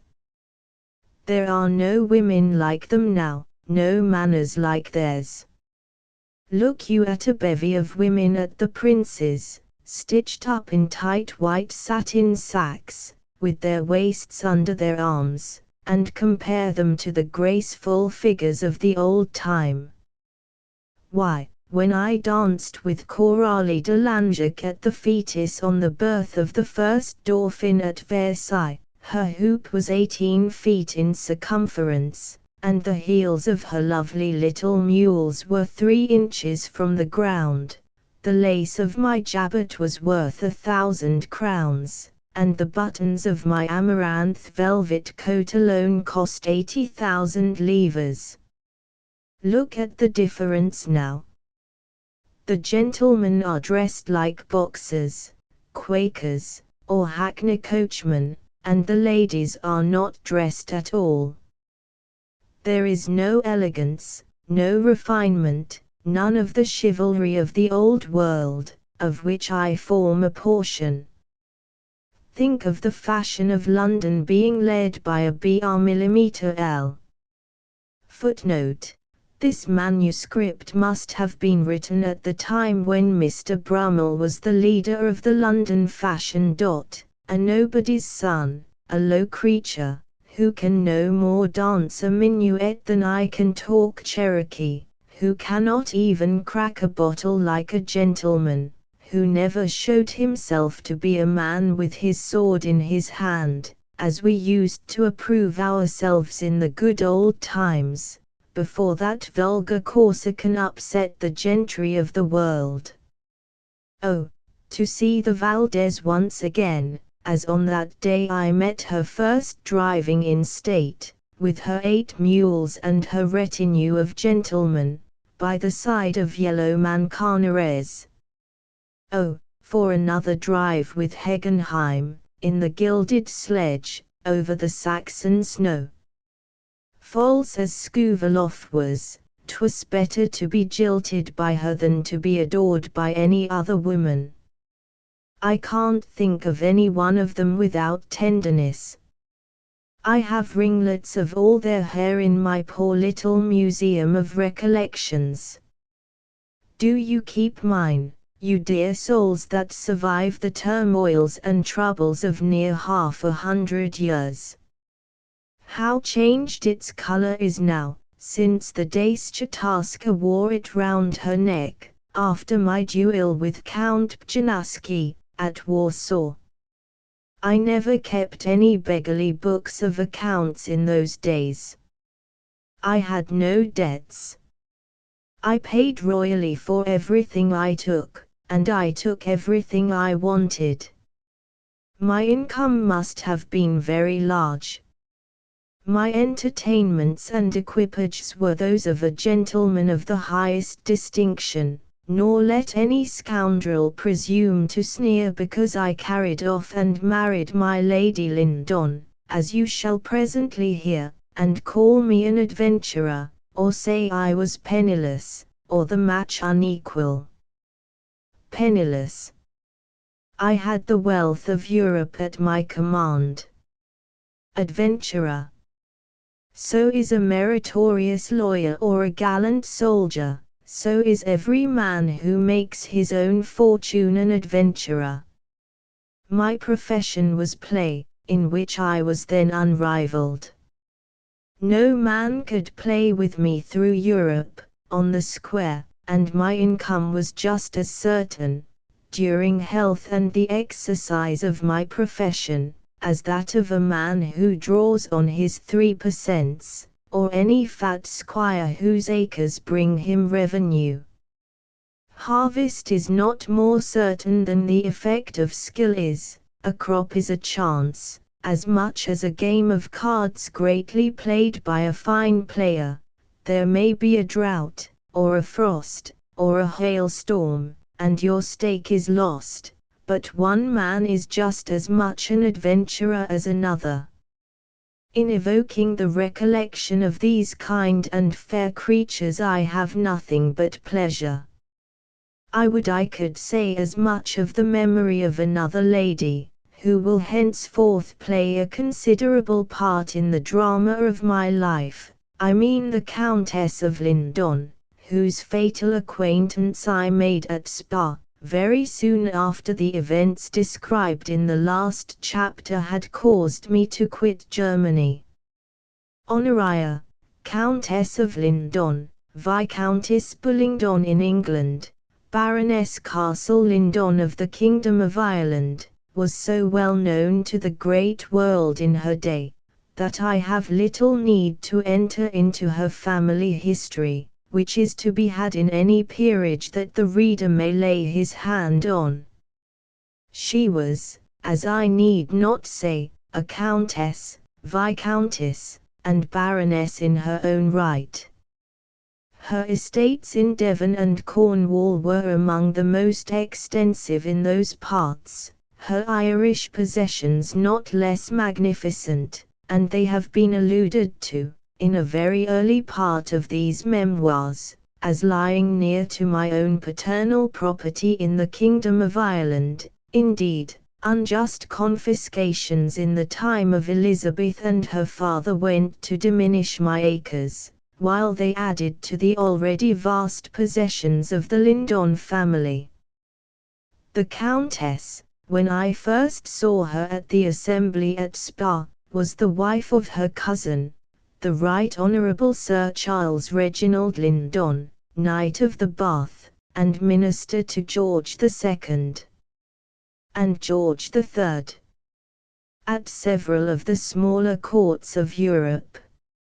Sir Charles Lyndon was celebrated as a wit and bon vivant. He could write love verses against Hanbury Williams, and make jokes with George Selwyn. He was a man of virtue like Harry Walpole, with whom and Mr. Gray he had made a part of the Grand Tour, and was cited, in a word, as one of the most elegant and accomplished men of his time. I made this gentleman's acquaintance as usual at the play-table, of which he was a constant frequenter. Indeed, one could not but admire the spirit and gallantry with which he pursued his favourite pastime, for, though worn out by gout and a myriad of diseases, a cripple wheeled about in a chair, and suffering pangs of agony, yet you would see him every morning and every evening at his post behind the delightful green cloth, and if, as it would often happen, his own hands were too feeble or inflamed to hold the box, he would call the mains, nevertheless, and have his valet or a friend to throw for him. I like this courageous spirit in a man. The greatest successes in life have been won by such indomitable perseverance. I was by this time one of the best-known characters in Europe, and the fame of my exploits, my duels, my courage at play, would bring crowds around me in any public society where I appeared. I could show reams of scented paper, to prove that this eagerness to make my acquaintance was not confined to the gentleman only, but that I hate boasting, and only talk of myself in so far as it is necessary to relate my self's adventures, the most singular of any man's in Europe. Well, Sir Charles Lyndon's first acquaintance with me originated in the Right Honourable Knight's winning 700 pieces of me at piquet, for which he was almost my match, and I lost them with much good humour, and paid them, you may be sure, punctually. Indeed, I will say this for myself, that losing money at play never in the least put me out of good humour with the winner, and that wherever I found a superior, I was always ready to acknowledge and hail him. Lyndon was very proud of winning from so celebrated a person, and we contracted a kind of intimacy, which, however, did not for a while go beyond pump-room attentions and conversations over the supper table at play, but which gradually increased, until I was admitted into his more private friendship. He was a very free-spoken man. The gentry of those days were much prouder than at present, and used to say to me in his haughty easy way, "Hang it, Mr. Barry, you have no more manners than a barber, and I think my black footman has been better educated than you. But you are a young fellow of originality and pluck, and I like you, sir, because you seem determined to go to the deuce by a way of your own." I would thank him laughingly for this compliment, and say, that as he was bound to the next world much sooner than I was, I would be obliged to him to get comfortable quarters arranged there for me. He used also to be immensely amused with my stories about the splendor of my family and the magnificence of Castle Brady. He would never tire of listening or laughing at those histories. Stick to the trumps, however, my lad, he would say, when I told him of my misfortunes in the conjugal line, and how near I had been winning the greatest fortune in Germany. Do anything but marry, my artless Irish rustic, he called me by a multiplicity of queer names. Cultivate your great talents in the gambling line, but mind this, that a woman will beat you. That I denied, mentioning several instances in which I had conquered the most intractable tempers among the sex. They will beat you in the long run, my Tipperary Alspids.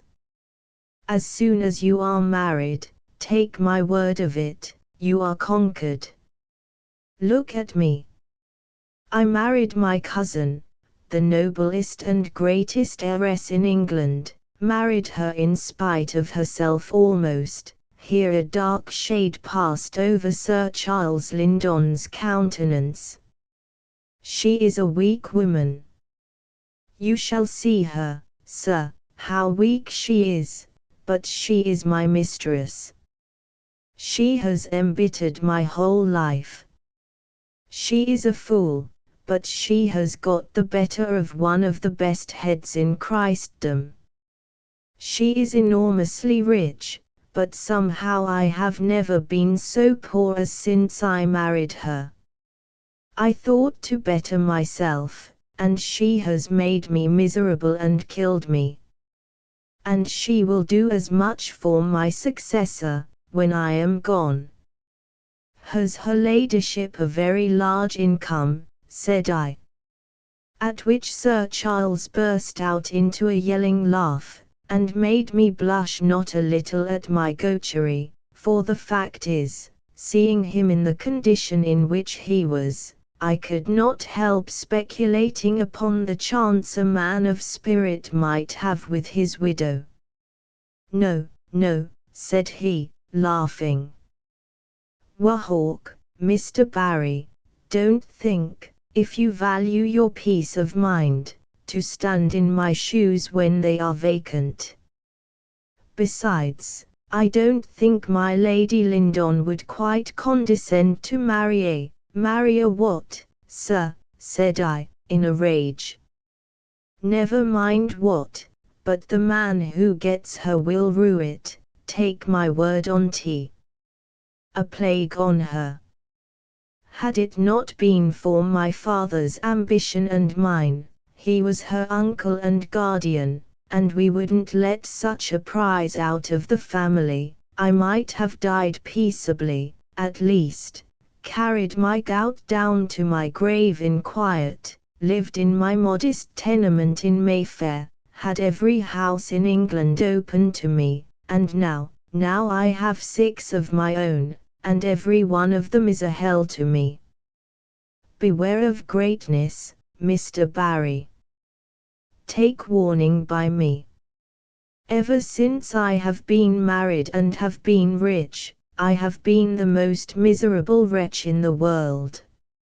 Look at me. I am dying a worn-out cripple at the age of 50. Marriage has added 40 years to my life. When I took off Lady Lyndon, there was no man of my years who looked so young as myself. Fool that I was. I had enough with my pensions, perfect freedom, the best society in Europe, and I gave up all these, and married, and was miserable. Take a warning by me, Captain Barry, and stick to the trumps. Though my intimacy with the knight was considerable, for a long time I never penetrated into any other apartments of his hotel but those which he himself occupied. His lady lived entirely apart from him, and it is only curious how they came to travel together at all. She was a goddaughter of old Mary Wortley Montagu, and, like that famous old woman of the last century, made considerable pretensions to be a blue stocking and a bel esprit. Lady Lyndon wrote poems in English and Italian, which still may be read by the curious in the pages of the magazines of the day. She entertained a correspondence with several of the European savants upon history, science, and ancient languages, and especially theology. Her pleasure was to dispute controversial points with abbeys and bishops, and her flatterers said she rivaled Madame Dacier in learning. Every adventurer who had a discovery in chemistry, a new antique bust, or a plan for discovering the philosopher's stone, was sure to find a patroness in her. She had numberless works dedicated to her, and sonnets without end addressed to her by all the poetasters of Europe, under the name of Lindonera or Callista. Her rooms were crowded with hideous china magos, and all sorts of objects of virtue. No woman piqued herself more upon her principles, or allowed love to be made to her more profusely. There was a habit of courtship practiced by the fine gentlemen of those days, which is little understood in our coarse downright times, and young and old fellows would pour out floods of compliments in letters and madrigals, such as would make a sober lady stare were they addressed to her nowadays, so entirely has the gallantry of the last century disappeared out of our manners. Lady Lyndon moved about with a little court of her own. She had half a dozen carriages in her progresses. In her own she would travel with her companion, some shabby lady of quality, her birds, and poodles, and the favourite savant for the time being. In another would be her female secretary and her waiting women, who, in spite of their care, never could make their mistress look much better than a slattern. Sir Charles Lyndon had his own chariot, and the domestics of the establishment would follow in other vehicles. Also must be mentioned the carriage in which rode her ladyship's chaplain, Mr. Runt, who acted in capacity of governor to her son, the little Viscount Bullingdon, a melancholy deserted little boy, about whom his father was more than indifferent, and whom his mother never saw, except for 2 minutes at her levee, when she would put to him a few questions of history or Latin grammar, after which he was consigned to his own amusements, or the care of his governor, for the rest of the day. The notion of such a Minerva as this, whom I saw in the public places now and then, surrounded by swarms of needy abbeys and schoolmasters, who flattered her, frightened me for some time, and I had not the least desire to make her acquaintance. I had no desire to be one of the beggarly adorers in the great lady's train, fellows, half friend, half lackey, who made verses, and wrote letters, and ran errands, content to be paid by a seat in her ladyship's box at the comedy, or a cover at her dinner table at noon. Don't be afraid, Sir Charles Lyndon would say, whose great subject of conversation and abuse was his lady, my Lindonera will have nothing to do with you. She likes the Tuscan brogue, not that of Kerry. She says you smell too much of the stable to be admitted to ladies' society, and last Sunday fortnight, when she did me the honour to speak to me last, said, I wonder, Sir Charles Lyndon, a gentleman who has been the king's ambassador can demean himself by gambling and boozing with low Irish blacklegs. Don't fly in a fury. I'm a cripple, and it was Lyndon said it, not I. This piqued me, and I resolved to become acquainted with Lady Lyndon, if it were but to show her ladyship that the descendant of those Barrys, whose property she unjustly held, was not an unworthy companion for any lady, were she ever so high. Besides, my friend the knight was dying, his widow would be the richest prize in the 3 kingdoms. Why should I not win her, and, with her, the means of making in the world that figure which my genius and inclination desired? I felt I was equal in blood and breeding to any Lyndon in Christendom, and determined to bend this haughty lady. When I determine, I look upon the thing as done. My uncle and I talked the matter over, and speedily settled upon a method for making our approaches upon this stately lady of Castle Lyndon. Mr. Runt, young Lord Bullingdon's governor, was fond of pleasure, of a glass of Rhenish in the garden houses in the summer evenings, and of a sly throw of the dice when the occasion offered, and I took care to make friends with this person, who, being a college tutor and an Englishman, was ready to go on his knees to anyone who resembled a man of fashion. Seeing me with my retinue of servants, my vis-a-vis and chariots, my valets, my hussar, and horses, dressed in gold, and velvet, and sables, saluting the greatest people in Europe as we met on the course, or at the spas, Runt was dazzled by my advances, and was mine by a beckoning of the finger. I shall never forget the poor wretch's astonishment when I asked him to dine, with 2 counts, off gold plate, at the little room in the casino. He was made happy by being allowed to win a few pieces of us, became exceedingly tipsy, sang Cambridge songs, and recreated the company by telling us, in his horrid Yorkshire French, stories about the GYPS, and all the lords that had ever been in his college. I encouraged him to come and see me oftener, and bring with him his little Viscount, for whom, though the boy always detested me, I took care to have a good stock of sweetmeats, toys, and picture books when he came.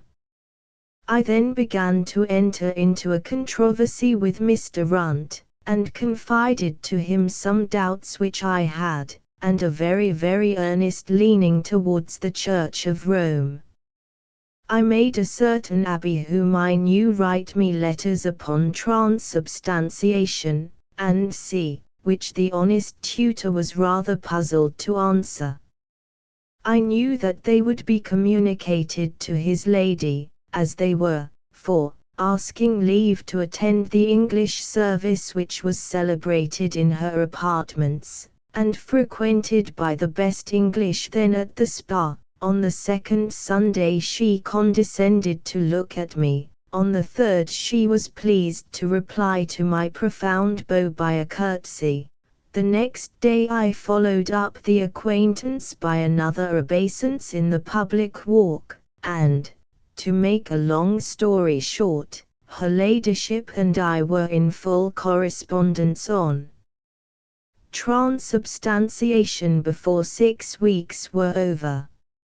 My lady came to the aid of her chaplain, and then I began to see the prodigious weight of his arguments, as was to be expected. The progress of this harmless little intrigue need not be detailed.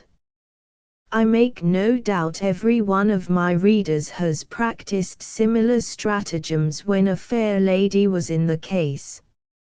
I shall never forget the astonishment of Sir Charles Lyndon when, on one summer evening, as he was issuing out to the play-table in his sedan chair, according to his wont, her ladyship's barouche and four, with her outriders in the tawny livery of the Lyndon family, came driving into the courtyard of the house which they inhabited, and in that carriage, by her ladyship's side, sat no other than the vulgar Irish adventurer, as she was pleased to call him, I mean Redmond Barry, Esquire. He made the most courtly of his bows, and grinned and waved his hat in as graceful a manner as the gout permitted, and her ladyship and I replied to the salutation with the utmost politeness and elegance on our parts. I could not go to the play-table for some time afterwards, for Lady Lyndon and I had an argument on transubstantiation, which lasted for 3 hours, in which she was, as usual, victorious, and in which her companion, the Honourable Miss Flint Skinner, fell asleep, but when, at last, I joined Sir Charles at the casino, he received me with a yell of laughter, as his wont was, and introduced me to all the company as Lady Lyndon's interesting young convert. This was his way. He laughed and sneered at everything. He laughed when he was in a paroxysm of pain, he laughed when he won money, or when he lost it. His laugh was not jovial or agreeable, but rather painful and sardonic. Gentlemen, said he to Punter, Colonel Loder, Count du Carriot, and several jovial fellows with whom he used to discuss a flask of champagne and a runnish trout or two after play, see this amiable youth. He has been troubled by religious scruples, and has flown for refuge to my chaplain, Mr. Runt, who has asked for advice from my wife, Lady Lyndon, and, between them both, they are confirming my ingenious young friend in his faith. Did you ever hear of such doctors, and such a disciple? Faith, sir, said I, if I want to learn good principles, it's surely better I should apply for them to your lady and your chaplain than to you. He wants to step into my shoes, continued the knight. The man would be happy who did so, responded I, provided there were no chalkstones included. At which reply Sir Charles was not very well pleased, and went on with increased rancour. He was always free-spoken in his cups, and, to say the truth, he was in his cups many more times in a week than his doctors allowed. Is it not a pleasure, gentlemen, said he, for me, as I am drawing near the goal, to find my home such a happy one, my wife so fond of me, that she is even now thinking of appointing a successor. I don't mean you precisely, Mr. Barry, you are only taking your chance with a score of others whom I could mention. Isn't it a comfort to see her, like a prudent housewife, getting everything ready for her husband's departure? I hope you are not thinking of leaving us soon, knight, said I, with perfect sincerity, for I liked him, as a most amusing companion. Not so soon, my dear, as you may fancy, perhaps, continued he. Why, man, I have been given over any time these 4 years, and there was always a candidate or two waiting to apply for the situation. Who knows how long I may keep you waiting? And he did keep me waiting some little time longer than at that period there was any reason to suspect. As I declared myself pretty openly, according to my usual way, and authors are accustomed to describe the persons of the ladies with whom their heroes fall in love. In compliance with this fashion, I perhaps should say a word or two respecting the charms of my Lady Lyndon. But though I celebrated them in many copies of verses, of my own and other persons' writing, and though I filled reams of paper in the passionate style of those days with compliments to every one of her beauties and smiles, in which I compared her to every flower, goddess, or famous heroine ever heard of, truth compels me to say that there was nothing divine about her at all. She was very well, but no more. Her shape was fine, her hair dark, her eyes good, and exceedingly active. She loved singing, but performed it as so great a lady should, very much out of tune. She had a smattering of half a dozen modern languages, and, as I have said before, of many more sciences than I even knew the names of. She piqued herself on knowing Greek and Latin, but the truth is, that Mr. Runt used to supply her with the quotations which she introduced into her voluminous correspondence. She had as much love of admiration, as strong, uneasy a vanity, and as little heart, as any woman I ever knew. Otherwise, when her son, Lord Bullingdon, on account of his differences with me, ran, but that matter shall be told in its proper time. Finally, my Lady Lyndon was about a year older than myself, though, of course, she would take her Bible oath that she was 3 years younger. Few men are so honest as I am, for few will own to their real motives, and I don't care a button about confessing mine. What Sir Charles Lyndon said was perfectly true. I made the acquaintance of Lady Lyndon with ulterior views. Sir, said I to him, when, after the scene described and the jokes he made upon me, we met alone, let those laugh that win. You were very pleasant upon me a few nights since, and on my intentions regarding your lady. Well, if they are what you think they are, if I do wish to step into your shoes, what then? I have no other intentions than you had yourself. I'll be sworn to muster just as much regard for my Lady Lyndon as you ever showed her, and if I win her and wear her when you are dead and gone, Corbaloo, knight, do you think it will be the fear of your ghost will deter me? Lyndon laughed as usual, but somewhat disconcertedly. Indeed, I had clearly the best of him in the argument, and had just as much right to hunt my fortune as he had. But one day he said, if you marry such a woman as my Lady Lyndon, mark my words, you will regret it. You will pine after the liberty you once enjoyed. By George. Captain Barry, he added, with a sigh, the thing that I regret most in life, perhaps it is because I am old, bless, and dying, is, that I never had a virtuous attachment. Ha, ha, a milkmaid's daughter, said I, laughing at the absurdity. Well, why not a milkmaid's daughter? My good fellow, I was in love in youth, as most gentlemen are, with my tutor's daughter, Helena, a bouncing girl, of course older than myself. This made me remember my own little love passages with Nora Brady in the days of my early life, and do you know, sir, I heartily regret I didn't marry her.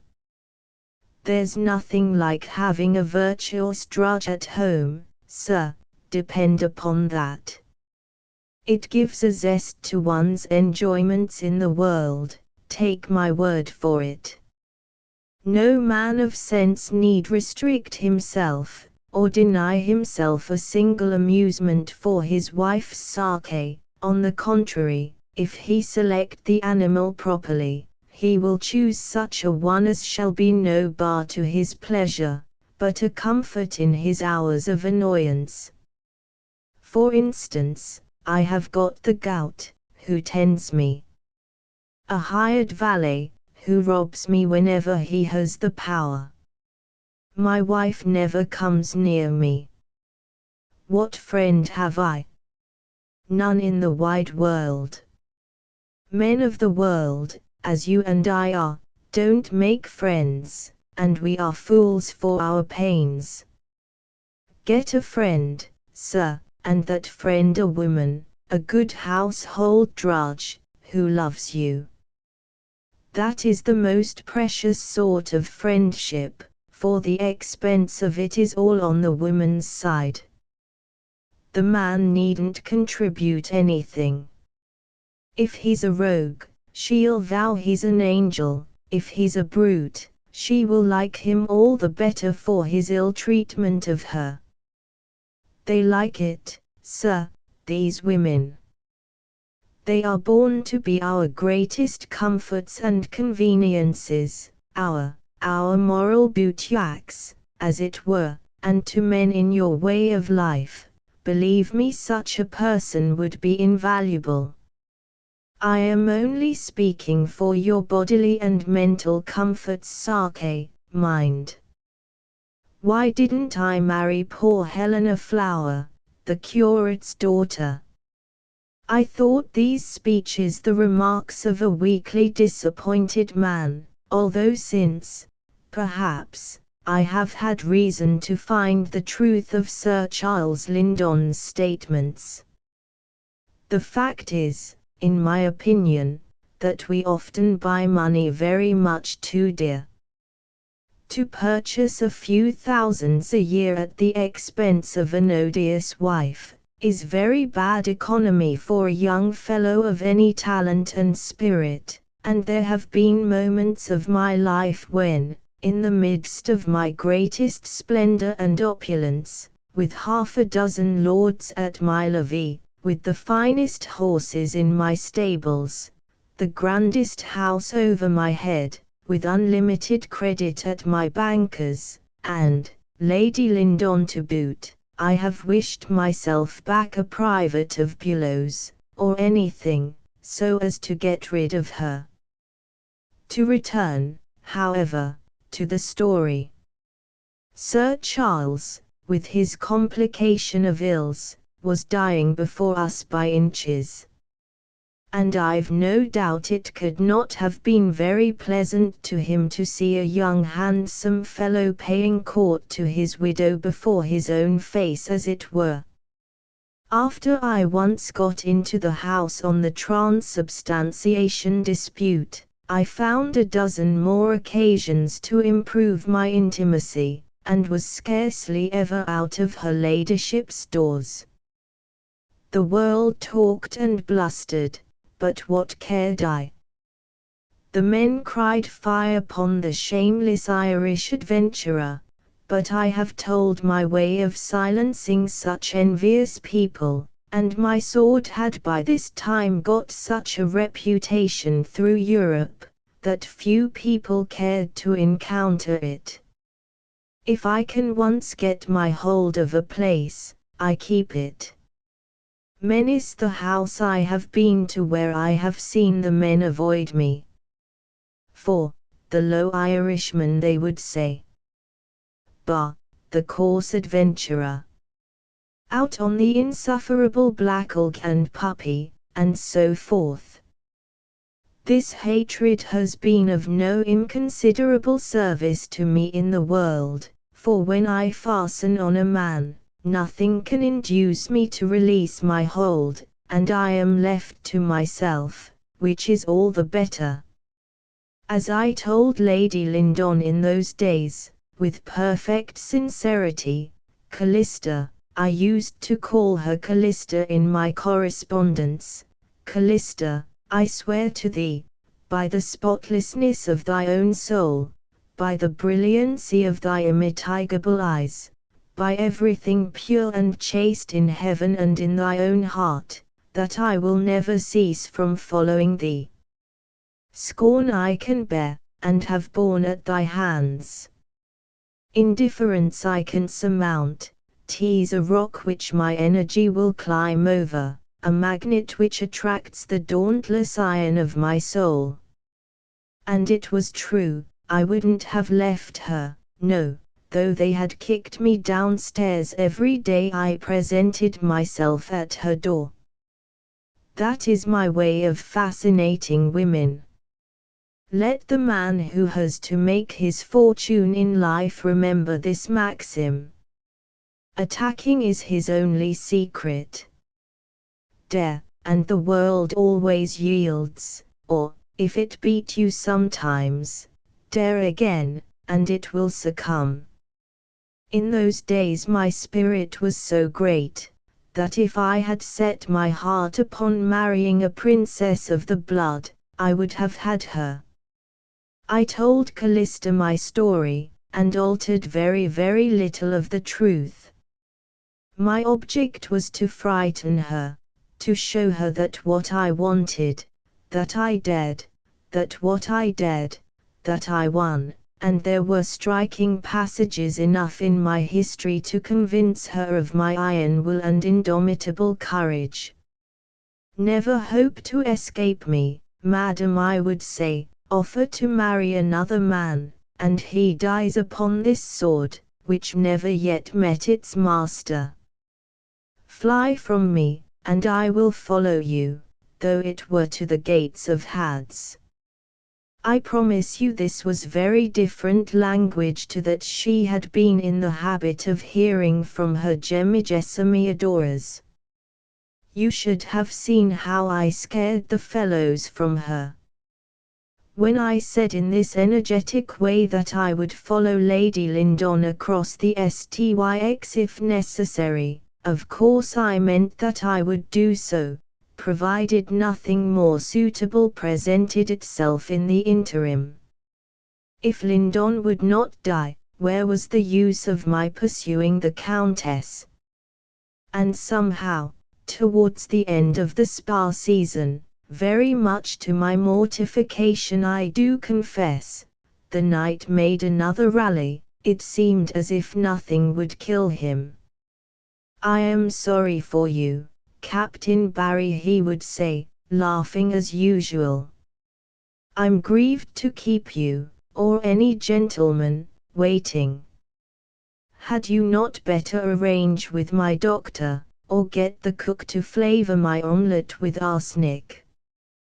What are the odds, gentlemen, he would add, that I don't live to see Captain Barry hanged yet? In fact, the doctors tinkered him up for a year. It's my usual luck, I could not help saying to my uncle, who was my confidential and most excellent adviser in all matters of the heart. I've been wasting the treasures of my affections upon that flirt of a countess, and here's her husband restored to health and likely to live I don't know how many years. And, as if to add to my mortification, there came just at this period to Spa an English tallow chandler's heiress, with a plum to her fortune, and Madame Cornu, the widow of a Norman cattle dealer and farmer general, with a dropsy and 200,000 livres a year. What's the use of my following the Lyndons to England, says I, if the knight won't die? Don't follow them, my dear simple child, replied my uncle. Stop here and pay court to the new arrivals. Yes, and lose Callista forever, and the greatest estate in all England. Pooh, pooh, youths like you easily fire and easily despond. Keep up a correspondence with Lady Lyndon. You know there's nothing she likes so much.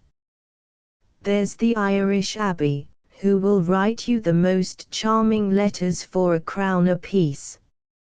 Let her go, write to her, and meanwhile look out for anything else which may turn up. Who knows? You might marry the Norman widow, bury her, take her money, and be ready for the Countess against the knight's death. And so, with vows of the most profound respectful attachment, and having given 20 louis to Lady Lyndon's waiting woman for a lock of her hair, of which fact, of course, the woman informed her mistress, I took leave of the Countess, when it became necessary for her return to her estates in England, swearing I would follow her as soon as an affair of honour I had on my hands could be brought to an end. I shall pass over the events of the year that ensued before I again saw her. She wrote to me according to promise, with much regularity at first, with somewhat less frequency afterwards. My affairs, meanwhile, at the play-table went on not unprosperously, and I was just on the point of marrying the widow Cornu. We were at Brussels by this time, and the poor soul was madly in love with me, when the London Gazette was put into my hands, and I read the following announcement: died at Castle Lyndon, in the Kingdom of Ireland, the Right Honourable Sir Charles Lyndon, Knight of the Bath, Member of Parliament for Lyndon in Devonshire, and many years His Majesty's representative at various European courts. He hath left behind him a name which is envied to all his friends for his manifold virtues and talents, a reputation justly acquired in the service of His Majesty, and an inconsolable widow to deplore his loss. Her Ladyship, the bereaved Countess of Lyndon, was at the Bath when the horrid intelligence reached her of her husband's demise, and hastened to Ireland immediately in order to pay her last sad duties to his beloved remains. That very night I ordered my chariot and posted to Ostend, whence I freighted a vessel to Dover, and travelling rapidly into the west, reached Bristol, from which port I embarked for Waterford, and found myself, after an absence of 11 years, in my native country. Chapter 14. I return to Ireland, and exhibit my splendour and generosity in that kingdom. How were times changed with me now! I had left my country a poor penniless boy, a private soldier in a miserable marching regiment. I returned an accomplished man, with property to the amount of 5,000 guineas in my possession, with a splendid wardrobe and jewel case worth 2,000 more, having mingled in all the scenes of life a not undistinguished actor in them, having shared in war and in love, having by my own genius and energy won my way from poverty and obscurity to competence and splendor.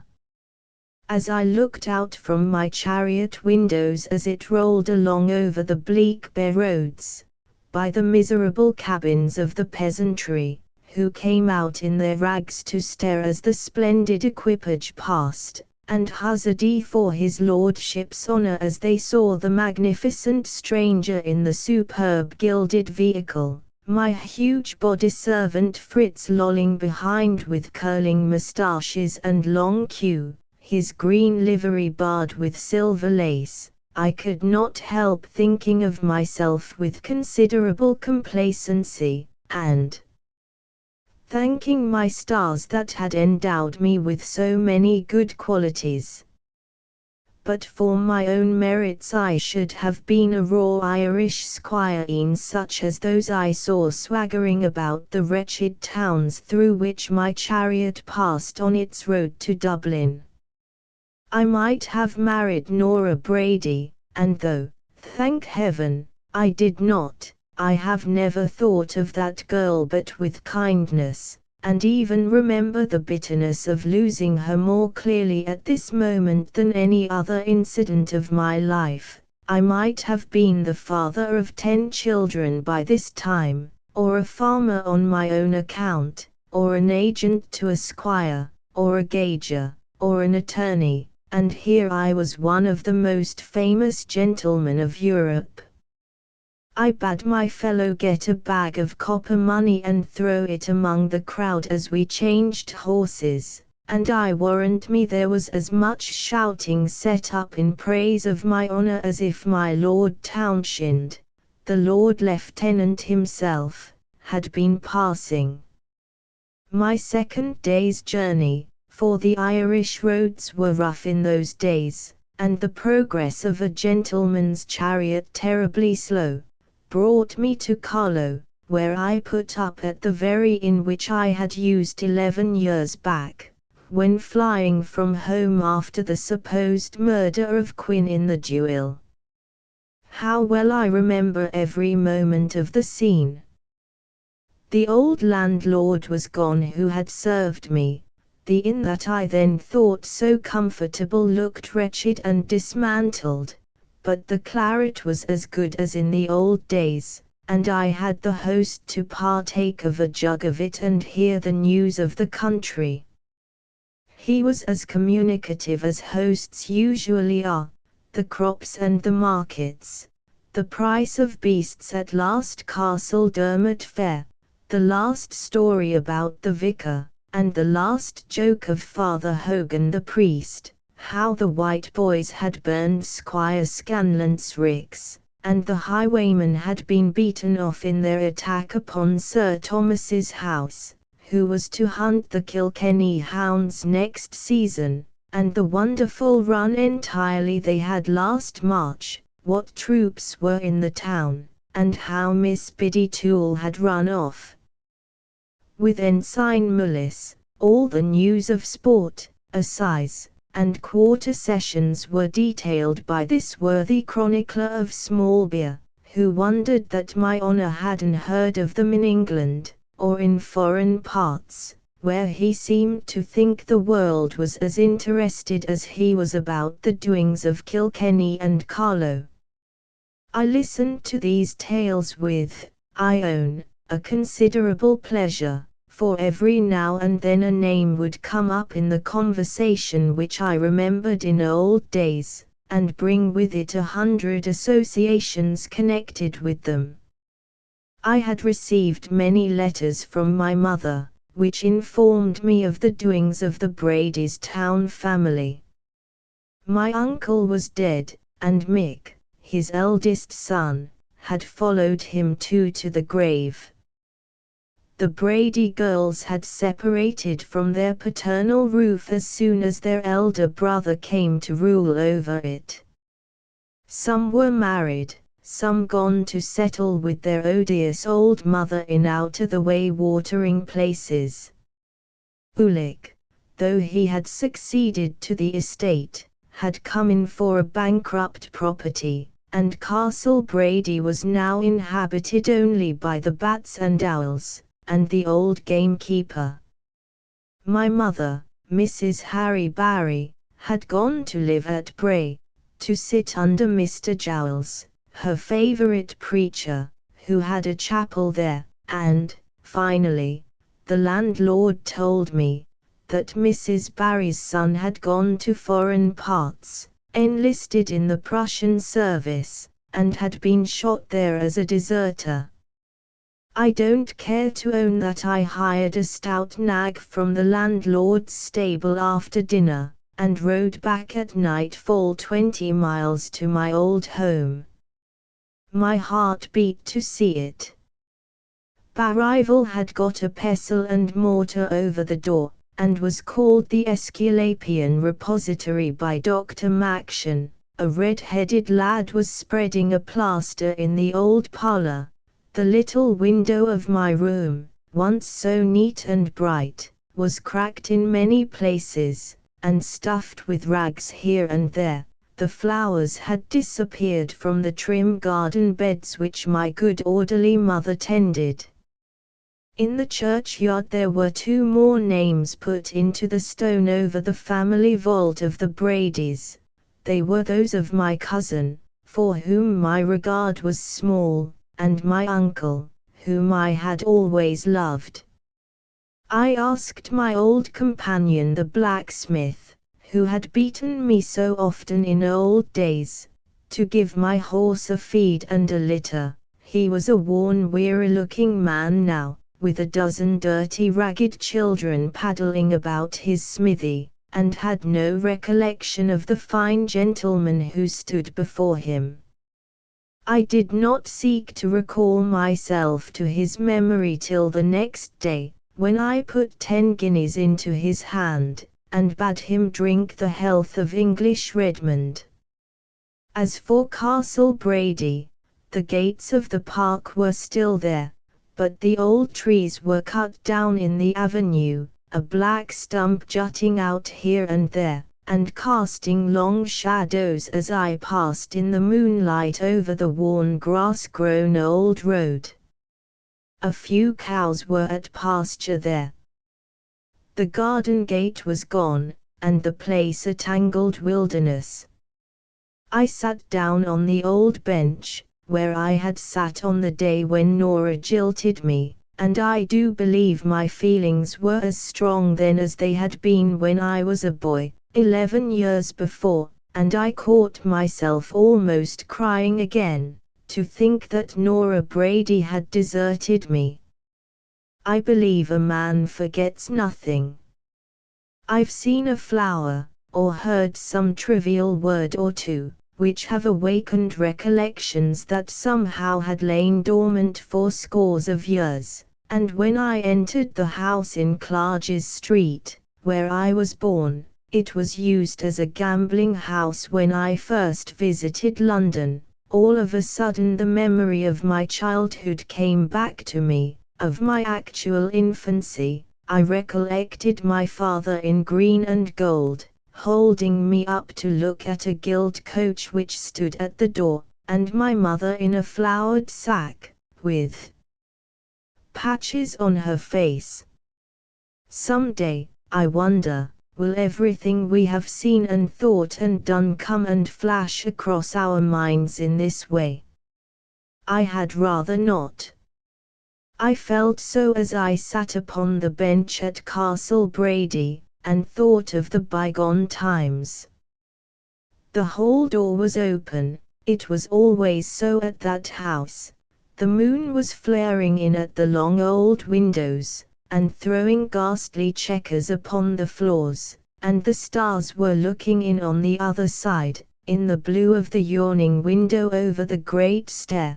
From it you could see the old stable clock, with the letters glistening on it still.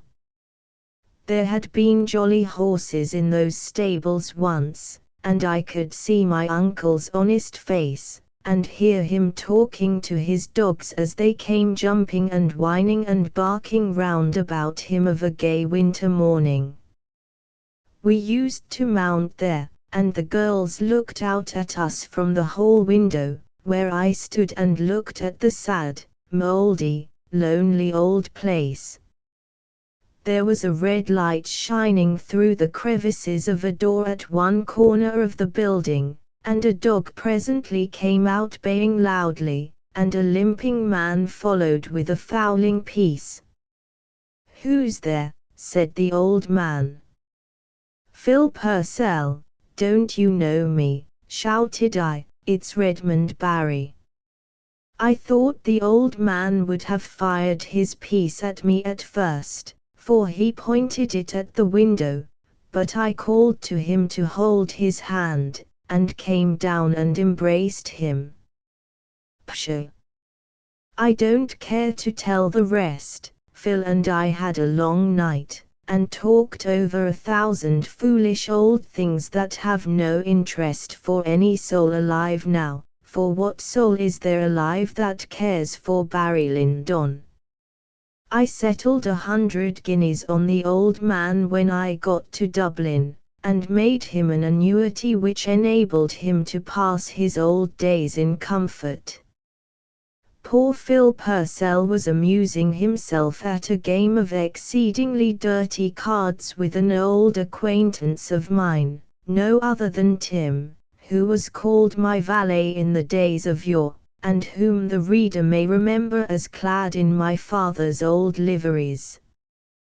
They used to hang about him in those times, and lap over his wrists and down to his heels, but Tim, though he protested he had nigh killed himself with grief when I went away, had managed to grow enormously fat in my absence, and would have fitted almost into Daniel Lambert's coat, or that of the vicar of Castle Brady, whom he served in the capacity of clerk. I would have engaged the fellow in my service but for his monstrous size, which rendered him quite unfit to be the attendant of any gentleman of condition, and so I presented him with a handsome gratuity, and promised to stand godfather to his next child, the 11th since my absence. There is no country in the world where the work of multiplying is carried on so prosperously as in my native island. Mr. Tim had married the girl's waiting maid, who had been a kind friend of mine in the early times, and I had to go salute poor Molly next day, and found her a slatternly wench in a mud hut, surrounded by a brood of children almost as ragged as those of my friend the blacksmith. From Tim and Phil Purcell, thus met fortuitously together, I got the very last news respecting my family. My mother was well. "Faith, sir," says Tim, "and you're come in time, mayhap, for preventing an addition to your family." "Sir," exclaimed I, in a fit of indignation. "In the shape of father-in-law, I mean, sir," says Tim. "The mistress is going to take on with Mr. Giles the Proctor." Poor Nora, he added, had made many additions to the illustrious race of Quin, and my cousin Ulick was in Dublin, coming to little good, both my informants feared, and having managed to run through the small available remains of property which my good old uncle had left behind him. I saw I should have no small family to provide for, and then, to conclude the evening, Phil, Tim, and I had a bottle of usquebaugh, the taste of which I had remembered for 11 good years, and did not part except with the warmest terms of fellowship, and until the sun had been some time in the sky. I am exceedingly affable. That has always been one of my characteristics. I have no false pride, as many men of high lineage like my own have, and, in default of better company, will hop and nob with a ploughboy or a private soldier just as readily as with the first noble in the land. I went back to the village in the morning, and found a pretext for visiting Barrival under a device of purchasing drugs.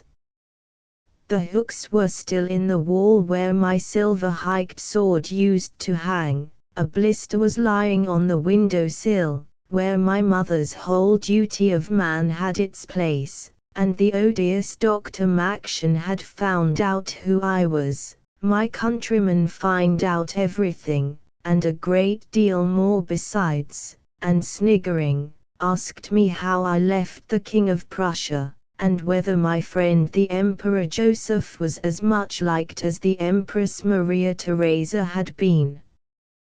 The bell-ringers would have had a ring of bells for me, but there was but one, Tim, who was too fat to pull, and I rode off before the vicar, Dr. Bolter, who had succeeded old Mr. Textor, who had the living in my time, had time to come out to compliment me, but the rapscallions of the beggarly village had assembled in a dirty army to welcome me, and cheered hurrah for Master Redmond, as I rode away. My people were not a little anxious regarding me, by the time I returned to Carlo, and the landlord was very much afraid, he said, that the highwayman had gotten hold of me. There, too, my name and station had been learned from my servant Fritz, who had not spared his praises of his master, and had invented some magnificent histories concerning me. He said it was the truth that I was intimate with half the sovereigns of Europe, and the prime favorite with most of them. Indeed, I had made my uncle's Order of the Spur hereditary, and travelled under the name of the Chevalier Barry, Chamberlain to the Duke of Hohenzollern-Sigmaringen. They gave me the best horses the stable possessed to carry me on my road to Dublin, and the strongest ropes for harness, and we got on pretty well, and there was no rencontre between the highwayman and the pistols with which Fritz and I were provided. We lay that night at Kilcullen, and the next day I made my entry into the city of Dublin, with 4 horses to my carriage, 5,000 guineas in my purse, and one of the most brilliant reputations in Europe, having quitted the city a beggarly boy, 11 years before.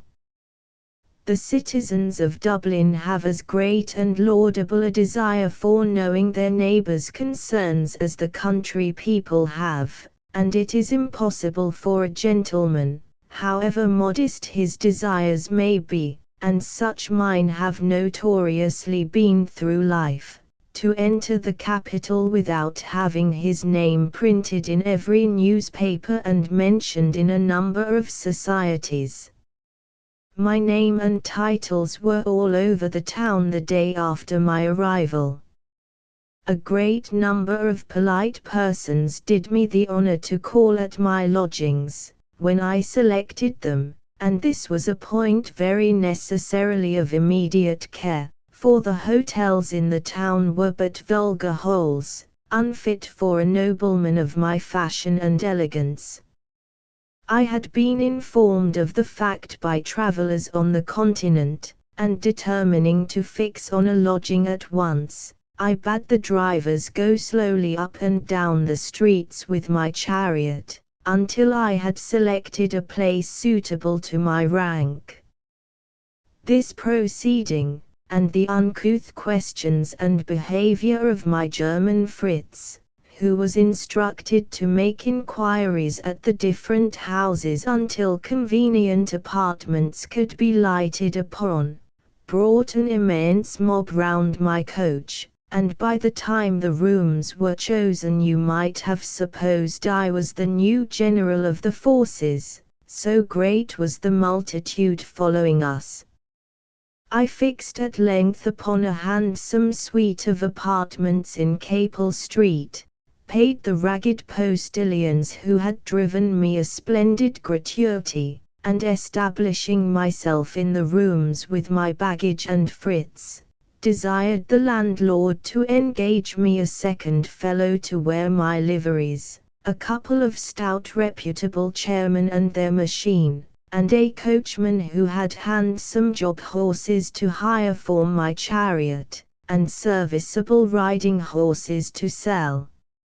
I gave him a handsome sum in advance, and I promise you the effect of my advertisement was such, that next day I had a regular levee in my antechamber. Grooms, valets, and maitres d'hotel offered themselves without number. I had proposals for the purchase of horses sufficient to mount a regiment, both from dealers and gentlemen of the first fashion. Sir Lawler Gawler came to propose to me the most elegant bay mare ever stepped. My Lord Dundoodle had a team of 4 that wouldn't disgrace my friend the Emperor, and the Marquis of Balaguet sent his gentlemen and his compliments, stating that if I would step up to his stables, or do him the honor of breakfasting with him previously, he would show me the 2 finest greys in Europe. I determined to accept the invitations of Dundoodle and Balaget, but to purchase my horses from the dealers. It is always the best way. Besides, in those days, in Ireland, if a gentleman warranted his horse, and it was not sound, or a dispute arose, the remedy you had was the offer of a bullet in your waistcoat. I had played at the bullet game too much in earnest to make use of it heedlessly, and I may say, proudly for myself, that I never engaged in a duel unless I had a real, available, and prudent reason for it. There was a simplicity about this Irish gentry which amused and made me wonder. If they tell more fibs than their downright neighbors across the water, on the other hand they believe more, and I made myself in a single week such a reputation in Dublin as would take a man 10 years and a mint of money to acquire in London. I had won £500,000 at play. I was the favorite of the Empress Catherine of Russia, the confidential agent of Frederick of Prussia. It was I won the Battle of Hochkirchen. I was the cousin of Madame du Barry, the French king's favorite, and 1,000 things beside. Indeed, to tell the truth, I hinted a number of these stories to my kind friends Balaget and Gawler, and they were not slow to improve the hints I gave them. After having witnessed the splendors of civilized life abroad, the sight of Dublin in the year 1771, when I returned thither, struck me with anything but respect. It was as savage as Warsaw almost, without the regal grandeur of the latter city. The people looked more ragged than any race I have ever seen, except the gypsy hordes along the banks of the Danube. There was, as I have said, not an inn in the town fit for a gentleman of condition to dwell in. Those luckless fellows who could not keep a carriage, and walked the streets at night, ran imminent risks of the knives of the women and ruffians who lay in wait there, of a set of ragged savage villains, who neither knew the use of shoe nor razor, and as a gentleman entered his chair or his chariot, to be carried to his evening rout, or the play, the flambeau of the footman would light up such a set of wild gibbering Milesian faces as would frighten a genteel person of average nerves. I was luckily endowed with strong ones, besides, had seen my amiable countrymen before. I know this description of them will excite anger among some Irish patriots, who don't like to have the nakedness of our land abused, and are angry if the whole truth be told concerning it. But bah! It was a poor provincial place, Dublin, in the old days of which I speak, and many a 10th-rate German residency is more genteel. There were, it is true, near 300 resident peers at the period, and a House of Commons, and my Lord Mayor and his corporation, and a roistering noisy university, whereof the students made no small disturbances nightly, patronized the Round House, ducked obnoxious printers and tradesmen, and gave the law at the Crow Street Theatre. But I had seen too much of the first society of Europe to be much tempted by the society of these noisy gentry, and was a little too much of a gentleman to mingle with the disputes and politics of my Lord Mayor and his aldermen. In the House of Commons there were some dozen of right pleasant fellows. I never heard in the English Parliament better speeches than from Flood and Daly, of Galway. Dick Sheridan, though not a well-bred person, was as amusing and ingenious a table companion as ever I met, and though during Mr. Edmund Burke's interminable speeches in the English House I used always to go to sleep, I yet have heard from well-informed parties that Mr. Burke was a person of considerable abilities, and even reputed to be eloquent in his more favourable moments. I soon began to enjoy to the full extent the pleasures that the wretched place affords, and which were within a gentleman's reach. Ranelagh and the Ridotto, Mr. Mossop, at Crow Street, my Lord Lieutenant's parties, where there was a great deal too much boozing, and too little play, to suit a person of my elegant and refined habits. Daly's Coffee House and the houses of the nobility were soon open to me, and I remarked with astonishment in the higher circles, what I had experienced in the lower on my first unhappy visit to Dublin, an extraordinary want of money, and a preposterous deal of promissory notes flying about, for which I was quite unwilling to stake my guineas. The ladies, too, were mad for play, but exceeding unwilling to pay when they lost. Thus, when the old Countess of Trumpington lost 10 pieces to me at quadrille, she gave me, instead of the money, her ladyship's note of hand on her agent in Galway, which I put, with a great deal of politeness, into the candle.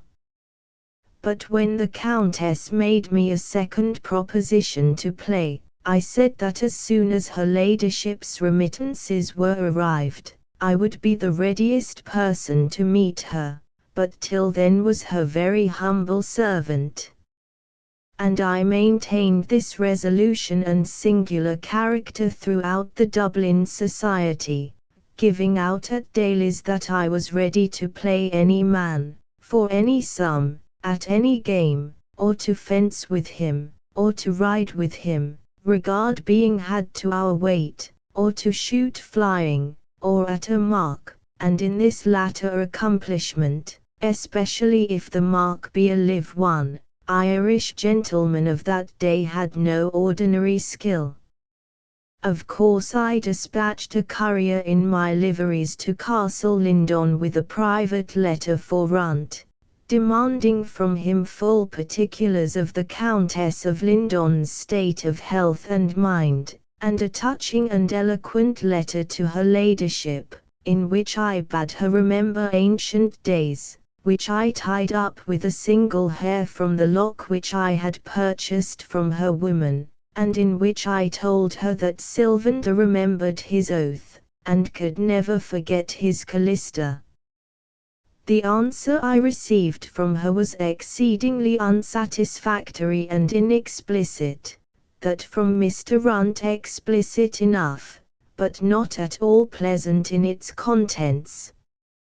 My Lord George Poynings, the Marquis of Tiptaff's younger son, was paying very marked addresses to the widow, being a kinsman of the family, and having been called to Ireland relative to the will of the deceased Sir Charles Lyndon. Now, there was a sort of rough and ready law in Ireland in those days, which was of great convenience to persons desirous of expeditious justice, and of which the newspapers of the time contain 100 proofs. Fellows with the nicknames of Captain Fireball, Lieutenant Buffcoat, and Ensign Steele, were repeatedly sending warning letters to landlords, and murdering them if the notes were unattended to. The celebrated Captain Thunder ruled in the southern counties, and his business seemed to be to procure wives for gentlemen who had not sufficient means to please the parents of the young ladies, or, perhaps, had not time for a long and intricate courtship. I had found my cousin Ulick at Dublin, grown very fat, and very poor, hunted up by Jews and creditors, dwelling in all sorts of queer corners, from which he issued at nightfall to the castle, or to his card party at his tavern, but he was always the courageous fellow, and I hinted to him the state of my affections regarding Lady Lyndon. "The Countess of Lyndon," said poor Ulick, "well, that is a wonder. I myself have been mightily sweet upon a young lady, one of the killjoys of Ballyhack, who has £10,000 to her fortune, and to whom her ladyship is guardian, but how is a poor fellow without a coat to his back to get on with an heiress in such company as that? I might as well propose for the Countess myself." "You had better not," said I, laughing. "The man who tries runs a chance of going out of the world first." And I explained to him my own intention regarding Lady Lyndon. Honest Ulick, whose respect for me was prodigious when he saw how splendid my appearance was, and heard how wonderful my adventures and great my experience of fashionable life had been, was lost in admiration of my daring and energy, when I confided to him my intention of marrying the greatest heiress in England. I bade Ulick go out of town on any pretext he chose, and put a letter into a post office near Castle Lyndon, which I prepared in a feigned hand, and in which I gave a solemn warning to Lord George Poynings to quit the country, saying that the great prize was never meant for the likes of him, and that there were heiresses enough in England, without coming to rob them out of the domains of Captain Fireball. The letter was written on a dirty piece of paper, in the worst of spelling. It came to my lord by the post-conveyance, and, being a high-spirited young man, he of course laughed at it. As ill luck would have it for him, he appeared in Dublin a very short time afterwards, was introduced to the Chevalier Edmund Barry, at the Lord Lieutenant's table, adjourned with him and several other gentlemen to the club at Daly's, and there, in a dispute about the pedigree of a horse, in which everybody said I was in the right, words arose, and a meeting was the consequence. I had had no affair in Dublin since my arrival, and people were anxious to see whether I was equal to my reputation. I make no boast about these matters, but always do them when the time comes, and poor Lord George, who had a neat hand and a quick eye enough, but was bred in the clumsy English school, only stood before my point until I had determined where I should hit him. My sword went in under his guard, and came out at his back. When he fell, he good-naturedly extended his hand to me, and said, "Mr. Barry, I was wrong." I felt not very well at ease when the poor fellow made this confession, for the dispute had been of my making, and, to tell the truth, I had never intended it should end in any other way than a meeting. He lay on his bed for 4 months with the effects of that wound, and the same post which conveyed to Lady Lyndon the news of the duel, carried her a message from Captain Fireball to say, "This is number 1. You, Ulick," said I, "shall be number 2. "Faith," said my cousin, "one's enough," but I had my plan regarding him, and determined at once to benefit this honest fellow, and to forward my own designs upon the widow. Chapter 15.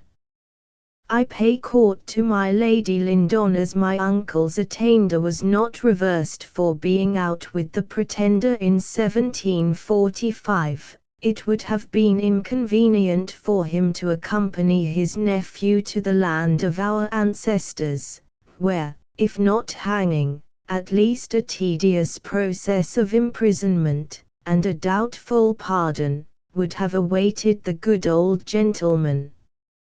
In any important crisis of my life, his advice was always of advantage to me, and I did not fail to seek it at this juncture, and to implore his counsel as regarded my pursuit of the widow.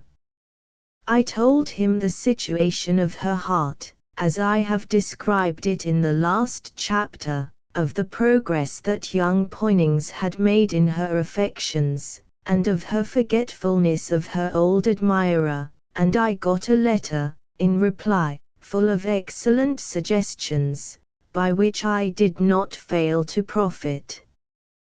The kind Chevalier prefaced it by saying, that he was for the present boarding in the Minoret convent at Brussels, that he had thoughts of making his salute there, and retiring forever from the world, devoting himself to the severest practices of religion.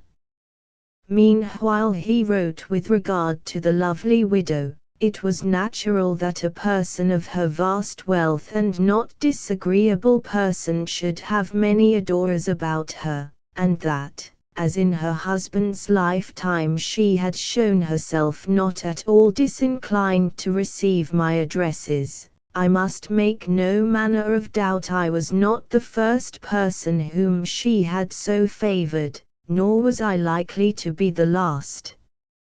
I would, my dear child, he added, that the ugly attainder round my neck, and the resolution I have formed of retiring from a world of sin and vanity altogether, did not prevent me from coming personally to your aid in this delicate crisis of your affairs, for, to lead them to a good end, it requires not only the indomitable courage, swagger, and audacity, which you possess beyond any young man I have ever known. As for the swagger as the Chevalier calls it, I deny it in toto, being always most modest in my demeanor, but though you have the vigor to execute, you have not the ingenuity to suggest plans of conduct for the following out of a scheme that is likely to be long and difficult of execution. Would you have ever thought of the brilliant scheme of the Countess Ida, which so nearly made you the greatest fortune in Europe, but for the advice and experience of a poor old man, now making up his accounts with the world, and about to retire from it for good and all? Well, with regard to the Countess of Lyndon, your manner of winning her is quite enl at present to me, nor can I advise day by day, as I would I could, according to circumstances as they arise. But your general scheme should be this.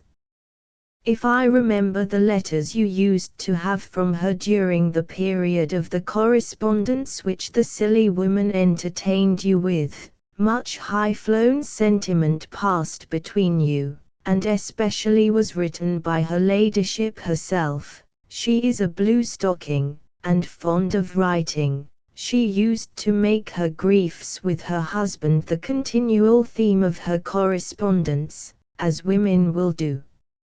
I recollect several passages in her letters bitterly deploring her fate in being united to one so unworthy of her. Surely, in the mass of billets you possess from her, there must be enough to compromise her. Look them well over, select passages, and threaten to do so. Write to her at first in the undoubting tone of a lover who has every claim upon her. Then, if she is silent, remonstrate, alluding to former promises from her, producing proofs of her former regard for you, vowing despair, destruction, revenge, if she prove unfaithful. Frighten her, astonish her by some daring feat, which will let her see your indomitable resolution. You are the man to do it. Your sword has a reputation in Europe, and you have a character for boldness, which was the first thing that caused my Lady Lyndon to turn her eyes upon you. Make the people talk about you at Dublin. Be as splendid, and as brave, and as odd as possible. How I wish I were near you. You have no imagination to invent such a character as I would make for you, but why speak? Have I not had enough of the world and its vanities?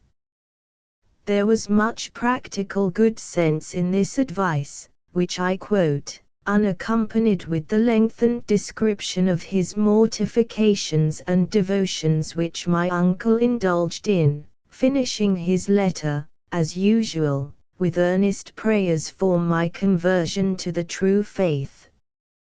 But he was constant to his form of worship, and I, as a man of honor and principle, was resolute to mine, and have no doubt that the one, in this respect, will be as acceptable as the other. Under these directions it was, then, I wrote to Lady Lyndon, to ask on my arrival when the most respectful of her admirers might be permitted to intrude upon her grief.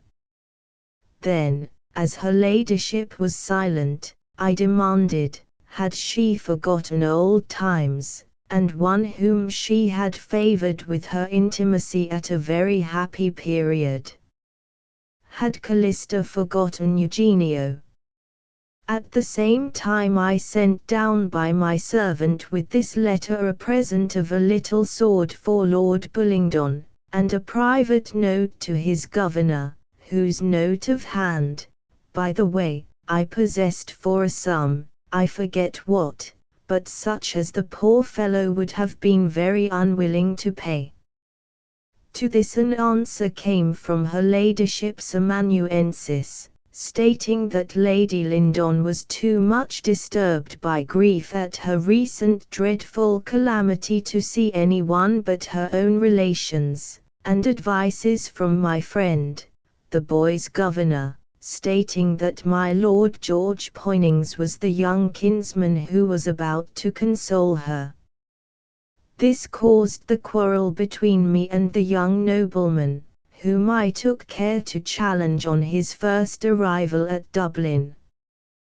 When the news of the duel was brought to the widow at Castle Lyndon, my informant wrote me that Lady Lyndon shrieked and flung down the journal, and said, "The horrible monster! He would not shrink from murder, I believe," and little Lord Bullingdon, drawing his sword, the sword I had given him, the rascal, declared he would kill with it the man who had hurt Cousin George. On Mr. Runt telling him that I was the donor of the weapon, the little rogue still vowed that he would kill me all the same. Indeed, in spite of my kindness to him, that boy always seemed to detest me. Her ladyship sent up daily couriers to inquire after the health of Lord George, and, thinking to myself that she would probably be induced to come to Dublin if she were to hear that he was in danger, I managed to have her informed that he was in a precarious state, that he grew worse, that Redmond Barry had fled in consequence. Of this flight I caused the Mercury newspaper to give notice also, but indeed it did not carry me beyond the town of Bray, where my poor mother dwelt, and where, under the difficulties of a duel, I might be sure of having a welcome. Those readers who have the sentiment of filial duty strong in their mind, will wonder that I have not yet described my interview with that kind mother whose sacrifices for me in youth had been so considerable, and for whom a man of my warm and affectionate nature could not but feel the most enduring and sincere regard. But a man, moving in the exalted sphere of society in which I now stood, has his public duties to perform before he consults his private affections, and so, upon my first arrival, I dispatched a messenger to Mrs. Barry, stating my arrival, conveying to her my sentiments of respect and duty, and promising to pay them to her personally so soon as my business in Dublin would leave me free. This, I need not say, was very considerable.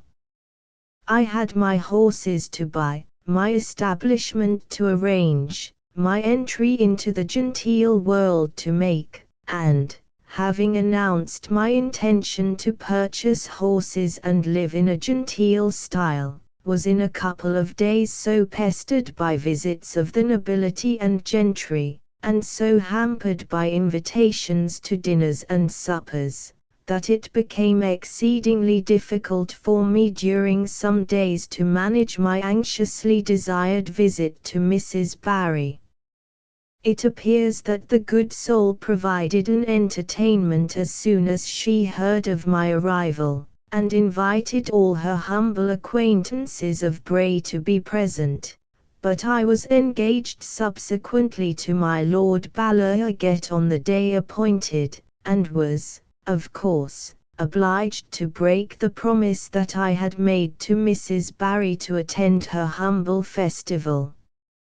I endeavored to sweeten the disappointment by sending my mother a handsome satin sack and velvet robe, which I purchased for her at the best mercer's in Dublin, and indeed told her I had brought from Paris expressly for her. But the messenger whom I dispatched with the presents brought back the parcels, with the piece of satin torn halfway up the middle, and I did not need his descriptions to be aware that something had offended the good lady, who came out, he said, and abused him at the door, and would have boxed his cars, but that she was restrained by a gentleman in black, who I concluded, with justice, was her clerical friend Mr. Jowls. This reception of my presents made me rather dread than hope for an interview with Mrs. Barry, and delayed my visit to her for some days further. I wrote her a dutiful and soothing letter, to which there was no answer returned, although I mentioned that on my way to the capital I had been at Barrival, and revisited the old haunts of my youth. I don't care to own that she is the only human being whom I am afraid to face. I can recollect her fits of anger as a child, and the reconciliations, which used to be still more violent and painful, and so, instead of going myself, I sent my factotum, Ulick Brady, to her, who rode back, saying that he had met with a reception he would not again undergo for 20 guineas, that he had been dismissed the house, with strict injunctions to inform me that my mother disowned me forever. This parental anathema, as it were, affected me much, for I was always the most dutiful of sons, and I determined to go as soon as possible, and brave what I knew must be an inevitable scene of reproach and anger, for the sake, as I hoped, of as certain a reconciliation. I had been giving one night an entertainment to some of the genteelest company in Dublin, and was showing my Lord Marquis downstairs with a pair of wax tapers, when I found a woman in a grey coat seated at my doorsteps, to whom, taking her for a beggar, I tendered a piece of money, and whom my noble friends, who were rather hot with wine, began to joke, as my door closed and I bade them all good night. I was rather surprised and affected to find afterwards that the hooded woman was no other than my mother, whose pride had made her vow that she would not enter my doors, but whose natural maternal yearnings had made her long to see her son's face once again, and who had thus planted herself in disguise at my gate. Indeed, I have found in my experience that these are the only women who never deceive a man, and whose affection remains constant through all trials. Think of the hours that the kind soul must have passed, lonely in the street, listening to the din and merriment within my apartments, the clinking of the glasses, the laughing, the choruses, and the cheering. When my affair with Lord George happened, and it became necessary to me, for the reasons I have stated, to be out of the way, now, thought I, is the time to make my peace with my good mother. She will never refuse me an asylum now that I seem in distress. So sending to her a notice that I was coming, that I had had a duel which had brought me into trouble, and required I should go into hiding, I followed my messenger half an hour afterwards, and, I warrant me, there was no want of a good reception, for presently, being introduced into an empty room by the barefooted maid who waited upon Mrs. Barry, the door was opened, and the poor mother flung herself into my arms with a scream, and with transports of joy which I shall not attempt to describe. They are but to be comprehended by women who have held in their arms an only child after a 12 years' absence from him. The Reverend Mr. Jowls, my mother's director, was the only person to whom the door of her habitation was opened during my sojourn, and he would take no denial. He mixed for himself a glass of rum punch, which he seemed in the habit of drinking at my good mother's charge, groaned aloud, and forthwith began reading me a lecture upon the sinfulness of my past courses, and especially of the last horrible action I had been committing. Sinful, said my mother, bristling up when her son was attacked, sure we're all sinners, and it's you, Mr. Jowls, who have given me the inexpressible blessing to let me know that. But how else would you have had the poor child behave? I would have had the gentleman avoid the drink, and the quarrel, and this wicked duel altogether, answered the clergyman. But my mother cut him short, by saying such sort of conduct might be very well in a person of his cloth and his birth, but it neither became a Brady nor a Barry. In fact, she was quite delighted with the thought that I had pinked an English marquise's son in a duel, and so, to console her, I told her of a score more in which I had been engaged, and of some of which I have already informed the reader. As my late antagonist was in no sort of danger when I spread that report of his perilous situation, there was no particular call that my hiding should be very close. But the widow did not know the fact as well as I did, and caused her house to be barricaded, and Becky, her barefooted serving wench, to be a perpetual sentinel to give alarm, lest the officers should be in search of me. The only person I expected, however, was my cousin Ulick, who was to bring me the welcome intelligence of Lady Lyndon's arrival, and I own, after 2 days' close confinement at Bray, in which I narrated all the adventures of my life to my mother, and succeeded in making her accept the dresses she had formerly refused, and a considerable addition to her income which I was glad to make. I was very glad when I saw that reprobate Ulick Brady, as my mother called him, ride up to the door in my carriage with the welcome intelligence for my mother, that the young lord was out of danger, and for me, that the Countess of Lyndon had arrived in Dublin. And I wish, Redmond, that the young gentleman had been in danger a little longer, said the widow, her eyes filling with tears, and you'd have stayed so much the more with your poor old mother.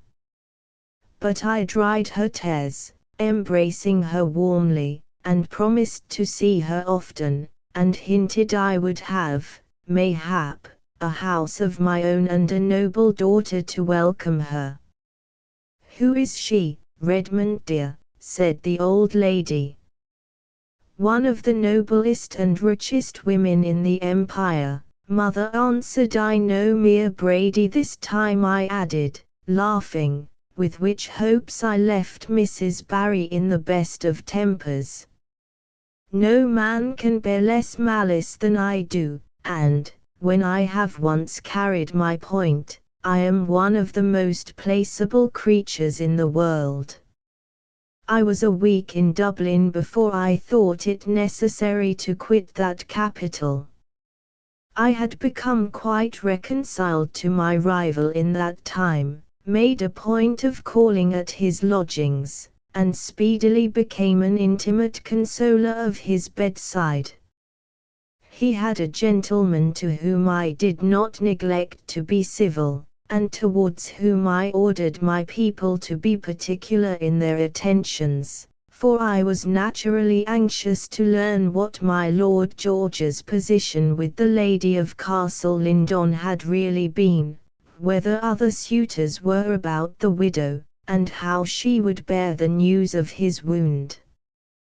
The young nobleman himself enlightened me somewhat upon the subjects I was most desirous to inquire into. Chevalier, said he to me one morning when I went to pay him my compliments, I find you are an old acquaintance with my kinswoman, the Countess of Lyndon. She writes me a page of abuse of you in a letter here, and the strange part of the story is this, that one day when there was talk about you at Castle Lyndon, and the splendid equipage you were exhibiting in Dublin, the fair widow vowed and protested she never had heard of you. Oh yes, mamma, said the little Bullingdon, the tall dark man at Spa with the cast in his eye, who used to make my governor tipsy and sent me the sword, his name is Mr. Barry. But my lady ordered the boy out of the room, and persisted in knowing nothing about you.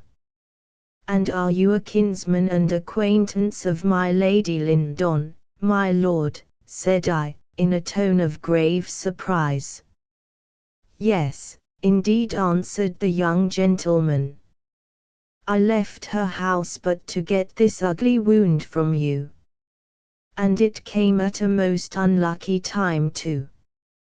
Why more unlucky now than at another moment? Why, look you, Chevalier, I think the widow was not impartial to me. I think I might have induced her to make our connection a little closer, and faith, though she is older than I am, she is the richest party now in England. My Lord George, said I, will you let me ask you a frank but an odd question, will you show me her letters?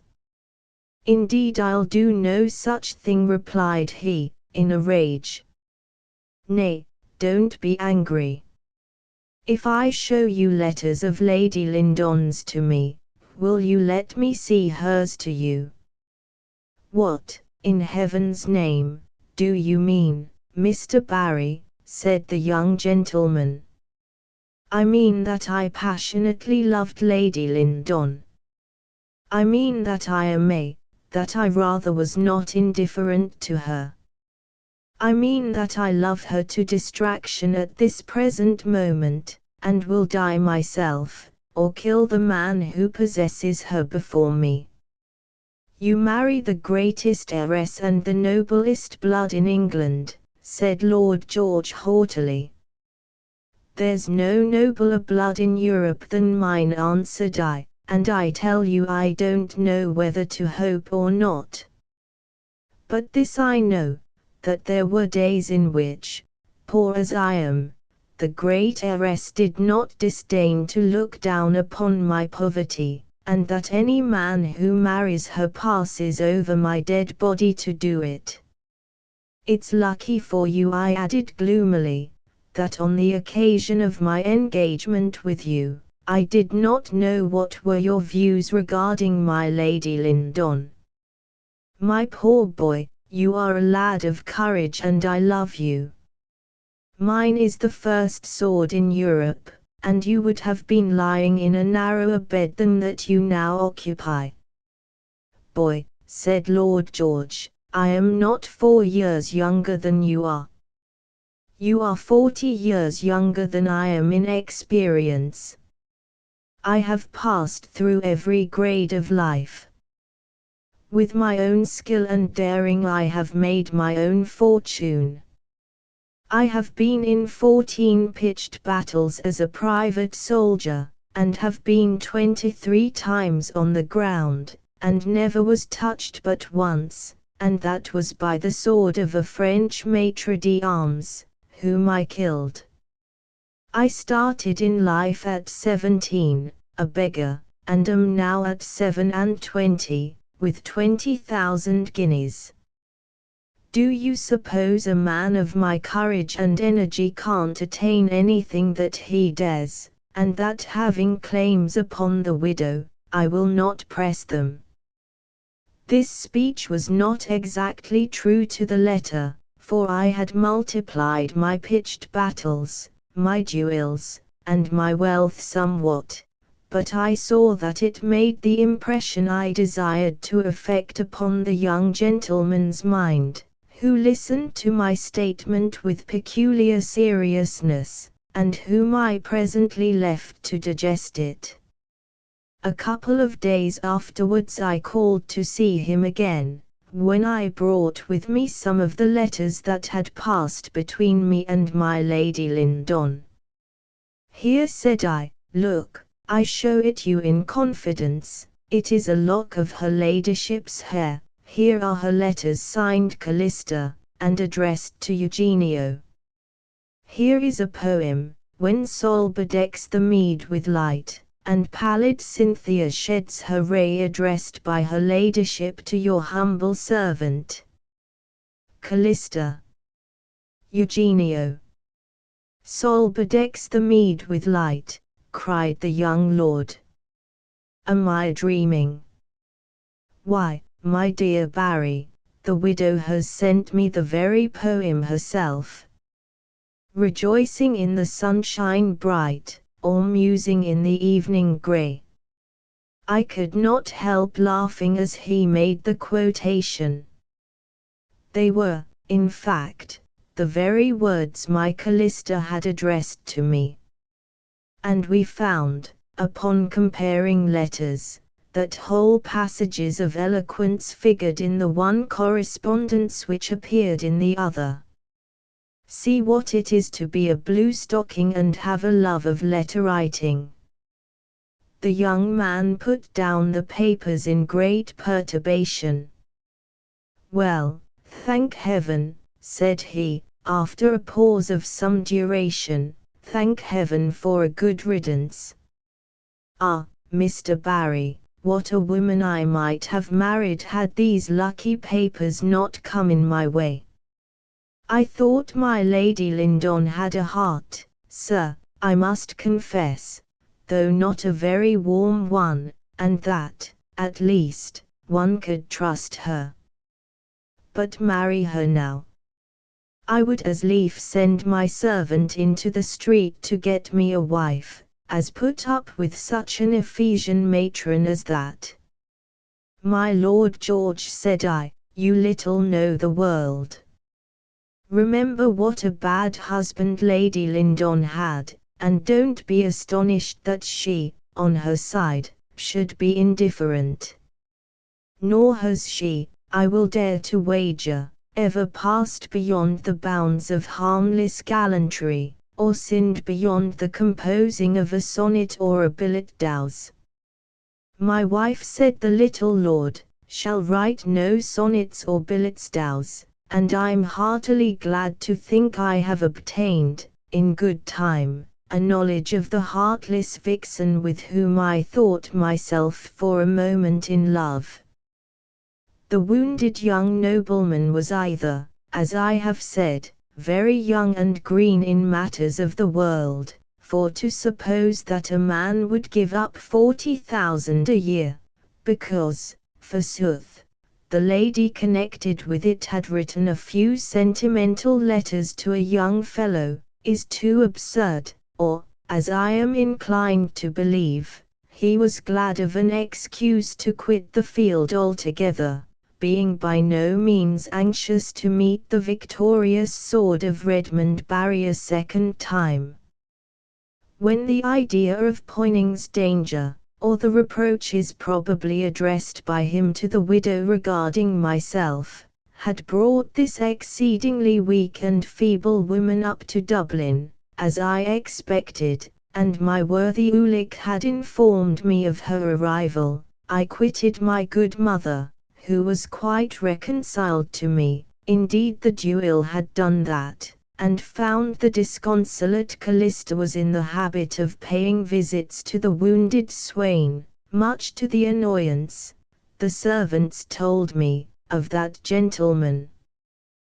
The English are often absurdly high and haughty upon a point of punctilio, and, after his kinswoman's conduct, Lord Poynings swore he would have no more to do with her.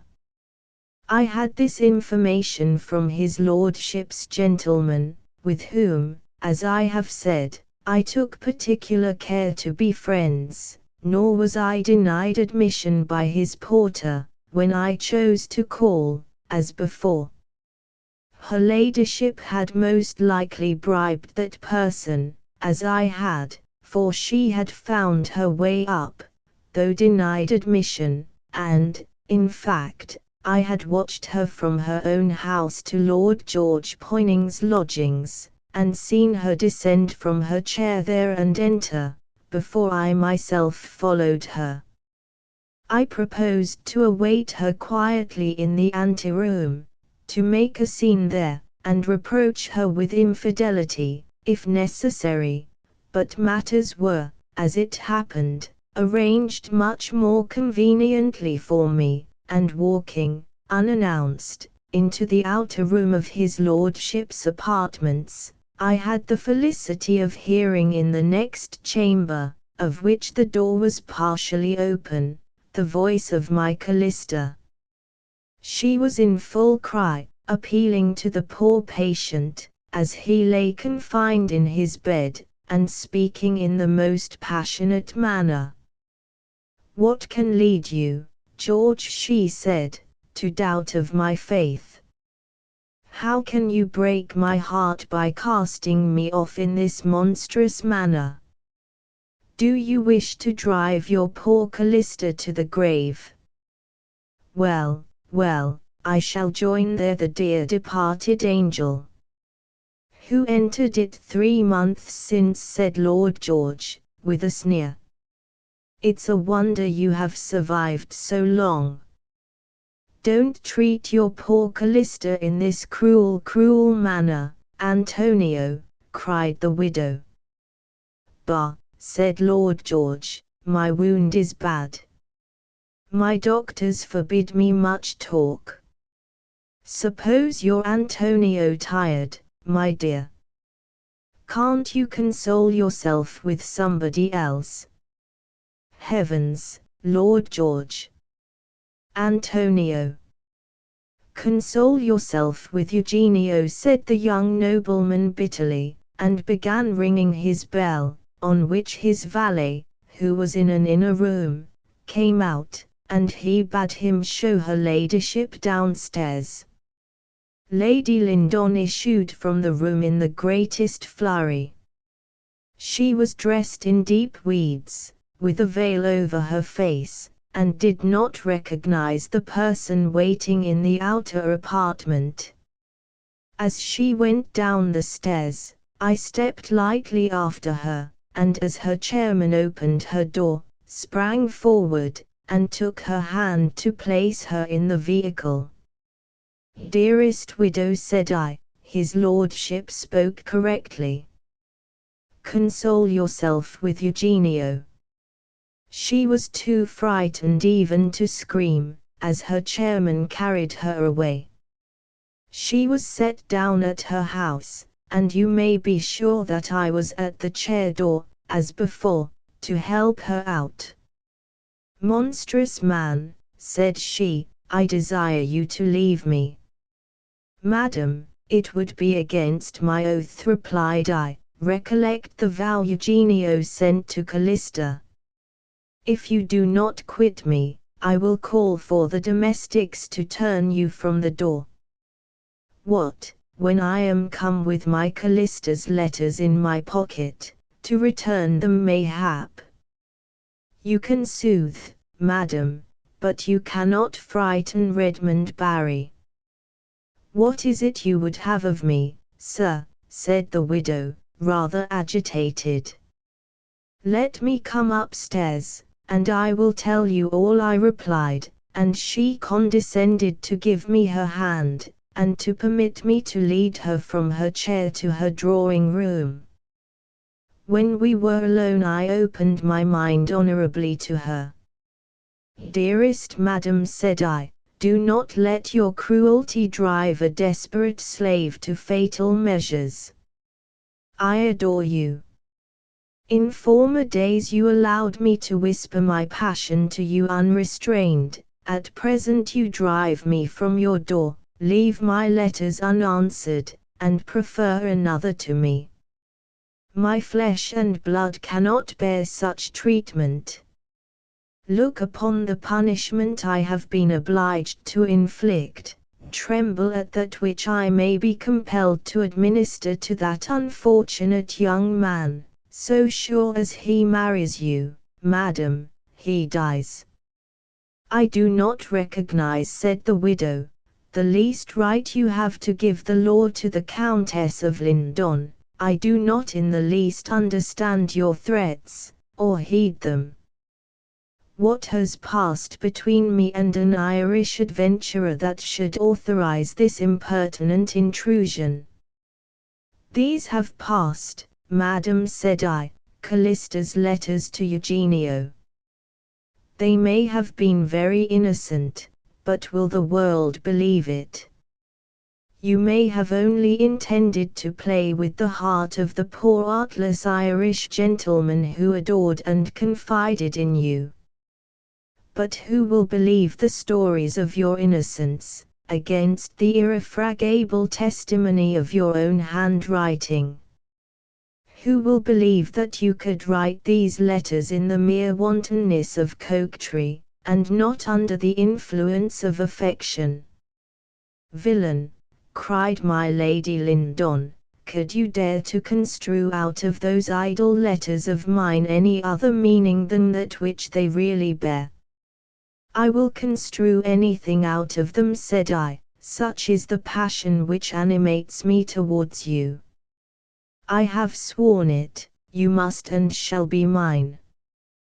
Did you ever know me promise to accomplish a thing and fail? Which will you prefer to have from me, a love such as woman never knew from man before, or a hatred to which there exists no parallel?" "A woman of my rank, sir, can fear nothing from the hatred of an adventurer like yourself," replied the lady, drawing up stately. "Look at your Poynings, was he of your rank? You are the cause of that young man's wound, madam, and, but that the instrument of your savage cruelty relented, would have been the author of his murder, yes, of his murder, for, if a wife is faithless, does not she arm the husband who punishes the seducer? And I look upon you, Honoria Lyndon, as my wife.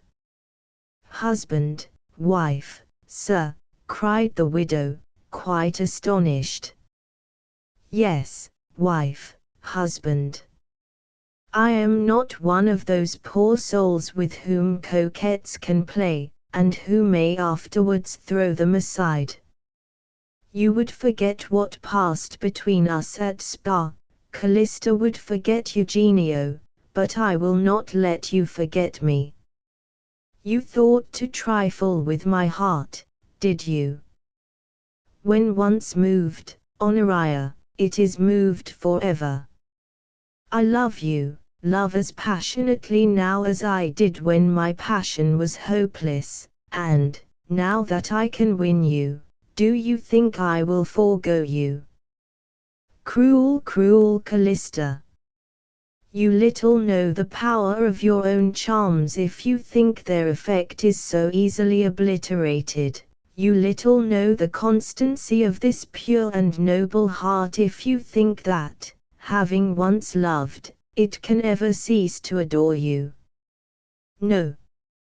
I swear by your cruelty that I will revenge it, by your wonderful beauty that I will win it, and be worthy to win it. Lovely, fascinating, fickle, cruel woman. You shall be mine, I swear it. Your wealth may be great, but am I not of a generous nature enough to use it worthily? Your rank is lofty, but not so lofty as my ambition.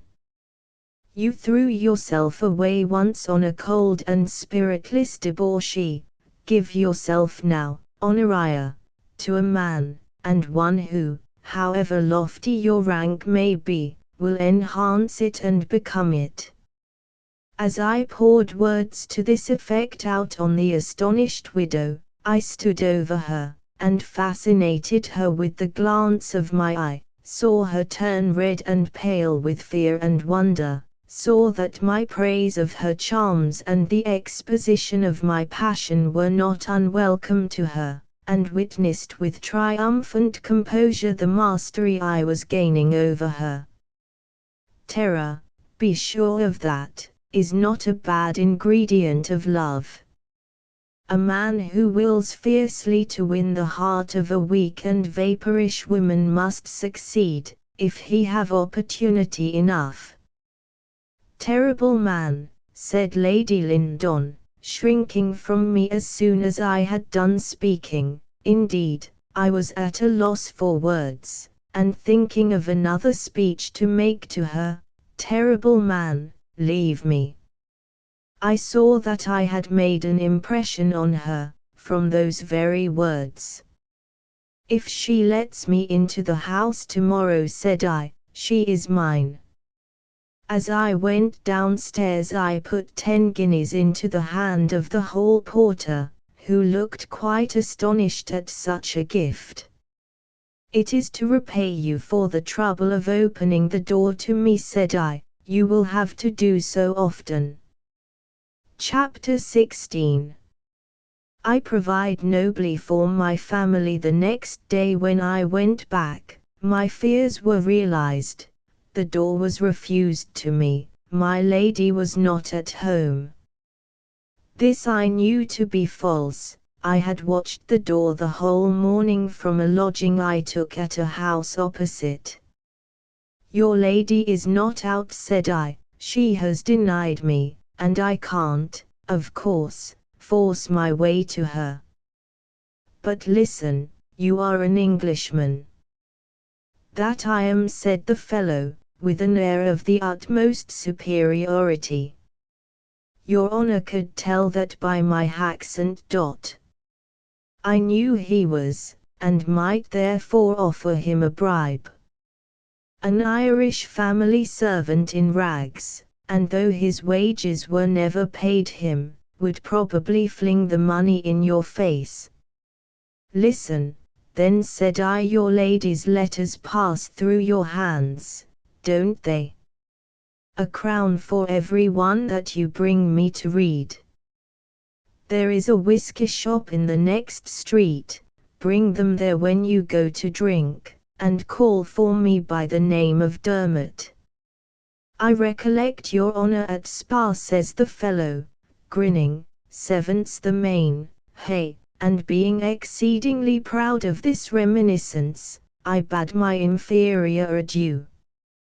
I do not defend this practice of letter opening in private life, except in cases of the most urgent necessity, when we must follow the examples of our betters, the statesmen of all Europe, and, for the sake of a great good, infringe a little matter of ceremony. My Lady Lyndon's letters were none the worse for being opened, and a great deal the better, the knowledge obtained from the perusal of some of her multifarious epistles enabling me to become intimate with her character in 100 ways, and obtain a power over her by which I was not slow to profit. By the aid of the letters and of my English friend, whom I always regaled with the best of liquor, and satisfied with presents of money still more agreeable, I used to put on a livery in order to meet him, and a red wig, in which it was impossible to know the dashing and elegant Redmond Barry. I got such an insight into the widow's movements as astonished her. I knew beforehand to what public places she would go. They were, on account of her widowhood, but few, and wherever she appeared, at church or in the park, I was always ready to offer her her book, or to canter on horseback by the side of her chariot. Many of her ladyship's letters were the most whimsical rodomontades that ever blue stocking penned. She was a woman who took up and threw off a greater number of dear friends than any one I ever knew. To some of these female darlings she began presently to write about my unworthy self, and it was with a sentiment of extreme satisfaction I found at length that the widow was growing dreadfully afraid of me, calling me her bête noire, her dark spirit, her murderous adorer, and 1,000 other names indicative of her extreme disquietude and terror. It was, "The wretch has been dogging my chariot through the park," or, "My fate pursued me at church and my inevitable adorer handed me out of my chair at the mercer's," or what not. My wish was to increase this sentiment of awe in her bosom, and to make her believe that I was a person from whom escape was impossible. To this end I bribed a fortune-teller, whom she consulted along with a number of the most foolish and distinguished people of Dublin, in those days, and who, although she went dressed like one of her waiting women, did not fail to recognize her real rank, and to describe as her future husband her persevering adorer Redmond Barry, Esquire. This incident disturbed her very much. She wrote about it in terms of great wonder and terror to her female correspondents. "Can this monster," she wrote, "indeed do as he boasts, and bend even fate to his will? Can he make me marry him though I cordially detest him, and bring me a slave to his feet? The horrid look of his black serpent-like eyes fascinates and frightens me. It seems to follow me everywhere, and even when I close my own eyes, the dreadful gaze penetrates the lids, and is still upon me. When a woman begins to talk of a man in this way, he is an ass who does not win her, and, for my part, I used to follow her about, and put myself in an attitude opposite her, and fascinate her with my glance as she said, most assiduously." Lord George Poynings, her former admirer, was meanwhile keeping his room with his wound, and seemed determined to give up all claims to her favour, for he denied her admittance when she called, sent no answer to her multiplied correspondence, and contented himself by saying generally, that the surgeon had forbidden him to receive visitors or to answer letters. Thus, while he went into the background, I came forward, and took good care that no other rivals should present themselves with any chance of success, for, as soon as I heard of one, I had a quarrel fastened on him, and, in this way, pinked two more, besides my first victim Lord George. I always took another pretext for quarrelling with them than the real one of attention to Lady Lyndon, so that no scandal or hurt to her ladyship's feelings might arise in consequence, but she very well knew what was the meaning of these duels, and the young fellows of Dublin, too, by laying two and two together, began to perceive that there was a certain dragon in watch for the wealthy heiress, and that the dragon must be subdued first before they could get at the lady. I warrant that, after the first three, not many champions were found to address the lady, and have often laughed, in my sleeve, to see many of the young Dublin beaux riding by the side of her carriage scamper off as soon as my bay mare and green liveries made their appearance. I wanted to impress her with some great and awful instance of my power, and to this end had determined to confer a great benefit upon my honest cousin Ulick, and carry off for him the fair object of his affections, Miss Killjoy, under the very eyes of her guardian and friend, Lady Lyndon, and in the teeth of the squires, the young lady's brothers, who passed the season at Dublin, and made as much swagger and to-do about their sisters L10,000 Irish, as if she had had a plum to her fortune.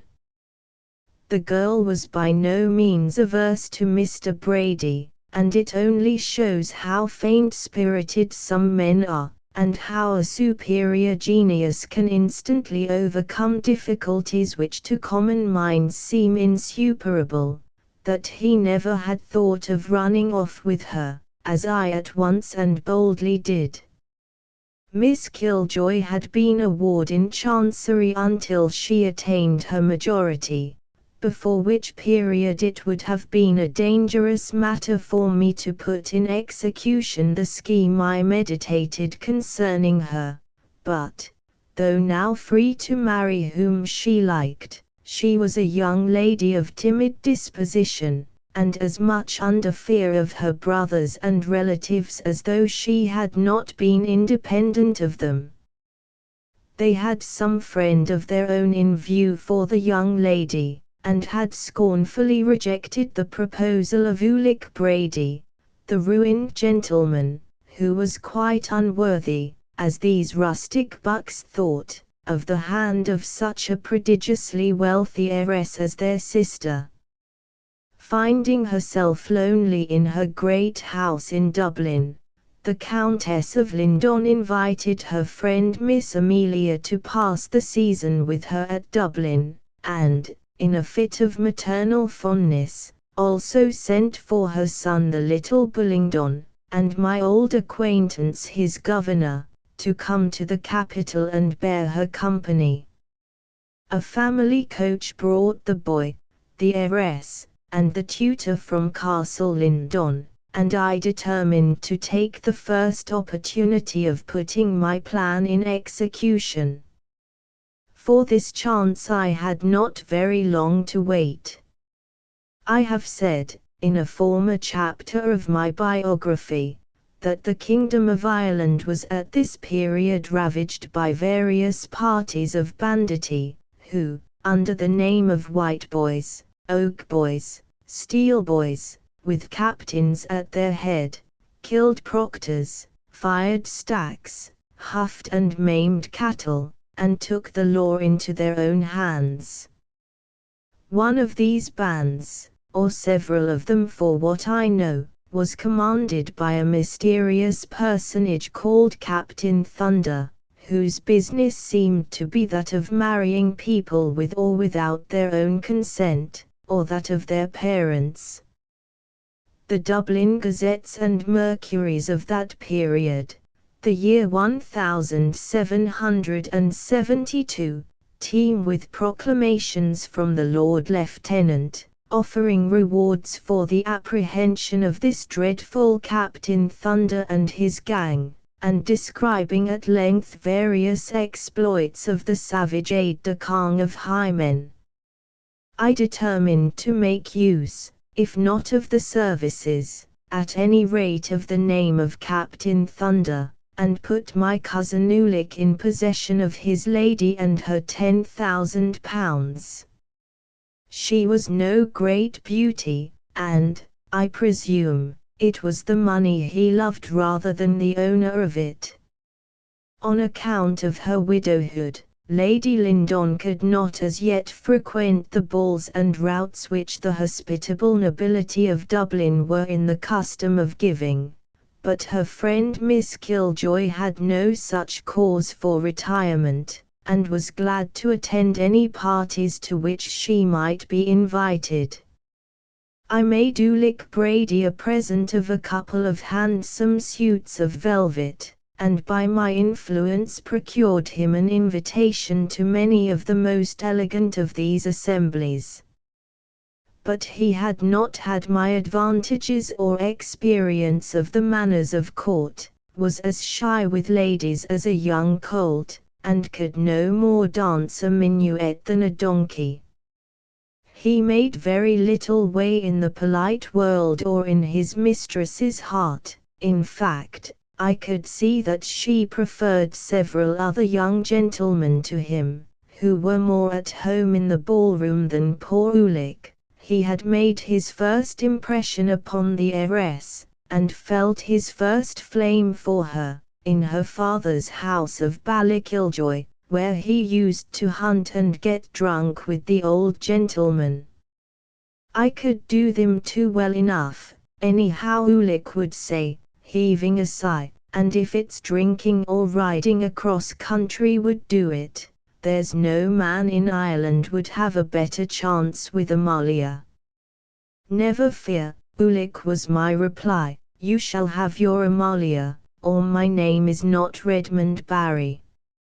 My Lord Charlemont, who was one of the most elegant and accomplished noblemen in Ireland in those days, a fine scholar and wit, a gentleman who had travelled much abroad, where I had the honour of knowing him, gave a magnificent masquerade at his house of Marino, some few miles from Dublin, on the Dunleary road. And it was at this entertainment that I was determined that Ulick should be made happy for life. Miss Killjoy was invited to the masquerade, and the little Lord Bullingdon, who longed to witness such a scene, and it was agreed that he was to go under the guardianship of his governor, my old friend the Reverend Mr. Runt. I learned what was the equipage in which the party were to be conveyed to the ball, and took my measures accordingly. Ulick Brady was not present. His fortune and quality were not sufficient to procure him an invitation to so distinguished a place, and I had it given out 3 days previous that he had been arrested for debt, a rumour which surprised nobody who knew him. I appeared that night in a character with which I was very familiar, that of a private soldier in the King of Prussia's guard. I had a grotesque mask made, with an immense nose and moustaches, talked a jumble of broken English and German, in which the latter greatly predominated, and had crowds round me laughing at my droll accent, and whose curiosity was increased by a knowledge of my previous history. Miss Killjoy was attired as an antique princess, with little Bullingdon as a page of the times of chivalry. His hair was in powder, his doublet rose color, and pea green and silver, and he looked very handsome and saucy as he strutted about with my sword by his side. As for Mr. Runt, he walked about very demurely in a domino, and perpetually paid his respects to the buffet, and ate enough cold chicken and drank enough punch and champagne to satisfy a company of grenadiers. The Lord Lieutenant came and went in state. The ball was magnificent. Miss Killjoy had partners in plenty, among whom was myself, who walked a minuet with her, if the clumsy waddling of the Irish heiress may be called by such a name, and I took occasion to plead my passion for Lady Lyndon in the most pathetic terms, and to beg her friend's interference in my favour. It was 3 hours past midnight when the party for Lyndon House went away. Little Bullingdon had long since been asleep in one of Lady Charlemont's china closets. Mr. Runt was exceedingly husky in talk, and unsteady in gait. A young lady of the present day would be alarmed to see a gentleman in such a condition, but it was a common sight in those jolly old times, when a gentleman was thought a milksop unless he was occasionally tipsy. I saw Miss Killjoy to her carriage, with several other gentlemen, and, peering through the crowd of ragged link boys, drivers, beggars, drunken men and women, who used invariably to wait round great men's doors when festivities were going on, saw the carriage drive off, with a hurrah from the mob, then came back presently to the supper room, where I talked German, favoured the 3 or 4 topers still there with a high Dutch chorus, and attacked the dishes and wine with great resolution. "How can you drink orzi with that big nose on?" said one gentleman. "Go and be hang," said I, in the true accent, applying myself again to the wine, with which the others laughed, and I pursued my supper in silence. There was a gentleman present who had seen the Lyndon party go off, with whom I had made a bet, which I lost, and the next morning I called upon him and paid it him. All which particulars the reader will be surprised at hearing enumerated, but the fact is, that it was not I who went back to the party, but my late German valet, who was of my size, and, dressed in my mask, could perfectly pass for me. We changed clothes in a hackney coach that stood near Lady Lyndon's chariot, and driving after it, speedily overtook it. The fated vehicle which bore the lovely object of Ulick Brady's affections had